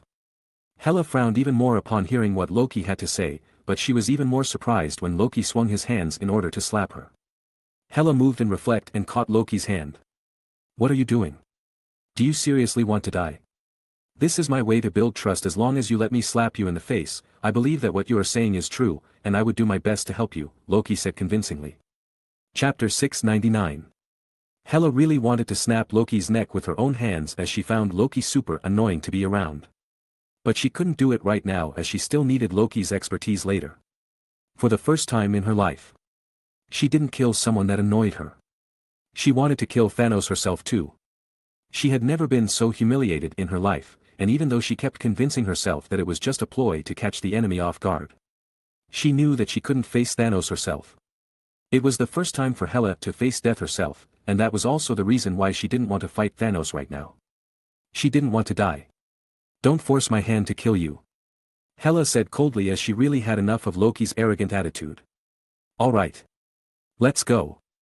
Loki said with a smile on his face as he saw Hela's annoyed expression. Vein already popped on Hela's neck and forehead. Loki knows that he would really lose his life if he annoyed Hela any further. But just then, Loki noticed someone looking at Hela menacingly, so he couldn't help but ask. There is a guy that keeps staring at you menacingly, did you also offend him somehow? Loki asked curiously. Hela turned her head towards Loki's direction and saw that Corvus Glaive was looking at her menacingly. The look on Corvus Glaive's face made Hela uncomfortable as she knew that the man could assassinate her anytime. She turned her attention back to Loki. And that was when her cheek felt a pain that she had never experienced before. Your skin sure is tough, my hand is in pain. Loki said as he rubbed the hand that he used to slap Hela in the face. The smirk on Loki's face turned Hela's eyes red from anger as she felt embarrassed beyond anything that she could imagine. How dare you, hybrid? Hela said as she grabbed Loki by the neck and threw him flying. But the smirking look on Loki's face couldn't leave Hela's memories. Corvus Glaive, who has been watching Hela the entire time, felt something was off as he saw Hela was having a conversation with a soldier for a long time, but then killed the soldier out of the blue. It was definitely a weird interaction between enemies. Steve and the others didn't expect that the mysterious woman who just descended from the sky could actually fight Thanos head-on even though he had 5 of the 6 Infinity Stones. Meanwhile, the Avengers were still stuck on the Chitauri army as they blocked their path towards Thanos. It was a great news as the mysterious woman could buy them some time before Thanos could get his hands on the 6th Infinity Stones. They knew that their chance of winning was very slim. In fact, without the mysterious woman's aid, they would have lost this battle already. The mysterious woman here was Carol, but the Avenger had never met her before. So they didn't know who she was. As for the strange people who disembarked the spaceship that turned out to be the remains of the Guardian of the Galaxy, the Avenger didn't really have anything to say about them as they looked like a bunch of weird mercenaries. Steve, in particular, was really weirded out by Star-Lord as he knew that Star-Lord was human but fought so recklessly that it wouldn't be weird if it were the Hulk. But Steve didn't have any time to satisfy his curiosity as he had a mission to complete. He steadily approached Thanos, and once he thought that he was close enough, he gave the report and instruction to Natasha. Natasha received Steve's report and immediately instructed Tony and the others to fire at Thanos in every direction. But they failed to notice that Corvus Glaive was still in between Steve and Thanos. Under the enemy's heavy firepower, Corvus Glaive didn't falter. But instead, he charged toward Steve and Natasha while using his own men as a meat shield. But at the same time, a strong force quickly sped toward Steve and destroyed any Chitauri around Steve. This force also prevented Corvus from retreating right away. Steve knew that Quicksilver was around, so after seeing that Corvus Glaive could move towards him in such a crude way, he needed Quicksilver to handle this guy. "Good job on coming in time," Steve said as he praised Quicksilver. At the same time, Hulk charged towards Black Dwarf and currently engaging him in battle. It was unique from any other confrontations that happened on this battlefield as Hulk and Black Dwarf used their raw strength to overpower each other. On the other hand, Scott, Rhodes, Sam, and Chala were surrounding Hela.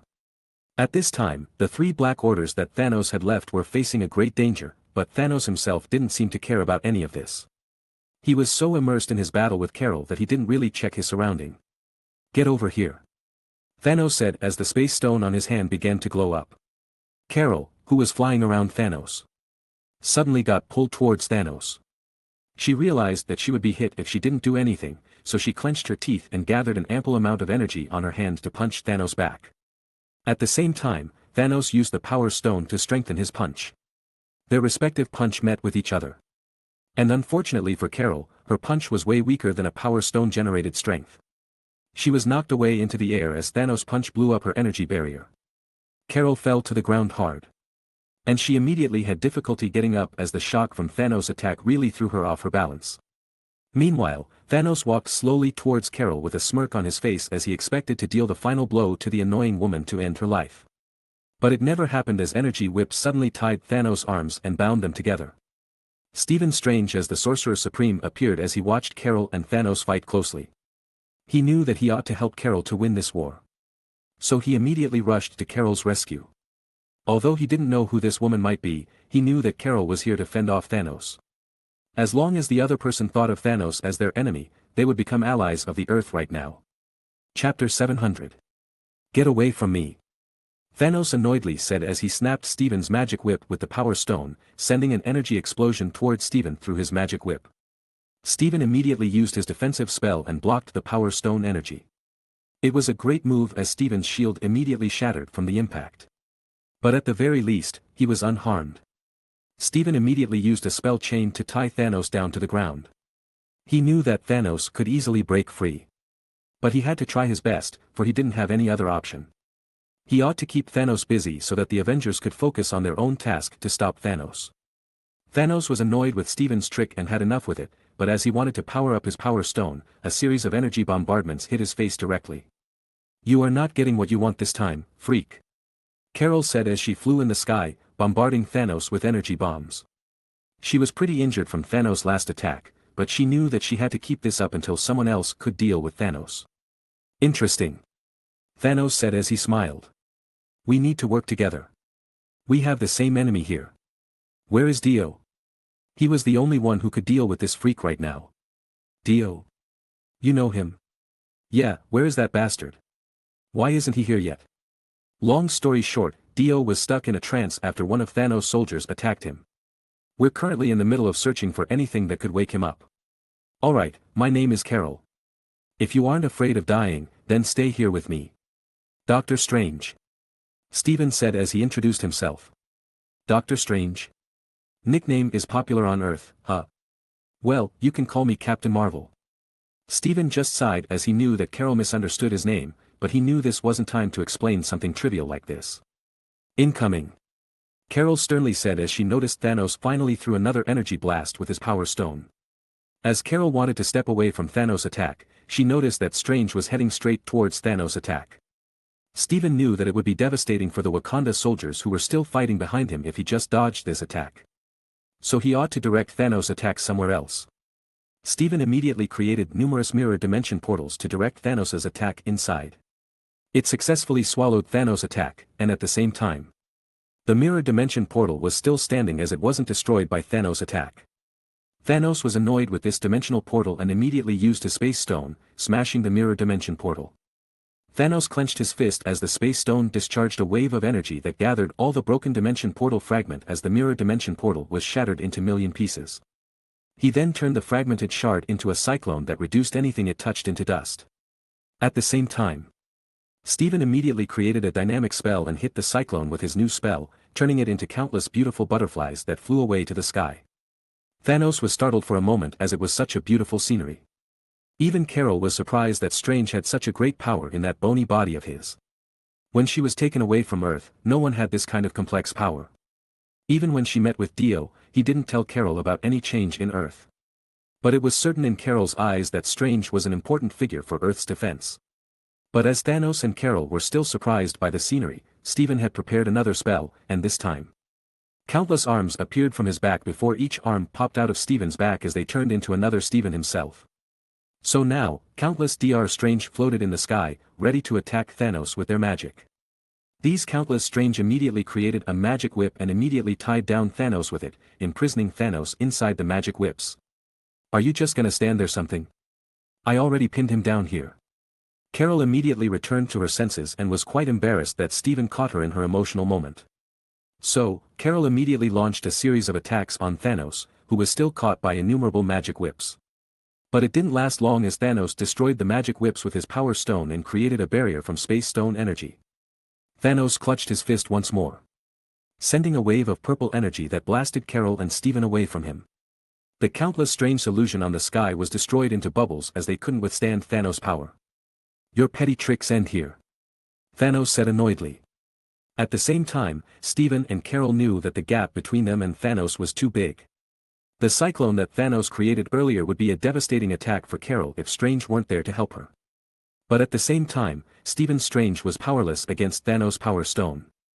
Fortunately, Dr. Strange's mission wasn't to kill Thanos but to distract him until Dio was awoken from his trance. His mission right now was to assist Captain Marvel in dragging Thanos away from completing his Infinity Gauntlet. The longer the distraction, the better, as it meant there was more time for the rest of the Avengers to figure things out. Bind his left hand, don't let him break free. Steven ordered his cape of levitation. The cape immediately flew towards Thanos in a hurry and wrapped itself on Thanos' left hand. Thanos immediately tried to remove the cape, but he was soon attacked by Carol and Strange to further distract him.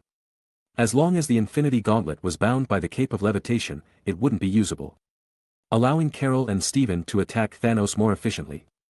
Carol, in particular, would be able to make a bolder move as she realized that the Infinity Gauntlet was out of action. This way, Thanos was kept busy from completing his goal, but no one knew how long it would take before Thanos snapped. Chapter 701. The angry Hulk kept roaring on the battlefield while venting his anger.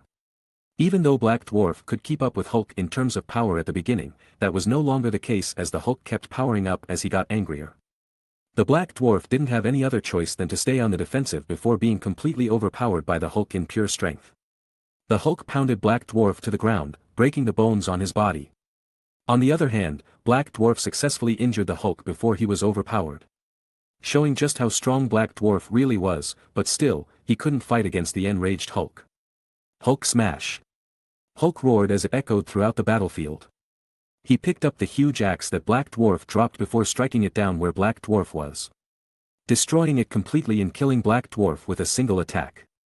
Hulk drummed his chest with a loud roar, announcing his victory. Meanwhile, after hearing the victorious roar from Hulk, Steve immediately contacted Natasha and asked her to find a way to calm the Hulk down so that he didn't turn against his allies. Natasha also knew the serious problem called the Hulk, so she agreed immediately and hurried over to the Hulk's location, leaving Steve to deal with Corvus Glaive alone. At the same time, the battle on Hela's side was also fierce as she was keeping the Avengers at bay. Obviously, she didn't have any intention to team up with Corvus Glaive as Corvus Glaive himself wanted Hela dead. Even if that was the case, Corvus Glaive and Hela were under a heavy cover of armament. They wouldn't be able to move away from their spot unscathed as Tony, Rhodey, and Chala kept bombarding them with so much firepower. Corvus Glaive and Hela didn't have the luxury of resurrection, so getting hit was absolutely not an option here. They didn't even want to receive any injury at all as they knew that the Avengers would take that chance and exploit it until the end. Steve knew that he couldn't let Corvus Glaive set the pace right now, so he ought to change his strategy. He had to weaken Corvus Glaive enough, so he didn't have any chance to escape and recover himself. But the most troublesome thing right now was that Corvus Glaive had a strong healing factor right now. If Steve and Tony failed to put pressure on Corvus Glaive, he would be back on his strong suit immediately. However, Steve and Tony had dealt tremendous damage on Corvus Glaive right now, as the Black Order General was already missing one leg and one arm. Corvus was at his death door from the combined attack of Captain America and Iron Man. Plus, Quicksilver was also there to distract Corvus Glaive and help Captain America take him down. Pietro. Don't let that man commit suicide. Steve shouted as he saw that Corvus Glaive was about to end his life with the sword in his hands. Quicksilver immediately rushed in and knocked the sword out of Corvus' hand and pushed him down to the ground. But the startled Wakanda's soldier was about to shoot Corvus Glaive down with their guns as they were surprised to see Corvus Glaive fall to the ground beside them. Don't shoot. Steve shouted as he didn't know if Corvus could resurrect himself or not.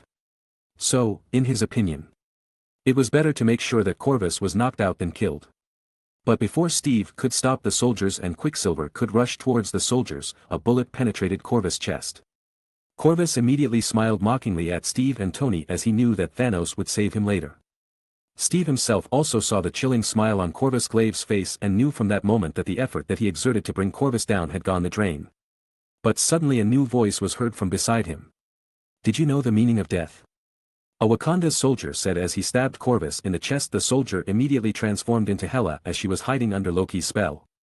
Corvus Glaive was startled as he wanted to kill Hela so badly, but he seemed to forget to keep an eye on her in such a chaotic situation. Hela was already curious regarding why her blade failed to kill Corvus earlier when she first arrived at Thanos' ship. And after investigating Corvus' power, Hela finally had some clue of what Corvus' weakness was. Corvus tried to struggle out of Hela's blade. But he couldn't even open his mouth to spit on Hela. The weapon that Hela used to penetrate Corvus' chest this time was the compression of all her death's power. No matter how powerful one's ability to heal would be, they surely would die from this blade. Black lines began to stretch out of the wound that Hela made and finally took the light out of Corvus' eyes. But even so, Hela smirked and covered Corvus with her death aura, making it so that Corvus was in a state between life and death for longer. In this state, nothing could help Corvus anymore. He could neither resurrect nor heal himself. Hela then cut off Corvus' remaining arm and threw Corvus' swords toward Steve. Take that sword away. This ugly cretin infused that sword with his own soul. So, as long as that sword is still around, he would be able to revive himself numerous times. In other words, that sword is his real body. As long as you destroy that sword, he will die completely. Hela said indifferently. But Steve was having a hard time believing Hela's word. After all, they are still enemies right now. Then again, he didn't understand why Hela was helping them like this.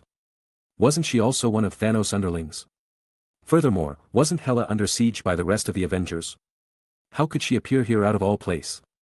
Steve began to look around, and sure enough, he saw another Hela not too far from their position, and that Hela also stopped attacking the Avengers. Slowly, the Hela that was far away from Corvus Glaive turned into Loki. Steve immediately realized that it was all orchestrated by Hela. Steve immediately used the pocket snail to communicate with the rest of the Avengers, and sure enough, he immediately realized that Hela was the one who destroyed Asgard. She was also Thor's sister. Now, if anyone tried to think about it carefully, they would understand that Hela would never work under anyone, so Steve realized that Hela wanted to bring down Thanos as bad as the Avengers. Hela has betrayed Thanos. Meanwhile, Loki has successfully persuaded Scott, who was pressuring Hela earlier, to join him in this scheme.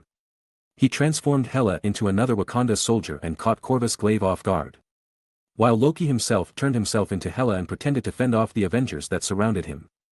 It was such a clever sleight of hands that fooled everyone that wasn't involved. The trick. Chapter 702. Loki was not to be trusted, and so was Hela. But the fact that they helped the Avengers to bring down Corvus Glaive remained unchanged. Steve and the rest of the Avengers couldn't treat them as enemies anymore, but they remained cautious. Hurry up and destroy that blade. My death aura wouldn't last any longer. Hela said as her death aura that surrounded Corvus Glaive started to fade. Hela has already lost her power due to Asgard's destruction, so she couldn't maintain her power for long. I will try, Steve said as he started to try to bend the blade. Steve knew that he wouldn't lose anything even if he followed Hela's instructions. Even if Corvus Glaive couldn't be killed after Steve destroyed the blade. At the very least, Corvus wouldn't have his trusted weapon anymore. But before Steve could break the weapon, Tony descended beside Steve and immediately cut the knife in two with his laser sword. Tony was curious. He couldn't believe that a sword that was infused with a soul to be easily destroyed, and his suspicion turned out to be correct as Corvus' blade wasn't damaged by his laser sword. Try again, Tony. Steve said worriedly. Chala came over and tried to break the sword with his vibranium claw. This time, however, it worked. The sword was chipped, and a line of cracks was formed all over the sword. Everyone was holding their breath as the time frame was too small. Chala slammed the sword once more, but it wasn't completely destroyed this time either. Hurry up. 40 seconds before my powers stop working. Hela said hurriedly. Chala then frantically attacked the sword with all his might, but it seemed impossible to destroy the sword in 40 seconds time frame. At this moment, Vision came out and took the blade. Let me try. Vision confidently said as he turned his right arm into a silver sword. Although he had already lost his Mind Stone, his own ability still existed. Furthermore, his body was infused with adamantium, giving him a far better chance of destroying the sword in terms of offensive capability compared to vibranium. Vision's sword collided with Corvus' sword, and a silver light flashed from the impact. As the light subsided, Corvus' sword was already on the ground, split into 2 sections. Then a surprising scene happened right before their eyes. Corvus' sword began to rust, and in a very short amount of time, it turned into a rusty iron sword. At the same time, Hela's death aura also dissipated from Corvus' body, leaving an unmoving body behind. Although Corvus' glaive was still dying, it seemed he had already recovered a little bit as he could open his mouth right now. I will wait for you in hell. My lord Thanos would end you for betraying him. Now. Black Order was no more. Except if they still could consider Hela as part of them. Everyone turned their attention towards Hela as they didn't know what the woman would do. Hela herself knew that these people didn't trust her completely, but she really didn't have any reason to fight the Avengers anymore.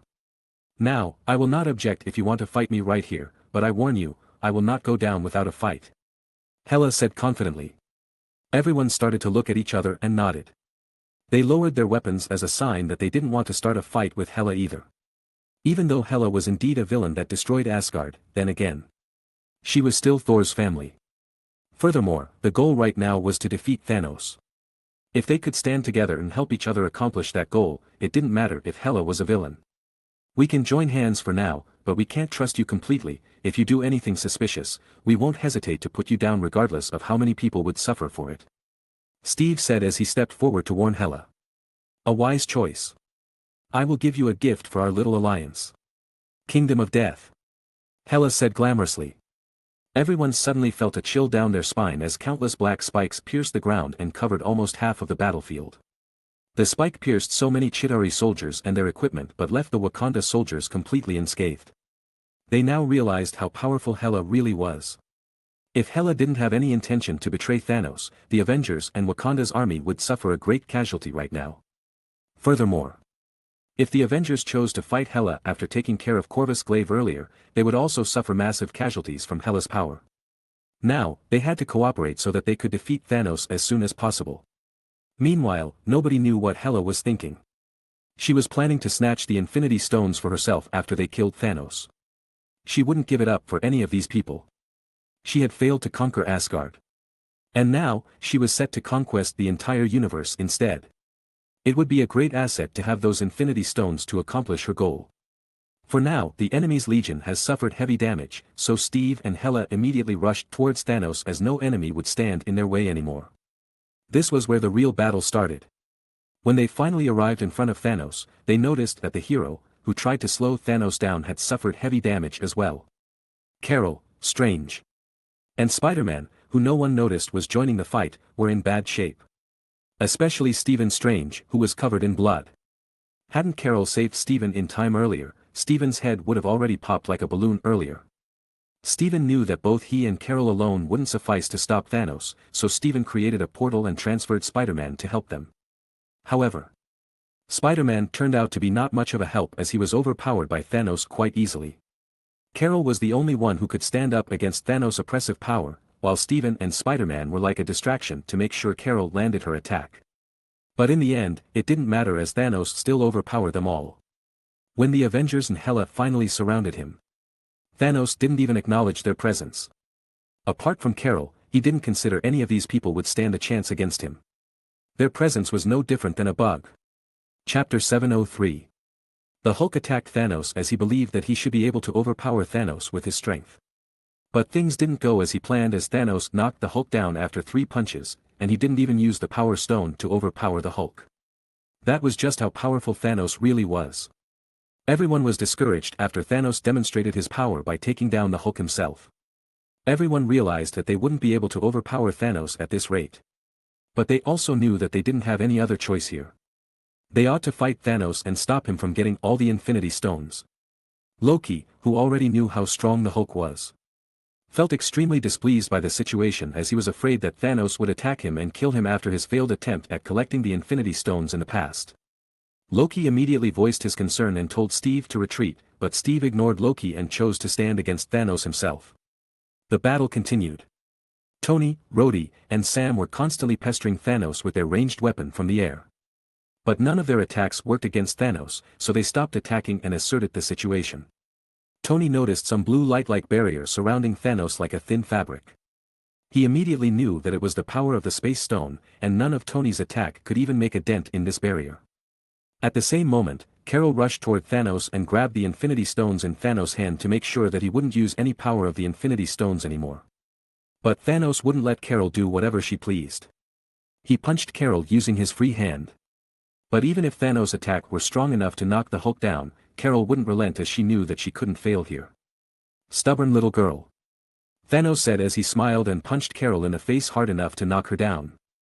Thanos shook his head as everyone should realize that Thanos was strong, even without the Infinity Gauntlet. Even so, Carol still refused to let go. Even though she felt like her head was hit by a spaceship. She wouldn't let Thanos have his way. At the same time, Thanos raised his hand once again to attack Carol. He knew that he could kill Carol easily, and he wouldn't mind doing it by brute force like this. But Thanos' attack never landed as another person joined the fray. Steven stood up limply and began drawing a circle with one hand and created a portal on the top of Thanos' head.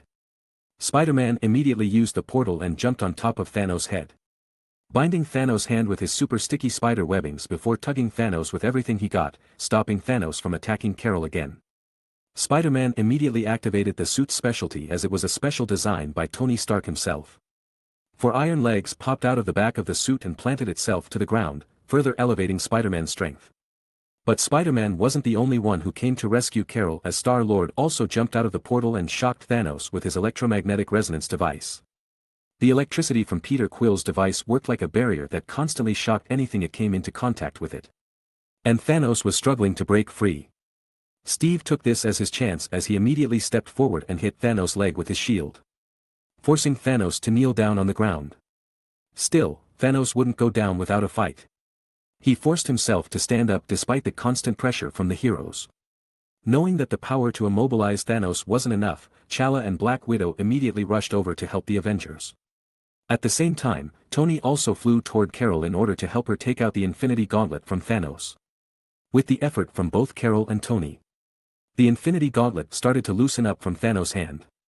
But before they could pull the gauntlet out of Thanos' hand, Spider-Man's web finally gave up and ripped out to shred as Thanos finally freed his right hand. Spider-Man was sent flying as the accumulated force from keeping Thanos' hand away was suddenly let loose. Thanos immediately smashed the electromagnetic device that Peter Quill used to restrain himself and immediately punched Carol in the face. He then grabbed Tony's head and tried to pop it like a balloon. It was fortunate that Tony's Mark 50 armor was made with nanotechnology, so it couldn't be easily crushed by strength alone. But nevertheless, Tony couldn't do anything at the moment as the sensor in his helmet wasn't functioning very well. Steve tried to push Thanos to the ground once again, but without Carol, his effort was futile. Finally, Thanos had enough. He roared, and a purple streak of energy burst from the Infinity Gauntlet, blowing everyone away from Thanos. Even Sam and Rhodey, who were observing the fight from afar, were also dragged into this purple explosion and dropped hard to the ground. The force that pulled everyone was such a strong force. Some of the Avengers were relieved that they had strong armor to protect them from Thanos' attack. Thanos then saw Drax rushing towards him and unleashed a shockwave made from the Power Stone to kill Drax immediately. Rocket was startled as he was in the line of fire as Drax was too close to him. In this desperate situation, Groot jumped in and threw Rocket and Drax away to save them. Before Thanos' attack hit, branches grew rapidly, protecting his real body from the impact of Thanos' attack. Still, Thanos was using a powerful attack with Power Stone energy. Even Ronan, who wasn't as powerful as Thanos, could push Xander to a total war mode. No one in the universe would say the Power Stone was not a powerful destruction artifact. Groot received the impact head-on and immediately blew up like a firework. Groot! Rocket shouted as he stretched out his hand in despair. But no matter how hard he tried to imagine Groot standing where he was last time, he couldn't unsee the destruction of Groot. Meanwhile, Thanos focused his attention on Tony Stark. You are a respectable man, Tony Stark. But after I successfully wiped out half of the universe, I do hope you survived. Thanos indifferently said as he stretched his hand to blast Tony with his Infinity Gauntlet. But at that exact moment, a gust of wind suddenly blew past Thanos, and as he opened his eyes again, Tony was nowhere in his field of sight. Thanos immediately looked around and noticed that none of the Avengers was there anymore. Chapter 704. Quicksilver, who was running at a super high speed, picked everyone up and evacuated them to safety. He couldn't do much against Thanos, but at the very least, he wouldn't let anyone die so easily. But Pietro felt a little bad that he couldn't save the tree dude out of harm's way. He secretly dragged the Avengers away one by one from the scene as he knew that once Thanos caught wind of his presence, he wouldn't be able to do so anymore. So, he couldn't save anyone that Thanos had his eyes on until the last person, and so, it was really unfortunate for the tree dude. Pietro knew that the tree would have a name as it was technically their ally in this scenario, so Pietro promised himself to pay tribute to that tree dude later. But suddenly, Pietro felt that his body was moving on its own. And he suddenly found himself back to the moment where he was about to save Tony from Thanos' clutch. He was startled as he didn't understand what was going on. Even so, he tried to grab Tony once again and moved away from Thanos, but he immediately noticed that Thanos was grinning from ear to ear. I got you now, you little speedy mouse. Thanos said with a big smile on his face as he grabbed Pietro by the neck. A green light was emitted from his Infinity Gauntlet as it was a sign that Thanos was using the Time Stone. So, you also have that annoying time control ability. Pietro said as he gritted his teeth to brace himself as he squirmed around, trying to break free.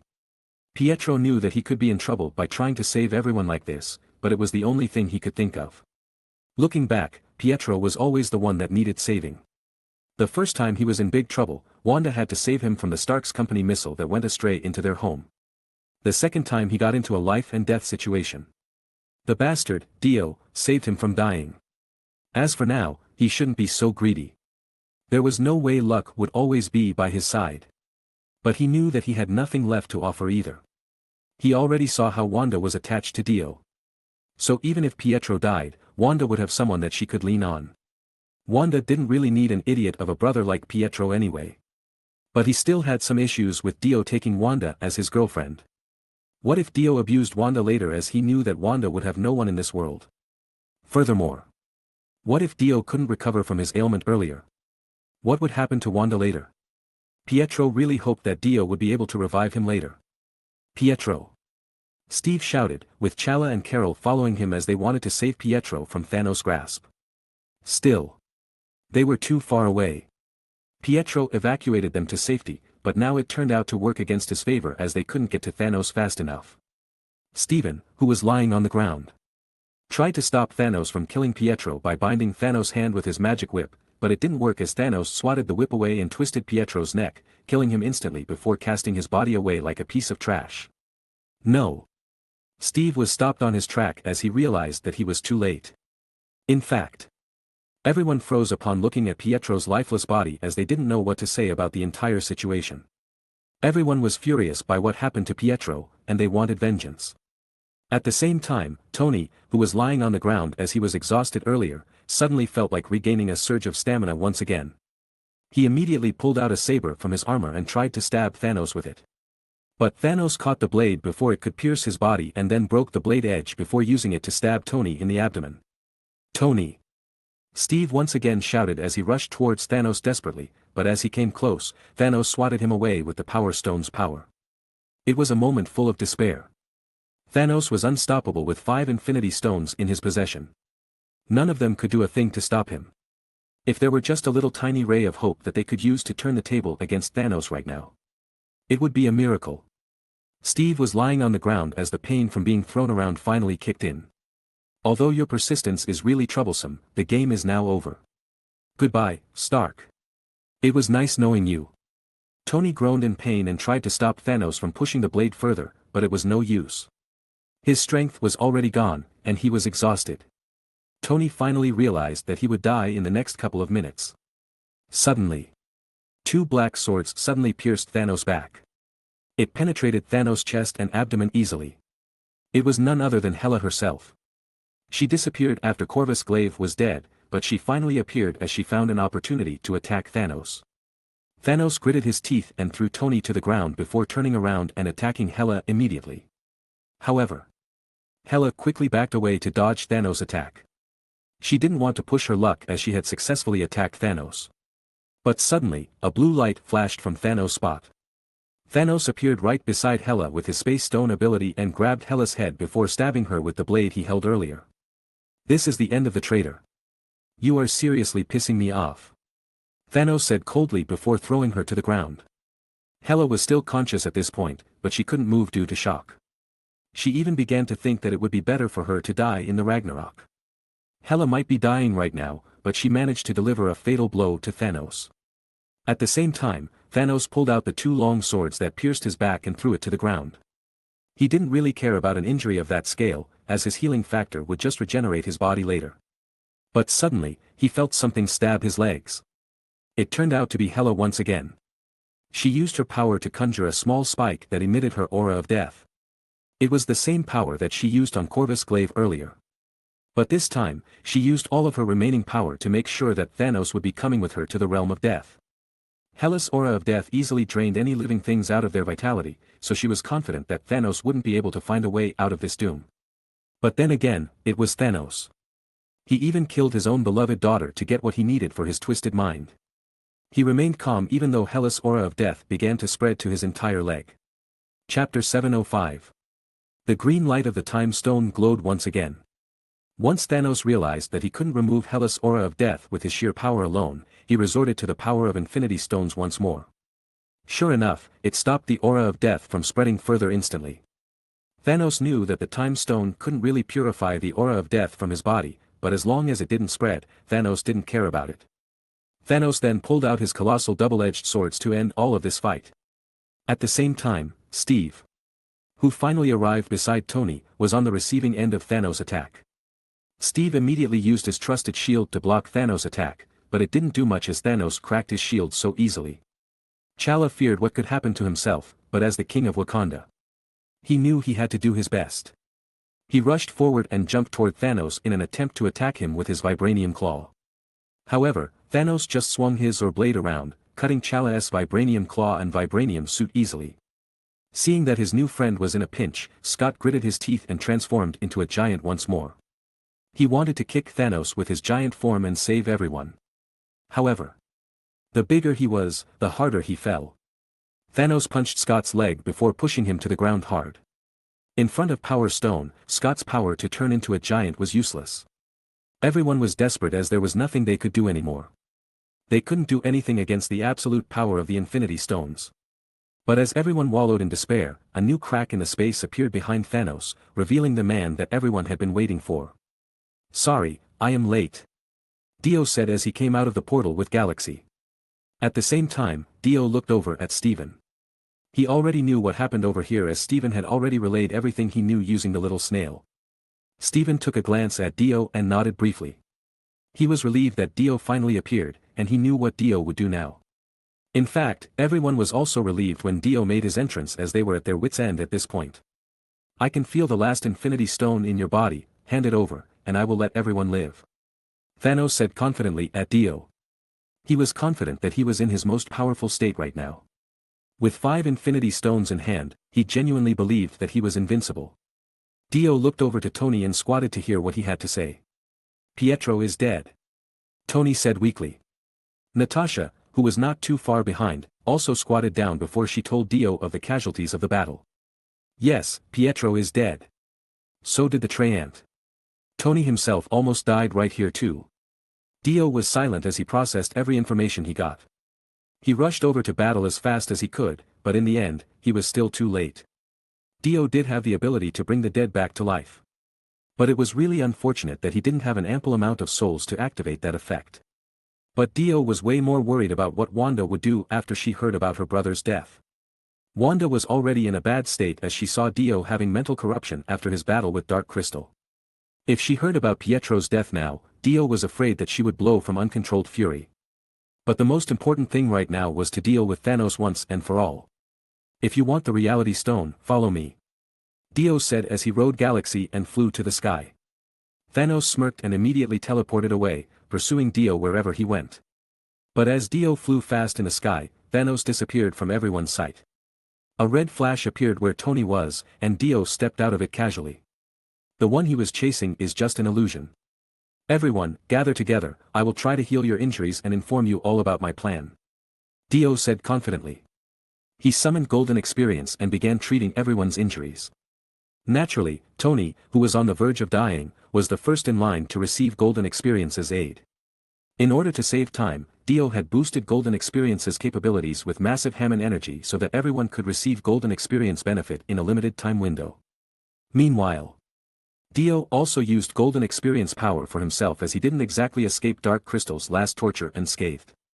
The reality stone was still a parasite that lived in his body. He could force it out, but he still needed it to fight Thanos later, so he decided not to save that for later. At the same time, his thought returned to a few moments ago, when he was still under the effects of Dark Crystal's dream's reality. Dark Crystal's dream ability was already scary to begin with. But with the help of the reality stone, Dark Crystal's ability to make the dream even more real was overwhelming, even for Dio. Fortunately, Dio's mental fortitude was strong enough to withstand the mental damage from Dark Crystal's ability. Even without the help of Death 13, he still managed to fight back long enough until he resumed control again. But the situation changed quickly as soon as Wanda and Mantis came to help. Wanda, who didn't hesitate to use her spiritual power that could harm her psyche, entered Dio's dream world and tried to pull Dio out of the dream world. Meanwhile, Mantis focused on stabilizing Dio's and Wanda's emotions so that they wouldn't get lost inside the dream world. Dream world was not an easy place to control. Although Dark Crystal's power was too powerful for a normal person, it was all about the knowledge and the ability to take part of the opponent's memory. As more memories recovered, Dio started to become stronger than Dark Crystal. The real show began when Dark Crystal used the true ability of Reality Stone. It was the moment where Wanda and Mantis that helped him could be caught in a crossfire between Dio's fight against Dark Crystal.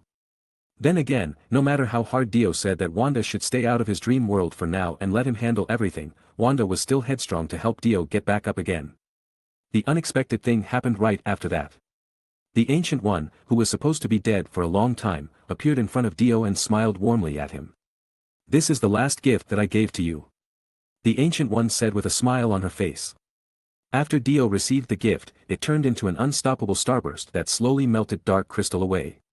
Chapter 706. The Ancient One's gift was really unexpected. It left Dio with mixed feelings as he didn't know about it beforehand. After healing all the injured, Steven took away Pietro's body and saved it under Dio's request. In addition to that, Steven also took the Hulk away as he was in bad shape after the Hulk reverted to Bruce Banner. It was the end of the first battle, but the beginning of another fierce battle. After Thanos killed Dio's illusion and found out that he was deceived, Thanos instantly opened a portal directly to Earth. His face was laced with anger as he didn't like to be deceived like this. But everyone was ready for him. The Avengers surrounded Thanos as they have returned to their tip-top condition. Carol and Dio took the vanguard and rushed towards Thanos bravely. Carol knew that her priority was to seize Thanos' left hand to prevent him from using the Infinity Gauntlet however he pleased. Dio consumed his own Hammond energy to force the ether to lock Thanos' right arms from moving so Carol could do her job. The other Avengers also joined the fray to distract Thanos, making sure that he couldn't escape Dio and Carol's clutch. Strange. Dio shouted as a signal for Steven to do his part. Steven immediately returned to the battlefield and drew his magic circle. Mantis, who was brought to the battlefield, immediately fell from a portal directly above Thanos' head. She quickly stretched out her hands to each side of Thanos' head to control his emotion. Aich! Mantis screamed as soon as she put her hands on Thanos' head. Although her ability was super overpowered, it also had its own flaw, which was what was happening right now. She received strong feedback from Thanos' emotions that she couldn't comprehend right away. At this moment, Mantis was overcome with anger, madness, sorrow, and other negative emotions that Thanos felt right now. If it weren't for Mantis' unrealistic built against emotional tolerance, she would have collapsed right away. You have to make him sleep quickly. Dio shouted at Mantis. I am trying. He is too strong, his sadness and pain were too much. Everyone was wondering why Dio brought Mantis along with him, but after listening to Dio's plan, they immediately realized that Mantis was the cornerstone of this plan. They found out how powerful Mantis power really was, and it could definitely work against someone like Thanos. Even so, they knew that Mantis power wouldn't work that well on Thanos as he was always aware of his surroundings, so they ought to make sure that Mantis didn't get any interference from anyone. Therefore, everyone didn't take advantage of the current situation to kill Thanos directly because no one could guarantee that they could finish off Thanos with only one strike. It was safer for everyone to take out the Infinity Gloves away from Thanos first. Great! We have to let this monster know what pain really is. I never expect a monster like you to know about sadness. Where is Gamora, you monster? Tell me right now. She is my Gamora. Thanos said as he faded in and out of consciousness. He almost fell asleep, but the Infinity Stones on his hand was still glowing brightly. Scott! Take this guy away from here. I don't want him to waste our effort. Let me go. I want to mess this guy up. Hey, hey. Calm down. Get away from here. Dio shouted as he immediately controlled the ether to push Quill away from Thanos. This, however, rose animosity among the remaining Guardian of the Galaxy as they pointed their weapons at Dio. Stop all this nonsense. If you want to die so badly, I could kill you myself. But right now, I need this guy to fall asleep. Otherwise, we are all going to die.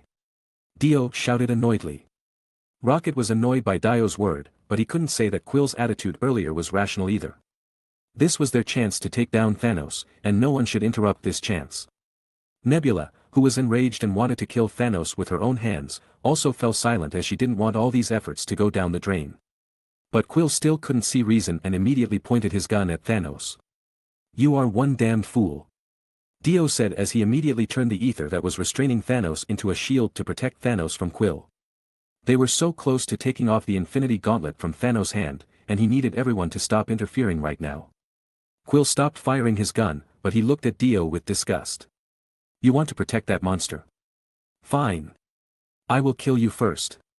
Quill shouted as he pointed his gun toward Dio and shoot it before anyone could stop him. Fortunately, Challo was fast enough as he protected Dio with his body. His Black Panther armor immediately absorbed the impact from Quill's gun. But still, it staggered him a little. Dio was furious because Quill couldn't be reasoned with, so he threw Reaper's gaze towards Quill in anger. He didn't need a hot-headed guy like Quill foiling his plan to save the universe. At this moment, he really wanted Quill to die so that all of the universes could live. Others didn't expect Quill and Dio to duke it out right now, so Nebula, Rockets, Drax, and Groot immediately jumped to save Quill. But at the same time, the Mind Stone that was freed from its ether cage immediately glowed brightly. Mantis invasion inside Thanos' head caused the Mind Stone to activate its defensive mechanic. Mantis immediately screamed and fell down from Thanos' head. Without Mantis power keeping him at bay, Thanos immediately recovered and opened his eyes.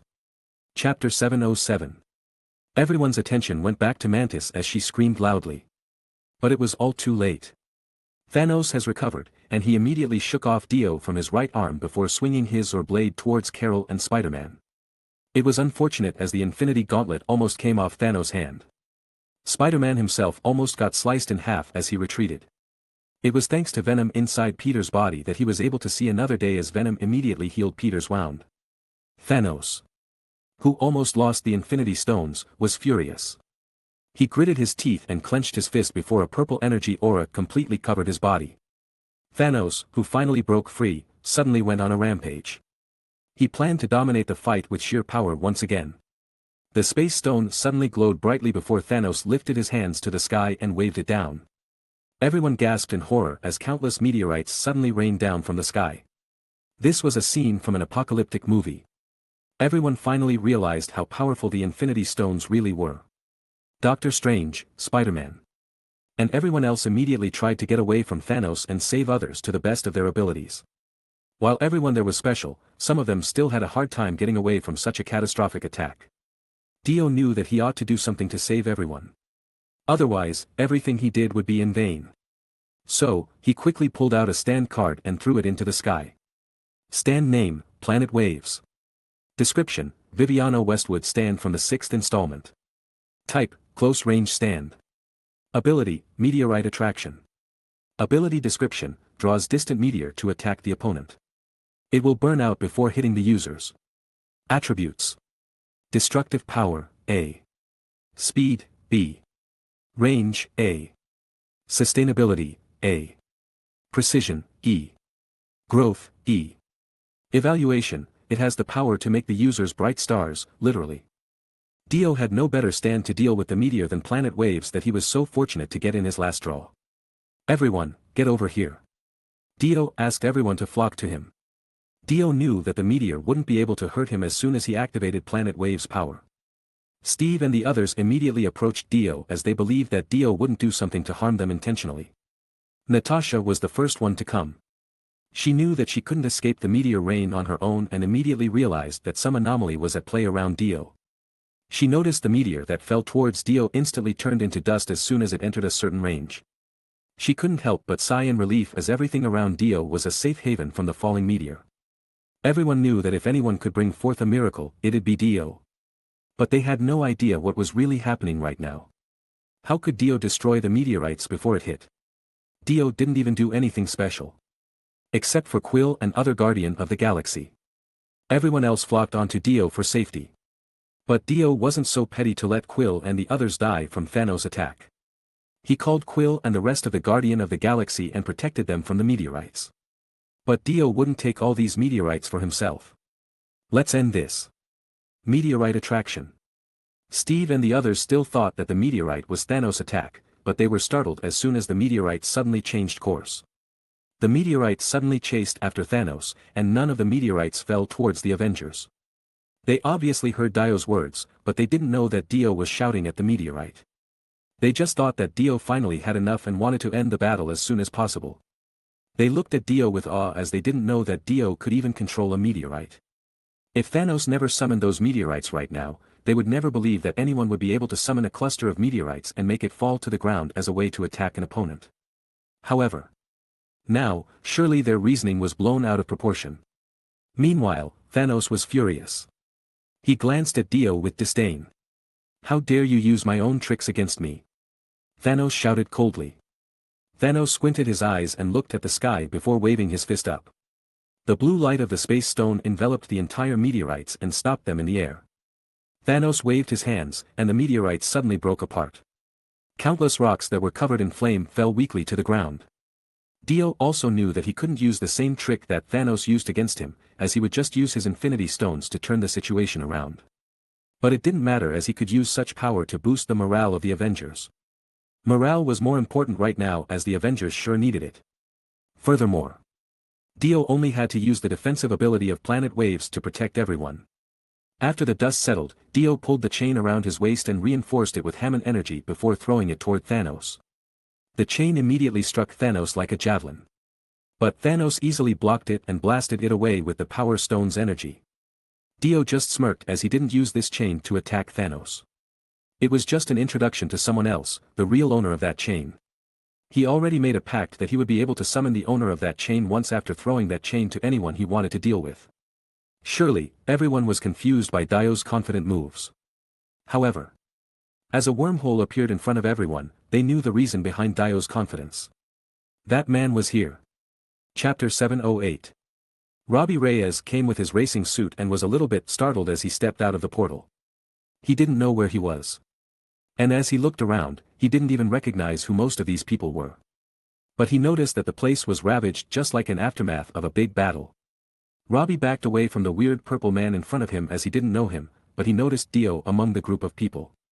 Obviously, if Dio summoned him here, it meant there was an enemy he must face. Is this guy the enemy right now? Robbie asked as he pointed his finger to the purple man behind him. Thanos was obviously offended by the way Robbie addressed him. Is this your reinforcement? It is a little disappointing. Oh wow, you're disappointed in me before even facing me. I hope you can still say something like this after we duke it out. Suddenly, a blue flame burned vigorously on the ground. It was a strange phenomenon as Thanos didn't know what Robbie could do. The flame began to rise a few meters from the ground and formed a circle around Thanos. You didn't even say hello as I came out of the portal, did anyone ever teach you some manners? Robbie indifferently said as he smiled at Thanos. He immediately threw his chain towards Thanos, binding the Mad Titan tightly. Thanos wanted to set himself free with the Infinity Stone's power, but he found that it wasn't that easy as he couldn't even move his hands. What made him even more surprised was that the chain on his body wouldn't break with his sheer power. This was quite interesting for Thanos as he had never encountered this kind of situation before. Furthermore, Robbie turned into his Ghost Rider form and set the chain on fire.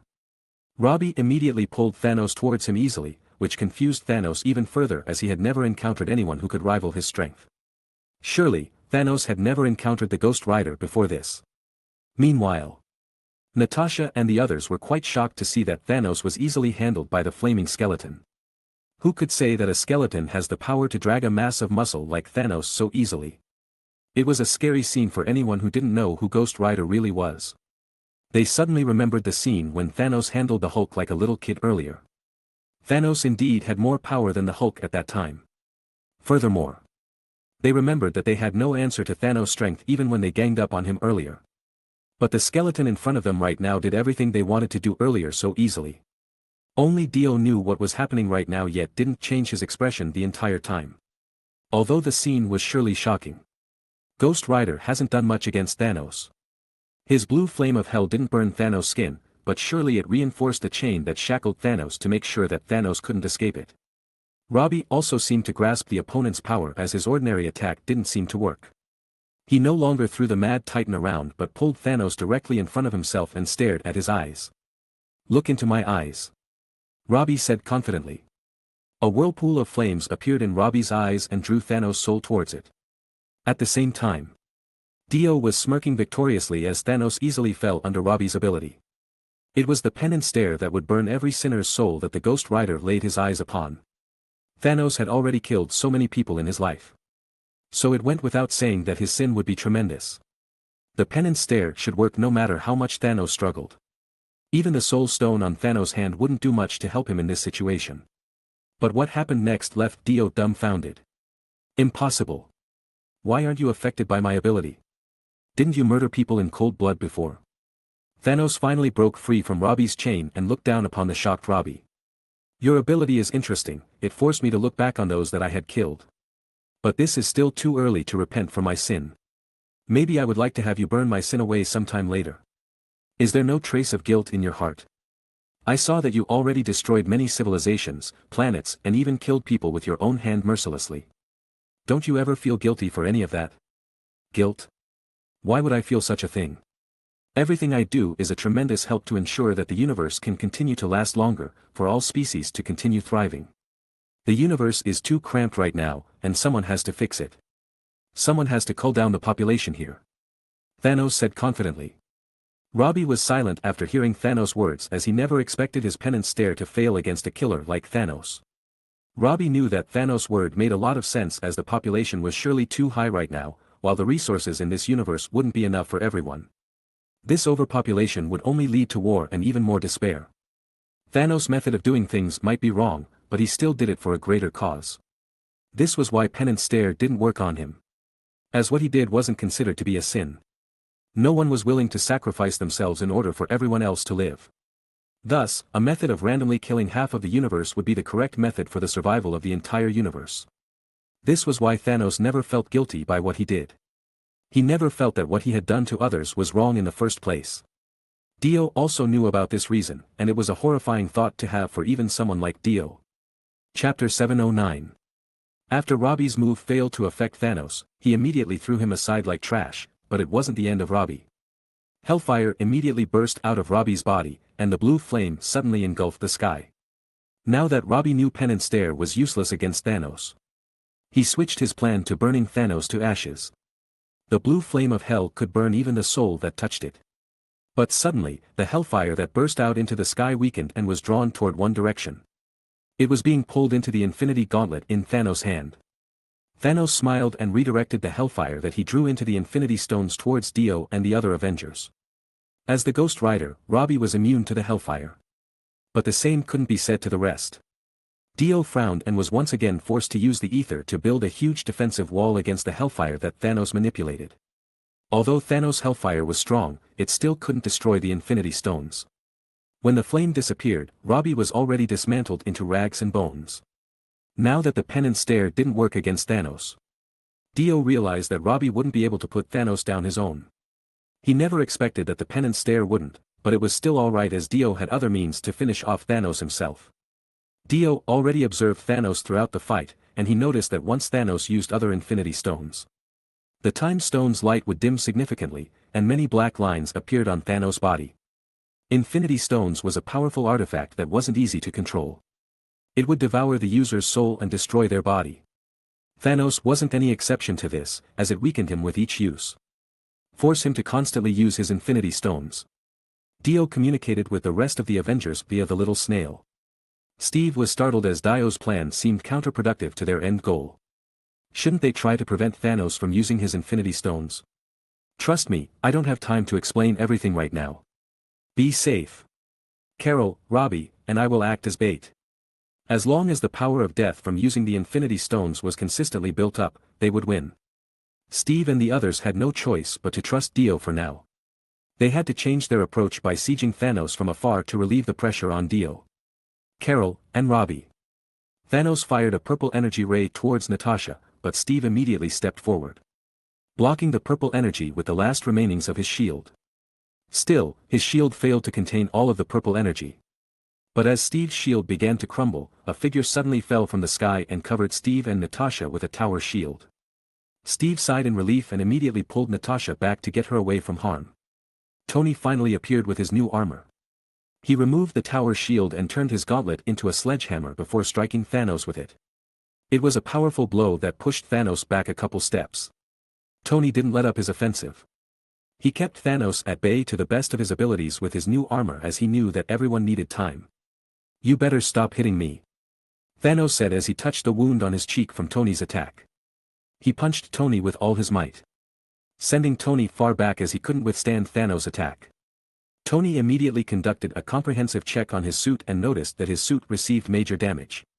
Now, his new suit only held 50 integrity from just one hit of Thanos' punch.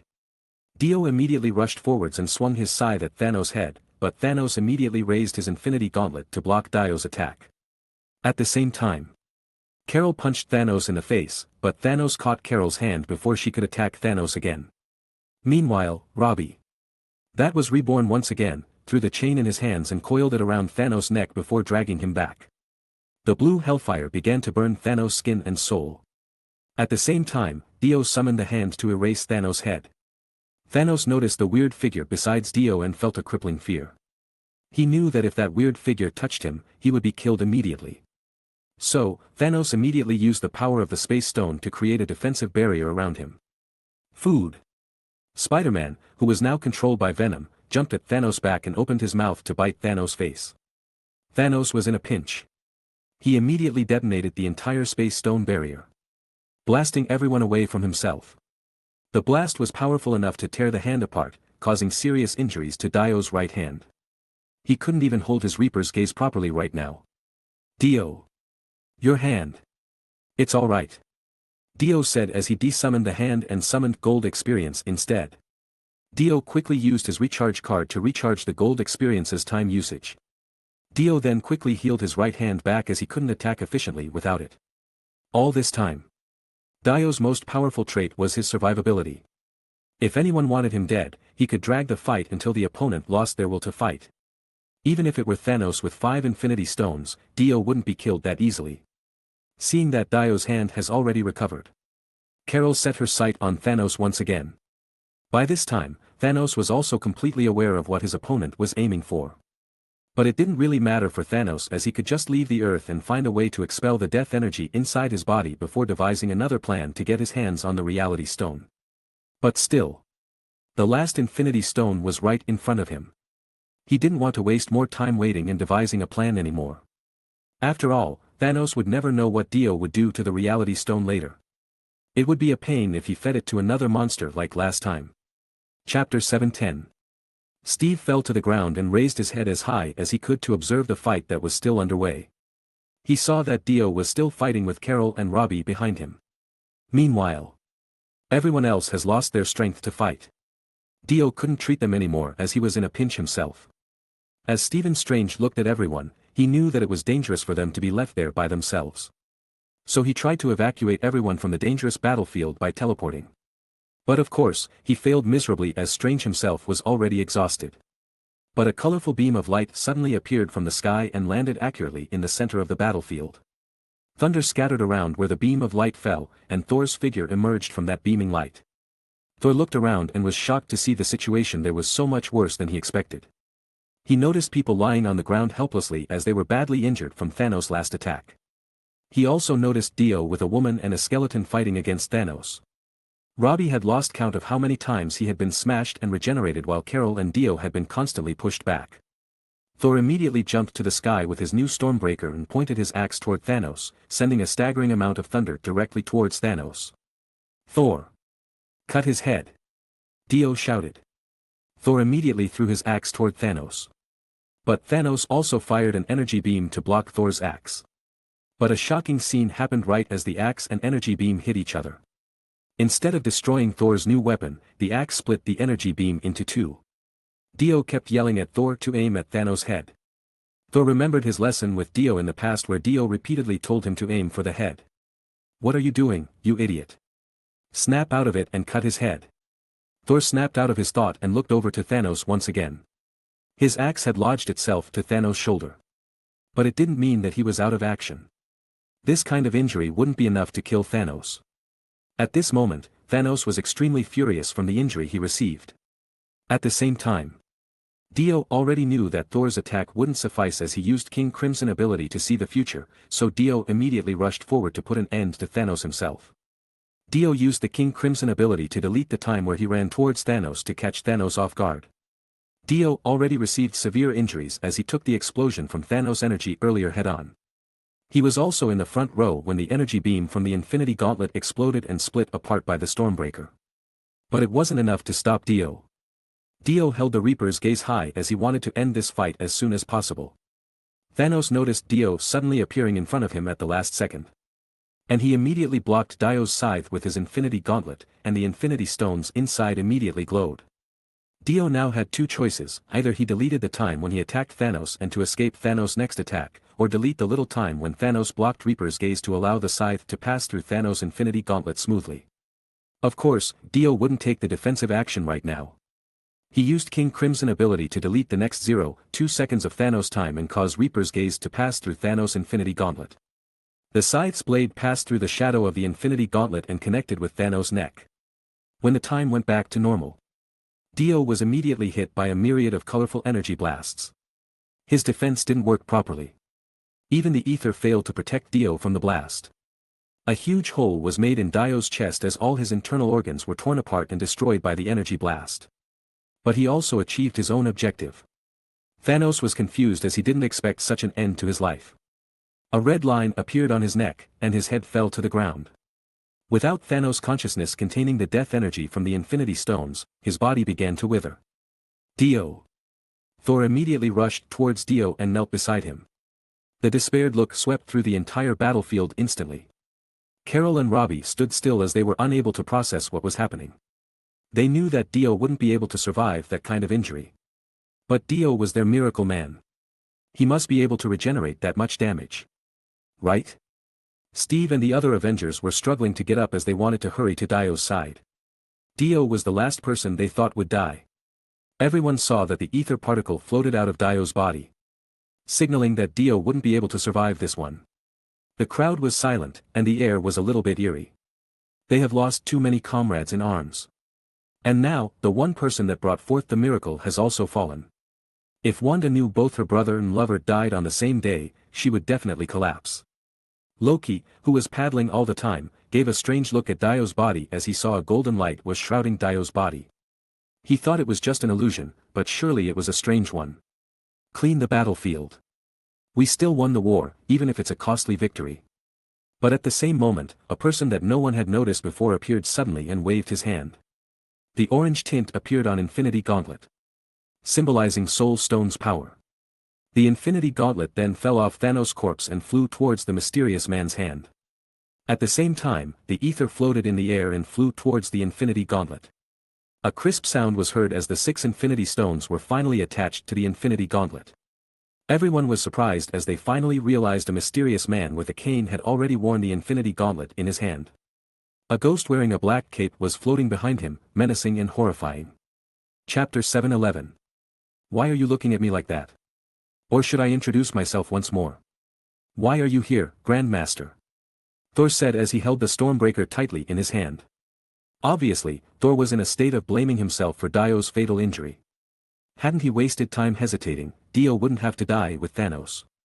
And everything would be fine. So, when the Grandmaster appeared suddenly and snatched all the Infinity Stones, Thor was in a thin line of going on a rampage. My reason to be here is another long story, but I didn't expect Thanos to die at your hands, the Grandmaster said as he put on the Infinity Gauntlet. A powerful momentum immediately rose in the surrounding area. This gauntlet seems a little big for me, the Grandmaster frowned and immediately used the Reality Stone to adjust the Infinity Gauntlet size to match his hand size. What do you want to do with that? Hand it over now. What a headache. Let me think for a second, do you have any good suggestions here? The Grandmaster said to the ghost-looking person behind him. While everyone's attention was solely focused on the Grandmaster, Steve was the only one didn't avert his gaze from the ghost-looking person in the black robe. Steve immediately learned the reason why he couldn't keep his eyes off the black-robed man as he immediately knew the identity of that man. Red Skull. Steve said with a frown on his face. Your acquaintance. The Grandmaster whispered to Red Skull. The Red Skull nodded calmly before turning his attention towards Steve. It's been a long time, Steve, you are still looking the same as back then, Red Skull said calmly. You haven't changed as well, to be honest, I thought you were dead. Steve said calmly. That makes the two of us, but unfortunately, I was transported to another place by the cube and survived the challenge. Now I am just another sympathizer of the Grandmaster. Steve frowned even more as not only did he not expect the Red Skull to be alive, but Red Skull was also the henchman of the old man that was now holding the Infinity Gauntlet with all its Infinity Stones. The situation wasn't looking great right now. Sparkplug, don't be so hasty. I know that your new toy is wonderful, but don't confuse me with Thanos, it wouldn't kill me. Are you sure you want to test your limit? The Grandmaster said as he saw Thor lifting his axe with the intention to attack the Grandmaster. How would I know that if I don't try? Thor said as he immediately rushed towards the Grandmaster. The Grandmaster sighed, and the space stone on his hand immediately glowed brightly. A wormhole suddenly appeared and pulled Thor inside, transporting him somewhere that nobody knew where. Thor! Steve and the others immediately shouted as their heart sank. This old man was definitely worse than Thanos. Is that guy always that reckless? The Grandmaster asked while shaking his head. But no one actually answered him back. So, what is your suggestion? The Grandmaster asked as he turned his attention back to the Red Skull. My suggestion? Well, since the Grandmaster likes to gamble, why not bet on the big one? The Grandmaster's eyes immediately lit up with excitement. Hey, do you guys want to gamble? The Grandmaster shouted at the Avengers. Steve and the rest of the Avengers at the scene were confused as they didn't understand what the Grandmaster had in mind. What do you want to bet on? Tony asked as he stepped forward. It's simple. It is whether I would die as soon as I snap my fingers. Isn't it exciting? What? What are you talking about? You don't understand. Well, I will snap my fingers that wear the Infinity Gauntlet, and if I survive, I win. But if I die like half of the universe, then I lose. Now, as long as some of you survive the snap, you can use the Infinity Gauntlet to resurrect everyone. Now, isn't that exciting? Come on, who wants to play with me? This guy is a lunatic. Scott said as he felt a chill down his spine. It's a 50-50 chance. This is the thrill of gambling. If you don't say anything, I will take that as a yes. Wait a minute. How do we know that you won't cheat and exclude yourself from the equation? Did you think I would cheat on gambling? The Grandmaster said as he was a little offended by Tony's question, but suddenly a colorful beam of light appeared once again. Thor returned as he had the ability to summon the Bifrost to travel across space. Do it if you dare. Thor said coldly. Steve and the other Avengers tried to drag their exhausted body closer toward the Grandmaster. However, the Grandmaster suddenly vanished and reappeared right in front of Captain America. Thor was already throwing his axe toward the Grandmaster, but because the Grandmaster teleported himself away, Thor's axe hit nothing but thin air. At the same time, the ground suddenly shook, and countless tentacles dragged everyone down to the ground until their head was the only thing that was still above the ground. Of course you will attack me again. But look carefully, if you do that again, your companion here will suffer. The Grandmaster said with a frown on his face. He squished Steve and the others that were stuck underground a little bit just to prove a point as Steve and the others began to scream. Thor finally put his axe down as he couldn't let the Avengers die. In truth, the Grandmaster was a little bit jealous of Thor's new weapon as it had so much destructive power. "What the hell do you want now?" Thor said coldly. "I just want to see if the goddess of fortune is still on my side, that is all." The Grandmaster said with a smile on his face. The Grandmaster recited the rules of his gambles once more and waited for any sort of response. After all, he needed an opponent to gamble. Otherwise, it would be too boring. "Are you gambling just for the sake of it while threatening half of the life in the entire universe?" Thor said furiously. The Mad Titan was one thing, but now a mentally unstable old man wanted to bet on half of life in the universe. It simply didn't make any sense. Chapter 712. "No. I am gambling just for the thrill," the Grandmaster said with a frantic look on his face. It was clear that the Grandmaster was a lunatic that solely pursued a moment of excitement. He didn't really care about the Infinity Stones as he only cared about how to get some excitement out of his boring, meaningless life. "Let us start with 50-50 chance," the Grandmaster said with a smirk on his face.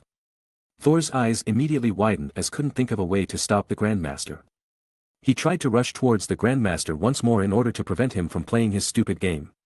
But many layers of Space Stone's barrier stopped him from getting any closer to the Grandmaster. As Thor relentlessly destroyed the layers of barriers, the Grandmaster just smirked and looked at Thor with victorious grin on his face. "Don't!" Thor shouted, but it was all too late. The Grandmaster snapped his fingers. Thor felt that his heart had stopped beating, but nothing happened. Thor stopped moving for a second and stared confusedly at the Grandmaster. "Is this thing broken?" The Grandmaster frowned as he definitely felt the backlash of the Infinity Stones on his left arm. It was a sign that he successfully activated all 6 of the Infinity Stones at the same time, creating a massive burn on his left arms. Nevertheless, the Grandmaster was from a special race that didn't have to worry about trivial injuries like this. The Grandmaster then poked the Infinity Gauntlet to see if there was something wrong with the device, but he couldn't tell what was wrong with it. But the Red Skull suddenly tapped the Grandmaster's shoulder and pointed at the direction of Wakanda.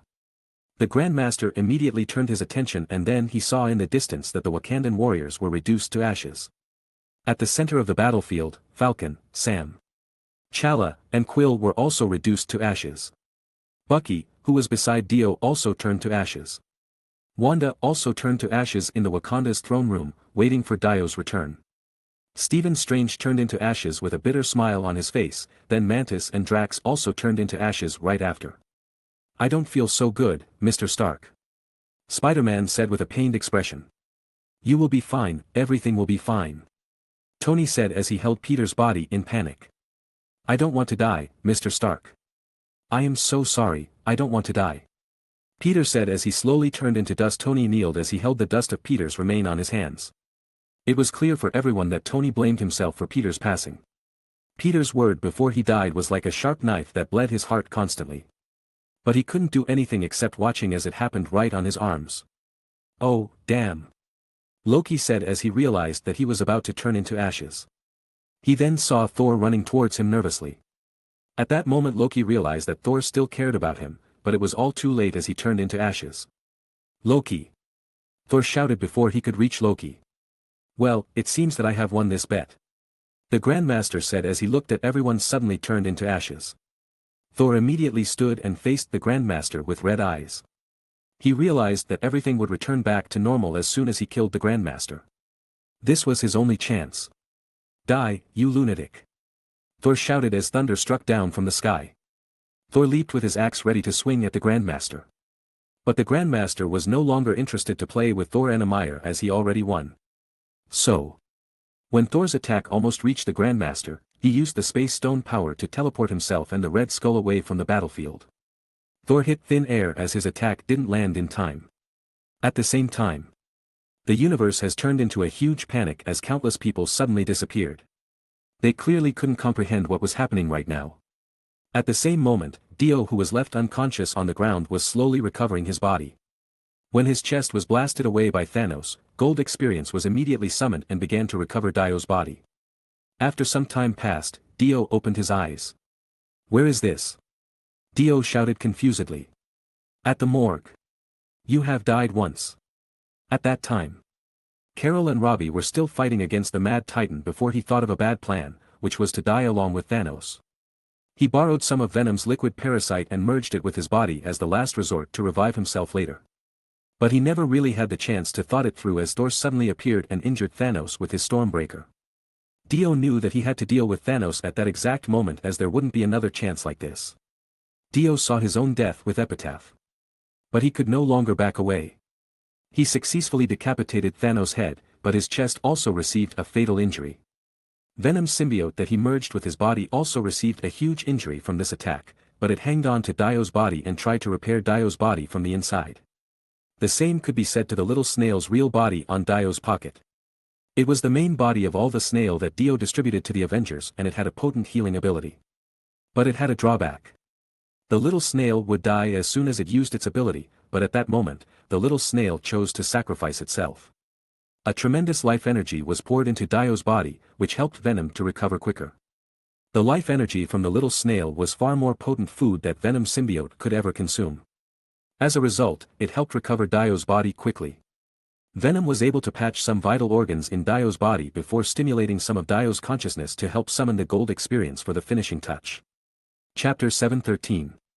He knew that what he did came with a big risk, but in the end he still prevailed. Dio was sure that he would be able to kill Thanos before he could do anything. Moreover, Thor was also next to him as a precaution in case he failed. But still, the Infinity Stones and the Infinity Gauntlet were too powerful for the universe to know about them. Therefore, Dio wasn't quite sure about what to do with them. Dio lifted the white cloth that covered his body and stood up weakly. Because of the serious injury that he received from Thanos and after spending too much time unconscious, he felt weak. The gold experience has burned up all of its time limit. But Dio still had 2 recharge card on his hand in case he needed it back. For now, Dio knew that he would recover over time and so, he didn't have to use the recharge card now. Dio smiled bitterly and started to examine his physical condition thoroughly. At this time, he didn't know what happened to the universe after his pronounced death. But nevertheless, he was relieved that he could still come back to life without any major problem. After making sure that he didn't have any underlying threat to his health, he sat back down in relief. How long have I been here? Dio said to himself as he really didn't know how long the war had passed and what happened to the casualties. He didn't even see Pietro's body in there as they should have been kept at the same place. Dio wanted to comfort Wanda right now as he didn't really know how bad Wanda's psyche was right now. I am not too sure, but at the very least, you are here for a few hours. The injury you received was too heavy. The snail that you kept on your body has turned into ashes and the one that injected you full of life energy had disappeared without any trace. I restore your body as I was the only one left to do so, but I couldn't tell how long it was. Venom said as he popped out from Dio's body. Dio immediately realized that Venom was really a good asset in Peter Parker's arsenal. Dio thought that Venom was wasted on Peter as Venom was a really powerful creature. But now he knew that Peter really needed Venom the most due to constant exposure of criminals. Peter as the Spider-Man dealt with criminals the most out of the others heroes in the Marvel Universe. Dio already made up his mind. He would later return Venom to Peter. Even if Venom would end up in Flash's hands eventually. Venom himself also knew what Dio was thinking right now as they were bonded together, but it didn't say anything as it also wanted to be with Peter the most. But then again, Dio finally realized what Venom was talking and immediately searched for the little snail around him. He couldn't sense the snail anywhere with his Hammond energy and finally he saw bits and pieces of dried up snails in the bed he was kept. He had ignored the little snail's existence for the longest of time as he only used its ability for his own convenience. He now regretted his attitude in the past after it all was over. Now that little snail has sacrificed itself to save Dio from death, Dio finally felt an extreme sadness from losing his first stand pet. Dio felt compelled to smoke at the moment, but he didn't have any on him at the moment. Dio immediately stood up and walked out of the room with heavy steps. He knew that everyone who found him alive would be rejoiced right now and so, he needed that kind of atmosphere to brighten up his day. But he soon found it odd as there was no one around there. Not even one guard could be seen anywhere. He began to wonder if something terrible happened right after Thanos has been dealt with. A bad hunch lingered in his mind as he didn't really know what happened. But that was only until he pushed door to the conference room. Dio, Steve, Tony, Natasha, Banner, and Thor all looked up as they felt someone opening the door, and were surprised to see Dio was alive and well. What happened? Where is everyone else? Why are you guys the only one here? Dio asked as he was confused by the amount of people in the room. He neither could explain how he was resurrected from death, nor did he want to explain it anyway, so he asked for an explanation instead. But as soon as Banner wanted to say something, Natasha stopped him and Steve immediately calmed down the situation. "Wait a minute, when was the first time we met each other?" Natasha asked worriedly as she put her hands on her waist, ready to draw her gun if Dio couldn't answer such a personal question. Dio immediately realized that something was definitely wrong after his so-called death. "In Dio's fantasy restaurant. You came in my store with your fake identity and pretended to be my guest to eat at my place," Dio said annoyedly. He ought to know the details of what had happened after he defeated Thanos, but he knew he had to calm the Avengers down first. "Well, you are the real Dio. No need to say anything else anymore," Natasha said as she was relieved and smiled at Dio. She didn't want to be reminded by that shameful deed she had done in the past. But it was the safest question she could come up with to make sure that the Dio in front of her right now was the real Dio. "Dio, are you alright? We all thought that you are dead already. It's a long story and I will explain it in detail to you later. But in short, I was just lucky to survive Thanos' last attack, but answer my question first. What happened to the others? Where is Wanda? How about the casualties of the war? Are the Infinity Stones already secured?" Dio immediately asked a series of questions before anyone could answer any of them. Chapter 714. Dio's face immediately changed after no one remained silent even after a series of questions he threw at everyone. The atmosphere in the room immediately turned gloomy as everyone remained silent. "Say something," Dio said anxiously. Steve sighed and slowly explained about what happened after Thanos was killed. After listening to Steve's word, Dio just felt that his world span and immediately fall to the ground. Natasha instantly caught Dio before he could actually hit the ground, but she immediately turned his gaze towards Steve with a frown on her face. "Grandmaster," Dio said bitterly. How could he be so dumb to not think of this possibility? The Red Skull was also unexpected as Dio only knew that the guy was trapped in Vormir, but how could he become Grandmaster's underling? Was it because he no longer had to stand by the Soul Stone? Dio got a headache just thinking about it as the plot was completely messed up and irrelevant people began appearing out of nowhere. As Dio stood up groggily, he was annoyed and extremely furious as his effort to deal with Thanos were all in vain. Dio was obviously disappointed in himself for not killing the Grandmaster when he had the chance in the past. But now he wouldn't make the same mistake again. Now, he ought to calm himself down and thought of a plan despite the bad situation he was in. He didn't know how many heroes were left after the snap, but he ought to make a viable plan in order to deal with the Grandmaster. For now, all his plans were bad as he didn't have sufficient information to come up with a better one. He tried his best to console himself on as he knew that the situation wasn't irreversible. The quickest way to reverse this bad situation was to find the Grandmaster and deal with him quickly. But as the Grandmaster had complete control over the Infinity Gauntlet and all its stones, he knew that it would be a suicide mission. "Did you guys already count the casualties?" Dio asked Natasha weakly. "Countless. The whole world is in panic. We tried to contact Director Fury for help, but we couldn't do so. Let's talk about our current situation here first," Dio asked immediately. Apart from Pietro that was killed before Thanos was dealt with, T'Challa, Bucky, Sam, Wanda, Stephen Strange, Peter Parker, Mantis, Loki, and Drax disappeared. In addition to that, Dr. Hank Pym's family and Eva were killed.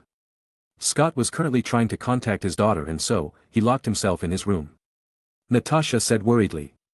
Natasha paused as he talked about Wanda just to see Dio's reaction before she finished her reports. "So, where are the rest of the heroes?"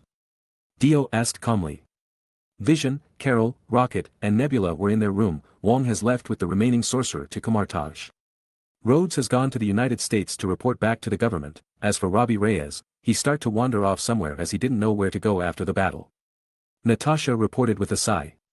This was a desperate situation, but Natasha has not given up hope just yet.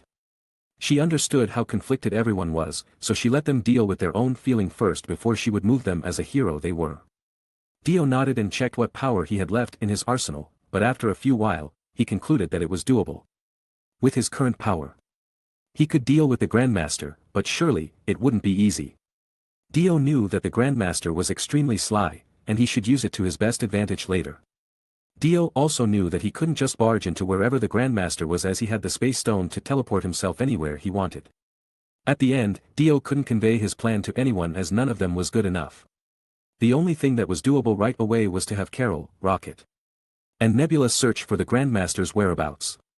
Of course, the first stop would be Sakaar. Dio then told Shuri and Tony to work on creating a communication technology based on the remote transmission that Dio had from Sovereign so that they could communicate easily despite their whereabouts across the universe. After a while, they all left Wakanda to return to the Avengers Mansion. This battle did not only hit Wakanda's vital spot, but also left the country deserted as most of the warriors either perished in war against Thanos, or disappeared after the snap. They even lost their king. This was why Dio told the Avengers to move to the Avengers Mansion as Wakanda was not a suitable place for them to stay right now. Meanwhile, the Asgardian that didn't participate in the battle were also experiencing the similar thing. They had lost so many people from the snap, including Freya, Thor's mother, and Heimdall. Thor was dealing with his own demons right now as every family he had now was gone. It was a huge blow to Thor's personality as he already promised everyone safety as he moved them from Asgard. Meanwhile, Dio also lost too many immediate people on his site. His dark elves were reduced by half and Crystal that was supposed to sleep soundly in the dark battleship disappeared. He suspected that she might be already awake and left the ship on her own, but either way he lost too many people. And Wanda. Although Dio tried to not think about it, Wanda's disappearance was a blow that he couldn't handle just yet. No matter how hard he tried to hide it, the killing instinct inside him kept revolting, baring its sharp teeth and claw. It was noticed by the other Avengers as well, especially Natasha, who was very sensitive about this kind of stuff. She was worried that Dio would do something irrational later on. Bad news kept coming for a few more days. Nick Fury, Agent Maria Hill, Coulson, and numerous others prominent S.H.I.E.L.D.'s figures had disappeared. The only one that received the good news was Tony, as Pepper was safe. Scott's daughter was safe, but as Natasha finally managed to contact Barton, Hawkeye was on turmoil as his entire family was gone. When Hawkeye finally showed up, he was extremely unruly. His eyes were bloodshot with so many wounds on his body. He had become a vengeful wraith that killed any criminal associations he could lay his hands on for a few months after the snap. All because he had nothing to lose anymore. Chapter 7:15. After the man lost all of his loved ones at the same time just like that without any warning, Barton embarked the path of vendetta. He knew that there was nothing he could do to return his loved ones. But the voice of his loved ones kept playing in his head, making him unable to move forward. He ought to vent. There was nothing better than to vent his anger out on some criminals. After all, half of the world's population disappeared overnight and the world plunged into a chaos. Even the good guys were doing something they weren't proud of right now. How many years until the world returned to normal? A year? A few years? No one really knew. However, it was an indisputable fact that the criminals took this chance to take over control over their respective area. The government themselves were doing the best they could to make sure that the chaos ensued from the snap didn't get out of hand. The people, however, tried to push the blame to anyone in power, either the government or the heroes who tried to help them. Many people were in a state of confusion and pain from missing their families and friends. Those who saw that the chaos could bring profit, used the people for their personal benefit. The people, too, were tempted by this scam that pushed life-saving straw to ease their pain to no end. Maybe they knew that what they bought was full of lies, but they surely couldn't let it go in hope that it was somehow true. It was the same thing that happened to terminally ill patients as they didn't want to die. They clung into hope that the program that they were joining would somehow cure them and allow them to live for a little longer. This was how human nature works. A few days passed and instead of the chaos slowly settling down, it became more chaotic than before. Many extravagant theories began to spread around the people, fueling the chaos even more. The surviving policemen and other law enforcement personnel were desperate to maintain law and order, but no matter how hard they tried, they couldn't curb the chaos efficiently. At the end, even the law enforcement personnel finally lost hope and left things be as they couldn't do anything about it. Inside the government itself, many country leaders were missing from the snap and the politician took that chance to elect themselves for their own personal gain. It was an expected thing to have as the politician would always fight for a vacant spot in any given circumstances. The trouble came after that as so many people refused to work, walking around the streets to find their missing loved ones. The missing people notices filled the street as many people tried to find their mother, father, children, brother, sister, lovers, and many others. Although they all knew that the disappearance wasn't as simple as just missing. In fact, many of them witnessed for themselves that the people turned into ashes, but they couldn't believe that their loved ones would be gone forever. This was human nature, once again. Human clung to hope very tightly compared to other race in the universe. They wouldn't believe something that happened right in front of their eyes when it came to those they held dear. They wouldn't care about the sky falling outside of their homes as long as they could live happily with those that they loved. They still believed that their loved ones was still alive somewhere, trapped by those that kidnapped them with such an extravagant way. They couldn't continue living happily after witnessing something like this. This was why even the heroes and some of the loneliest person in this planet couldn't agree with Thanos' ideal. Even if this kind of thing happened 1,000 years ago, the people would only be reminded about the disaster that human race experienced at that time, not about the positive thing that it would bring to the world. Human race would never celebrate something like this. Although it could be said that they had lost half of their competitors in this world, they couldn't be happy as those half included their loved ones. But the thing was, the one that caused all this wasn't even Thanos himself. It was just a bet that Grandmaster did to pass his time on Earth. He didn't even support Thanos. It was just to find some kind of excitement from all of this. Fortunately for the rest of the world, they didn't have to learn about this cruel truth. This would allow them to avoid despair, as it would certainly bring despair to those that knew there was nothing they could do in front of an absolute power. The poet was always right, ignorance is a blessing. At the same time, Dio and the other Avengers quickly devised a plan to attack the Grandmaster. He knew that the only way to curb the chaos was to make sure they got the Infinity Gauntlet from the Grandmaster. It was useless to establish new order in the midst of so much violence. But then again, Dio wasn't really an ignorant person. He knew that they had to come up with some plan to make sure that the people didn't kill each other out of anger. They ought to help the government to establish control somehow. So, Dio and the others began visiting the politicians, allowing them to form a new team that would announce a new rule in the country's stead. Meanwhile, Dio and the rest of the Avengers would deal with the criminals that rampaged through the city. Eventually the process of destruction ceased to exist. Although it would take a long time to completely restore civil society, at least people would start to move on. Chapter 7:16. America wasn't the only country that curbed the chaos thanks to the help of the Avengers. The countries in the East slowly curbed their chaos due to their amazing execution, decision and determination that had attracted a worldwide attention. The East country created People's Liberation Army that walked down the street and quenched the street from violence and other dangers that lurked in the shadow swiftly. Public opinion quickly supported this People's Liberation Army as they deemed it efficient in reducing the madness that took place around the street. The whole world gave their attention to this organization as the execution and decisiveness really was on point. Although the real problem that caused all this wasn't really solved, it was really something else compared to other countries that couldn't even resolve the chaos that happened in their street. There are a few unlucky countries that were consumed by the chaos. They lost so much of their infrastructure and leadership that the country's government was frozen. It wouldn't be long for these countries to destroy itself due to the lack of control. But then again, the People's Liberation Army saved them from themselves as they lent their hand to take back control from the street. Compared to the capability of the Eastern countries, the USA was left disappointed with themselves. If it weren't for Dio's intervention, it was estimated that the people in the street would still be fighting each other at this time. It was safe to say that when facing the same problem, people tended to think differently. But it was clear that selfish people would always do everything for themselves, even in the worst kind of situation. In fact, it was clear that people showed their true color in front of the worst kind of situation. Although Dio and the other Avengers were very eager to shift their focus to come up with a plan against Grandmaster, they still had to stabilize the situation on Earth first. They had to help various countries establish new order so that the Earth wouldn't destroy itself.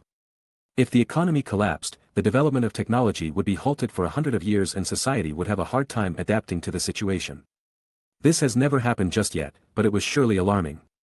In troubled times like this, money wasn't the most important thing, but it was still a necessity for the human race. Not to mention the fact that half of the population assets had now become ownerless in an instant. This would surely affect the financial aspect of the world. Now everything was linked to food and daily necessities. Its value rapidly increased, causing inflation to some parts of the world that affected the worldwide's view. If someone asked about the doomsday before, people would answer with zombie apocalypse, alien invasion, volcanic eruption, or even comet hitting the Earth. But now everyone would say that this was the end of the world. Everyone faced a catastrophe like an end for themselves. There is a shop over here. Open the door, or we will destroy your shop. Come on man, just smash it already. Two men kept beating the door of the shop with various weapons. The owner of the shop panicked and held a metal baseball bat tightly as he was nervous about what would happen to him next. He must make sure that those thugs wouldn't injure him and his family that hid behind him. If the thugs came in and take everything in his store, it would be difficult for his family to survive in this troubled world. This shop owner and his family have long given up on the military help as they never came.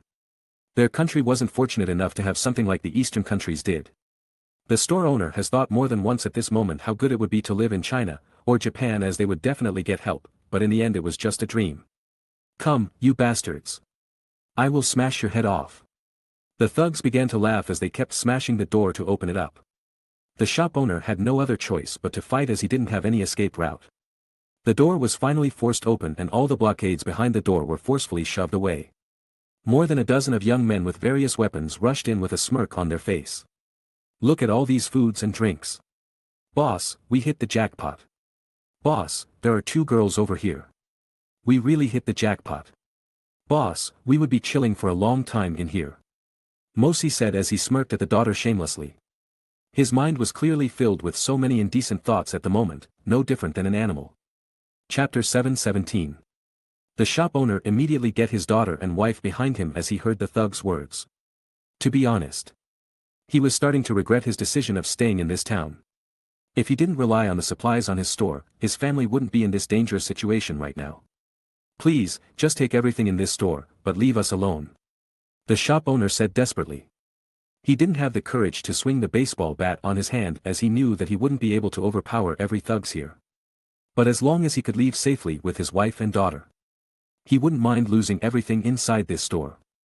But it was useless, as it was clear that these thugs had set their eyes on the mother and daughter behind the middle-aged shop owner. "You will give everything to us, right? That means those 2 women are also part of this shop," the thugs' leader said coldly. He waved his hand and the thugs that noticed the woman earlier immediately jumped the shop owner and started beating him on the ground. "Please, leave us alone. Take everything you want, but please let us leave. You are useless. Did you think we are just a common debt collector?" The shop owner tried his best to withstand the thug's blow to make sure that no one else would get to his wife and daughter. If these people beat him, but then let go of his family afterward, he wouldn't hesitate to sacrifice himself. "Boss, I am bored. This man didn't resist my punch at all. You know what? We aren't after any of your money. You know we have plenty, but it was all just a useless paper with no value," the thug's leader said as he opened one of the black school bag that he brought with him earlier and dumped the entire money inside before trampling them with his foot. "You understand that you no longer could buy anything in this world. Now, I am bored of you. Get out of my face and make sure you never show your face to me again." The shop owner nodded and called his wife and daughter over as he wanted to walk away as fast as he could from these thugs. But before he could walk out of the door, the thug's leader called him again. "Hey, are you deaf? I didn't tell you to bring those 2 women with you. I own everything here, and that includes those 2 women," the thug leader said with a smirk on his face. He stretched out his hands and caressed the girl's cheek with a lustful look on his eyes. The girl immediately got away from the man with panic in her eyes. This world really plunged into chaos as people started to show their depraved side. Perhaps everyone was really depraved inside from the very beginning, but they were just too afraid to show it to the public. The thugs immediately surrounded the 2 women and all of them laughed as everyone was really excited to get their hands on these 2 women. The reason why they didn't touch these women immediately was just to have fun. Their food was adequate now as they took control of the shop, and what was left was to have a little bit of fun. "Please. Leave them alone. Get away from here already, old man." The red-haired thug earlier kicked the shop owner to the ground before dragging the mother and daughter back inside the shop. "I will mess you up, you bastard," the shop owner shouted in anger as he swung the metal bat on his hand towards the red-haired thugs. He had strength despite his age as he served in the military on his youth. Although he didn't learn martial arts diligently, he still had the grip strength to overpower a few thugs. But after hitting a few thugs, some of them immediately took control of the situation and knocked the metal bat off of the shop owner's hand. Some of the thugs that were hit were unlucky and had their head fractured, but some of them didn't even receive that heavy of an injury to stay down. "Damn it, kill him quick," the thug's leader shouted as he was annoyed by the mess that the shop owner caused. The red-haired thug rubbed his head a little as he also got hit in the head. Although not too hard. He pulled out a knife from his pocket and immediately rushed towards the shop owner with an intent to kill. The other thugs also did the same thing as they rushed towards the shop owner with their own weapon. The shop owner couldn't do anything except protecting his wife and daughter from these thugs. He was hit by various weapons and finally fell down to the ground into his own pool of bloods. But the thugs didn't stop there as they kept assaulting the shop owner in cold blood. Even the mother and daughter that tried to stop them was pushed to the ground forcefully as if they didn't care about these two women at all. The mother and daughter pair burst into tears as they could no longer see any movement from the shop owner. They were begging for someone to help them escape this nightmarish place and punished the evil in front of them. The mother immediately took a piece of glass on the ground and aimed the glass towards the thugs. She knew that it was better for her to die right here than become the thugs' plaything. But she didn't know whether her daughter would follow her footstep. Still, it was better than not trying at all. But right when she wanted to ram the glass to one of the thugs' body, suddenly the thugs fell down with their throat cut open grotesquely. Then the sound of footsteps came from the street in front of the shop. Chapter 7:18. The man wore a black vest, a yellow coat and a standard yellow trouser, but he couldn't hide the handsome figure behind all the clothes. The slender figure was so handsome that he would charm everyone that laid their eyes on him. But still, the cold look on his eyes told everyone that he wasn't someone to mess around with. The frightened mother and daughter crawled to the corner while trembling, avoiding a lot of blood that flowed to the ground, cuddling with each other and closing their eyes as they couldn't bear to look at the scene in front of them again. So many people died in a matter of seconds and a person appeared out of nowhere. And these two weren't stupid. They knew that the man who just came in was possibly the one who killed all of those thugs. The mother gritted her teeth as she steeled her resolve to protect her daughter. Her husband was dead and now, she was the only one who could protect her daughter. The man entered the store and squatted down in front of the shop owner's body. He inspected the corpse for a while and sighed as he knew that he was one step too late to get here. Even so, the shop owner still had some smiles on his face as he died knowing that his wife and daughter wouldn't become some thug's plaything. Perhaps at the moment of his death, he saw the thugs getting killed so suddenly, giving him a faint hope that his family would be safe. This man was surely a respectable father and husband. The person who came to the store and killed all the thugs was none other than Dio himself. He came to South Korea to help curb the chaos that happened here. He didn't want the world to destroy itself. So it was imperative to bring the world to their right track. So, after using some extreme means to straighten the politicians in USA, they began to help other countries to get back on the right track. The lives of the innocent people have to be saved at all cost. Even Steve that has a strong sense of justice didn't say a word regarding the method that Dio used to curb the madness that ensued upon the world. If it weren't for everyone's silence, Dio wouldn't go to USA's politician at all. He didn't do anything harmful, but he still used the right amount of intimidation to make sure that the politician really did things he wanted. There were several politicians that stood strong despite Dio's intimidation, but they disappeared without a trace. Dio wouldn't say what happened to these politicians, but let's just say that the list of missing person wouldn't be reduced in a while. The situation resolved smoother than they should have after all, in such a catastrophe. Those who survived would cherish their lives even more. Even if someone thought that Dio's approach went a little too far, but no one would reprimand him for that. After all, the situation was extremely bad. The sooner the chaos resolved, the fewer casualties would be caused in the entire world. So, every Avengers member immediately went towards different region while Dio chose the Far East Asia. Dio originally wanted to help China. But the situation inside China was far better than the situation in the USA, so there was no need for him to go there now. Now that Dio had dealt with the thugs, he was planning to leave and deal with other problems that might arise in this country. He didn't really care what happened next to the mother and daughter as it had nothing to do with him. He wasn't a saint that would extend his hand to everyone after all. If he missed the situation here as he passed by, the mother and daughter probably would fall victim to the thugs earlier. The people had to know that the world was a scary place right now, and it was better for them to take care of themselves than being helped each and every time. Dio was also contacted by Carol earlier and she reported that she couldn't locate the Grandmaster in Sakar. She also chose to part ways with Rocket and Nebula as she deemed it more efficient if she acted alone. She also had her own job to control the chaos in other planets, so she ought to act swiftly. The Earth had the Avengers. But other planets didn't have such an organization to help them with. The snap didn't only affected the Earth, but also affected the whole universe. Dio didn't say anything regarding Carol's choice as he knew how she operated. He should already be grateful that Carol would be willing to help the Earth when she didn't have to. But still, Dio sighed and approached the mother and daughter as he knew that there was nothing these people could do. Dio opened the upgraded cosmic translator as he wasn't sure whether these two could understand English. Dio encouraged these two people that has gone through tough time. He also asked them how he could get into the nearest governmental office as he wasn't familiar with the area. The mother and daughter looked up at Dio as they mustered their courage to answer Dio's question. The daughter hesitated for a while, but she finally told Dio how to go to the nearest government building. Dio nodded and turned around before he left the shop. But before he left completely, he turned around for the last time. There is no more thugs around here, so you can stay here for the moment, but I suggest that you pack up your personal belongings with some food and water and go to the nearest safe place. Dio said with a smile on his face before he was out of the shop. He had no problem in navigating around this area as he had Tony's map with him. But he wanted to know if the mother and daughter could still go on. It wasn't until Dio was completely gone that the mother and daughter burst into tears. They carefully observed the situation and knelt before the shop owner and took the shop owner's body to a small room in the back. They began packing their belongings with some food and water before they steeled their resolve and went out in search for a safe haven. They knew that they couldn't bury the shop owner in the current situation, so they preserved his body inside the walk-in freezer that they had in the back. Once the situation resolved, they were determined to give the shop owner a proper burial. Chapter 719. Dio saw the mother and daughter's departure and sighed tiredly as he kept walking. Communication with the Korean government hasn't gone very smooth and Dio was losing his patience as the politicians kept getting in the way of his plan. Dio finally snapped and began intimidating a few politicians to push his plan ahead. He didn't really want to intervene too much in a country's politics. But these politicians haven't given him much of a choice.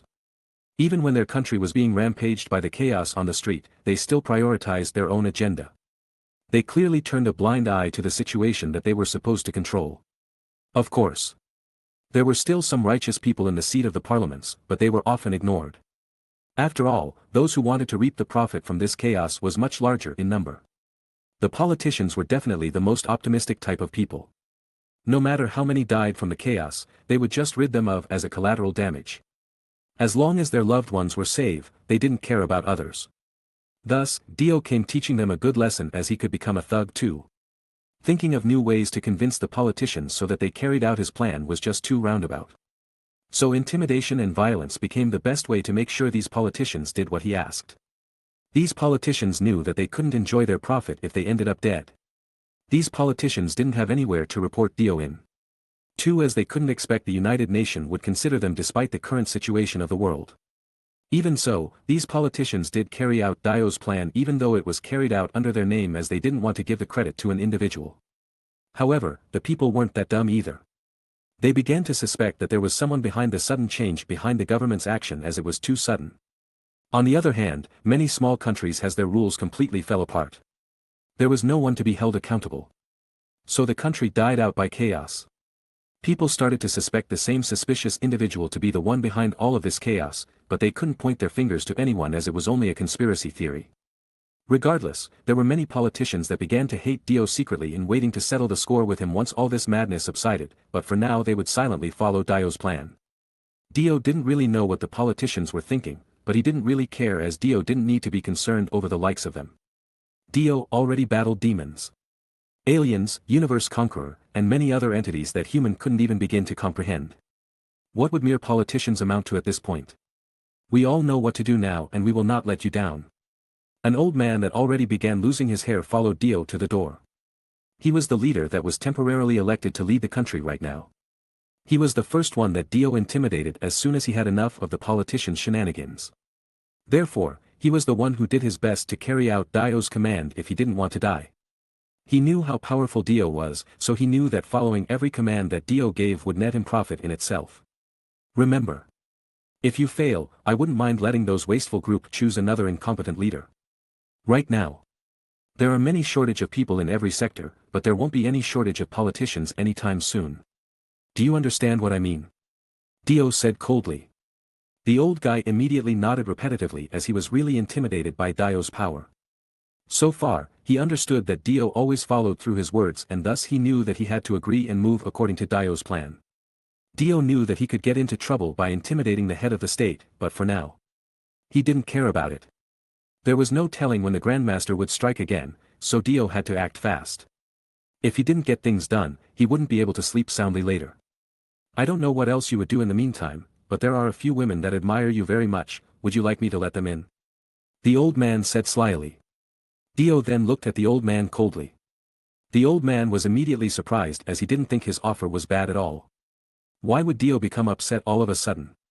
He didn't know how else to entertain Dio, as the only thing that everyone knew about South Korea was the Korean wave, in other words. Their beautiful idols. The old man knew that the Western countries didn't really knew much of Korea, but he hoped that Dio knew about their idols somehow. You sly old fox. Just do what I told within the time limit.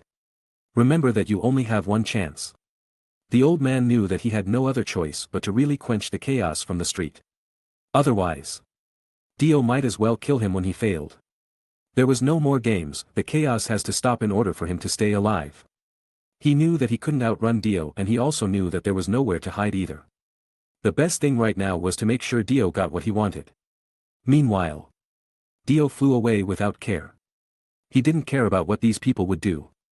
The only thing that Dio wanted to see was the result of their job. If they couldn't quench the chaos, Dio would just change the leader until he got a leader that was competent enough to stop the chaos. Now that Dio had done enough in South Korea, it was time for him to move to the Neon country. He still had many Asian countries left to visit, so he didn't have time for games. Chapter 720.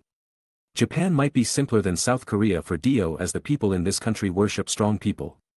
He only ought to find that kind of individual and make them yield using his power alone. But as Dio stepped into Japan, he found that the situation was far from simple. If South Korea were ridden with unorganized crime, Japan was the other way around. The Yakuza clearly had their claw deep in the country, that they could do whatever they wanted.